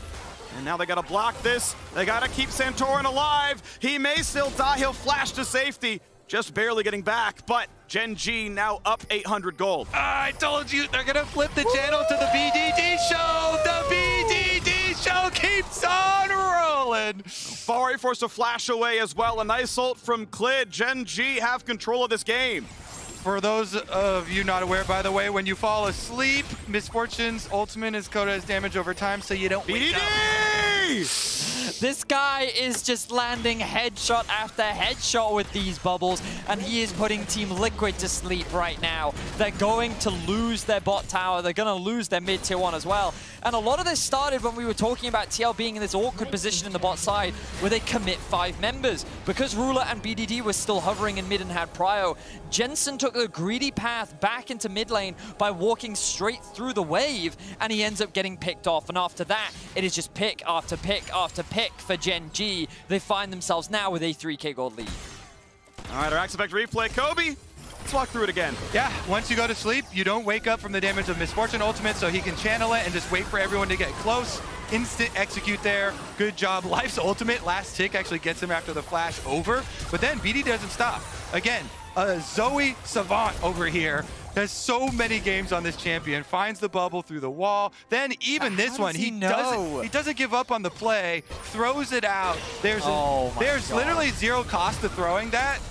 But this man is just too good. Finds it dead on. Doesn't miss. Look, he's going to do it again. He's like, yeah, I think... Yes, I know he does it again, Benny! You know what's actually horrible about that play? It is faster to walk to the fountain than recall from the steps. A misplay became a misplay in Tactical's choice. Yeah, 2 things wrong with that play, and just didn't see it coming. BDD, props to him, huge player in this game. Exactly. That's why when we talk about BDD, we always talk about his champions. The Azir, the Zoe, these types of things coming through in such big situations, so clutch. Already his Zoe got them the giant win versus LNG, multiple solo kills, and now it looks like it's setting themselves up for success versus Team Liquid as well. All right, a 3,000 gold lead to work back. That's Team Liquid's task. Gen G hoping to make it 4 out of 4 LCK teams in the quarterfinals. So rarely do they lose in groups. The closest they've been in a while. Yeah, sure, Gen G fell in 2018, but remedying that mistake here as they look to take Team Liquid to task. Aggressive ward doesn't get a whole lot done, and back they go to map control. Okay, so the next steps for Gen G are actually quite fun. You get to ward up behind Baron, move your, actually only a minute and a half left on Dragon. Probably don't want to spend your resources there, so they'll actually just wait the extra 30 seconds, go back, get their control wards, and then you set it up for, again, the BDD show around the corridors here leading up to Dragon. Get some wards for him, spot him. All he needs is a little bit of information. He doesn't even need perfect information, it seems, to be able to land a lot of these picks. And it's so difficult for Team Liquid because every member, if you get hit, you fall asleep, you're such a squishy target, you're going to get collapsed on. And you can see how well Gen G are playing around Vision as well. And so, well, this entire game has come off the back of Gen G. The fact that he has constantly had Prio in the mid lane. He answered the Syndra with a signature pick, something that he really showcased at the beginning of the group stage with his performance against Icon. He is such a talented Zoe player, and with his Prio, they've just been playing very well around these side lanes. They secure the tier 2 bot, they secure the tier 2 in mid, and TL, they are bleeding resources right now. They need to think about ways back into this game because with the Drake now spawning, they're going to have no real way to actually contest this unless they want to try a TP flank onto one of those control walls. But it's Gen G playing on the edge. They saw Tactical still pushing out the top lane. They know it's a 5v4. There's no way TL can pull the trigger. So, okay, we'll play in front of you. Take the Cinderstone. We don't care. We see Rel on screen. That's fine. You're not going to take the fight. Knock down mid lane outer. Knock down mid lane tier 2. Threaten, credibly, the Baron, and grab the Dragon, no problem, with Rascal in the top lane. And you can see as well, the Gen G, they just allow Rascal to solo the Drake because they're so paranoid about the potential of a Baron. So Gen G are covering for every possibility right now. They have 2 great control wards just sitting in the enemy jungle here on the bot side of the map, and they are pinging them out as potential options to make plays. But ultimately, Gen G just control absolutely everything. And it's crazy how quickly they were able to build this off of a single decision-making error from Team Liquid, and that commitment to the bot side of the map, Gen G were able to punish so effectively. Team Liquid have to get to the objective first. You cannot afford to walk into the fog of war. They're trying to do it here, but some good vision checking tools from Gen G. Yumi Q into Jarvan Flag just to make sure they don't give an opening to Team Liquid, but that's Team Liquid's only hope. Get there first, hope that you can pounce on them from the fog of war. I'm always so impressed by the spider senses that you often see on pro players. I would have face checked that brush. I would have died, but that's also why I'm not a pro. Possibility, stun, play in. They're going to look for the kills. Misfortune over the top. Stopwatch burned. Can they kill Clint? 1 for 1 is the end of the play as TL pull the trigger and don't get a whole hell of a lot done. A slow there on a Santorin. Flash to safety. A stun to buy some time. But we have seen BDD clean these kills up before, and he may do it again. Bubble off to the side. Not going to find a target just yet. Santorin still on the run as Ruler wants to get him, but not going to find his mark. There you go, striking from the fog of war is the opportunity, but Stopwatch buys enough time for Gen G and the rest of them to get there. actually kind of lucky for Team Liquid that BDD doesn't land the follow-up bubbles on the way out, because that easily could have been another pick for Gen G. You see with the move speed of Misfortune Yuumi, they keep up on these chases after the play as well. I will say that also when you're in a losing position, being able to find picks like this, in my opinion, is worth, because you're always getting a little bit of gold back. You're forcing the opposition to invest a lot as well. And you'll notice that Gen G invested their teleport here as well. Alfaro was already here on the play, but the positioning from Ruler is really what allows them to be able to get a kill back in the first place. Such a perfect choke point for Misfortune Ultimate to just tear the team apart. And after Team Liquid invested so many resources into getting that kill, the best they could do was disengage. So while Santorin does lose his flash, they get the TP out from Rascal. Let's see now. Look, you can see him in the bot lane. This could be a great opportunity for TL to try and force something, knowing that they should have a numbers advantage. TP-less top laner, other side of the map. Yes, indeed. 5v4 is the possibility. BDD still playing up on the edge. Has a flash, though. Not an easy target. And just going to work his way up. Make Santorin sweat for his chance to go for Krugs. A one-level lead for Rascal. This is the man who was so heavily attacked. Team Liquid got so much onto Alfari. They got him a tower dive kill. They got him the first turret. All the plays with the Herald. But Alfari has been grouping to help his team get back into the game. And as a result, they're getting behind in golden XP. Muramana transformation feels nice for us. He just knows. But Santorin could chase this one in. That's a stun, that's a follow through. The first flash, the jump back, but they will kill him. That is TL back on the board. And the shutdown goes to Tactical, the Tristana, the main scaler here for Team Liquid. That is a much needed bounty. So it would be, I'd really love to see TL just like force a Baron right now. If nothing else, they don't have to commit to the fight. It's just to get Gen G to burn a couple resources, get them to sweat a little bit, because when you're at this kind of deficit, yes, it's great to get a pick, but you need to convert that pick into something. I would say don't get too greedy, but at least take the mini objective of getting your vision back around the Baron. maybe I've been casting Mad Lions too long, but they're just like, oh, we got a pick, Baron it is. I will take the objective of all these wards cleared out so that BDD doesn't have a shooting ground to go for, but this flash not going to be there for Zoe now, so it is a point that you can try and put some threat back on there for the side of Team Liquid. We can see Ruler is the rich one. Alfaro, yes, he is still up in gold, just he was up more is all I'm saying from the early game, as Rascal's done a really good job for being the target so often. He's the farm leader of his team, and, you know, second place in gold on his team as a result. Even BDD has less than him because 30 CS is quite a lot. Alfari looking for his next play top side. And shock blast. He invested in both shield cutting as well as Grievous Wounds. Oh, he's flashing for this. Big damage on a Rascal. Of course, the shield bow cut in half, but Alfari gets solo killed. TL, can they catch up? Will Rascal fall? They'd love to find it, but the slow's not going to land. Redemption gets the rest of the way in, and Rascal gets the solo kill against Alfari, gets away, and BDD would like a little bit more. Are there enough reinforcements? 4v3 looks pretty good, as Play's going to come right back out. Santorin has very little places to go. Ruler's on the push in. He's going to get stunned out of the ulti, but Santorin is going to be the sacrificial lamb. 2-0. Gen G are cutting Team Liquid out of the tournament. Rascal with a massive outplay onto Alfari. He was feeling himself. He felt like he could get that kill, but Rascal with a beautiful sidestep into ult, into burst combo means that Santorin is also going to lose his life, and now Gen G are threatening the Baron. Jensen needs a miracle. Kiwi has to steal Baron. Somehow that seems so unlikely. At 2K, is it a possibility? They get it lower and lower, and the miracle happens. I've seen a Jensen team steal a Baron before, but a kill is traded back as Corey JJ falls. That's gonna be the miracle they needed, Freak. It's a Baron stop for Team Liquid, buying them some time. Gen G, they won't waste any time though. Rotate down to Dragon, pick up Dragon number 3, well on their way to Mountain Soul, but Team Liquid are holding on by threads of hope. Get your tissue out, wipe that brow, Kobe. Things are definitely still looking pretty good for Team Liquid. Of course, they still find themselves now at a deficit.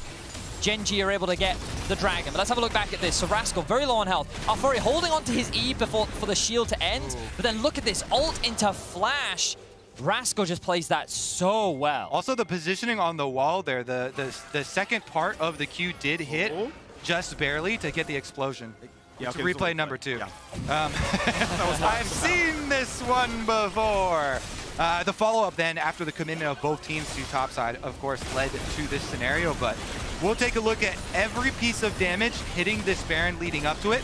You notice that Tactical even puts his explosive charge on it and gets some autos in. He walks around here through BDD, past Ruler as they're both autoing it. They're waiting for CoreJJ to all in.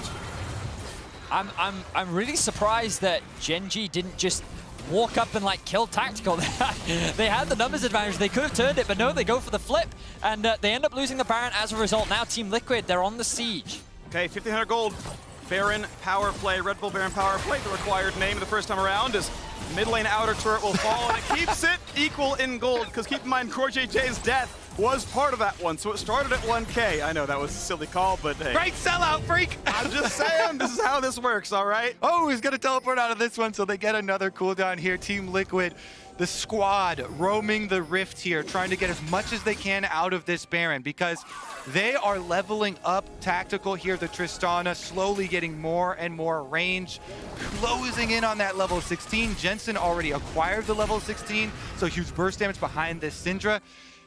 And it's moments like this. Tiebreaker scenario in group stage at World, fighting for your lives here. So much pressure mounting on stage that composure trumps everything. You make one mistake in positioning, you get hit with one stun. He has no vision, he's gonna have to flash this. Does not get knocked up, but has nowhere else to go. And Ruler finds the kill. You rocket jump onto a ward, why? He doesn't check the brush, he doesn't realize that he's on top of vision, and he realizes too late that he's somewhere that he is not supposed to be. Clid failed the EQ flash, but losing the AD carry is massive for Gen G. They have their eyes set on breaking the base. 4 versus 5. 30 seconds. Mid-wave will fall. Pretty good AoE, of course, by Alfari, but top lane turret likely to die. Jensen not going to get Ruler just yet. And TL, of course, must realize this is a 4v5. Yes, Graves could move. Yeah, they're focusing on trying to clear the minion wave while they buy time for Tactical. They have to do one more wave before he gets back. Okay, top turret dangerously low. Santorin slowed up. Will survive, but the turret will not. That is the expected result of that kill. Top lane inhibitor turret is down. 4,000 gold lead and 2 minutes away from Mountain Soul. You guys were just literally talking about it. Positioning, these crucial decisions can literally swing games.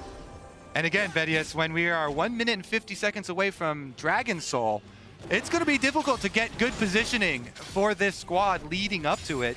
Yep. So much priority there for Gen G, so that's #1 goal. CoreJJ doesn't want to let any sort of funky stuff happen on top side to Tactical once again, so he comes over to screen for him, but the resets have to start coming in 1.5 minutes ahead of the Soul fight.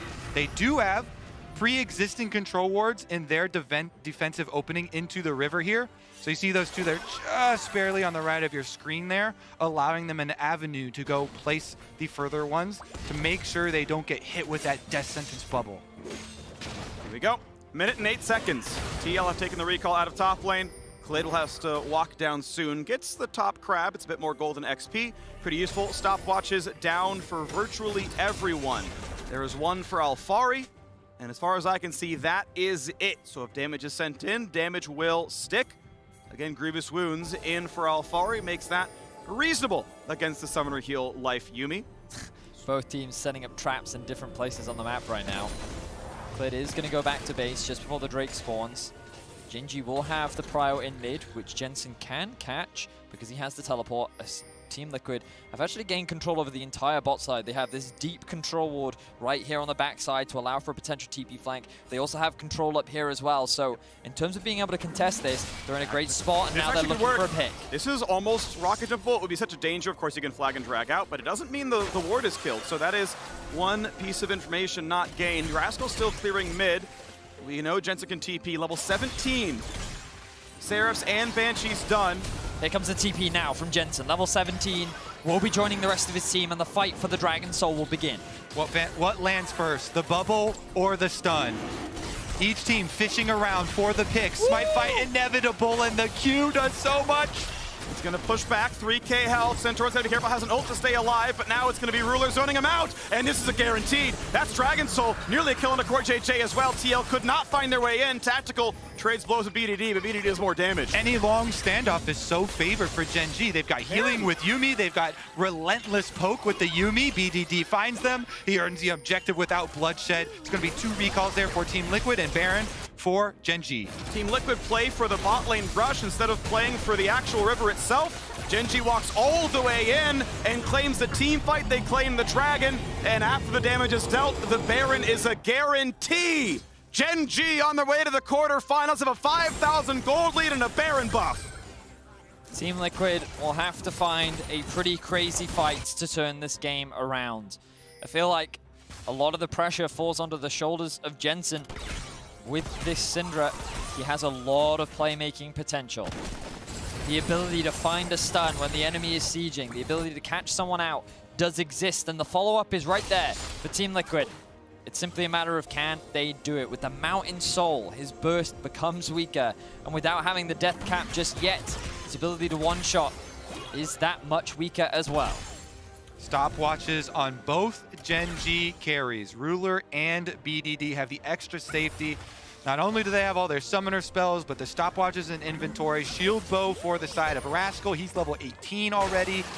Pushing out mid lane. Teleport ready to collapse.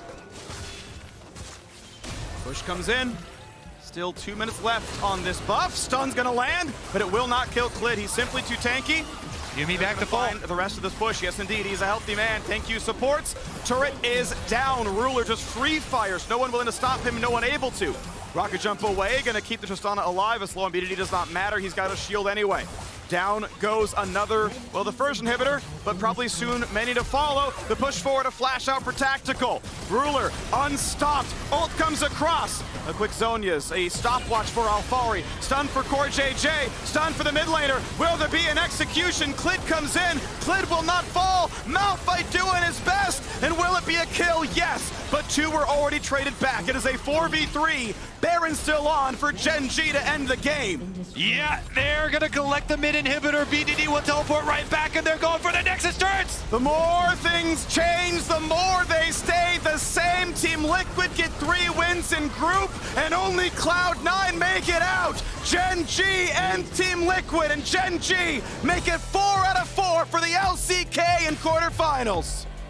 BDD on his champions has got to be respected, making another team feel the pain of the Zoe. A heartbreaking loss, of course, for Team Liquid. They really did level up here in week 2. Something that we've seen from all North American representatives, the stepping up. But unfortunately, in the final game, in their final opportunity, they could not quite close it out, and it was a close game until it wasn't. BDD on his Zoe, as you rightly said, pick after pick after pick, and Gen G were able to shut them down. The Yuumi pick that so many LCK teams have used here and the group stages, and everybody's trying to catch up. Yep. As far as the meta, they came out with it game 1, Dom1 versus FPX. Still good here. The Yuumi plus the Zoe. You're never going to win those wars of attrition. You're never going to win any sort of standoff or poke game. Heal's too strong, poke too strong. Gen G. Now they fight for first position in the group in the tiebreaker versus the winner of our next game. They eagerly await who it's going to be. So, only one LCS team has made it, 4 from the LCK half, and now we'll see if it's another LPL or LEC team to make it. With that win, Gen G have advanced to the quarterfinals, and we will see who joins them up next. Don't go anywhere.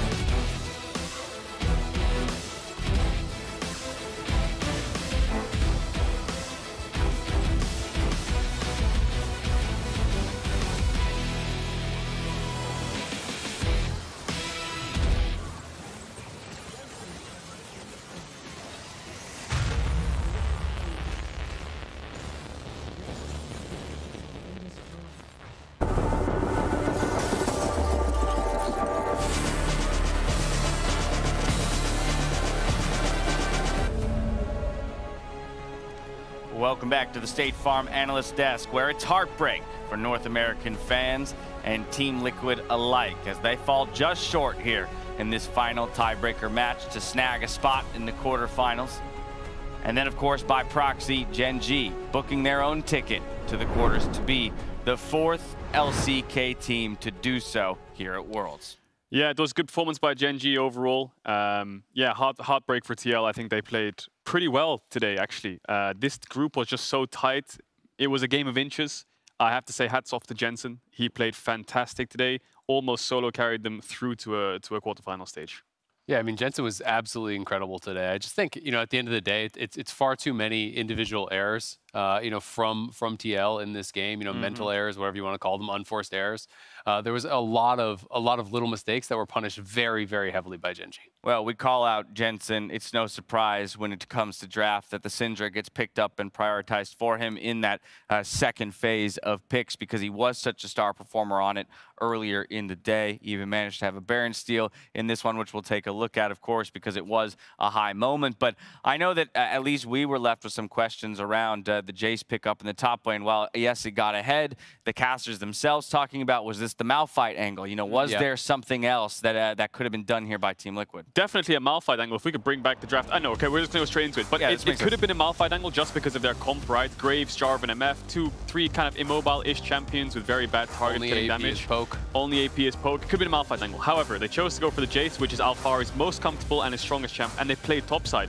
Credit to TL, they played fantastic around topside. They get the early dive off, they get Rift Herald, they Herald top for Alphari, and by the time this play finishes, Alphari is 2,000 gold ahead, so they set themselves up for success. I think both drafts are actually pretty good. I think the other thing you have to remember is the other side of this is Ruler's getting ahead because we saw Core JJ roaming constantly. And often we're seeing Tactical have to actually give up waves, have to back off the tower because there's cross-map pressure. So yes, they got an enormous lead for Alphari, but he didn't do anything with it the whole game, right? You know, they got him 2,000 gold ahead. His only actual 1v1 fight was him getting solo killed by Rascal. So, you know, at the end of the day, he just wasn't really able to make good on the advantage that TL was able to gain for him. Yeah, playing towards Alphari in the top lane was Team Liquid this time around. We already talked a little bit about Jensen's performances throughout the course of the day and being such a star performer for Team Liquid. But that brings me to the next point, which is BDD on the Zoe in this game. When they needed him most to step up, he was absolutely incredible. I have to say, not just this game, but throughout the whole tournament, I think BDD has been a consistent factor. If you take away the humanoid game where he dives in by accident, I think BDD has been solo killing Icon up against LNG, up against TL here. He just kind of clutched the game out. The game is, yes, in a winning state for Gen G, but I think these plays kind of solidified their lead, right? Just look at it from his vision, how many kills he gets here. I mean, he makes the sleep look like point and click, right? Like he just wasn't missing any of them.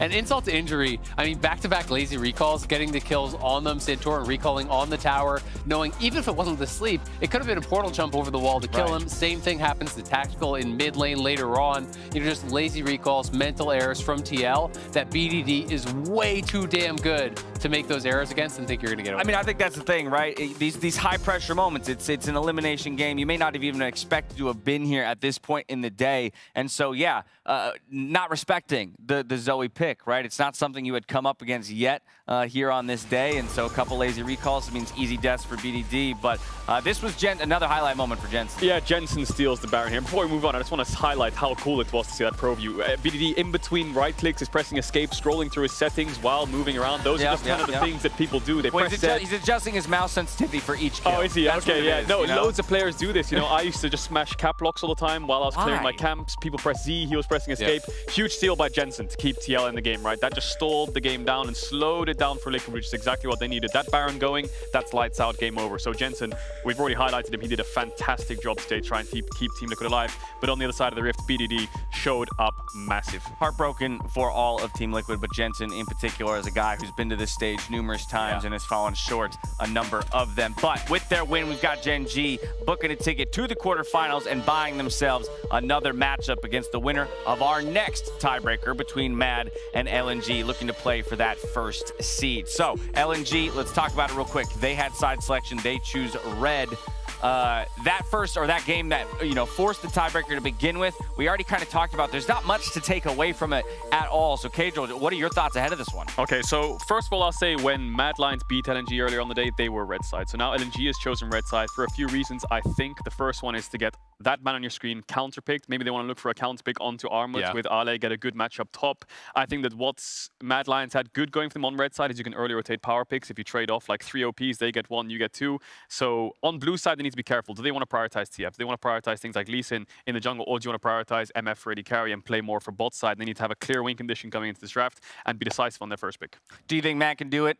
TL fall just short. This is the last chance for Europe and the final shot for the West to get another team into the quarterfinals. They can absolutely do it. I mean, they just slammed LNG, so I think that's going to be weighing on their minds a little bit. And I think as long as Mad play their game, get a strong draft, I think they're in a good spot. Look, it's the most important best of one of their lives right now, right? So just pick anything, any comfort. Sometimes when you're on stage and a player really feels the champion that they've never practiced, like, I really think it's good here, you just got to trust them. And if they have that, they should go for it. Well, they've got the momentum. They're in high spirits. We'll see if they can get it done. But to hear more about their qualification into the quarterfinals, Lore is standing by with BDD.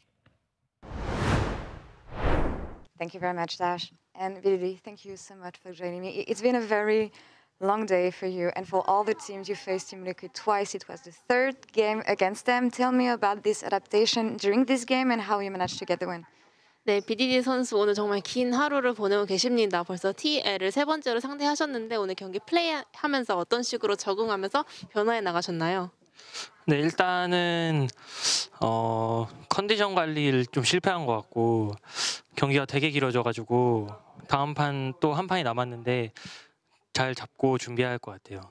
I think we kind of failed in terms of our conditions. We have to stay really well, but I don't think we were feeling super at our best. So we have one more game to go, so I think we really have to take care of ourselves. Oh, well, I'm sorry to hear that, but still you qualify with this victory. You're the 4th LCK seed to qualify on the quarterfinals.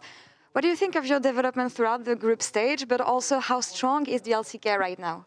네, 그래도 이제 4번째로 이제 LCK 팀으로서 지금 8강 진출을 확정 지으셨는데 LCK 팀들의 LCK 지역 자체의 강세에 대해서 어떻게 생각하시는지, 그리고 이번 그룹 스테이지 진행하시면서 어떤 식으로 계속 발전해 나가셨나요? 일단은 경기를 보면은 T1과 담원이 모든 팀 통틀어서 제일 잘하는 것 같고요. 그 팀 경기 보면서 많이 배우를 했었고 저희는 저희 부족한 점 항상 피드백하면서 고쳐 나가고 있는 것 같습니다. So I think Damwon, Kia, and T1 are the 2 best teams among every other teams. So we tried our best to learn from them, and I think we are always going through our mistakes and issues. Well, and thinking about the Damwon, Kia, and T1, and also Hanwha, they're potential opponents right now in the quarterfinals. So when you think of all the teams we have waiting for you, even though we don't have the seeding, what are your thoughts on quarterfinals and the teams you may face there? 네, 말씀하신 두 팀이나 하나생명 또 이제 다른 지금 8강에 상대일 수 있는 여러 팀들이 있는데 대체적으로 어떻게 지금 예상하고 계신가요? 네, 일단 담원기아가 약간 특출나게 좀 잘하는 거지 하나도 잘하는 팀이라고 생각을 하거든요. 그래서 지금은 1등, 2등 어디로 가도 모든 상대가 다 힘들 거라고 생각하고 있습니다. I mean, Damwon, Kia, they are stronger than other teams by far, but I also think that Hana Life is also very strong. So it doesn't matter where we are seeded, 1st or 2nd. I think everyone will be a tough opponent. Tough opponents, but also a very cool series to look at. Now, focusing on the last game, we have Mad Lions facing off against LNG once again. Who do you think will win and why? 그러면 이제 마지막 경기는 매드 대 LNG 다음 경기가 이제 나올 예정인데 어떻게 예상하시는지 누가 더 이길 것 같나요? 원래 전에 경기도 사실은 LNG가 이길 거라고 생각을 했는데 뭔가 보면서 뱀픽에서 좀 꼬인 느낌이 되게 많이 들어가지고 이번 경기에서는 뱀픽을 약간 잘 하면은 예상을 하기 힘들 것 같아요. I thought from the first place LNG would be the favorite, but I think their draft kind of fell apart. So I don't think where it's gonna land depending on their draft and everything. Yeah, the day has been so crazy so far. We'll see for that last game. But for now, 감사합니다 for the interview. BDD, thank you so much for the translation. And we're going to take a break. And we'll be back for the 2nd tiebreaker of this series, LNG versus Mad Lions. Stay tuned.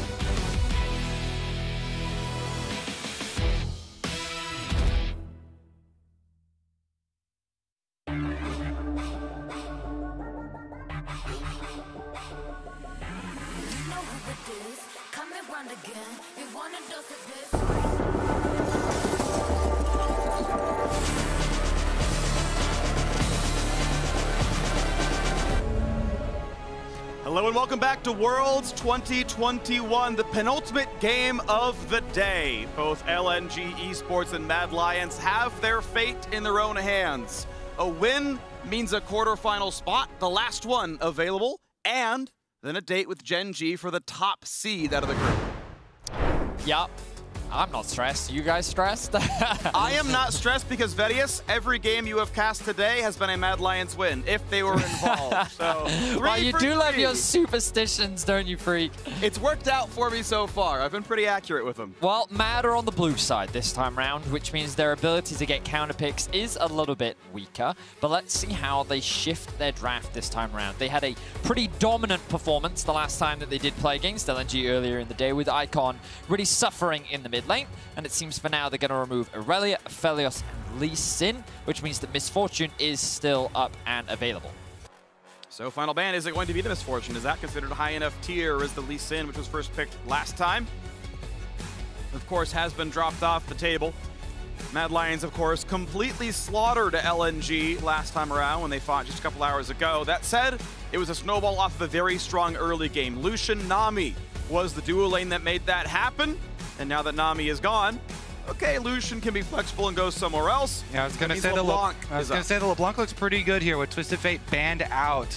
One of the big answers there. Meanwhile, then, if Nami's already banned out, looks like Misfortune looking pretty good there for LNG. It certainly does. And they also have the Leona that they can pair up with it as well. The question is, what will Kazi be willing to play into it? With the Aphelios gone as well, that would be his usual go-to. Ezreal is one of his old favorite picks as well that he could use as an answer. Not the strongest in terms of lane, but definitely very solid scaling and would pair up very nicely with the Rakan if that was something that Mad Lions still wanted to go for. Leona, maybe an option. Rakan, maybe an option. Waiting to see if it is going to be hard engage or if they're going to maybe rush to grab a mid laner in case, top lane gets forked and they need to, pick something as sort of reaction on 3. Also, are they going to put Icon on Lissandra duty, on Malzahar duty? Yes. He was a huge liability for them last time around versus Mad, and playing into the LeBlanc, those are the two point-and-click answers. And I want to see it be Aftershock LeBlanc, or Lissandra, by the way.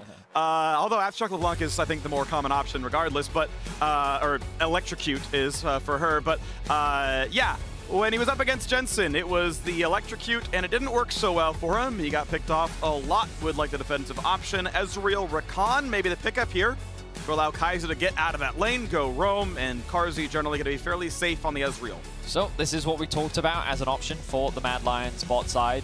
It is very safe on the weak side of the map. It also gives them options to be able to engage later on into the game. We know that Kaiser is very confident when it comes to finding flanks and looking for picks. It will, of course, limit their jungle options, however, given that this will give room for LNG to actually ban out things like the Xin, potentially even ban away the Trundle, which means that Elyoya may be forced into a corner, but last game he did bring out the Poppy to great success. True. A couple fewer dashes this time around, but you can, of course, interrupt Tarzan's Viego. Rise will be the answer. Going to bring that one out and hope that it's going to be enough. He's stealth right now. It's definitely looking attackable. When you have Ezreal Rakan for your bottom lane, should get lots of roams there for Kaiser. Rakan plus LeBlanc, lots of jungle options still open as well for Elyoya, but already off the table there. Jarvan maybe gets followed up with something like the Xin. I love the meta commentary done by the graphics team. Icon's set of the screen is full gray, like it's been for most of the group stage. Come on, man, that was last game. You got five. We're gonna have to find a new thread here. Are you sure? Yes. I think that in general, Rise can be a very solid matchup into LeBlanc as you scale later into the game. It becomes a lot harder to deal with on side. Puts a lot of responsibility on Mad Lions to find advantages in the mid-jungle matchup. But now Mad are looking to remove some of these top lane options. We know that Ale is a very big carry for the team. He was shut down very effectively after Humanoid was able to get a lead in the mid lane matchup, and how they rotated or translated that pressure up towards the top side of the map as well. Top lane ban, jungle ban, jungle ban. Viego mostly undisturbed so far. Again, Poppy less important when what you're showing is Misfortune, Viego, and Rise, none of which really care about dash stops. You don't have to go Gale Force on MF. It's really not that big of a deal. Final ban comes through as Jace, Camille are gone. And Wukong is available. Armut's pocket pick in a spot, in a fight, do or die. Get into the quarterfinals or go home early. That's the result of this game. All right, blind pick the Kennen. Pretty heavy on AP here with Ryze, Kennen, both solo lanes, but shouldn't be a problem. No tank showing so far for Mad Lions or for Armut. And I'm not sure you can out-team fight this, right? Like, Kennen Flameless MF ult is every 5v5 goes your way. It's not like you can even pick up Braum at this point. So at this point, you just kind of index, I would say, into just playing full 1-3-1, get some priority in a side lane. Would they actually lock in the Xiaohu answer top side? No. Would they convert Armut into Xiaohu? Not going to be the case. Nope, it'll put him on the Gnar pick instead, something he's definitely more comfortable on. Now the question is, what do they round things out with? Xin is gone, Jarvan is gone. They can't pick Lee, they cannot pick Diego. Trundle is one option, but no, they're actually going to put Elyoya on Kiana. He's going to be given the opportunity to carry from the jungle.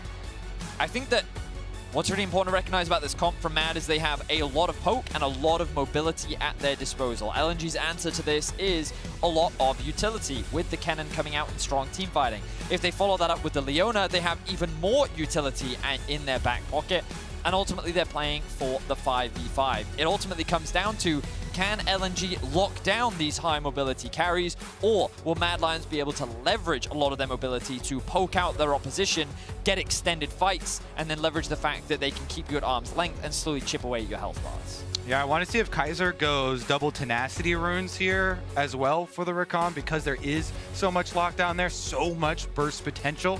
We're getting annihilated. He was very big for them in the previous game, though.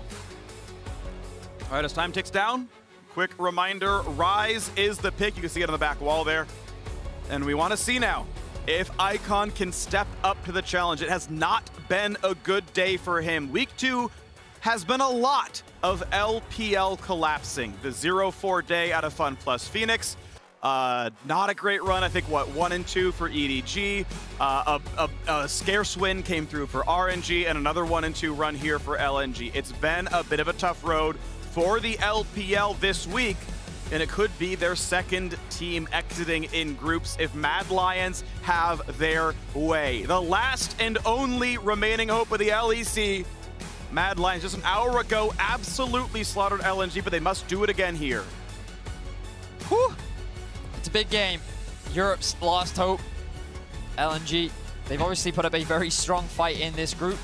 Today, while they have fallen short, they are not an opponent that you can afford to underestimate. All of Europe is putting their support behind the Mad Lions to get one European team into the quarterfinals, and this is the Mad Lions' last opportunity. Very curious to see how Icon performs in this skill matchup. Can he reset after the previous loss? He has had quite a few poundings here at Worlds. Yeah. One at the hand of Humanoid, one at the hand of BDD. But you have to remain focused here. Elimination match for him. Elimination match for both sides. It's just the line of scrimmage opening. Nobody recall for sweepers quite yet. Aggressive ward comes down, and then out he goes. Ale and Armut expecting to be fighting in the top brush, and Kaiser hands over a bit of extra vision for Armut to make sure that he can feel safe and be well positioned when his 1v1 fight starts on the top side. Junglers don't yet have to choose where they're going to begin, as they both watch the front of the Raptor pit. Is there a late trinket ward here? And then soon they will decide which buff they want to start on.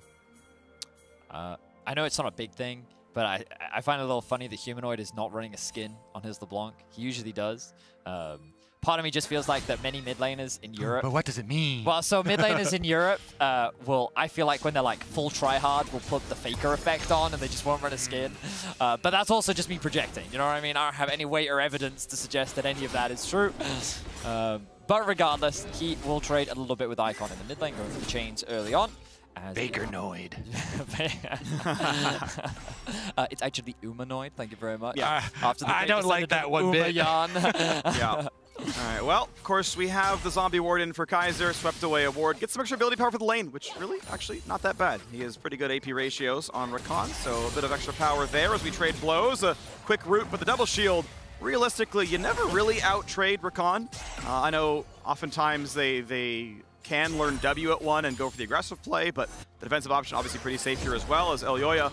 Red Raptors Gromp, it's become a pretty common route, but it means you're level 3 in time to help top if there is an early play. Otherwise, you just cycle back down and you don't lose that much time in pathing. Tarzan will also get spotted out by this ward, so full information from Mad Lions as to what he's up to and where he is pathing. This means that the early ward will come out from Ali up towards the top side of the map, and it comes as no surprise as Tarzan recognizes that he has the prio and bot, will likely be playing towards that crab. I'm just very curious as to what Elyoya's early game plan is. Will he bother looking for an early top gank? Remember that on Kiana, you can take creative pathing by going over the wall using your W, allowing you to navigate past some of this early vision that is often invested by top lanes. I would assume he just splits crabs instead, but... Oh, really? Looks like he's going to go for it. So he's going to use his W to get over the wall. Now he's right behind. He doesn't have the root, but he might not need it. Ale feels something is wrong, though. Armor getting the max Narbar means Ale is showcasing that respect. And he knows that Elyoya should be pathing up towards the top side of the map as well, which means that... Wow, going for it again. The crab is up, so you expect, all right, he's on crab, right? No. Well, they changed the call from gank to dive because Humanoid pushed out mid lane, so here comes the dive. It is Mininar, though, so tower aggro has to be juggled well. He's not very tanky. Here comes Ale alone. Elyoya's going to pull the wave away, and here we go. The jump on in, the hop, decent damage, flashed away from the block, and he's stunned. Armut's dead. That's first blood. That's second blood. LNG 2-0. Oh, that is not the dive that you want to see, because Tarzan's going to get double crab. That's going to be a double buff onto Icon as well, and everything just falls apart as Ale gets the massive outplay in the 3 versus 2. The perfect Kennen stun right there onto Armut. So well done from Ale. 3 charges, gets the stun, under tower, gets the turnaround, and LNG strike back quickly. And Tarzan's also going to catch the mid wave as well as the other 2 push out top. But let's have a look back and keep track of this Kennen stun. 1 stun proc, then the E proc, into the W, got him under tower with the tower shot. That means the extra kill onto Elyoya counts as well, and they are elated. And the flash from Kennen 2 to dodge the Q damage from Elyoya was massive as well. So much burst was just dodged from Ale due to how well he navigated that play. And now it is LNG that find themselves with a very strong early lead against the Mad Lions. 1,100 gold. Not insurmountable, but certainly going to feel pretty good for the LNG side. Back and forth a little bit with a wave to farm, of course. You know, now that they're winning, I've got to pay them respects and give them their full name. Leaning Gaming Esports. Technically, LNG stands You just wanted to say Gaming Esports. Yes, I did, because they, unironically, their name is LNG Esports, and LNG stands for Leaning Gaming. Just a fact for everyone as we watch them likely now play in the quarterfinals based on this early lead. Hang on, we're only 5 minutes in. I said likely, not guaranteed, but the odds are better than 50-50 that they win based off the double kill. Well, Ali's definitely set up for success. Humanoid doing what he often does, using his prio to look for a bit elsewhere on the map, is able to push in, gets the ward down as trading happens to stop. Pretty decent amount of damage there as Armut really is pushing in, has the early MR of the Null Magic Mantle, and it's going to do more than beat the Sork shoes as Ale runs back, and the ward actually doesn't see it. Is he in Dry Brush? He is. But when will Ale get 6 is my question, because I feel like it has to be soon. And while Ale does not have flash, still committing to this dive is always going to be risky. Armut just going to hit level 6 right now. Okay, they're not going to go for it. Yeah, they're not going to risk it. Meanwhile, bottom side overloaded with LNG members, and Karzi and Kaiser are under attack. Low into Karzi. Kaiser going to find himself a bit of a heal and a flash over. Karzi going to Arcane Shift and say, okay, burn some more summoners, go for it, bud. Stun's going to land, decent damage. There really isn't a way out for Karzi, but it can make them waste a little bit of time. Couple of flashes, but a kill comes through, and that's worth it. And they hand another one over to Icon. The punching bag in the previous matchup, now the recipient of multiple early kills here on the Rise. This completely changes with LeBlanc. You can flood into the mid stages of Rise where you can immediately annihilate these waves, teleporting out to the other side. All right, LeBlanc is going to be enough with Elyoya here. Iwandi, he has flash, so does Light, and now Tarzan's here. They see with the stealth, they see with the mist coming around, that the Ruined King is here to conquer. We're gonna have to retreat. And once again, LNG is better set up to respond to some of this aggression that we've seen from the Mad Lions. We know that Humanoid loves to set up these early dives. He loves to push in mid and then roam to either top or the bot side of the map. And LNG, they responded accordingly, and now they're maintaining that aggression, knowing that Mad, once again, pathing up towards the top side of the map. They're able to make a play bot. They punish Kazi and Kaiser. And Tarzan now finds himself at level 6. Ale the same, has the TP up and available too. LNG are in a very good position this early in the game. And because they don't want to waste resources, they use the teleport, bottom side already from Humanoid. So he stays down there. Just last hits, starts to build that slow push for his bottom lane, while his bottom lane pushes out the mid lane, ensuring they don't lose waves after the play.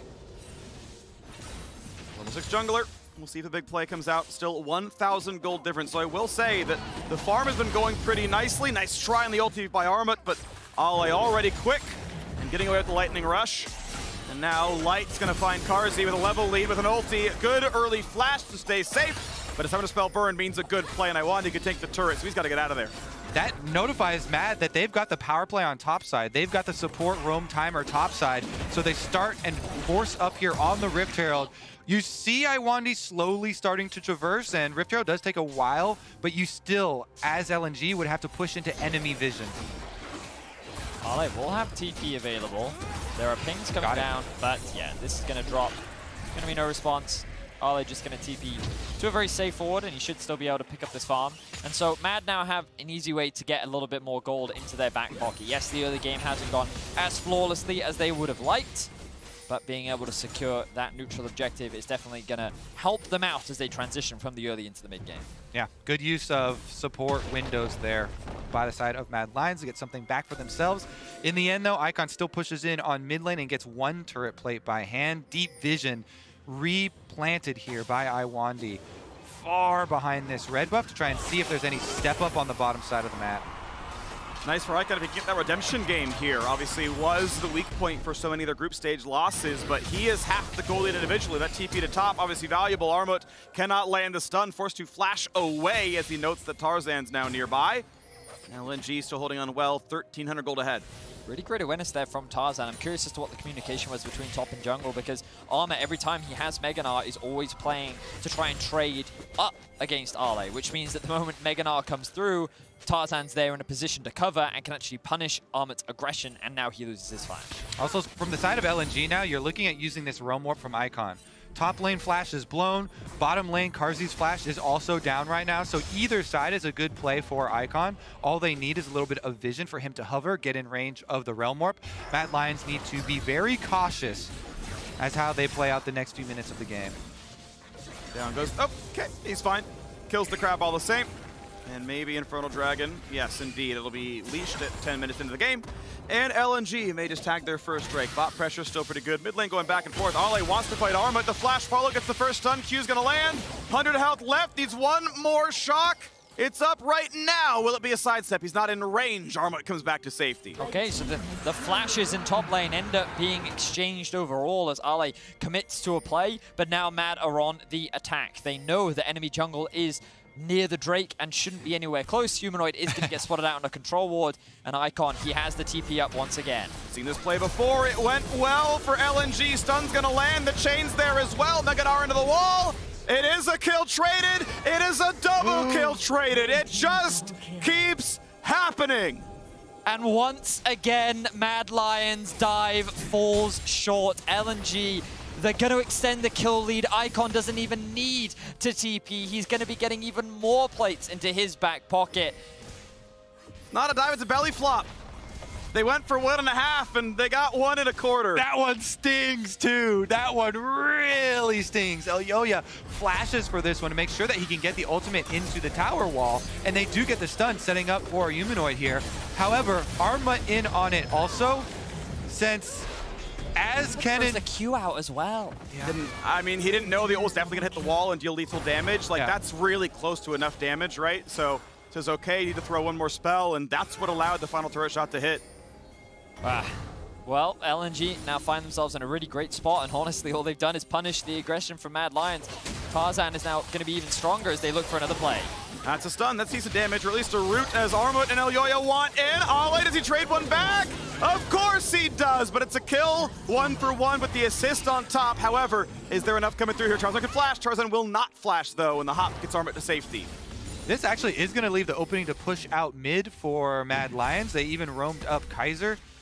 Wonder if you get much out of that, because all the rest of the lane should be held pretty quickly. Tarzan's coming around behind, but they make the dive. Chains the knock up the charm. Second round of spells. Good flash by Awandi. Q flash auto. That is a dive that finally works. Mad Lions get a kill unanswered.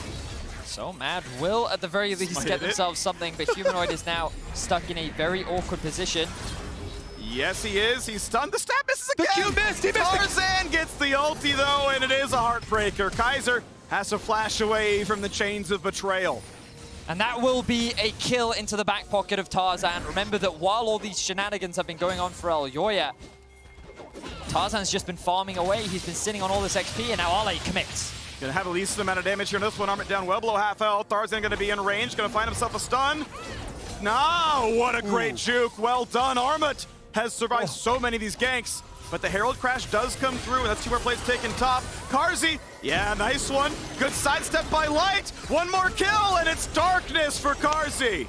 Woo, nice fancy dodges on top side for Armut. Bottom side, though, Light gets the extra shot. Double summoners used, and Icon will escape to his teammates. And LNG is just stepping up all across the board. Once again, Karzi dies, and this early game from Mad Lions is rapidly falling apart. Remember, we talked about LNG. Their team fighting power is so strong, and a lot of Mad success needs to come in the early game, which right now, it is not. LNG are going to continue to ramp up, continue to scale up, and Tarzan is looking for a gank in the top lane. There it is. Right, stunned, but Tarzan is here. This time around, Armut may not have the way out. Gonna find a final stun, and as you go back to Midinar, you get the W move speed automatically, so once again withstands the pressure. Tarzan has been in that lane so often, and only the turret has so far slain Armut. That topside turret definitely looking like MVP caliber DPS so far for LNG. Meanwhile, it is going to be support roams answered. Cloud9 sends their commiserations. Is it? Cloud9 made a quarterfinals. I believe you make that. Yeah, you know what? Actually, from the position of power, we can afford to laugh now. I mean, listen, people make fun of, it's not about them. We're going to move on. It's not worth the diatribe. 1,900 gold, not insurmountable. Certainly it is LNG's advantage. Mad Lions down a dragon and that much money. But it is comebackable. It is certainly possible, and we'll see if they can keep their heads up in this game. Icon shoves down mid lane, and we look for the next objective. Dragon's up in 35 seconds. Elyoya is going full squishy. It's not a gore drinker ever. It is Youmu's into a serrated Dirk. He wants kills. Yep, he certainly does. He wants to be able to one-shot these LNG members. Admittedly, there aren't any true tanks outside of the Leona, and even she, being so underleveled, will be relatively squishy, which means that I understand why he went for this build path to be able to get one-shots alongside the LeBlanc, who has now completed the Ludens. But LNG, they're going to secure themselves the first tower of the game. The cross map is Ale. Vision.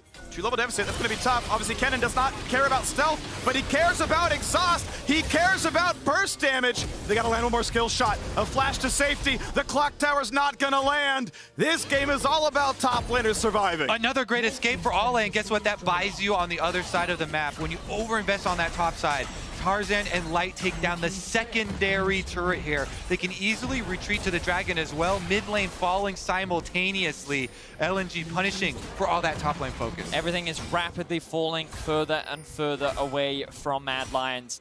Elyoya, I'm surprised he's actually so even in gold with Tarzan, considering that he's 0 and 3, but the real difference is coming in the AD carry position, with Light getting so many resources funneled into him with all of those plates, with the massive CS discrepancy, with the kills that he has.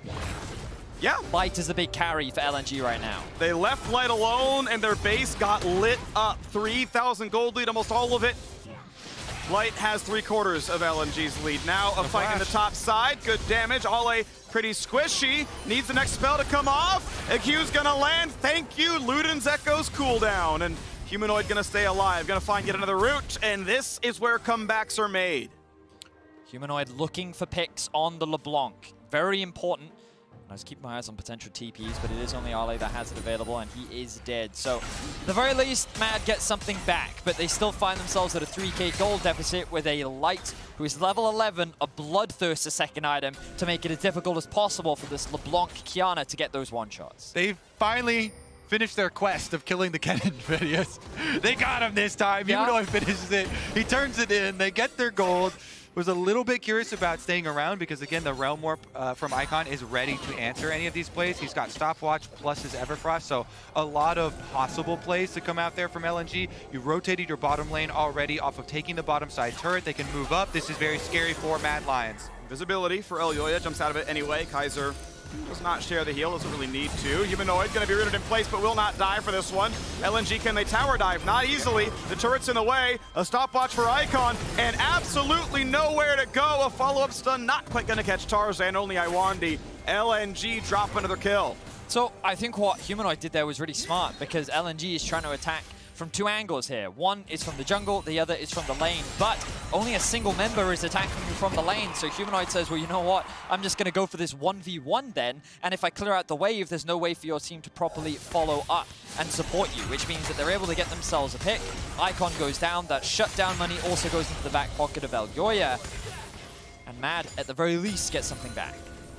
All right, you can watch it in our Axe Effect replay. Icon chunking down on Humanoid, but gets shot up with the chain, and the rest of the team is on the other side of the tower. With Armut moving over, they can just burn him down, take off the little bounty that I believe he had on his head, and use that extra money here for good use. Resetting very quickly. Teleport just about to come off cooldown for Armut as well as he pushes out bottom side. 2.6k. It was 4,000 not long ago. Dropped by about a third, and Mad Lions, no, it's 2 minutes, 20 seconds until the Dragon. I don't think they would like to give Soul Point over to LNG. You don't have to fight for the third Dragon. It restrains you a bit if it does go over. We'll see if they're willing to take that fight while down in gold, or if they're willing to wait a little bit longer and fight for that fourth. Wait to see if they can cross map. Obviously, top lane outer, not there to be fought for. It'd be a push for top lane tier 2 if Mad were to cross map them. LNG, of course, want to see what they can cover. Light just happily holding the top lane. He's got TP. Ale the same. He's playing bot lane. The AD carries always play mid at this point in time. And the Sports have roamed around. Coverage towards the bottom side. Is there a tower dive here? Well, there's no towers, but is there a fight there? No. It's Armut recalling away. Halfway now towards his Sterix gauge. And as Iwandi puts a ward down, Mad uses a trinket to face check. Everything's fine. The gold difference is actually just Light. He is a full item over Kazi, and his gold difference is 3k. So I think the only way in which Mad actually win a fight is if they're able to shut down Light or limit his impact in the team fights. And ultimately, all that responsibility falls on Kaiser. Maybe Humanoid and Elyoya as well, but we've seen him get great engages before. The question is, can he lock down Light long enough to be able to get that kill, while also having to deal with Rise at 2 items, and a Kennen ultimate primed and ready to terrify the team. Herald's coming out soon. It's pretty much got to go into the mid lane. The charge itself won't quite kill mid turret, but if they put enough pressure, they can get the rest of the damage. There is the Herald summon. It's going through to mid. And as bot lane is cleared by Armut, he can even walk up to make it happen. Dragon spawns in 45 seconds. Again, the question is, are Mad Lions able to get anything for the Dragon, or will they take the fight down 2.3 thousand? Tarzan going to spot Armut, and Kaiser goes invisible, gets slow, but will not be killed. His charge should happen, but the wave's in the way, and LNG may stop this one. Ezreal comes across to wave clear, getting lower and lower. His charge actually pretty relevant, and indeed, it will not get anything done. But it does allow Mad Lions in the river, but they won't get a whole lot yet. Yeah, they chunked out Iwandi pretty heavily before this, so I was wondering if they're going to stick around for the actual Dragon spawn, but Kaiser's finishing his recall, so he's going to be a little bit late. Humanoid does have teleport if they really wanted to answer, but an immediate leash could come through. Both supports actually complete their recall, so will be delay on that Dragon. You want to replenish that vision. Also, both sides want to pick up an item. As we can see, Kazi getting his second upgrade. Not the fully stacked Aura mana just yet, but he is getting very, very close. Humanoid now with the level advantage over Icon will make his rotation from the top side, as Ale does have the TP. It seems that we're setting up for this fight around the Drake Light. I'm very curious as to how much money he's actually sitting on right now, because I feel like he's been on the map for quite a while and has yet to spend it. But for now, he doesn't really care. He's got 2 items. He feels strong. He's level 13. And LNG are in a great position. Taking the time, though. Gold lead has now shrunk to a full 2,000. Kaiser able to walk away. Elioya the same. He needs to jump over the wall. Controller to get rid of the vision, but now LNG have finally grouped up. Ale essentially keeping up with Humanoid in the top lane, and now the Dragon has begun. Is there a fight? Down to 4,000. Third Dragon, Cloud Drake, yes. Patient on the smite. Claim it after True Shot Barrage. And just roam warp right back over so you don't give up any mid priority. Since they had LeBlanc on top side, you know, Humanoid would have to teleport really early. He's a huge part of their damage profile right now. So much burst he would have to threaten. So they decided, they made the call there for Mad Lions to wait for the Soul Dragon, not quite ready to throw down for the team fight. Arma had just also exhausted back to mini Gnar form, so didn't have the big team fight presence. And look at this as well. BF Sword along with the Crit Cloak picked up for Light. He's already working towards his Infinity Edge. Light only continues to get stronger as Kazi is struggling behind him. And with the Void Staff now finished as well for Ale, you feel like LNG have all the components that they really need to start off a fight.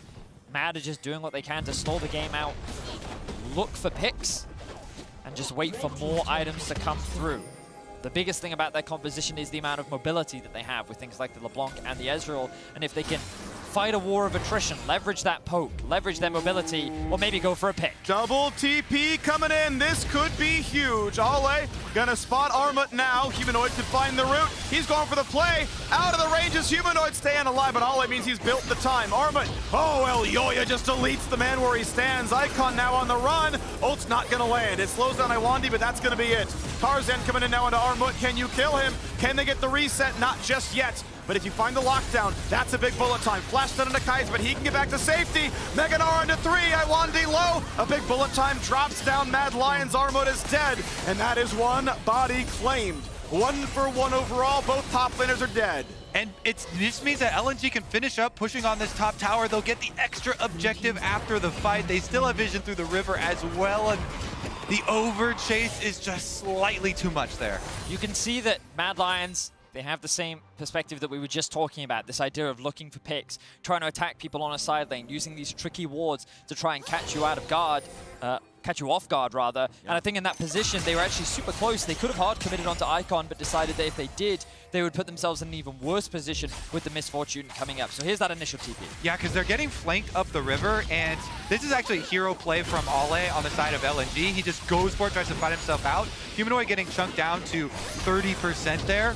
means it's very risky for him to re-enter the fight, and you see them kind of zoned off by the mist. As Tarzan comes up, he cuts off the rest of the team. If they knew that that wallop from Armut was going to land, yeah, maybe they fully commit onto Icon and finish him, but flash from Iwandi means they can follow it back up. Armut tries to make a hero play into the wall, but a good flash from Light, and because he saved his ultimate, they can finish up the extra kill. Humanoid was forced solo, and now Ale. Before, Ale gonna come in on Elioya, and that is the one downside of the squishy Kiana build. Does not land enough damage to get the Eclipse to pop, and does it himself. Flash was up, but was stunned from basically 80% health. Ale has just been fighting against everything on the side of LNG here. He makes another huge play, can teleport in for this Baron attempt too. He doesn't have ultimate, but still dangerous. No smite available, decent damage from Humanoid, but drops to half as much as he had dealt to the opposing team. The back of the pit is dangerous. The spikes will stun, it does more damage, but it's getting lower and lower. It is smiteable, and though it's early, it still lands. Mega Gnar now in the pit, stuns absolutely everyone. This could be the fight, even though Baron was claimed, but Tarzan's looking for his resets. Still drops first. Icon on the backside gonna find that kill. Mad Lions still have 3 alive. They may have won the team fight, and Icon has nowhere to go. He's got no flash, so Karzi claims it, and it's just Light left alive. Cannot chase down Humanoid. And that is now negative gold in the Red Bull Baron power play. Okay, so LNG, while they do get the Baron, Mad find themselves with a 1 team fight. If they could have killed Light, that could have been massive for Mad Lions, but they end up falling ever so slightly short. Let's have a look at this. So Humanoid doing everything that he can to get poked down, but LNG trading back very effectively. The problem for them is they're funneled all into the back of the pit, and Armut just gets Mega Gnar. Then the engage comes in from Kaiser. Mad aren't able to steal away the Baron thanks to the smite coming out from Tarzan, but then Armor with this huge ultimate just forces everyone to clump up, stuck at the back of the pit without any summoner spells, and this is where you get to see the range coming out from Mad Lions as they can kind of chip away at Icon and Light without them being able to do anything. Humanoid there, skirting on the edge of death too. He baits Tarzan to flash over for the ultimate, then even the last wave dodges away from Misfortune ultimate. Yep. Definitely a huge one though. Back of that Baron pit is death. There were Baron spikes into Rakan, into Armut. Okay, 2,000 gold difference still remains the name of the game. Dragon Soul is up in 6 seconds and LNG wants it. Mad Lions want to defend it. Keep it from happening. And right now it's Mad Lions who own the river. LNG, do they take the fight or do they say, we'll wait for 5 minutes? Humanoid wants to poke, doesn't get a whole lot done, but Ale, if he's got a blast plane, he gets in. If he doesn't, he can't make it happen. If he walking around for the flank, looks for Elyoya, is stunned, and now they find the knockup. They're in with the support, but there's not a kill just yet. Ale knocks down Kaiser, and Humanoid pushed out as well. Tarzan now doing his best impression, finds an ulti over the top, and Armut a quick heal, but will he die? Iwandi follows, and Iwandi wanders into his death. Ooh, Humanoid playing with fire there. He was able to navigate his way out of that tricky fight as Tarzan is continuing to look for more. They're trying to cut off the escape route, but Tarzan says, enough's enough. I don't want to overcommit to this. But Mad walk away with a trading kills, support for support, and also the Cloud Drake, which means that that soul will still be denied away from LNG. Exactly, they got what they came for. They got the objective, and getting out with just the extra trade there for the kill is very big news for Mad Lions. They bought themselves 5 more minutes in this fight, burning down the dragon. This counter ult from Elyoya pushing back Ale as his Kennen ultimate is channeling was so big. The Misfortune ultimate almost saved it there. Humanoid does put the extra threat into the back of the Dragon Pit to stop it. He kind of is a harrier here on the back kill threat from LNG. Still, the chase through earns the extra one. I will say, Light's impact in that fight was very limited, largely thanks to Humanoid, and then he took the Realm Warp, and then just as he's about to teleport away, Humanoid then teleports back, and then says bye, and is able to get to safety. So, still a surprisingly tense game. This early game looked very dire for LNG. Sorry, this early game looked dire for Mad, but they've been able to stem the bleeding somewhat, and they've kept this goal difference to about even for the majority of this game. We'll see if those tales of the Mad Lions team fighting actually hold up here. Yeah. Well, considering they're battling equally against Kennen, Misfortune, Leona, yeah, their team fighting's pretty damn good. Impressive stuff. Obviously, they've landed the Kiana stuff and the Gnar stuff quite well. LNG giving them a little bit of help in positioning, but at the end of the day, the execution's been good for Mad Lions. That gold difference just remains 2,000, as you mentioned. I bring it up because it's astounding to me that it has remained so flat with how strong the early game was for LNG. I feel like Armor has done a great job of just picking up a lot of farm, and like he was getting the side lane towers and he got early plates, which is largely why he's pretty even with Ale. Humanoid has been finding a lot of picks, and Icon has kind of been limited and muted in terms of what he's been able to do outside of the early game. All of the difference is Light and Kazi. Kazi isn't exactly weak, it's just that Light is very, very strong, and that's why if Mad can just kill him, if Mad can get on top of Light and shut him down, then that goal difference suddenly disappears. You're not worried about this Kennen about to finish his death cap? I mean, don't get me wrong. Looking like if Elyoya is in that AoE, he's dead. If Kaiser is in that AoE, he's dead. Exhaust timer coming up. Maybe that saves them. Definitely going to have to mark that Kennen as well. I mean, yeah, it looks scary for Mad Lions. It's very, very scary indeed. But as Freak was mentioning, as a European, all I can do is have faith in the Mad Lions team fighting. It's what won them the LEC twice. Let's see if it's enough to get them to the quarterfinals. It may just do that. Ale taking some decent poke. Of course, Karzi landed the Ezreal Qs. If it does that, it looks pretty good. Humanoid gonna grab a cannon and get the bot lane shoved through. 4-item AD carry.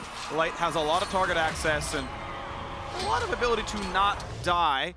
Now, one thing to note is the sort of 50-second desync between Baron spawning and Dragon spawning. LNG can trade 1-for-1 and it's kind of okay. Mad Lions has to have the Baron side of that one. If you take a Dragon for a Baron, Mad Lions don't feel good about that one. LNG would love that half, so it does force Mad Lions to play for the top side almost entirely. The big advantage thus far for Mad Lions has been Humanoid poking around on this LeBlanc. He's been so elusive, burning out so many cooldowns, changing focus fire here on the side of LNG. Now he's going to join with the rest of the team. Does not set up the split, does not take that extra minion wave there, even though he does have the teleport. Heads right back out for blue buff to set up for it. Grabs it. Ward's going away. Mad Lions trying to control their side of the map, but there's still a couple of deep wards up, and an aggressive control ward will get even more of the vision taken off the table. Armut low on Rage. Icon wants in, gets a slow only for the root, and able to stay alive for now, but Kaiser wants in. Charm, knock up on a 2. El Yoyo over the top. Bullet time to trade it. 1 for 1, and a reset is in. Is Tarzan going to get much done? Ults to safety. Karzi wants in. Can they find the damage? Somebody heal for move speed. Flash Q gets the red buff slow. The house not going to land. The Realm Warp saves Iwandi. That's going to be a big health advantage for Mad, though, and they can push over towards the Dragon. You say they don't want to have either side of that trade. They actually going for the Baron here while Tarzan takes the Dragon, so it will be Soul for Baron. Well, does Tarzan realize he wants to go for Dragon, though? He's going to stop the Baron instead, but okay, I mean, it is a 4v4, and with El Yoyo dead, you can't realistically play a Baron contest. Mad are getting low, and they're spotted. They're spotted. So risky, man. I don't know how this is supposed to work. You can't smite, and Tarzan's on the screen with flash and an ult. This can never work for Mad. And now they can just retreat back down to the Dragon, get that soul for nothing.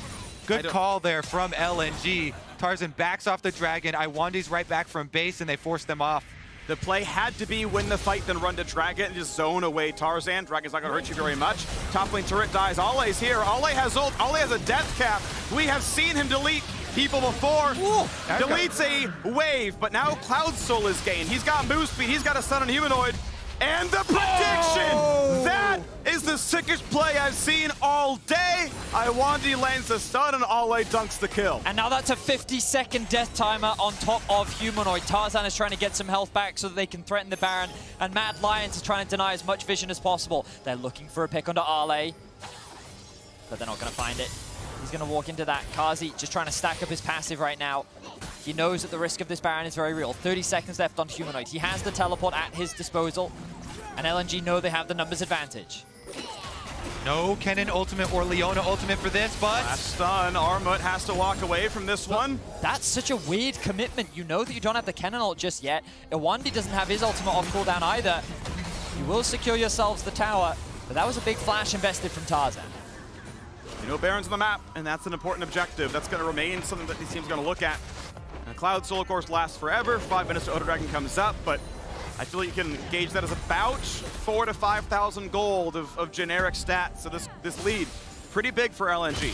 Such a big pick here for LNG. Ale invested everything to chase him off the wave, but he's also got teammates that are about to arrive. Huge burst damage on the combo there, and LeBlanc taking it back, yeah, was going to be cornered, but the timing there, perfect as far as Leona ultimate landing on the return timing and securing that one for the side of LNG. I think you could see from Humanoid, he thought that he would be able to land just after it, but yeah, he ends up getting caught, hit by that, and he will get, will end up losing his life. Now LNG still only about a 2k gold lead, obviously a significant amount, especially at this point in the game. 4 items are now finished for Light, 3 for Icon, level 17's coming in across the board. And it really is just going to come down to these team fights. Light is yet to die this game. Ale, to his credit, he's 6 deaths, but he's a hero for LNG. He's been doing so well this game. The number of dives that he had to tank, the way in which he has been playing in every situation, like, Ale very clearly really wants to make it to the quarterfinals. And if they're going to do it, it's going to be off the back of his massive Kennen ultimate combined with Light and the damage.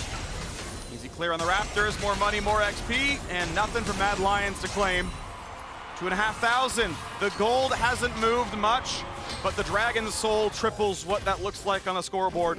The Mad Lions can still play for this. Obviously, the game is not over, just harder to play from the LEC side. For those who haven't been watching, this is do or die. If you lose, Worlds is over for either team, and you tie Team Liquid for 3rd and 4th in the group. If you win, you are the final team in quarterfinals, and then you battle Gen G in about 25 minutes for the top seed out of the group. A lot of stakes on the line for Europe. Our last representative here in the Mad Lions, the first seed largely dominating the playoffs with incredible team fighting, and now that team fighting is going to have to come in clutch against the powerhouse that is LNG in the position that they are in. Problem too is how are they going to answer and deal with this Kennen? Now that Ale does have flash up with the Zhonyas and teleport very quickly, you have to cover all of your flanks as far as the wards trying to teleport in, plus you have to have someone mark him. Namely, probably be Armut there, decent amount of magic resist for him. Possibility of keeping him out. Humanoid has done such a good job of weaving between the enemy lines as well, trying to find that opening for them. If you can get those chunks out before the fight starts, afford them a huge advantage. All right, pushing into the waves yet again. Ticking down the time. Tick, tick, tick. 2 minutes till the Elder Dragon spawns. LNG playing a pretty slow game here. Humanoid sold his Magi to be able to buy a death cap. He realized that he needed the immediate power, especially with the Baron alive. He has his TP, but he wants to make sure that he can threaten anyone on the side of LNG. Now one page was looking kind of sad. It was. Definitely gonna be a lot more power here, converting it into the death cap. Tarzan, force sitting in the fog right now. Flashes down for the top end jungle of LNG. Flashes up for everyone but Humanoid on the Mad Lion side. So Ale down one tool for a game-winning ult. And damage. Qs are okay. Armut, the biggest tank, still reasonably healthy. 2,000 health plus the Mega Gnar conversion, plus Hysterics. Not in that much danger just yet. Kaiser fighting for wards. A little bit of poke on Iwandi, but it is LNG yet again who owned the vision. Armut trying his best to maintain his rage bar. He's not trying to hit anything right now so that it doesn't proc. Here comes Ale! Ale is in, gets exhausted, finds some decent damage, does not kill Kaiser. Instead, he is shut down. Huge play for Mad Lions there. That's no more flash on Ale. Huge death timer for him. He saw the squishy members. He saw Elyoya. He thought he could burst him down. But the exhaust from Kaiser keeps them both alive. And Mad Lions defend such a scary and precarious position. They had no vision on Baron. And Armut, of course, he's a squishy mini Gnar, takes some damage. And the question is now how this dragon fight might go. It spawns in 25. Baron, of course, is already up. Ale with teleport, and the ulti will come up as he spawns. Oh my god, the damage from Light is just so much high on this TP. Could be dangerous. But LNG, they're actually just going to back away. Humanoid now going to do the same thing. Go back to base and try to TP back in. Remember that Ale has the teleport up. No ultimate or flash for the time being, but that control ward is still there. 10-second window between this right now, Dragon spawning, and Ale being on the map after the TP channels. Mad Lions are able to fight for river control, and now the teleport is in. It's back to a 5-on-5. Slicing Maelstrom up in about 3 seconds. Realm Warp spots for vision, and Mad Lions are on a control ward as LNG look to push back in and get their own vision back. They can actually just get mid control here, push out the mid wave first. The Elder Dragon takes quite a while to force, so you can't really just threaten burning it down there. Light, you can see, pushes out the mid wave. Armut doing his best to answer and charge up his rage bar, though. Still a bit of poke from Humanoid. Blue Elixir works on a moderate cooldown, so not bad just to land a Q and wait. Tarzan gonna heal up a little bit off the blue buff. No vision Give that one over to Icon. Ale, Rocket Belt is up, stopwatch available, ulti is up. This could be a lot of damage. Armut, well-timed Mega Gnar, but that's a limited resource. Mad Lions need to push the pace here, or they will not have Mega Gnar. So, Kaiser comes up. Kaiser forces a stopwatch out of Tarzan. Armut, running out of time, finds a single stun. Back to Mini, and back to the fountain he goes. Trade it back, though, as Ale dropped without getting to ult, and that's a huge deal. No Kennen is a really important point here, as Icon is down to 100 health. Stopwatch to buy a time. Karzi can't find it, but Elyoya does, and he's invisible. He can run right back out when the W comes back from cooldown, but Light just does too much damage. Humanoid and Elyoya, the assassins from Mad Lions, get them in it, but Light stands too strong for LNG. Karzi! Oh, no, Arcane shifts into the jungle. Stays alive. Oh my word, this is way too stressful.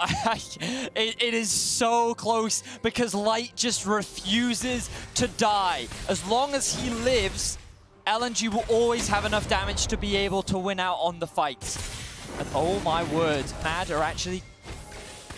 Light is aware something's going on. Light is right here.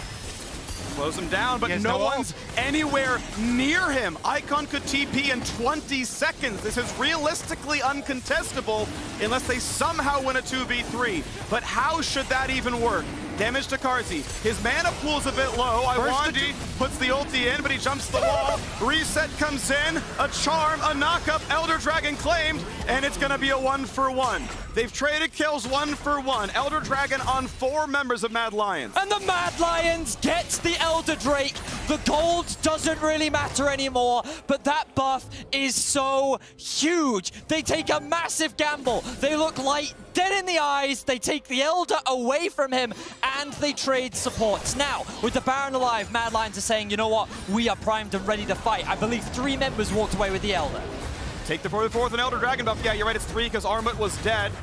Maybe Elyoya actually. It's Elyoya, I think, doesn't have it. Armut does. Okay, so backwards. Either way, it is still 3, and they say, yeah, you know what? We have Elder Dragon, so let's take the fight. The last hope of the LEC. Mad Lions have claimed the Elder Dragon. They have claimed the Baron, and they are not going quietly into the night. Huge, huge power play now for the Mad Lions, pushing out top and mid waves. Look at this, no jungler, no problem. They actually go for the engage. They make Kaiser go for the CC. You can see try and lock up Light while they burst the dragon down. Great call, because even if you give your life over as Kaiser, you know you're CCing Light, so the burst damage, the chance for LNG to steal away that dragon is not there. Really good call there from Mad Lions. Focus on the objective. They sacrifice their support for the play, and these are the rewards. And finally, at 43 minutes, mid lane outer will fall. Mid lane tier 2, the target as well, as an Ezel goes quite wide. Maybe he was checking for a flank angle, I'm not sure. But mid lane tier 2 drops, and would you believe it? There is a gold lead for Mad Lions. It ranks about 2,300. 40 seconds left on the Elder. I don't think Mad is going to be able to get much off the back of it. Ooh, Light probably takes the most damage he's taken for the entire game off the back of that. Mad really trying to leverage their range right now. The poke is lethal from Ezreal and LeBlanc this late into the game. Armor is pushing in the top wave, and the siege will continue. 20 seconds left on the Elder. LNG is just doing everything that they can to buy time. They do not want to fight, but Mad want to use this window to try and secure this tower. Finish the last of the Elder Dragon. 8 seconds left, they're in the back door. Here comes the wave, here's an auto attack, that will kill it. And here comes the flank play. Ale here to turn this one around. Elyoya spots it, but the ult's gonna whiff. And that's an extra resource. That's an extra chance to make this happen. Iwandi burns the locket. Carzzy's still poking, Arma pushing to the top side. Still a minute left on the Baron buff, and that means they can fight for another inhibitor turret. Light taking a bit of damage. Good shots by Carzzy. Good shots into Iwandi, down to 1,000 health, and that means the defense is in shambles. Mad Lions were set so far back off a series of failed dives, and they will take the first inhibitor of the game. They're waiting for Mininar. This inhibitor is going to go down in that duration. Mad Lions trying to get the most out of it. Baron buff still on for 40 seconds. At this point, do you really take that fight? Ale maybe, Tarzan in, stun on a 2. Here comes big damage. They've got the first shutdown. That is Arma dead. That's a now retreat, but Realm Warp brings in 3. Iwandi forces the flash away from Kaiser, a flash away from Humanoid. Mad Lions will slip away, but they're still down 2 inhibitors, and Carzzy's going to push in top. Going for the threat on top side. There's no inhibitors there. He's going to get those minions and threaten the Nexus turret. You have to answer. They send Ryze. Ryze has TP, so we can answer the wave and then join for the push. They might try to end. Armut's dead for 35 seconds, and LNG want to make quarterfinals. Humanoid steps away, but his crit down to 1,300. This game could end right here, and they've brought the reinforcements. Elyoya's on the way. A knockup means a death. 1-for-1 supports are dead. Light has a Guardian Angel, and that gets popped. Carzzy wants a bit more. Will it happen? True shot barrage, not going to get a whole lot done. Light can lifesteal, and he will not be killed by Humanoid. But look at the poke coming out from the Mad Lions. The wave is there. LNG are committing. For Armut, a big dive. GA popped. Icon Zonia's. Tarzan low. Tarzan dunk is going to miss, and Carzzy kills him. The base is alive, but Light is not. Humanoid on the chase. Ale at 800 health.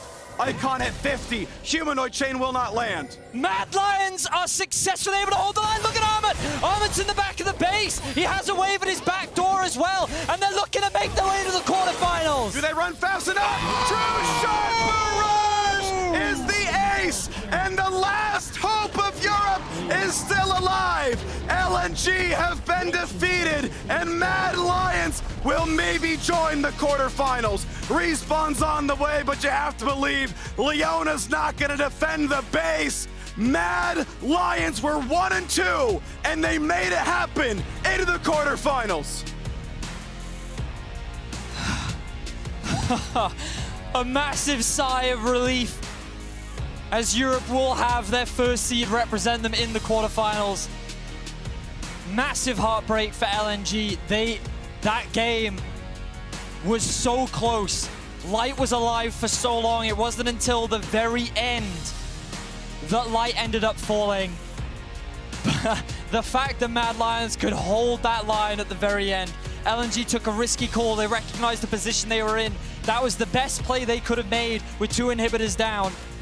And they were so close. They were so close.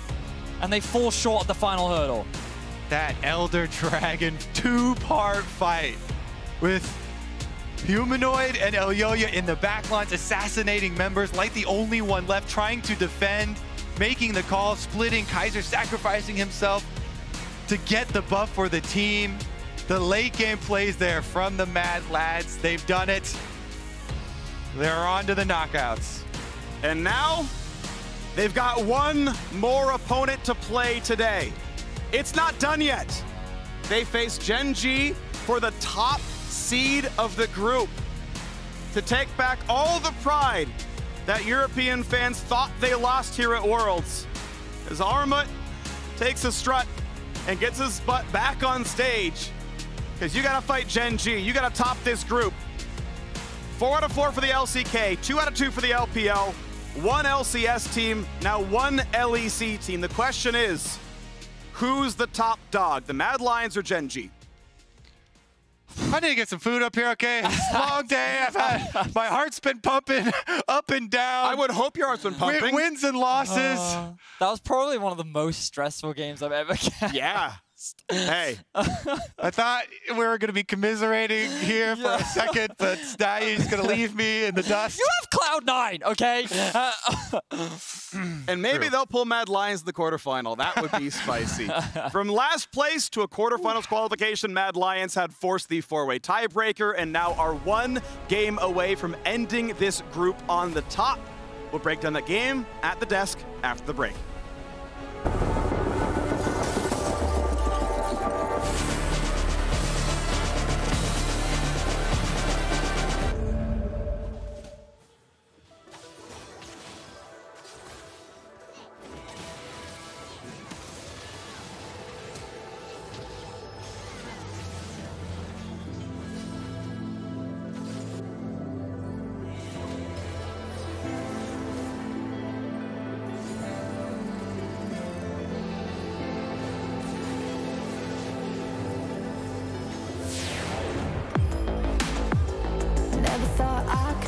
I was down to the wire. You took me on by surprise. There was summer inside. Now I can think of a time that I wasn't sober. We're on a high life and the seasons don't mind. You keep me warm on a cold, long winter night. You always know where to go, where to spend our time together. Don't mind. Wherever we are, we'll be fine. You keep me warm on a cold, long winter, December night, December night.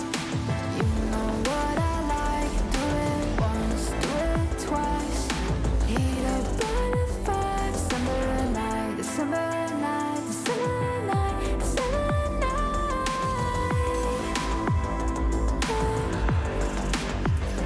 On the throwback to summertime. Drink a red cups and see the lights. And with the burning heat, we just fall asleep till the seasons change. You said I'll be your fire, I'll be your savior, I'll be your lighter, lighter, no,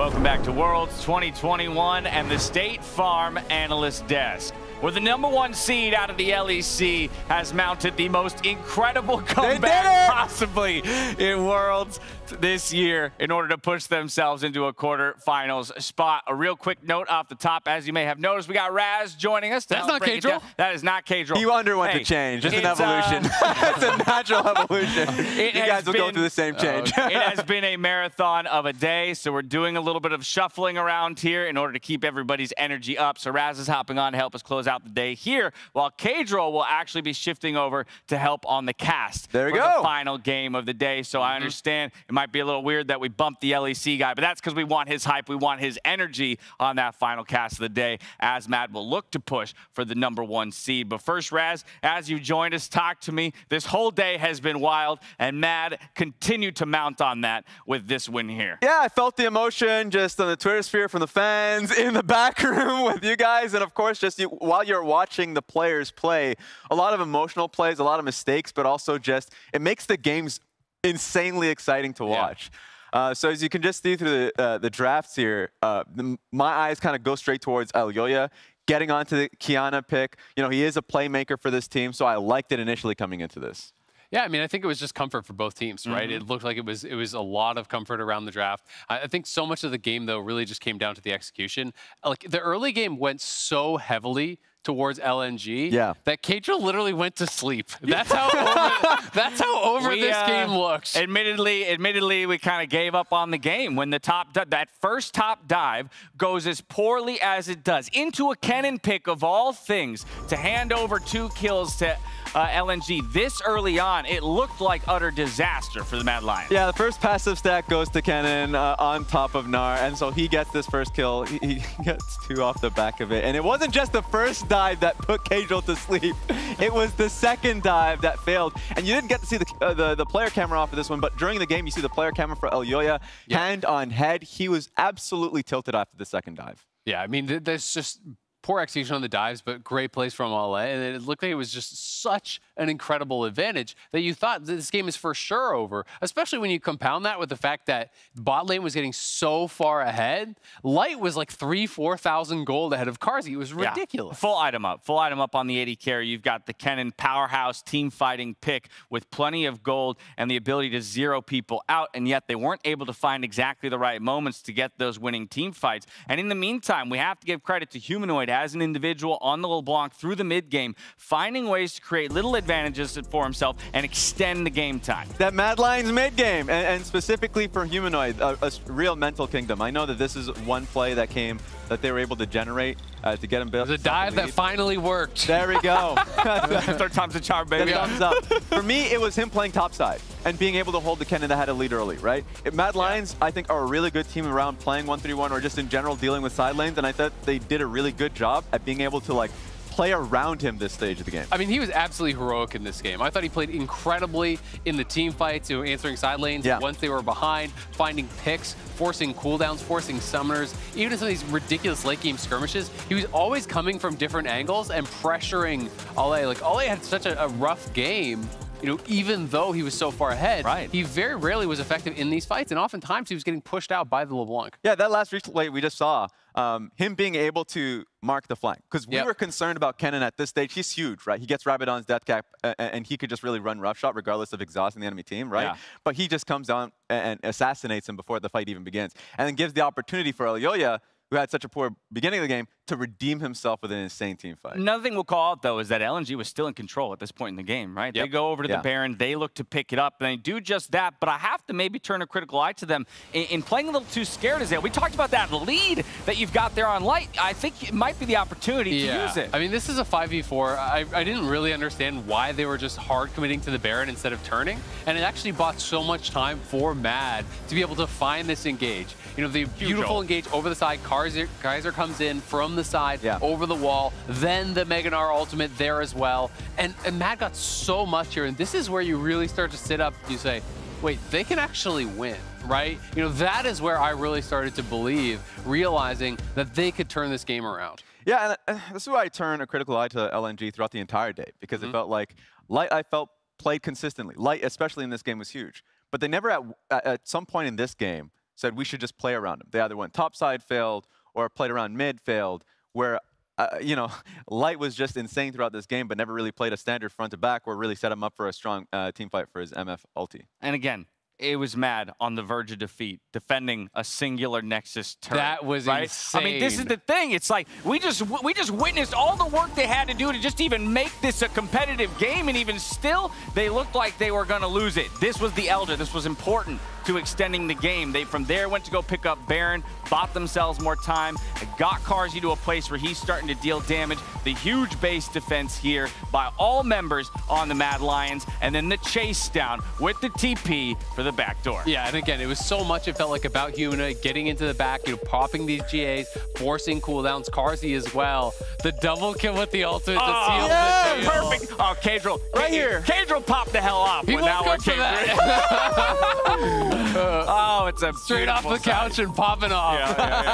Yeah, he's ready to cast that final game of the day. I mean, you can see it on their faces. I think they're a little bit aghast still, but if you've got to move into the final game of the day to fight for that #1 seed, I think, you know, hey, that game has shown you that you are capable of overcoming absolute, you know, monstrous obstacles. And so I'm very excited to now see this squad stack up against the Gen G. Yeah, especially since at the beginning of the day, would not even expect for them to even be fighting for first, right?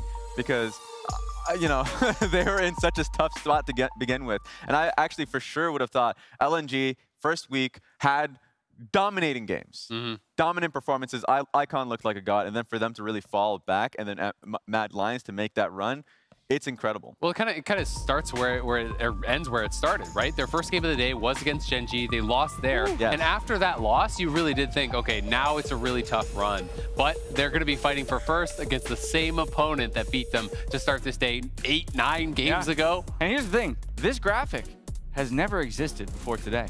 And remember, this is the first time a group at the World Championship has ended up in the 3-3s across the board to force the 4-way tiebreaker. It's Mad and Gen G who come out. Scriptwriters are making it too obvious. Making it too damn obvious. I mean, we're all getting in a very, very substantial workday now because of this. But hey, we love to see it. It's exactly what you want. Possibly the most, if not, actually, I'll just say it definitively, the most exciting group stage we've ever had at the World Championship. But Raz, hit me with it. As Azale mentioned, it was the first game of the day. It didn't go Mad Lions' way that time around. Do you think they can get it done this time? Yes, I do think so. I mean, they're riding on a momentum. I think a high that they were able to have. And also, I just think that right now, Mad Lions team fighting and the ability in mid-game to get it together, I favor them here. Azale, final hope for you. I think they could do it, absolutely. And I mean, it's such an important win. Yes, they're already into quarters, but winning means you dodge T1, means you dodge Dom1. You know, those are some really brutal opponents. All right, we'll see if they can get it done after the break. It's Mad Lions and Gen G facing off for first in Group D. We'll catch you here in just a bit.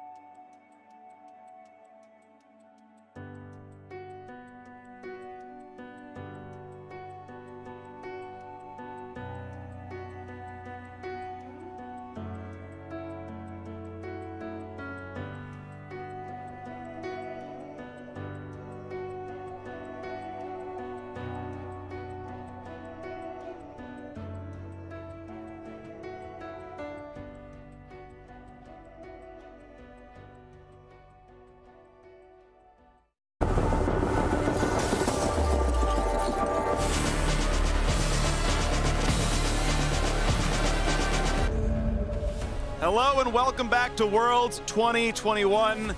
Vedius was too much of a good luck charm, so for competitive integrity, we have replaced him with Cadril. How you doing? And why is Kobe replaced then? He was cursing NA too much. Oh, okay. I don't know what to tell you. I'm the curse, actually. Oh, yeah. I'm feeling good. I've been here all day for Analyst Desk, 8 games in a row, but I have the energy for this final game because Mad Lions won, and I'm refilled with hopium. That's good. And I think that what you brought up is actually very important because it has been a long day, right? It's a regularly scheduled 6-game day. Okay, sure, whatever, not a big problem. But to add 3 more on top means you have been here for a very long time. It is mentally draining to keep prepping for drafts and play these tense games, especially when they're long comebacks where it takes a lot to get there.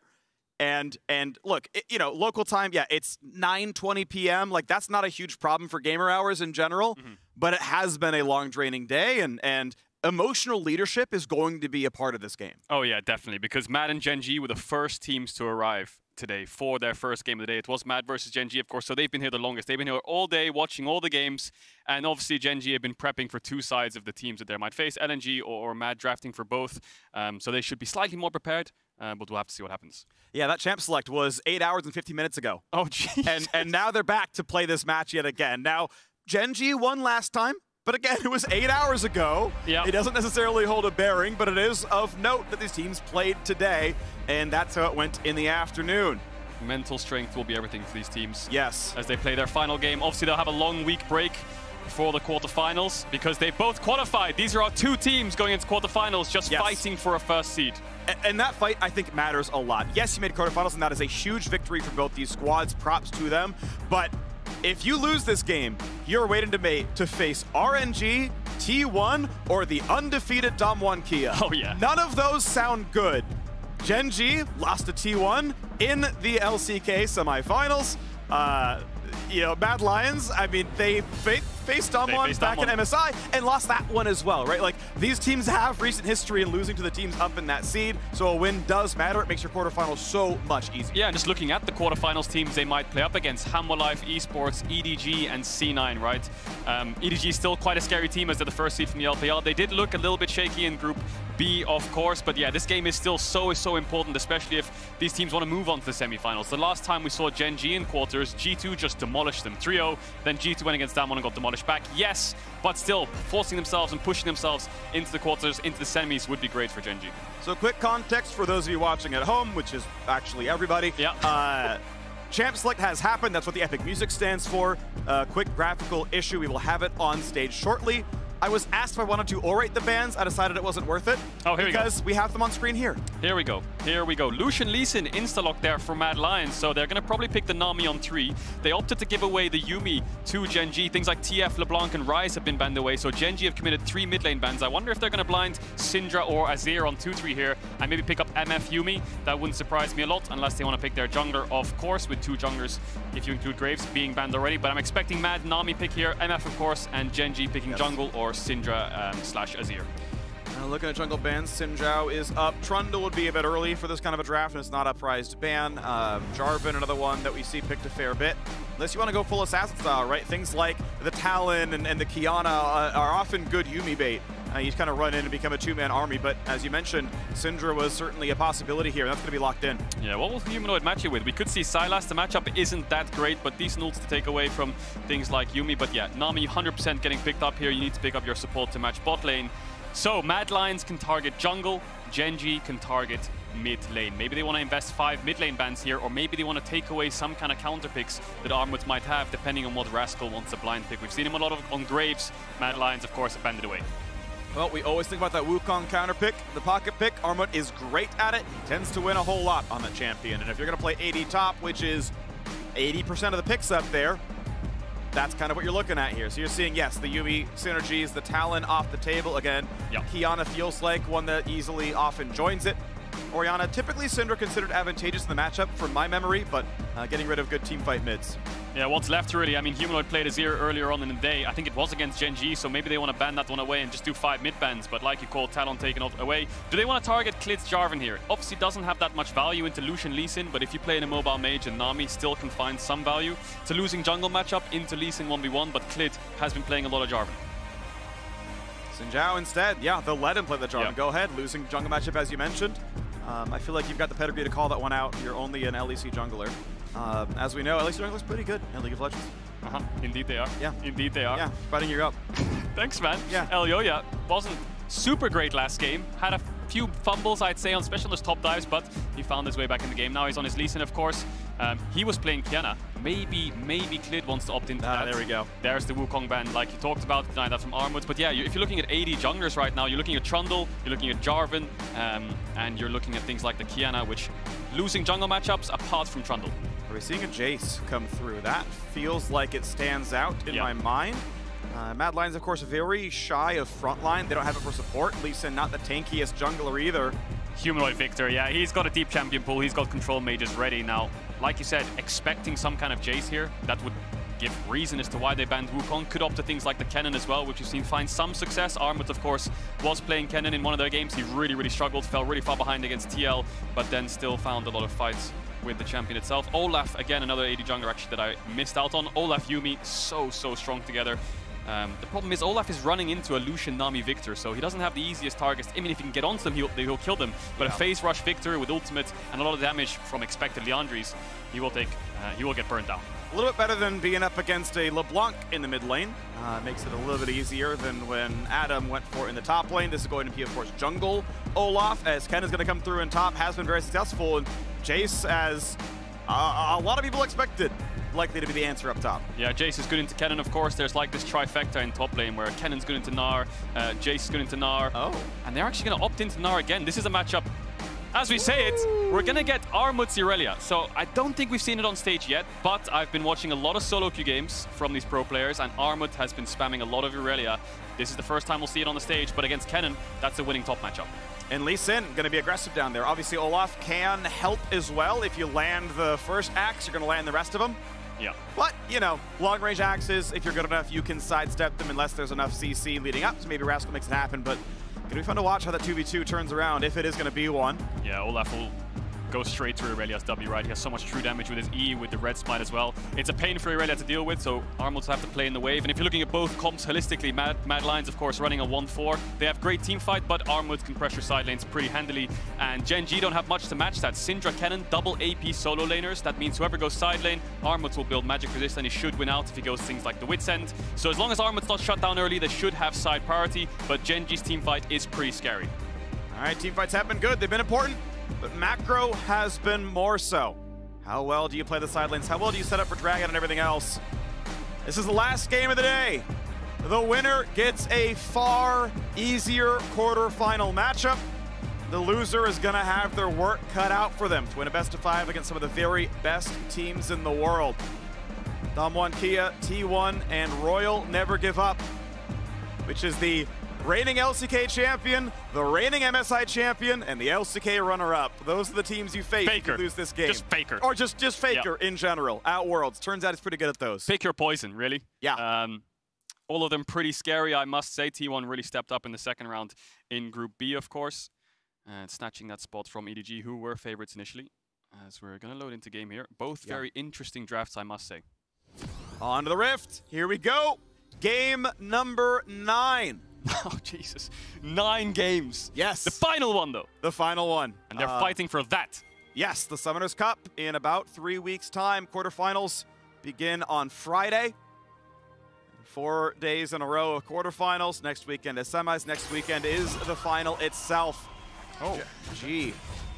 We're straight into almost a minute in. Gen G just going 5-man bot to place a ward onto Elyoya's blue and Gromp just to get information as to where he starts. Of course, if he's on the ward, he's starting bot side. If he's not on the ward, he's starting top side. Mad Lion's going to match that on the opposite side of the map. I think Clid put that ward down and then based for a sweeper, I expect. And he's probably going to sweep out that top side ward. So a little bit of experience for Rascal in the early lane. We'll give him level 2 on the first 6 minions. So Clid's not the one who put the ward down. I mean, he can sweep before the minions spawn, before the monsters spawn. Similar about here, where actually Kaiser's holding onto one as well. So this is a really fun meta call. Because, yep, you're going to kill it in time. Sure, the information's still gained, but now you're not losing time when clearing the ward. It means Rascal levels up off of 6 minions. That's important for the top lane difference. It also means Clid is not 3 seconds late to start his blue buff, so he's going to be on pace. Similar, by the way, for the Mad Lions duo. They didn't actually go for the sweep. I thought they were going to walk through and do it, but just keep the sweeper to play for the 2-on-2. Yeah, a little bit early trading here in mid. Of course, Syndra has the range advantage with Q. If Victor can walk up and Q auto, then he can get a good trade off. As Armut gets his passive stacked up. Takes a fight, but yeah, Rascal trinket wards the lane, and you can't juke that brush, and it is sort of so interesting for me to see top laners, like they will trinket ward for 2 auto attacks. So important is the health bar difference that that's what they're gonna ward. Gotta get the top diff going in. It's personal up there. Yeah, it means you can't ward the jungler, obviously, because that cooldown's far too long, and Rascal just absolutely blasting Armut. Wave's pushing into him, but really bad trade. Has Doran shield and potion to heal up, and both junglers pathing bot. Aggression in bot. Level 2 for both. Exhaustic Knight on the Karzi down to 200 health. Now back on a Ruler, has to flash away. Is there a flash follow? Kaiser is going to run out of health as well. Q's going to land, but they can't get much more. Nice 3-hit on the W, turns things back around. Lots of sustain coming out. Kaiser's heal coming in clutch there. A lot of summoners blown. Double auto, not quite enough to kill. Okay, so Genji used all summoners. Mad Lions still have flash on Kaiser. Elyoya did a really quick level 3. Red into Raptors into Grom. Fastest level 3 in the game. If Kaiser can cancel the base here, then maybe Elyoya can find something. Klid is around. Ruler is almost one-shottable. I mean, Sonic with Presiding Strike actually almost kills. Life would love to find an auto attack onto a champion. That's going to be mana and the shield, a huge deal, and suddenly he's back into the lane. And as Klid covers, they know they can't be tower dove. Yeah, both junglers were pathing bots, both matching there. Klid defending the dive. And Armut will be okay. You know, if Klid was topside, there was a world where Elyoya dives bot, Klid dives top, and then it's just a cross-map trade. But both match. But the important thing is, though, Mad Lions have bot push. So Elyoya can take this bot crab, and he could look for double crab if he so chooses. So Klid probably going to clear out Krugs, maybe go to Raptor's crab, or base and move topside. We'll see what he does for now, because it looks like Elyoya is just going to clear out his camps, and a lot of bases coming in here. So VDD recalls, grabs a control ward, gets a Doran's ring. TP's back in the lane, wants to have that pressure. This can help that second crab not go down. Humanoid lands a bit of poke, and he's now going to take his own recall just a little bit after. Yeah, Klid on a ward here. I think the important thing here is, as Karzi trades really hard onto Ruler, if Rascal can crash this top wave like this, he's going to be able to base and save TP as Kennen. So the only person with TP in this game you expect is going to be Rascal, and with all this bot trading and Karzi having no flash, that could spell danger for Mad Lions if he does so to choose to keep it up. Nice try on the death ray, not going to land that one here. Close game, 200 gold lead to Genji in the early farm. As I say that. Yep, just TP back to the lane, sorry. The cannon wave, it's pushing into him. I think he could have maybe saved it, but he wants to keep his lead and keep the push. Here's the second crab we were talking about. Yeah, the BDD is there, Rascal's there, Trinket Ward, and a Control Ward. And now Elyoya, he's still being attacked, has a flash, but also has a friendly neighborhood Krug camp. There it is. There it is. So everyone's based right now, apart from jungle and bot. Lots of trading still happening. Looks like Genji now have the push after that bouncing wave and have sustained their way back up. Yep. I think Elyoya does need to base soon. Klid as well. Both junglers still out on the map. You know, I'm sad it's called recalled now, because then we could say based and blue pilled, and it would just be, it would, you know, work as an internet meme, but it doesn't, so never mind. What was it used to be called? It was blue pill. Now it's recall. It was blue pill. Yeah. When was that? In beta. I think they renamed it in like 2010. Okay. Wow, I didn't know that. Yeah, I'm a League of Legends boomer. Yeah. Jesus, I started playing in like season 3, I think. Did you know in beta, TF could gold card twice in a row by just autoing then autoing again? Was that a bug? Yeah. Oh, okay. I'm not surprised. That doesn't sound... No, it didn't clear the buff. That doesn't sound so healthy. Yeah. No TF in this game, though, but that champ has looked really, really strong at Worlds anyway. 11 years later. And everyone's starting to base now. Elyoya's going to base, pick up the Iron Spike Whip. Klid similarly, and Herald's up in 2 minutes 30 seconds. You expect teams to start contesting around the top side then, but it looks like, I think, Genji had quite a strong mid-jungle in the early game, right? Syndra, Olaf, really good setup onto a champ like Victor, especially with Humanoid running Airy here for lane rather than phase rush for defensive reasons. But they haven't actually been able to punish anything just yet. All summoners starting to come back up now for bot lane, and Armut was having a really tough time earlier on, but it looks like it's evened out when this wave starts to come in. Down goes some more minions. Ruler left alone for now. Yuumi obviously not the strongest roaming champion. Of course, yes, you can link up with someone like Klid and then you can go off and get stuff done, but you generally do want to get your gold stacked up so you can actually get some wards down when it happens. Klid and Elyoya gonna cross paths here as Klid has the information advantage. Elyoya did blast plant, does have a ward, and has to waste 75 gold to hop over. That sucks, doesn't it? Having to use your pink to get out, because now you can't really contest River Vision. Klid just smartly covering bot. He knows Ruler doesn't have flash for another 30 seconds. As Humanoid ult sign mid, forces BDD back. Maybe he wants to use this to push out the wave a little bit, but maybe he was scared of some kind of all-in. Problem is, Mad Lions are being pushed in mid, pushed in top, pushed in bot, and Klid is now getting deep vision on their bot side jungle, so Gen G have a lot more information to work with right now, and although the gold is even, the map stays so much more favorable for Gen G. Sure. Mad Lions went for a very aggressive all-in 2-on-2, right? You gave away the all-important first pick Yuumi to play a laning dominant duo, and that laning dominant duo was equal in farm. Waiting for the first recalls to come through. Yeah, I think Klid might go towards Drake here. Still has bot push, bot crab spawning, enemy mid space, or he can just look for bot crab. That Drake does hurt quite a lot, so if Elioya shows up, he might be in trouble. Still poking back and forth. Yuumi a bit low on mana. Kaiser does have the regen advantage there, so you can maybe, force a bad recall, but Syndra's on the move, Olaf's on the move, and the shield is back on here for life. Here comes a slow to MF. Ruler not quite 6, but exhaust on Karji means he's dead. Barely the heal in time, but Klid, go, Klid, you gotta chase this one down, buddy. Auto E, puts down the Q, gets the kill, 2 on the board. Gen G on the road to a top seed. Yeah, Mad Lions just keep getting pushed in on every lane. They have deep vision. Maybe they can cross map top here. Rascal doesn't know where Elioya is. Maybe ward jump, flash kick could come out here.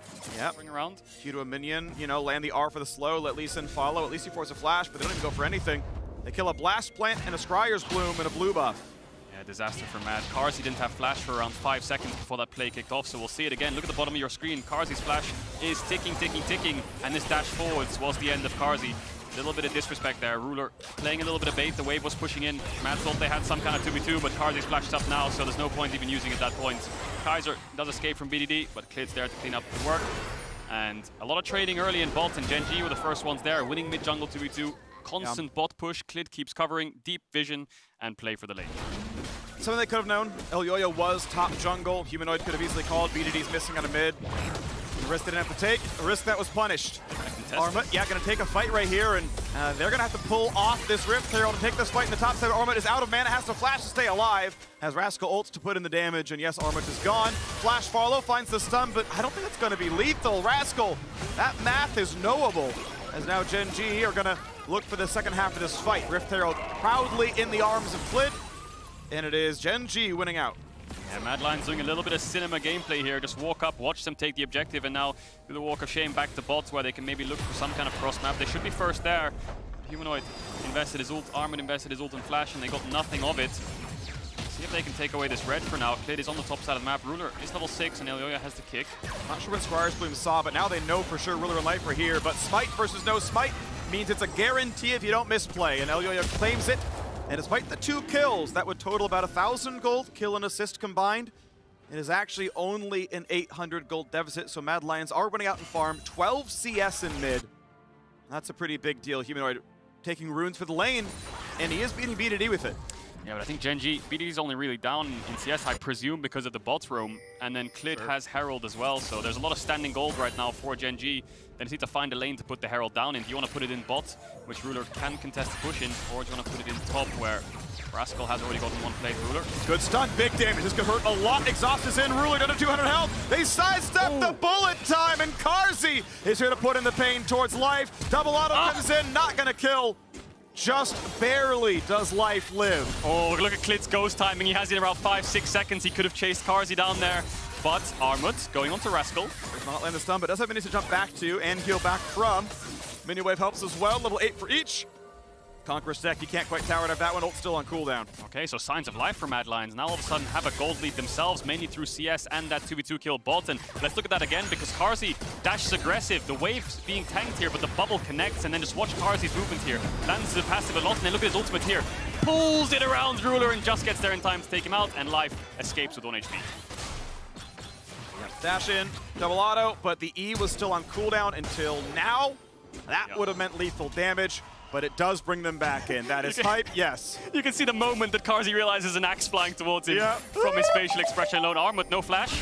And in a 1v2, this is going to be tough. Jumps around a couple of minions, but he's still going to be stun locked. Gets one himself. Knows he has to Q for healing to get anything done. Not going to live. This is a great rotation from Gen G as I bring up the minimap here. What they basically did was they died in bot, so instead they just ran straight top, shadowed their top laner with their jungler running up as well. So they dropped bot waves, ran top, popped the Herald, and get a full tower for Ruler. Knowing Armut had no flash, it was either a dive or a gank, and it works out either way. Now Gen G just snowballing ahead with that objective. The lion's share of the local turret gold went to Ruler. They are snowballing the misfortune. 83 CS is a deficit right now, but with turret plates and turrets, that's going to feel good. Always feels good to get the charge of the second turret as well. At some point, you're going to claim that. The most valuable turrets on the map, gold-wise, are side lane tier 2s. So getting that kind of pressure is meaningful. Yeah, Mad Lions haven't found too many cross maps right now. The only advantage they found is through lane phase and through this 2v2 bot kill. When Gen G did the Herald, they didn't take the Drake. Now Gen G have made this play top, and Mad Lions haven't been able to answer with anything in bot, so every single play hasn't really been answered by Mad Lions. They've tried to match, but they've fallen short. Now they're grouping up down towards the bot side river. Maybe they want to force a dragon. Finally now. Yeah, finally now they're hitting it. Sadly, it... I mean, yeah, Gen G didn't really go for the full reset to get the bot right away, so this should be uncontested. They take their time, make sure you take camps on the way. Okay, sure, no worries. They will get something back on the bottom side, knowing that they saw Olaf and everyone else up top. Okay, great. Ocean Drake claimed. Gonna fight back a 1,600 gold deficit with a dragon. It's not an advantage yet, but there is light. I think Armut's freezing top. I think this is actually a really good freeze here because he has TP to match any play Rascal makes on the map. So having TP and being able to freeze at this tier 2 is pretty good because Rascal doesn't have that much playmaking unless he can find a flank. And he can't really find a flank this early in the game. So this freeze from Armut, really, really good. Rascal's just doing crap right now. And if Rascal does choose to make a play mid or bot, Armut can always match it with TP.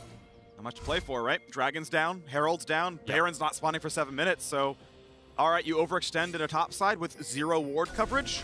He has one, right? There's one from the red buff. That just timed out, though, so it's a risk to get any farm. And that's exactly it, right? There's no real play for Gen G to make on the map. Unless they had some kind of TP ward bot or they could gank mid.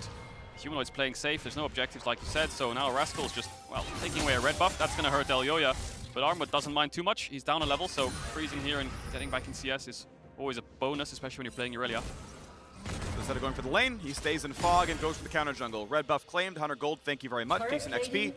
A camp is worth about a minion wave, and now Humanoid forced a flash away. BDD not level 11, so not a ton of damage on ulti, but Clid is here to tower dive, and Clid is here to clap on Humanoid. The ult not gonna get it done, and another one on the board for Gen G. Yeah, another quick kill there, and you have to question Humanoid now. Phase rush, if he had that, he probably would have lived and ran out, but has the area for lane. Instead does end up falling. Gen G again won't really be able to translate this into much. Maybe a plate for BDD, a push out and a base. But a kill's a kill, and no flash on Humanoid means he has to play even safer under that tier 1 next time around. You can see the gold total so close on those top 4 of Gen G, all 46 to 5K. Equally pretty much rich over there. Mad Lions, some kind of bigger troughs and valleys here with Armut being set a fair bit down. Lowest farm in his team, of laners at least, and obviously no kills to his name, no turrets either. Yeah, and Gen G as a team, they've always topped their group. Last year they topped their group 5-1. They got out lost in the quarters. The only ever time Gen G fell short was 2018. They lost in their group. They came last place in their group in 2018, and they're the only LCK team to ever get knocked out in groups over the last 7 years. Yep. So winning this group here again would be great for them. Yeah. 2 years in a row. Mad Lions are behind right now. Gen G in a good spot. The only real play Mad Lions have been able to find this whole game really is bot side. Armut has a pretty favorable matchup, but because of the losing mid jungle early and because of the lane phase, they haven't been able to find anything there. Elyoya wants to play, cannot get the kick though. Ward hop, but nah, he's immune. Elyoya goes down because you're going to 1v2. I'm sorry. The support for your bot lane is not enough. Gold lead grows, 2.7 thousand. And another ward falls. A little bit of disrespect there from Elyoya. You can't kick an Olaf. You're basically testing Clid there to see if he can react to the kick. And he can. He can jump the wall, right? It's got to be up from cool than it is, but his health bar is low. Bullet time nearly kills. The heal helps. The move speed also instrumental, and he'll win the fight. Does he win those? Double shot, yeah, dash double shot. Darcy? He's fine. Okay. I never doubted him. Okay. Absolutely never doubted him. Get a cloth armor. He wins. Drop does magic damage. It does magic damage. Yeah, you're right. I actually know that one. You should know that one, Free. I did. I said it as you said it. Okay, I'll forgive you. But Carsey. Okay, diving in for a bit more. Ruler is left alone, and guess what? Lucian's guns are better. Bubble mistimed, though, means that's going to be Rascal on top. Rascal getting a kill, assisted by MF, and Carsey, who sidesteps an axe, is not going to get away from this one, and Clid takes him down. Armut TP's in to not get much done, and runs away. That's the flash. Maybe he has to use it here if BDD tries to connect the stun. Okay, Armut's ult's just tossed to the wind, and yeah, Humanoid didn't even toss his TP down there because I think he knew the fight was already over. Armut did, so they're not going to be able to get anything again on the cross map. Gen G turn a losing play into a winning play with Rascal's TP. BDD moved down. That's another tower for Gen G. Now with a 4,000 gold lead with the first dragon of the game, 1 minute on the next one. Gen G probably going to look to base here and set up the second dragon. They miss a cannon. That's, you know, a silver lining to the cloud that is currently reigning over Mad Lions. Check out our Axe Vector replay. Yeah, you see Carzzy goes again aggressive on bot lane, catching out Ruler, who's made 2 missteps now. That's the second one. Carzzy gets the kill, but then again the play just turns right on its head. BDD's already moving down from mid. Rascal's here to match. Humanoid doesn't even use his TP because he knows the play is lost. There's no way he can defend his Lucian, and he ends up calling Armut. Luckily gets out without having to use his flash. But the problem is, Mad Lions keep responding to Gen G's plays and watching them take towers in their face without actually taking something of their own. The ult off screen was there just in case there was a, you know, like a flash stun play from the Syndra. The slow might be enough for you. Go for a key reset, survive another turret. But instead, we are going to see the second Herald of the game go cleanly over to Gen G. They got the first. It charged into top lane tier 2 as well as killing top outer. So they could cash in the rest of the way if they want to summon it there, or they knock down mid lane outer. Also very valuable for map movements. Humanoid does not get stunned, but takes some damage. And there's the mid summon. Yeah, the only positive right now for Mad Lions is solo lane experience. You can see Armut's up a level. Humanoid is up a level. That's the only thing that's positive right now for Mad. They're up in XP on the solo laners. Cars is also up a level, so experience in favor of Mad, but gold is not great right now. Dragon is up. I think Mad Lions are trying to stop Gen G from getting there, but Gen G are just going to push in mid and move towards top tier 2, which is already low from the previous Herald. See if they can force that one down, Rascal. Fight in the top lane. Of course, Armut channels W through it to stay alive. To not that a slicing Maelstrom. Bullet time forces the flash. As Ruler got an auto attack crit coming down, but now look at the play in this side. Quick ulti for Clid and BDD able to hug the wall and get out. Mid lane gonna take a bit of damage here. Carzzy and Elyoya pumping in the shots. Top lane tier 2 dropped though, so more money still earned by Gen G. Yeah, Mad Lions can turn towards Dragon as well after this next mid wave. Gen G did get the top tier 2, but Mad Lions answer with the mid tier 1 and expecting a Drake as well. So trading evenly when you're 4k down, 5k down is always a good thing. So Mad Lions keeping themselves in the game. We saw last game as well, they were behind in gold against LNG, but they found plays to keep the game in an even state. And that's what they're doing again here. Still quite dire, 4 towers to 1, but 2 dragons in their back pocket is always a good sign for the scaling into the late game. And a gold lead with a Dragon stack was how Gen G lost their game to Team Liquid in the regularly scheduled portion of our games. They came back in the you know, the aftermath anyway, but you know, light at the end of the tunnel. You follow the TL way, you find a way to, this time an Infernal Soul, arguably a bit stronger than Cloud Soul, so possibility to play for if Elyoya smites are on point. Yeah, I will say Kaiser is buffing up Carzzy a lot. Electrocute Nami with Mandate, so the new passive on Lucian with those 2 buffs.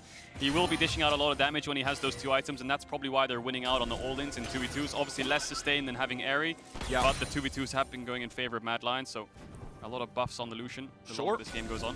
Yeah, the last one was a 2v1, made it even easier, but yes, certainly a pretty valuable. Is Armut's freezing top again? There's nothing else on the map, so it's probably a good freeze. No, it looks like it's pushing out now eventually. Humanoid has flash. That's gonna land. This could be pretty big. Humanoid, yes, he will flash, but Olaf's under the tower, and there's nowhere else to go. He doesn't run fast enough. The wave is tanking the turret. Ruler gonna run away from the Chaos Storm. Life to buff him back up. Elyoya splits the uprights there on the queue. Not gonna find much more. Clid able to walk back with a slow. Yeah, Gen G are playing on 2 lanes though. Mid and bot pushed in, so they can choose which one they want to put tower damage onto. I think Mad Lions have the short path from mid tier 2 to bot tier 2, so they should be able to hold this one as well. Carzzy holding mid, they just have to be careful of some kind of dive. If BDD connects a stun, they can look for some kind of all-in. Armut's base and is here to cover. Can they defend this? They're gonna try to go for a 3-man stun, but not gonna go for the actual fight. Never gonna take that battle. They were outnumbered. Humanoid still dead. Yeah, another tier 2 though for Gen G, 5-1 in towers, putting on a clinic over the side lanes, pushing in mid and making sure they have 2 lanes to play for all the time, so they always can win out wherever Mad Lions decide to match numbers. And again, Humanoid has flash, but they see Elyoya base, they know he's alone once the stun connects, and he's not running phase rush, so he just gets run down from the Olaf with Ghost. Nice patience wait for the Lee Sin. Okay, we know we can dive it. And yeah, as soon as you see that flash, as you mentioned again, the choice of Airy versus phase rush is one for laning domination, but it does not let you get away from an Olaf. And Clid with a Yuumi on top runs at you, and you're not getting away from it. And it's the same story again. You look at the XP, you look at the CS lead in the solo lanes, it's in favor of Mad, but Gen G are just playing for neutrals non-stop. Elyoya kicks him back. Away there. Spectator. Yeah. Okay, he in fact goes backwards. Fine. Saves Carzzy, but Gen G own the top side jungle. Still, you have to get this mid-tier 2. Once this mid-tier 2 falls, Gen G can push Mad Lions all the way back to their base gates, get deep vision in their jungle, and then keep threatening Baron Armut. It's in a 1v1, but Kaiser's nearby. There's a TP from I like this. Ulti is on. Rascal forced to flash to stay safe, running as far as he can. Finds a stun. The wave is now gone. And the tidal wave will only give some move speed to the Mad Lions side. They will not get any more CC in a Rascal. Able to flash to safety, not lose that bot turret just yet. Yeah, lucky for Mad Lions. Gen G on in a position to start Nash. Ruler moved down, and Life had the base. Clid was clearing mid-wave. If they had some kind of setup around Baron, they maybe would have turned towards it, and Rascal would have just TP'd out a bot to there. But it looks like Mad Lions will get themselves a bot tier 1, so 2 towers now in their favor. Humanoid lost TP, but the TP from Victor isn't that important. It's more so Armut's TP. He's the one on side lane. He's the one who's going to be pushing bot the majority of the game. And Mad Lions just need to make their last line of defense on this tier 2 mid. Once that falls, I feel like Gen G can start setting up Nash pretty easily. Look at the deep vision they have. All the way, wards all the way almost to their base gates. Every single player on Gen G has more gold than the opposite member on Mad Lions. The only difference being 2 dragons. Kaiser able to sidestep. Not the absolute best bullet time, but Nami may be forced to flash unless they can get the reinforcements. Kaiser still stuck in a bad way. Gets over the wall. Okay. No deaths, but Summoners lost for Mad Lions. Oh, Kaiser found that ward. That ward right there that Kaiser's hitting, I was thinking maybe Rascal could drop a TP on that. That's a perfect TP situation right there for the Kennen with 2 items completed with the Void Staff. But yeah, Mad Lions just trying to weather the storm. Gen G, it's really hard to just push an advantage straight into tier 2. The reason is their side lane strengths are not their strength. It's more about grouped up fights. They don't have someone who can push out a side all the way to tier 3 and then move towards mid and threaten something. But BDD. Good damage on Elyoya. The shield comes in. The Nami heal pretty good as well. He's going to stay alive, but Ruler's coming in. Klid's coming in, getting away from the slows. Stays alive. Thank you, minions. Mad Lions stay without a death, but it's still 8-2. 5-2 in terms of turrets. 4,000 remains the gold lead. And mid tier 2, that is the last turret outside the base. Nami wave hits onto 2 as well, but it will not stop the push. This turret should fall, and indeed it will. Yeah, Mad Lions used 2 ultimates to try and defend this. Humanoid gets stunned, but he should be alright. Gen G looks like they're backing off this dragon that's spawning in 30 seconds. Again, Armut will answer with a top tier 1, but this last line of defense, you can see Mad try to find a way to defend it, but that's fallen now, so Gen G will have full map control. All outers down for Mad Lions. Especially with Armut spotted in the top lane. Like, he's pushing. TP flank's not going to happen. All right, we're good to go. Dragon is spawning in 10 seconds. Mad Lions comeback likely lies in dragon stacking. They are back on the map, and they are heading back down to that side. I wonder if they can contest it, though. Yes, Armut's basing and has TP. Might have the Sterak's completed, but the problem is you don't have many ultimates. Victor and Nami ults down. I think they're very, very big for the upcoming team fight. So if Mad Lions do opt to start this, then they won't have 2 key ultimates. Gen G not going to contest through mid. They don't have the push in mid. They have vision towards bot, so they're going to move through bot. Double TP coming in. This is going to be a 5v5. MFult just now came back to the ult in 2 seconds. It will be up in time for the fight. So it's Humanoid and Kaiser missing theirs, and that makes the fight so much harder. Elyoya can maybe spite, lanes the Q.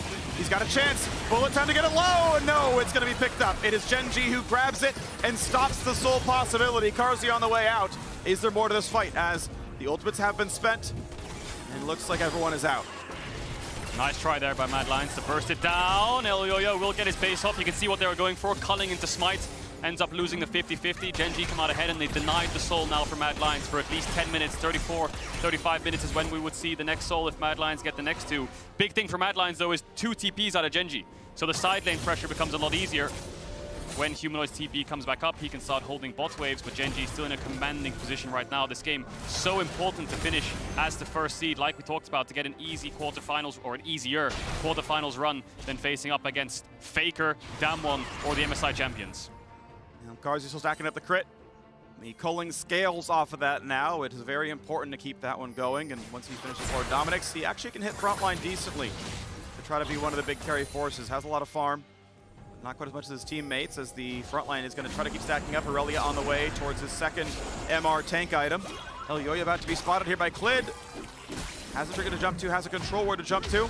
It's going to be just fine. But now Gen G get to take control of the top side, get to play around Baron, and use their 4,000 gold lead to push this game farther. Yeah, but again, look at the CS leads. I keep bringing it up, but look at the levels. The solo laners of Mad Lions still a level up, still up 40, 50 CS on those solo laners. They've just been catching side waves and dropping objectives, trying to cross-map tier 1s for tier 2s here and there and try to scrape a little bit of gold out of every play from 10 to 15 minutes onwards. And it's really paying dividends now because Humanoid has TP up. They can actually start to contest bot waves here and there if they want to. Carzzy. Yeah, Rascal going to be exhausted. There's the culling, doesn't quite kill though. Cost him a summoner spell, did not flash to stay alive, didn't have it anyway. But that is mid-wave cleared, that is BDD looking for. If he ulted, that was a kill on the Kaiser. Doesn't have a stopwatch. Maybe he was a bit scared of getting hit by an Aurelia stun if he walked up there. But still, you can see the damage this Syndra does on 2 items. But it feels like the items are still being matched here and there. I think Clid is probably the one with the biggest gold advantage alongside Life right now. So jungle support, this Olaf Yuumi scary combination is pretty scary. You can see on the solo lanes, again, ahead for Mad Lions. Carzzy's down 1k, but it's mostly on jungle support. So if Genji and Life, if Clid and Life can't find a way into the fight, then Mad Lions should have control. You can see they're actually able to push Genji out of the river. You mentioned the 3 primary laners of Mad Lions were up a level. Life up 2, but Kaiser hits 9, so it's only a 1 level difference there. Yes, the XP can matter a lot. That is one thing not reflected on the scoreboard and can be upwards of 500 gold in stats per level, not just counting the ability ranks, which is also, you know, functionally AD or ability power or something, right? So, yeah, game slightly closer than it looks at the top of the scoreboard. Fighting for the top spot out of the group. Fighting to dodge some of the best teams in the world until semifinals. And honestly, what a run that would be for Mad Lions. Last time they were at Worlds, they failed at play-ins, and a lot of people gave him flack for that. Hey, is it going to work at MSI? It did, actually. With rookies, Elyoya stepping in. Carzzy had been there for more than a year, but still a very young player. MSI was not bad. They took Dom 1 to 5. It was a good run. Here at Worlds, ooh, a 1 and 3 start. Okay, yeah, EU's doomed. Brought it all the way back. And here, down. But they had to come back about this large against LNG. Yeah, Mad Lions always feel like their backs against the wall, whether it's in an MSI group or it's best of ones or last game to clutch it out. They still find their way somehow, even though they do get doubted quite often. And Gen.G on the other side, if they do lose this game, there's a chance they face T1, who they lost to in the playoffs, or Damwon, who they lost to in the finals in spring. So 2 out of 3 chances to face against RNG, who they haven't really faced in recent times. So probably hoping for that one. But for now, closing out this game will solidify them as facing a 2nd seed from a different group. Feels like Mad Lions still in the game, kind of, just because of the CS leads. Armwith is level 16, Rascal's level 14. I feel like Gen.G haven't really found a way to push the game forwards and snowball it into a decisive victory or into a decisive play that's broken open the game. Still trying to tank up. Aegis, the Legion done. No Magic Mantle on top. Really wants to just like completely tank Rascal and BDD. You mentioned him stacking MR. He is indeed doing that. Yeah, Humanoid level 16 as well now. BDD level 14. There's so much XP leads. I keep saying it, but Gen.G need to pull the trigger on something soon. Well, they're going to keep bleeding away gold. The gold lead just sits at 4,000. This is all I said during the LNG game, and it turned into a Mad Lions win. It's just 4,000. It's just 4,000. It's just 4,000. The unwillingness to grow it any further can be a problem. Gen.G looking to get something done, getting rid of Vision. Yeah, and you might wonder, why are Gen.G so down in levels? Look, top, Humanoid's pushing top. Mad Lions are just buying time. Armut, though. They're going to find a lot of damage, so this could be a kill into Armut, but he's so damn tanky. Level lead matters a lot. He's walking away. Clid finally stunned, and Armut would not have lived.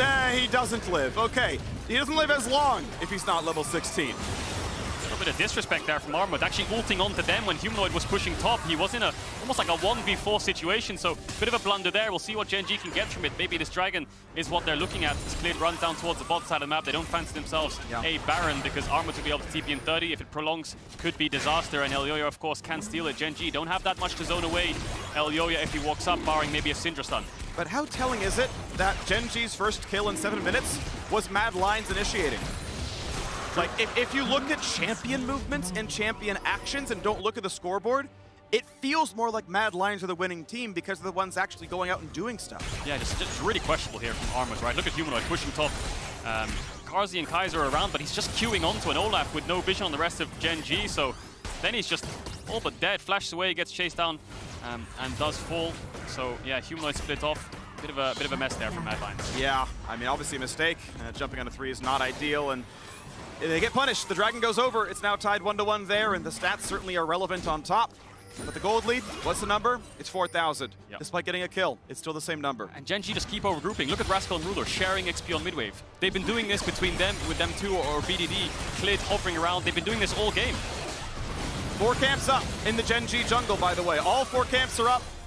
They're not grouping to punish, to steal camps. They're just grouping to clear the midwave as Kaiser throws his out. Just want to keep contesting mid vision. Maybe they're scared of just dropping any Nash vision whatsoever. I feel like they could make more plays over side if Rascal just goes bot and BDD shadows him and they just try to take down Armut and then TP to Nash or something creative like this. Gen.G just kind of playing by the book, contesting midwave non-stop, but sharing so much XP and gold, whereas Mad Lions are just sitting back, letting them have the push, having a little bit of vision on their own jungle and then just clearing out side wave. So game is just stalling longer and longer. And those 2 early Dragons that Mad Lions took, it means Gen.G won't get a soul for another 8-9 minutes. How are you letting Armut take your jungle with a 4,000 gold lead? Yoink! Gen.G just chilling. Gromp still up. Yeah. Who needs gold income? Armut might complete a third item here. Still has TP in case anything kicks off. There it is. Gargoyle for Armut. A lot of front line there. See if Gen.G can find some kind of flank. They don't have any deep boards for a TP flank for the cannon. But yeah, Humanoids keeps building items. Maybe he's going towards the Rabadons now. Armut has 3 items complete. See what Gen.G can get done now. They have some kind of setup. 4-man towards the top side after Ruler finishes red, and they should have some bot push. Okay, Kaiser poked a little bit. Level 11 in for life. That is actually pretty useful. Yuumi levels matter a lot, by the way. She's one support who scales very heavily with game time. Big damage on a Clid. Carzzy gets away from the stun. But again, 3-4-man mid to contest midwave, and Mad Lions just keep catching sides. Like, Gen.G need to force something soon, I feel like. Yes, the gold is in their favor, but just feels like they're on a timer at this point when Victor is now level 17. Armut is going to hit level 17 soon. Maybe a pick could be what cracks this game open. Humanoid. This could be the play. Clid's coming around him. He doesn't know. He doesn't know. Here we go. He's dead. He can TP, but it would be snuffed out by light. Here comes everything charging in. Level 17, flashing, wants to kill Ruler, can't find it. And Gen.G finally get their own pick. Yeah, the word is finally they take down Humanoid. 50 seconds on him, but they previously killed Armut in those 40 seconds on Armut, and they weren't even fancying a Baron now, so it's just some kind of base race. Rascal might have to just jump in and clear the wave if Mad Lions keep pushing down here. No, it looks like they'll get a tier 2, and Mad Lions might have to drop this top inhibitor. Cracking open top inhib will hurt Mad Lions a little bit, but they have good wave clear to sustain through it, but still, that's one way to break open the base of Mad Lions. Carzzy able to actually stay on the map long enough to get bot lane tier 2. We saw Armut was down there pushing the wave in, was the first one to recall to help defend, right. And hey look, it's 2 turrets for 2 turrets, and in terms of actual gold earned, tier 2s are worth more than inhibitors. The inhibit itself means a ton of map pressure, could easily be worth more. Elyoya not to be stunned. So 2 picks for Gen.G. They got themselves a dragon earlier on. Now they got a top in hit, but again, yeah, 2 towers traded for it. Now they're going to start off the Baron. Carzzy was bot. Humanoid has TP. He's moving through mid now. Gen.G should see him. Are they going to back off, or are they just going to full commit to this Rascal? We'll need the TP in soon. All right, teleports are burned. A stun. Decent damage on Armut. Carzzy is around, almost level 16. Damage towards Clid. 14 in the Olaf. Jumps to the minions to stay alive. And of course, it is a Baron being reset. Now, it did force a teleport down. That is a meaningful cooldown that Gen.G got Mad Lions to spend. And now we know the next dragon spawns in 1 minute. And if Humanoid's the one holding top, he cannot join the dragon fight. Yeah, but the stare down just continues. Like I said, 50 seconds on the next dragon, but it's only Dragon Soul point for Gen.G. Mad Lions. Do they want to give it up, or do they want to fight it? I think the next spike for Mad Lions right now is Humanoid's Rabadons. He's sitting on 2 needless. When he completes that item, he will be incredibly strong and will be able to match the 3 items of BDD, who is also building towards that Rabadon. The problem Mad Lions have right now is no flash on Humanoid against a level 16 cannon. Could spell lights out, especially given that he has no stopwatch either, so no defensives for him. And again, Carzzy building towards IE. And we can see by the mini-map, I don't think Mad Lions are even bothering to contest with this dragon. They're going to give this one away. And we check into the gold lead. If you round, it's only 3,000. It has been getting a little bit closer. Obviously, Humanoid having as much golden XP as possible. Would love to have those waves be unanswered, but Gen.G first going for mid lane. I like this. Again, they know no TP and far away is the victor. So they're pushing into the mid lane, going to take a 4v4 because Kennen is down in the bottom lane. Yeah, fake pressuring there. Armut, he ults in to scare Gen.G into backing off, and then all he does is just clear out the wave. He's tanky enough to sustain the damage of 3 members, so good fake pressure there from Armut, forcing Gen.G back. They will go and get the dragon, but just pushing them out of their tier 3 mid.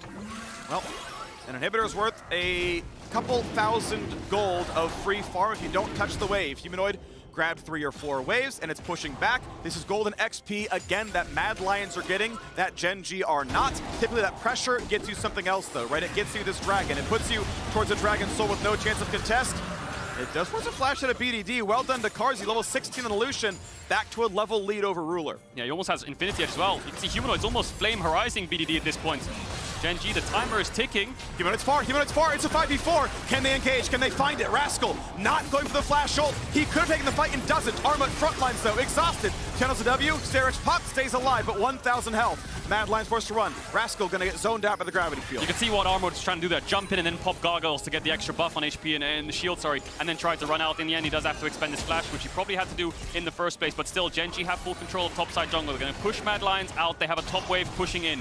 Armut has TP up now as well, so he can afford to go on a side lane. This Irelia is getting stronger. I think he's building towards Wit's End as well now, so will dish out so much damage. Does Gen.G just fancy a Baron start again? Try to force Mad to respond, maybe force him into a mistake here. TP coming in. from BDD. It's in vision. Nami's in base, and it's known as the waves were giving a lot of information. So Mad Lions have to get there fast. Elyoya will almost be in range. Can he make it happen? He cannot. It is Gen.G who get the smite in time. But the culling is a kill on a BDD. Armut is in. Armut has taken down Ruler, and they're going to get a third. Baron buff is still on. Rascal has to do it all now. It's 2 versus 3. Mad Lions outnumber. Human with a death cap does so much damage. Carzzy going to flash in. Carzzy going to find the kill, but exhausted, he will trade his life. Rascal drops. That is an ace for Gen.G. The Red Bull Baron power play ends with Gen.G in the dirt. You know exactly what Carzzy was saying there. I'm not letting that cannon TP out with the Baron buff. So he just flashes over, drops the exhaust, does end up dying to the burst that Rascal has. But Mad Lions hold on. Time is Mad Lions' best friend, and they've been buying it all game long. 3 minutes until the soul, and you can see Gen.G felt like they were forced into this. They saw that the Mad Lions had bad base timers. Elyoya, cheeky little ward jump there to dodge the Cinder Stun to try and get the Baron itself. But 3-man kick into a Humanoid, 3-man Chaos Storm. Armut then manages to clean up and buy enough time for Humanoid to arrive, and Mad Lions wipe Gen.G off the rift.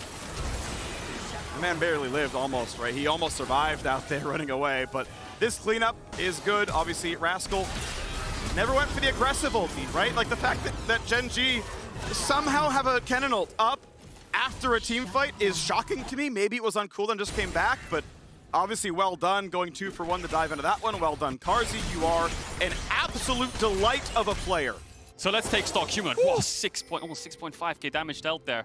Let's take stock of the game. Humanoid has flash up again, but Carzzy lost his. I think 6 items are coming in for practically everyone right now. But Mad Lions slightly more favored. Yes, the gold lead is still down 2k, but I think their solo laners have started to complete really key components for the late game. Have defensive items now as well, you'd expect. And then the next objective will be this Infernal Dragon. 2 minutes on the clock. Baron up in 4 minutes. So everyone's going to be trying to contest mid and bot push. For now, Gen.G have control of bot lane. They've identified that side lanes indeed exist, and so BDD going to push that one down with teammates. But the trap is not to be set over there, not to be sprung, as top lane is where Mad Lions send their resources. Armut to push that wave in. A couple of recalls coming through. Nami is going to be here to defend as Yo-Yo steals the blue, and no, top won't be attacked after all. Gen.G don't even siege the bot lane. They're just going to wait for Dragon to spawn. In 130, we are going to see a 4-stack Infernal Soul. That is going to be a big power spike if Gen.G get it. That is incredibly scary. So I think now, key thing is 1 minute 30 before Dragon, everyone needs to start basing, needs to start setting up vision. Doesn't matter what core items you can complete, whether it's a GA or an Infinity Edge at this point. I think vision is just way more important because whoever face checks first gets chunked out. We saw what Carzzy could do with a vision advantage over BDD. The second he walks onto his ping to try and clear it, he can dash forwards, pop out the culling, and force BDD out. So now Mad Lions want to push in the waves, clear out the vision in their bot side jungle, and start to amount some of their own. If they can stop this Dragon from falling, then they're on Dragon Soul point as well. But Gen.G wants to find the soul. Cleared, will face check Elyoya here. Level 16 though actually has a level lead over Elyoya. Olaf really likes the ultimate rank power spikes because it's a bunch of extra armor MR. Helps you tank that front line a fair bit because he is the only melee champion on his team. And that's the thing, it's getting really tough for Clid to just run straight at Mad Lions against a level 18 Victor with those items. Carzzy with a buffed up Huge Fire as well, so Gen.G starting to get forced back. Big damage onto Elyoya from the poke from BDD once again. 30 seconds on the Dragon. Next mid-wave is what everyone is talking about. If they can push this in, they have free passage into Dragon. Gen.G will have to contest through mid. 25 seconds on the Dragon. Mad Lions needs to deny it. Gen.G would love to have it. Armut fighting for a ward. BDD gonna spot him, but again, he's pretty MR stacked. This damage isn't that meaningful. And can always get Nami help and the Gore Drinker to heal back up. You see Mad Lions pinging their sideways, question marking. Can they kind of backdoor here if we stay too long? Humanoid, massive damage on the cleared. Tidal Wave comes out. Everyone sidesteps it, so 1 ulti down. Gen.G on their way back into this fight. Armut takes a slow, he's pretty tanky, dives in, goes for the backline. That is Sterix pop, that is Shields pop, but he goes down. Ruler finds the kill, and Mad Lions are gonna scatter to the hills. Gen.G would like to get a bit more done. Clid not gonna land the slow. Finally at the end does tag Humanoid, but do you even battle without a top laner now? I think you have to, Freak. BDD's basing, he has TP. Where is he gonna TP back? Elyoya's going for the super play. Good stopwatch. Great stopwatch, and a smite comes through for Clid. They trade back cannon, 4v4. BDD needs to get into this fight fast. Elyoya pops the GA. BDD needs to find someone to kill. He's gonna get one. Klid healthy enough. GA popped, and that's it. Kaiser, the only one left alive. Yeah. The minion waves, are they close enough is the question. 50 seconds on Humanoid, 30 seconds on Armut. They have a bot wave, but I think the bot wave's too thinned out for them to be able to push Sin. Yeah, it is. 2 caster creeps will fall. 1 will be alive maybe, but no waves for BDD to push and end the game alongside Klid. But still, Infernal Soul for Gen G. I feel like Armut made a massive blunder there, going way too deep into the whole 5-man stack of Gen G. His team was too far. The only thing that could follow up that was the cutting from Carzzy. Gen G will just push the bot wave in and will back off. 60 seconds on Baron. That's the next objective to fight around, and Armut just going in way too deep here. Humanoid forces Klid out. Yes, you used Namiul, but now you need to make sure Gen G can't get in the choke. Wait for them to walk up, but he goes so deep onto Ruler, and the only follow-up is Carzzy. Humanoid cast 0 spells by the time Armut died. I'm not blaming Humanoid. I'm saying that's how far back he was unable to help. Yeah, and this contest was so messy, wasn't it? Because Elyoya goes for the kick, Ruler stopwatches it. The 50-50 goes in favor of Klid, but then everyone starts to drop from Gen G. Humanoid and Carzzy cleaning up. House, Ruler has GA, of course, Klid has GA. Carzzy gets dunked after a stopwatch. So, of course, Gen G win the fight with the double GA coming out from the Olaf and Lucian. Always fun to see. Yeah, stopwatch very good. Obviously still killed through the Guardian Angel. And we're back on the map. Baron is available. Gen G have won every smite fight so far. Look at Ruler's items. He has the Sonya's Hourglass now on the MF. Does have some AP scalings, of course, but wants to make sure that he can't die and wants to stopwatch any kind of kick from Elyoya. Absolutely. You instantly die if Lee Sin kicks you in, so I actually like the idea. We see players who are richer actually sell the Guardian Angel while it's on cooldown. That also is a pretty solid idea. And we look again at where the play could be. Mid-waves trade back and forth. Gen G not really able to wrest Vision away. They don't get to walk all the way into the jungle. 3.5 thousand is the gold lead, but this time with an Infernal Soul over the top means they are much stronger. Mid-wave contest once again from both teams. Only Baron is up to contest as a neutral objective. 3 minutes 40 seconds on Elder, so they're not going to wait around here for too long. Gen G going to start moving into the top side with the top wave pushing in and try and get some vision to force Mad Lions out for just grouping right now. They don't really need to force over side lane, they just need to defend their own vision.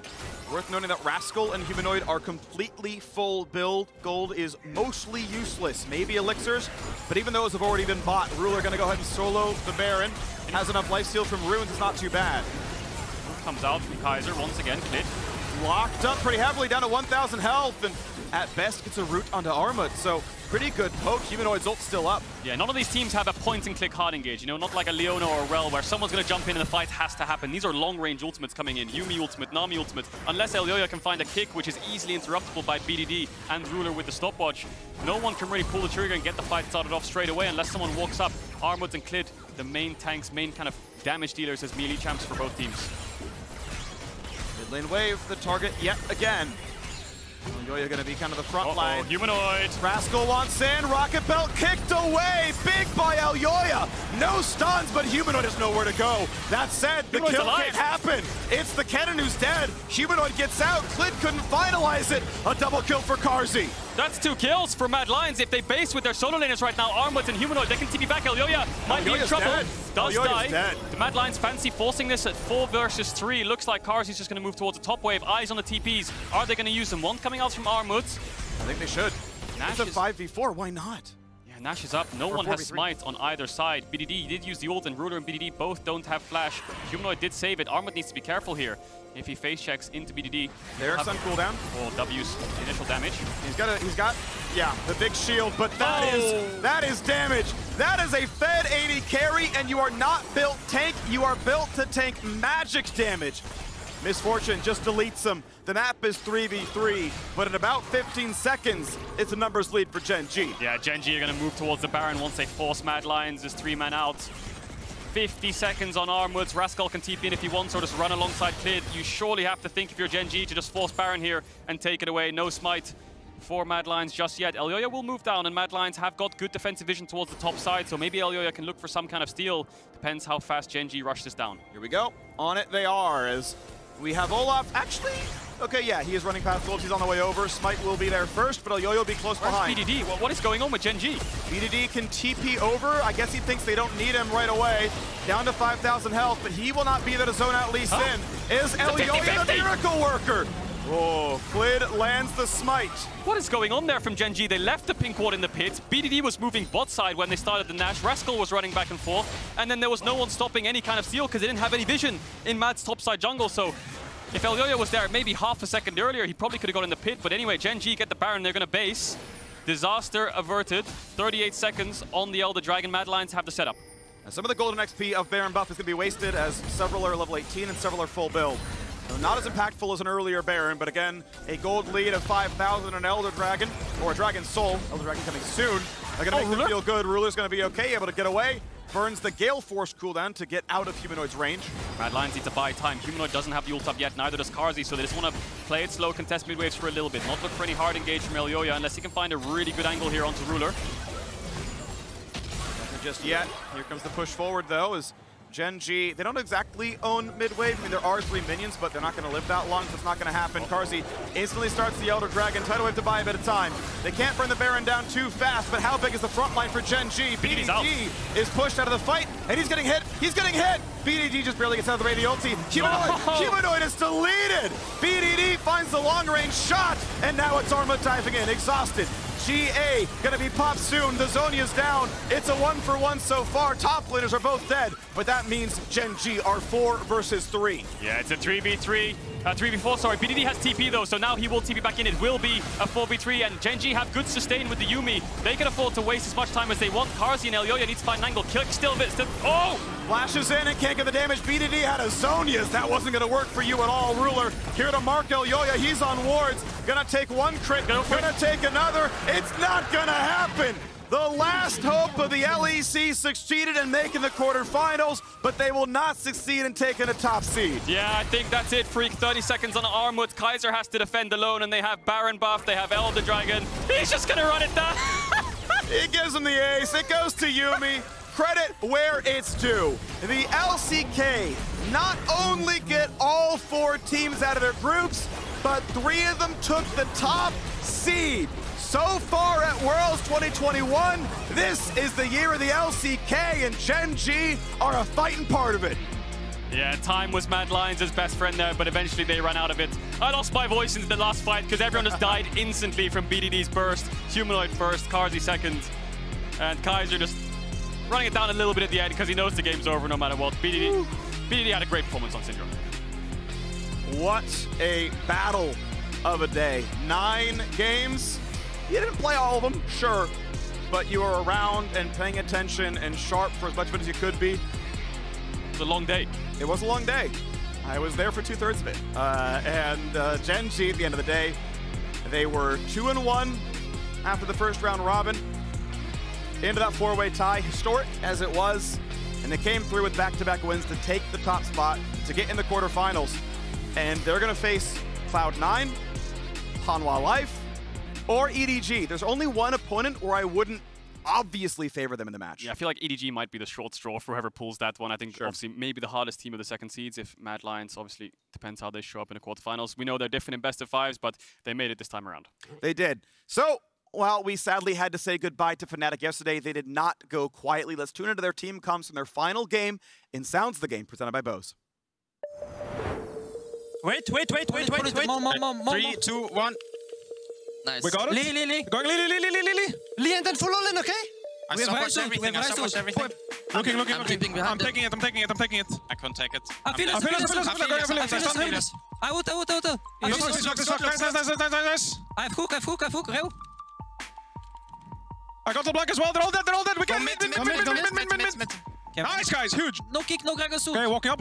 Look at Phineas. I got a stun on Lee. They have no ult. I can flash on Phineas. Look at me. Okay, I flash, no flash. I think I'm going Phineas. Go, guys. No flash. What's up? We can end, I think. Go mid.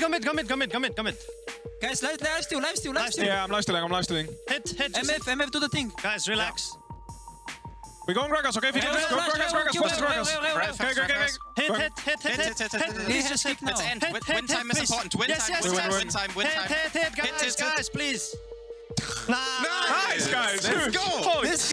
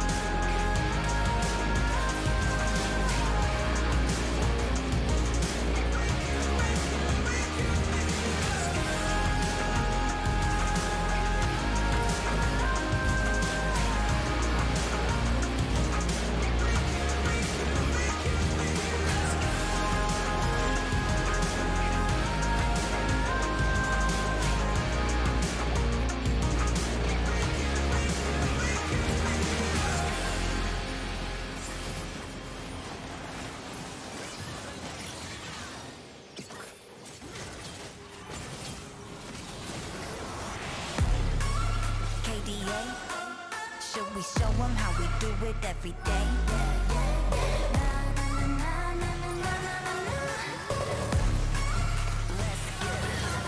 Kali that girl, Kali go girl, Kali gon' stop, Kali gon' skirt, Kali got a job, Kali go to work. 뜨거워 언제나 don't get burned. 넘쳐 흘러물 된 a buffet, 죽여주잖아 like a buffet. 누가 감히 on my outfit, 그 문 열지 마 that's a rough day. 당겨본 your mark 'cause I'm greater than. 필요 없는 시험들 다 뿐이미. But all of my numbers are talking bang. 부르마 one message monopoly. 눈정이 너니랑 너니 필요 없대 너네들이 만든 돈들.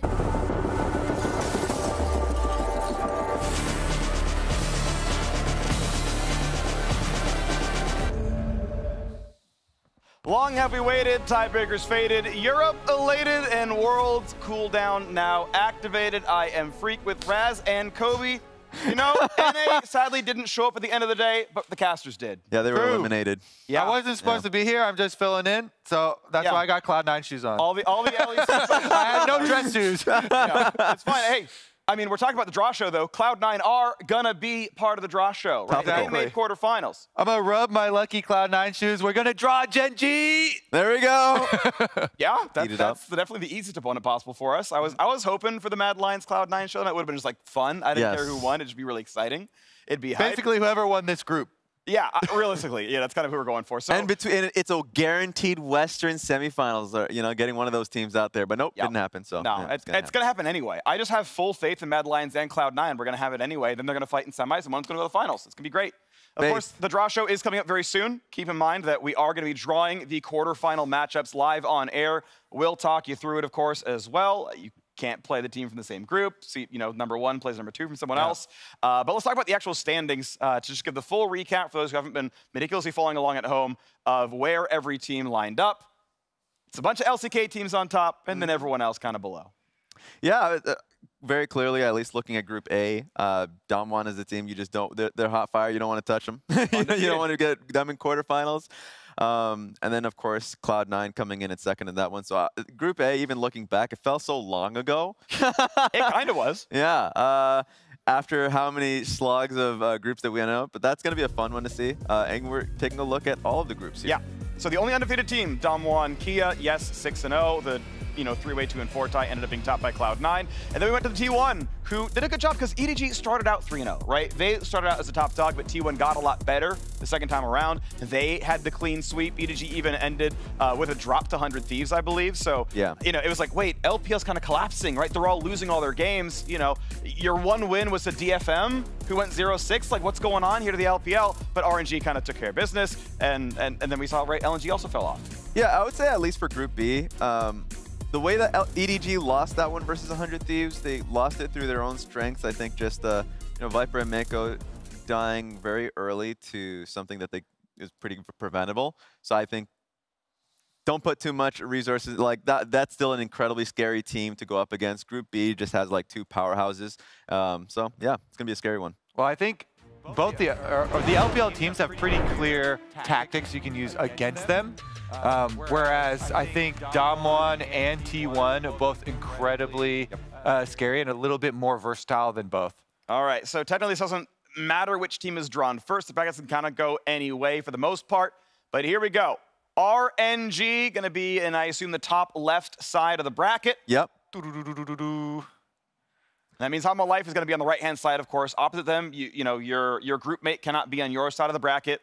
Not first round or second round. So RNG going to headline up there. Who's beneath them? If you're going to play RNG, you probably want to play the top side, keep Xiaohu down, and kill Cryon a lot. That's the strategy. That's the strat. And ban Twisted Fate. So if going to the same side of the bracket, this immediately feels like the side of Life to me. Yeah. To me, I put DK and T1 as the strongest team from, at least in form, in the group stage. So suddenly you're like, oh, I would love to be drawn here. Yeah, I think it's lopsided for sure now. It means Mad Lions on the opposite side, by the way. Mad Lions is getting Damwon or T1. Yep. Unless they're going back and forth. I don't know for sure the format of it, but yeah, T1, Damwon T going to be the last draw. So yeah, if it's left side, right side, that's the halves.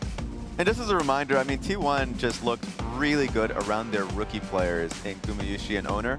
I'm really excited to see how they play. I mean, their vision setup is really good. They just have really talented players, so just do not want to draw that team. Not a surprise. I would like to see the bracket on screen, I hope, because I'm curious what this whole thing looks like, if it is what my expectation is. All right, but they're just pushing on forward. Here we go, Pool 2. This All should right. be RNG's opponent. It cannot be Hanwha Life. He doesn't want to touch it. Oh, he baited us. Okay, okay. So yes, it is side of life and side of death. Yep. Holy moly. So we know, by the way, Hanwha Life must be in the bottom side, and Mad Lions must be in the bottom side, because Hanwha Life was in RNG's bracket. Yes. And Mad Lions. So those are the sacrificial lambs, by the way. Like, those are their opponents. Yeah, this is actually quite a good first round draw for Cloud9, because we either get Gen G or RNG. And I think everybody agrees Gen G probably the weakest first seed, and then it's up to your interpretation whether you would rather face T1 or RNG, and I think there's easier, clearer game plan versus RNG, so I think both of those are optimal. Okay, what's the draw? Hanwha Life, again, cannot be RNG's opponent. I believe this puts them in the bottom side, and I think the first available spot would be T1. So I believe this is Hanwha Life T1 as the third quarterfinal in the bracket. See if we get a look of this one. I mean, just generally speaking, Hanwha Life as a team really started to grow as a team as they moved along in the tournament. Just as a reminder, they were the team that started off in play-ins. So I was actually pretty happy with them. Taking a look at it, yeah. So they're going up against T1. That's going to be a pretty fun best of 5 to see, just to see how Chovy does going up against Faker. Mad Lions, I'm so sorry. Mad Lions, that best of one against Gen G. That best of one against Gen G ended up being, do I play Hanwha Life, you know, or do I play, or sorry, do I play Cloud9 or EDG, or do I play Dom1 Kia? Second match. EDG, I think that's top side. And Yeah, that's RNG. That's RNG. That's RNG for EDG then. That means we got Gen G! That means Cloud9 and Gen G. We know all the quarterfinals now. No shot. So I am a bit of a fan, honestly, of same region quarterfinals. To me, they're more interesting because then you get cross-region semis more often. Like, that to me is a more interesting kind of bracket here. So RNG, EDG, Edward Gaming, the LPL champions are facing the MSI champions. It's insane. That's like, just for LPL fans out there, there's always a death match between your regional death match. It always happens. It happened last year. Oh no, we have multiple teams in the knockout stage. They have to take their own boys out. I'm just saying. I will say though, there are only 2 LPL teams though. One's getting knocked out right away, right? So immediately they're down to 1 semifinals, and all the hope is on that team. Mad Lions, exactly, has to get thrown to the wolves of Dom1 Kia, the only undefeated team at Worlds. That's going to be a tough road. But Mad Lions, I mean, they have punched above their weight before. They took DK to 5 games. They were up 2-1 in that series. I mean, they're one better game, and that's you. They're an exciting team to watch. Just the last game, I thought that their bottom lane performed quite well. And so, of course, they have to put in their all. They 100% have to have their best day, but I'm looking forward to it. Cloud9 had a 0-3 start to Worlds. Hey, made it through the tiebreakers for the first time in history. They deserve a good, easier draw this time around because they got the tougher draw. They had the group of death. In group stages, okay? They had to put in so much work through play-ins, then got the group of death. Now they get Gen G. So here's the quarterfinal bracket. And we've been talking about it, but like, you know, you got the Cloud9 shoes. Obviously, we all cast the LCS. Stoked to see C9 get a fighting shot. The last time NA made semis, the only time NA made semis since 2011, was a draw against a somewhat weaker LCK team when Cloud9 took down a Freak of Freaks. They got to try now against Gen G. And for me, like, this is what Cloud9 kind of built towards. When you put on perks, you already had Sven, you already had the pieces, Blabber, MVP and all that. This is the road that you're kind of looking for to get them to semifinals. But like looking at the rest of the teams, Dom1 Kia, if you're thinking about potential finals situations, I would just immediately say Dom1 versus RNG or Dom1 EDG. Like that would be really exciting for me to see that as the finals. But good representation on both sides of the bracket. I'm also actually really excited for the LPL kill match, not just because, okay, LPL, versus LPL, they have to eliminate one of their own, but because RNG got so randomly kicked out early in LPL playoffs, we didn't get to see, all the battles at the top that we thought because they got eliminated so early. now we actually get to see the top versus bottom kind of different styles here, where EG were so much more Viper carry. And then only recently did they start to show a lot more of the versatility and have Flandre, you know, on split push and stuff like that. But RNG with the Xiaohu style. And whenever it's LPL regional death matches, we saw it in 2019 when it came down to IG, FPX. We saw it in 2020. Like, it's just, they're always going to be exciting matches. Like, those are the ones for sure. You get your popcorn out. like, you get ready to watch it because these teams know each other so well. So you get the best of those. And of course, LCK, I mean, in general, I like watching regional matches because there is that familiarity. Yeah, I think the T1 Hanwha one is a little bit more lopsided for T1. Yeah. So definitely going to be an uphill battle for Hanwha, but super exciting. That said, yeah, I certainly favor T1 myself. Like, my pick'em is instantly, you know, T1 for that one. But Hanwha has been improving, right? Like, my pinned tweet on my Twitter profile is still Hanwha fails in play-ins because the way they looked for most of the LCK was tragic. The way they got in all the way, right, through the regional qualifier meant they were playing better. I'm like, well, I'm going to choose to call that a fluke. It was not. They have been getting substantially better over time. But that's worth calling out. I know it's a really long way to say. I just also love that you still haven't updated, because not only are they through play-ins, but they're through groups also. They're multiple stages past. You got to keep the evidence up there for the shame. They're going to win Worlds, and I'll be like, hey, by the way, the only bold prediction, by the way, I didn't do any others for this Worlds. Which is wild. And it's as wrong as I could possibly be. I mean, I'm just going to say, thank God they went through play-ins. In general, going through play-ins just gives you so much time to not only understand the meta, but also you have young players in your ranks. Gives them the experience on stage. Willard just looked much better throughout the tournament. Like, just pointing out a single player, I thought that he just got better. Yeah, what's interesting is of the 4 play-ins teams that made it, 2 made quarterfinals and 2 got last place in their group. Just like of note, right? That's kind of how it went. But I mean, you know, it worked out for the lower seeds in the regions. Now, we are wrapping up a week of action. We're going to take a look at some tech from C9 that helped continue their win streak and change their fate in the group stage in this State Farm Assist of the Week.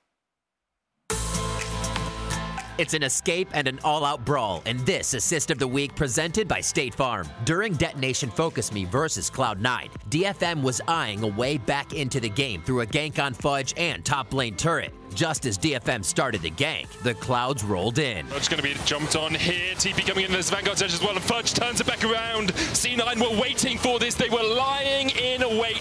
DFM invests a ton into the top lane.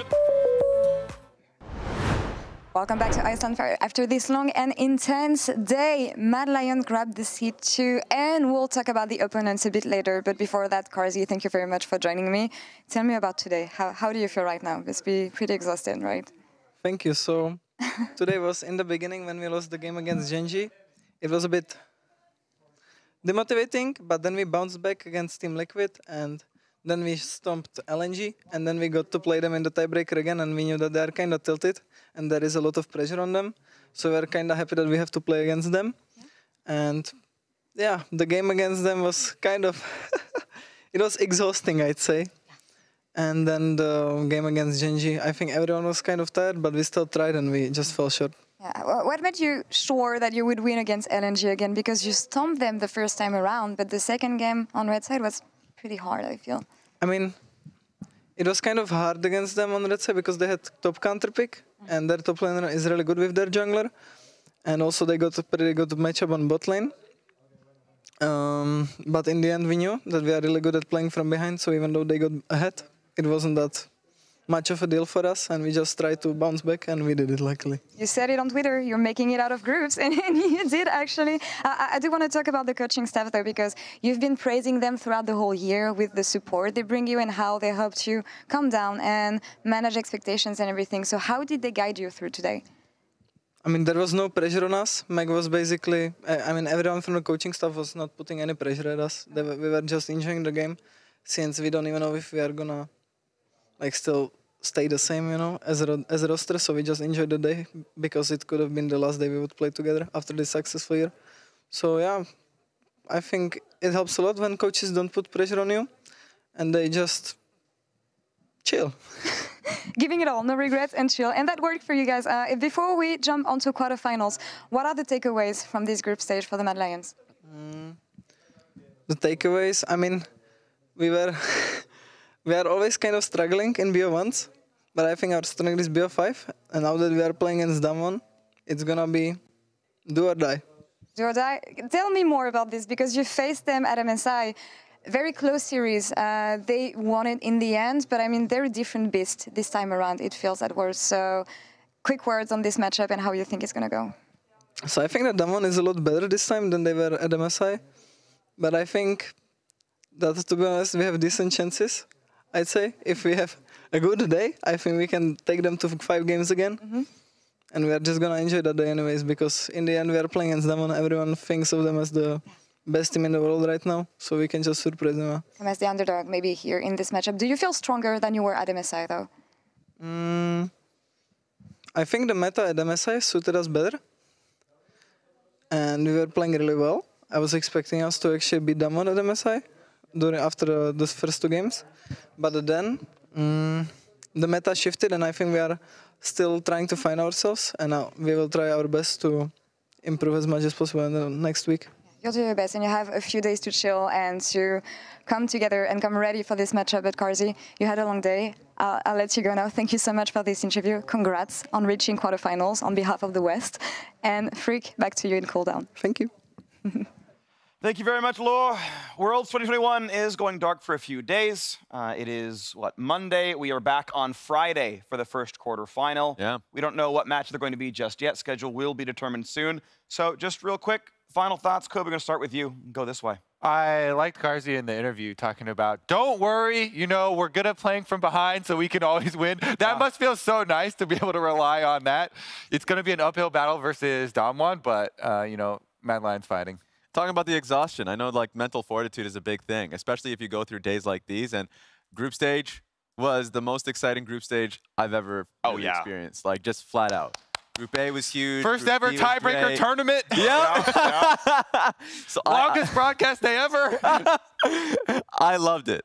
So let's get more of that going in the next stage. We did have our 10-game day on the first play-ins one, where they both went to all 5 games. Like that was a long one. We had a 10-1. I wasn't part of that one. Rub the C9 shoes, get some Gen G opponents for quarters. I'll bring a jersey in for the next one. That's a dub right there. That's a couple more. I mean, it's gonna be fun. It's gonna be a really outstanding show. I'm excited for all the matches. It is really gonna be a whole bunch of fun. Again, 4 best-of-5s across 4 days, and we're gonna see who goes to semis. Now that does it for us here in Berlin. As we leave behind 7 days of groups and prepare to get some rest, we'll send you all off with some of our favorite moments of the group stage in our Axe highlights.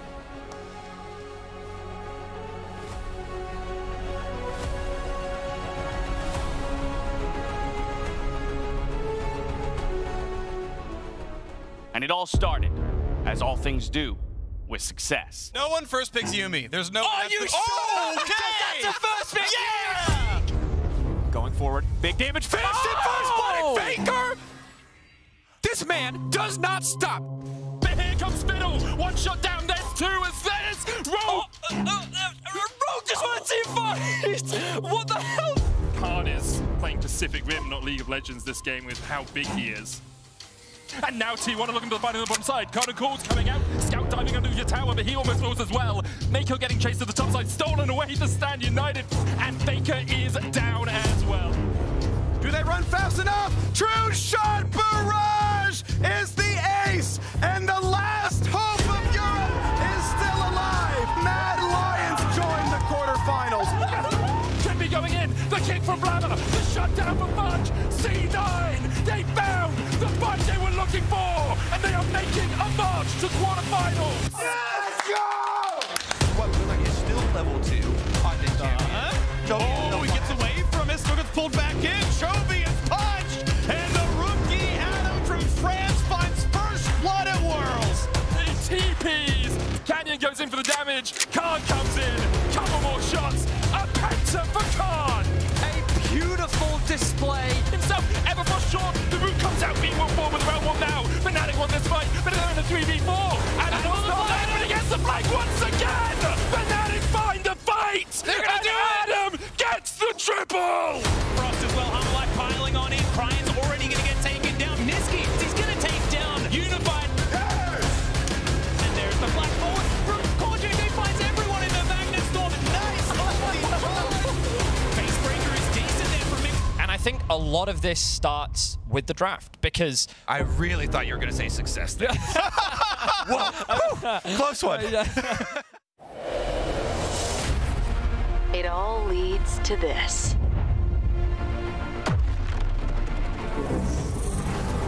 Make or break. Vitality will take them! A new era is waiting.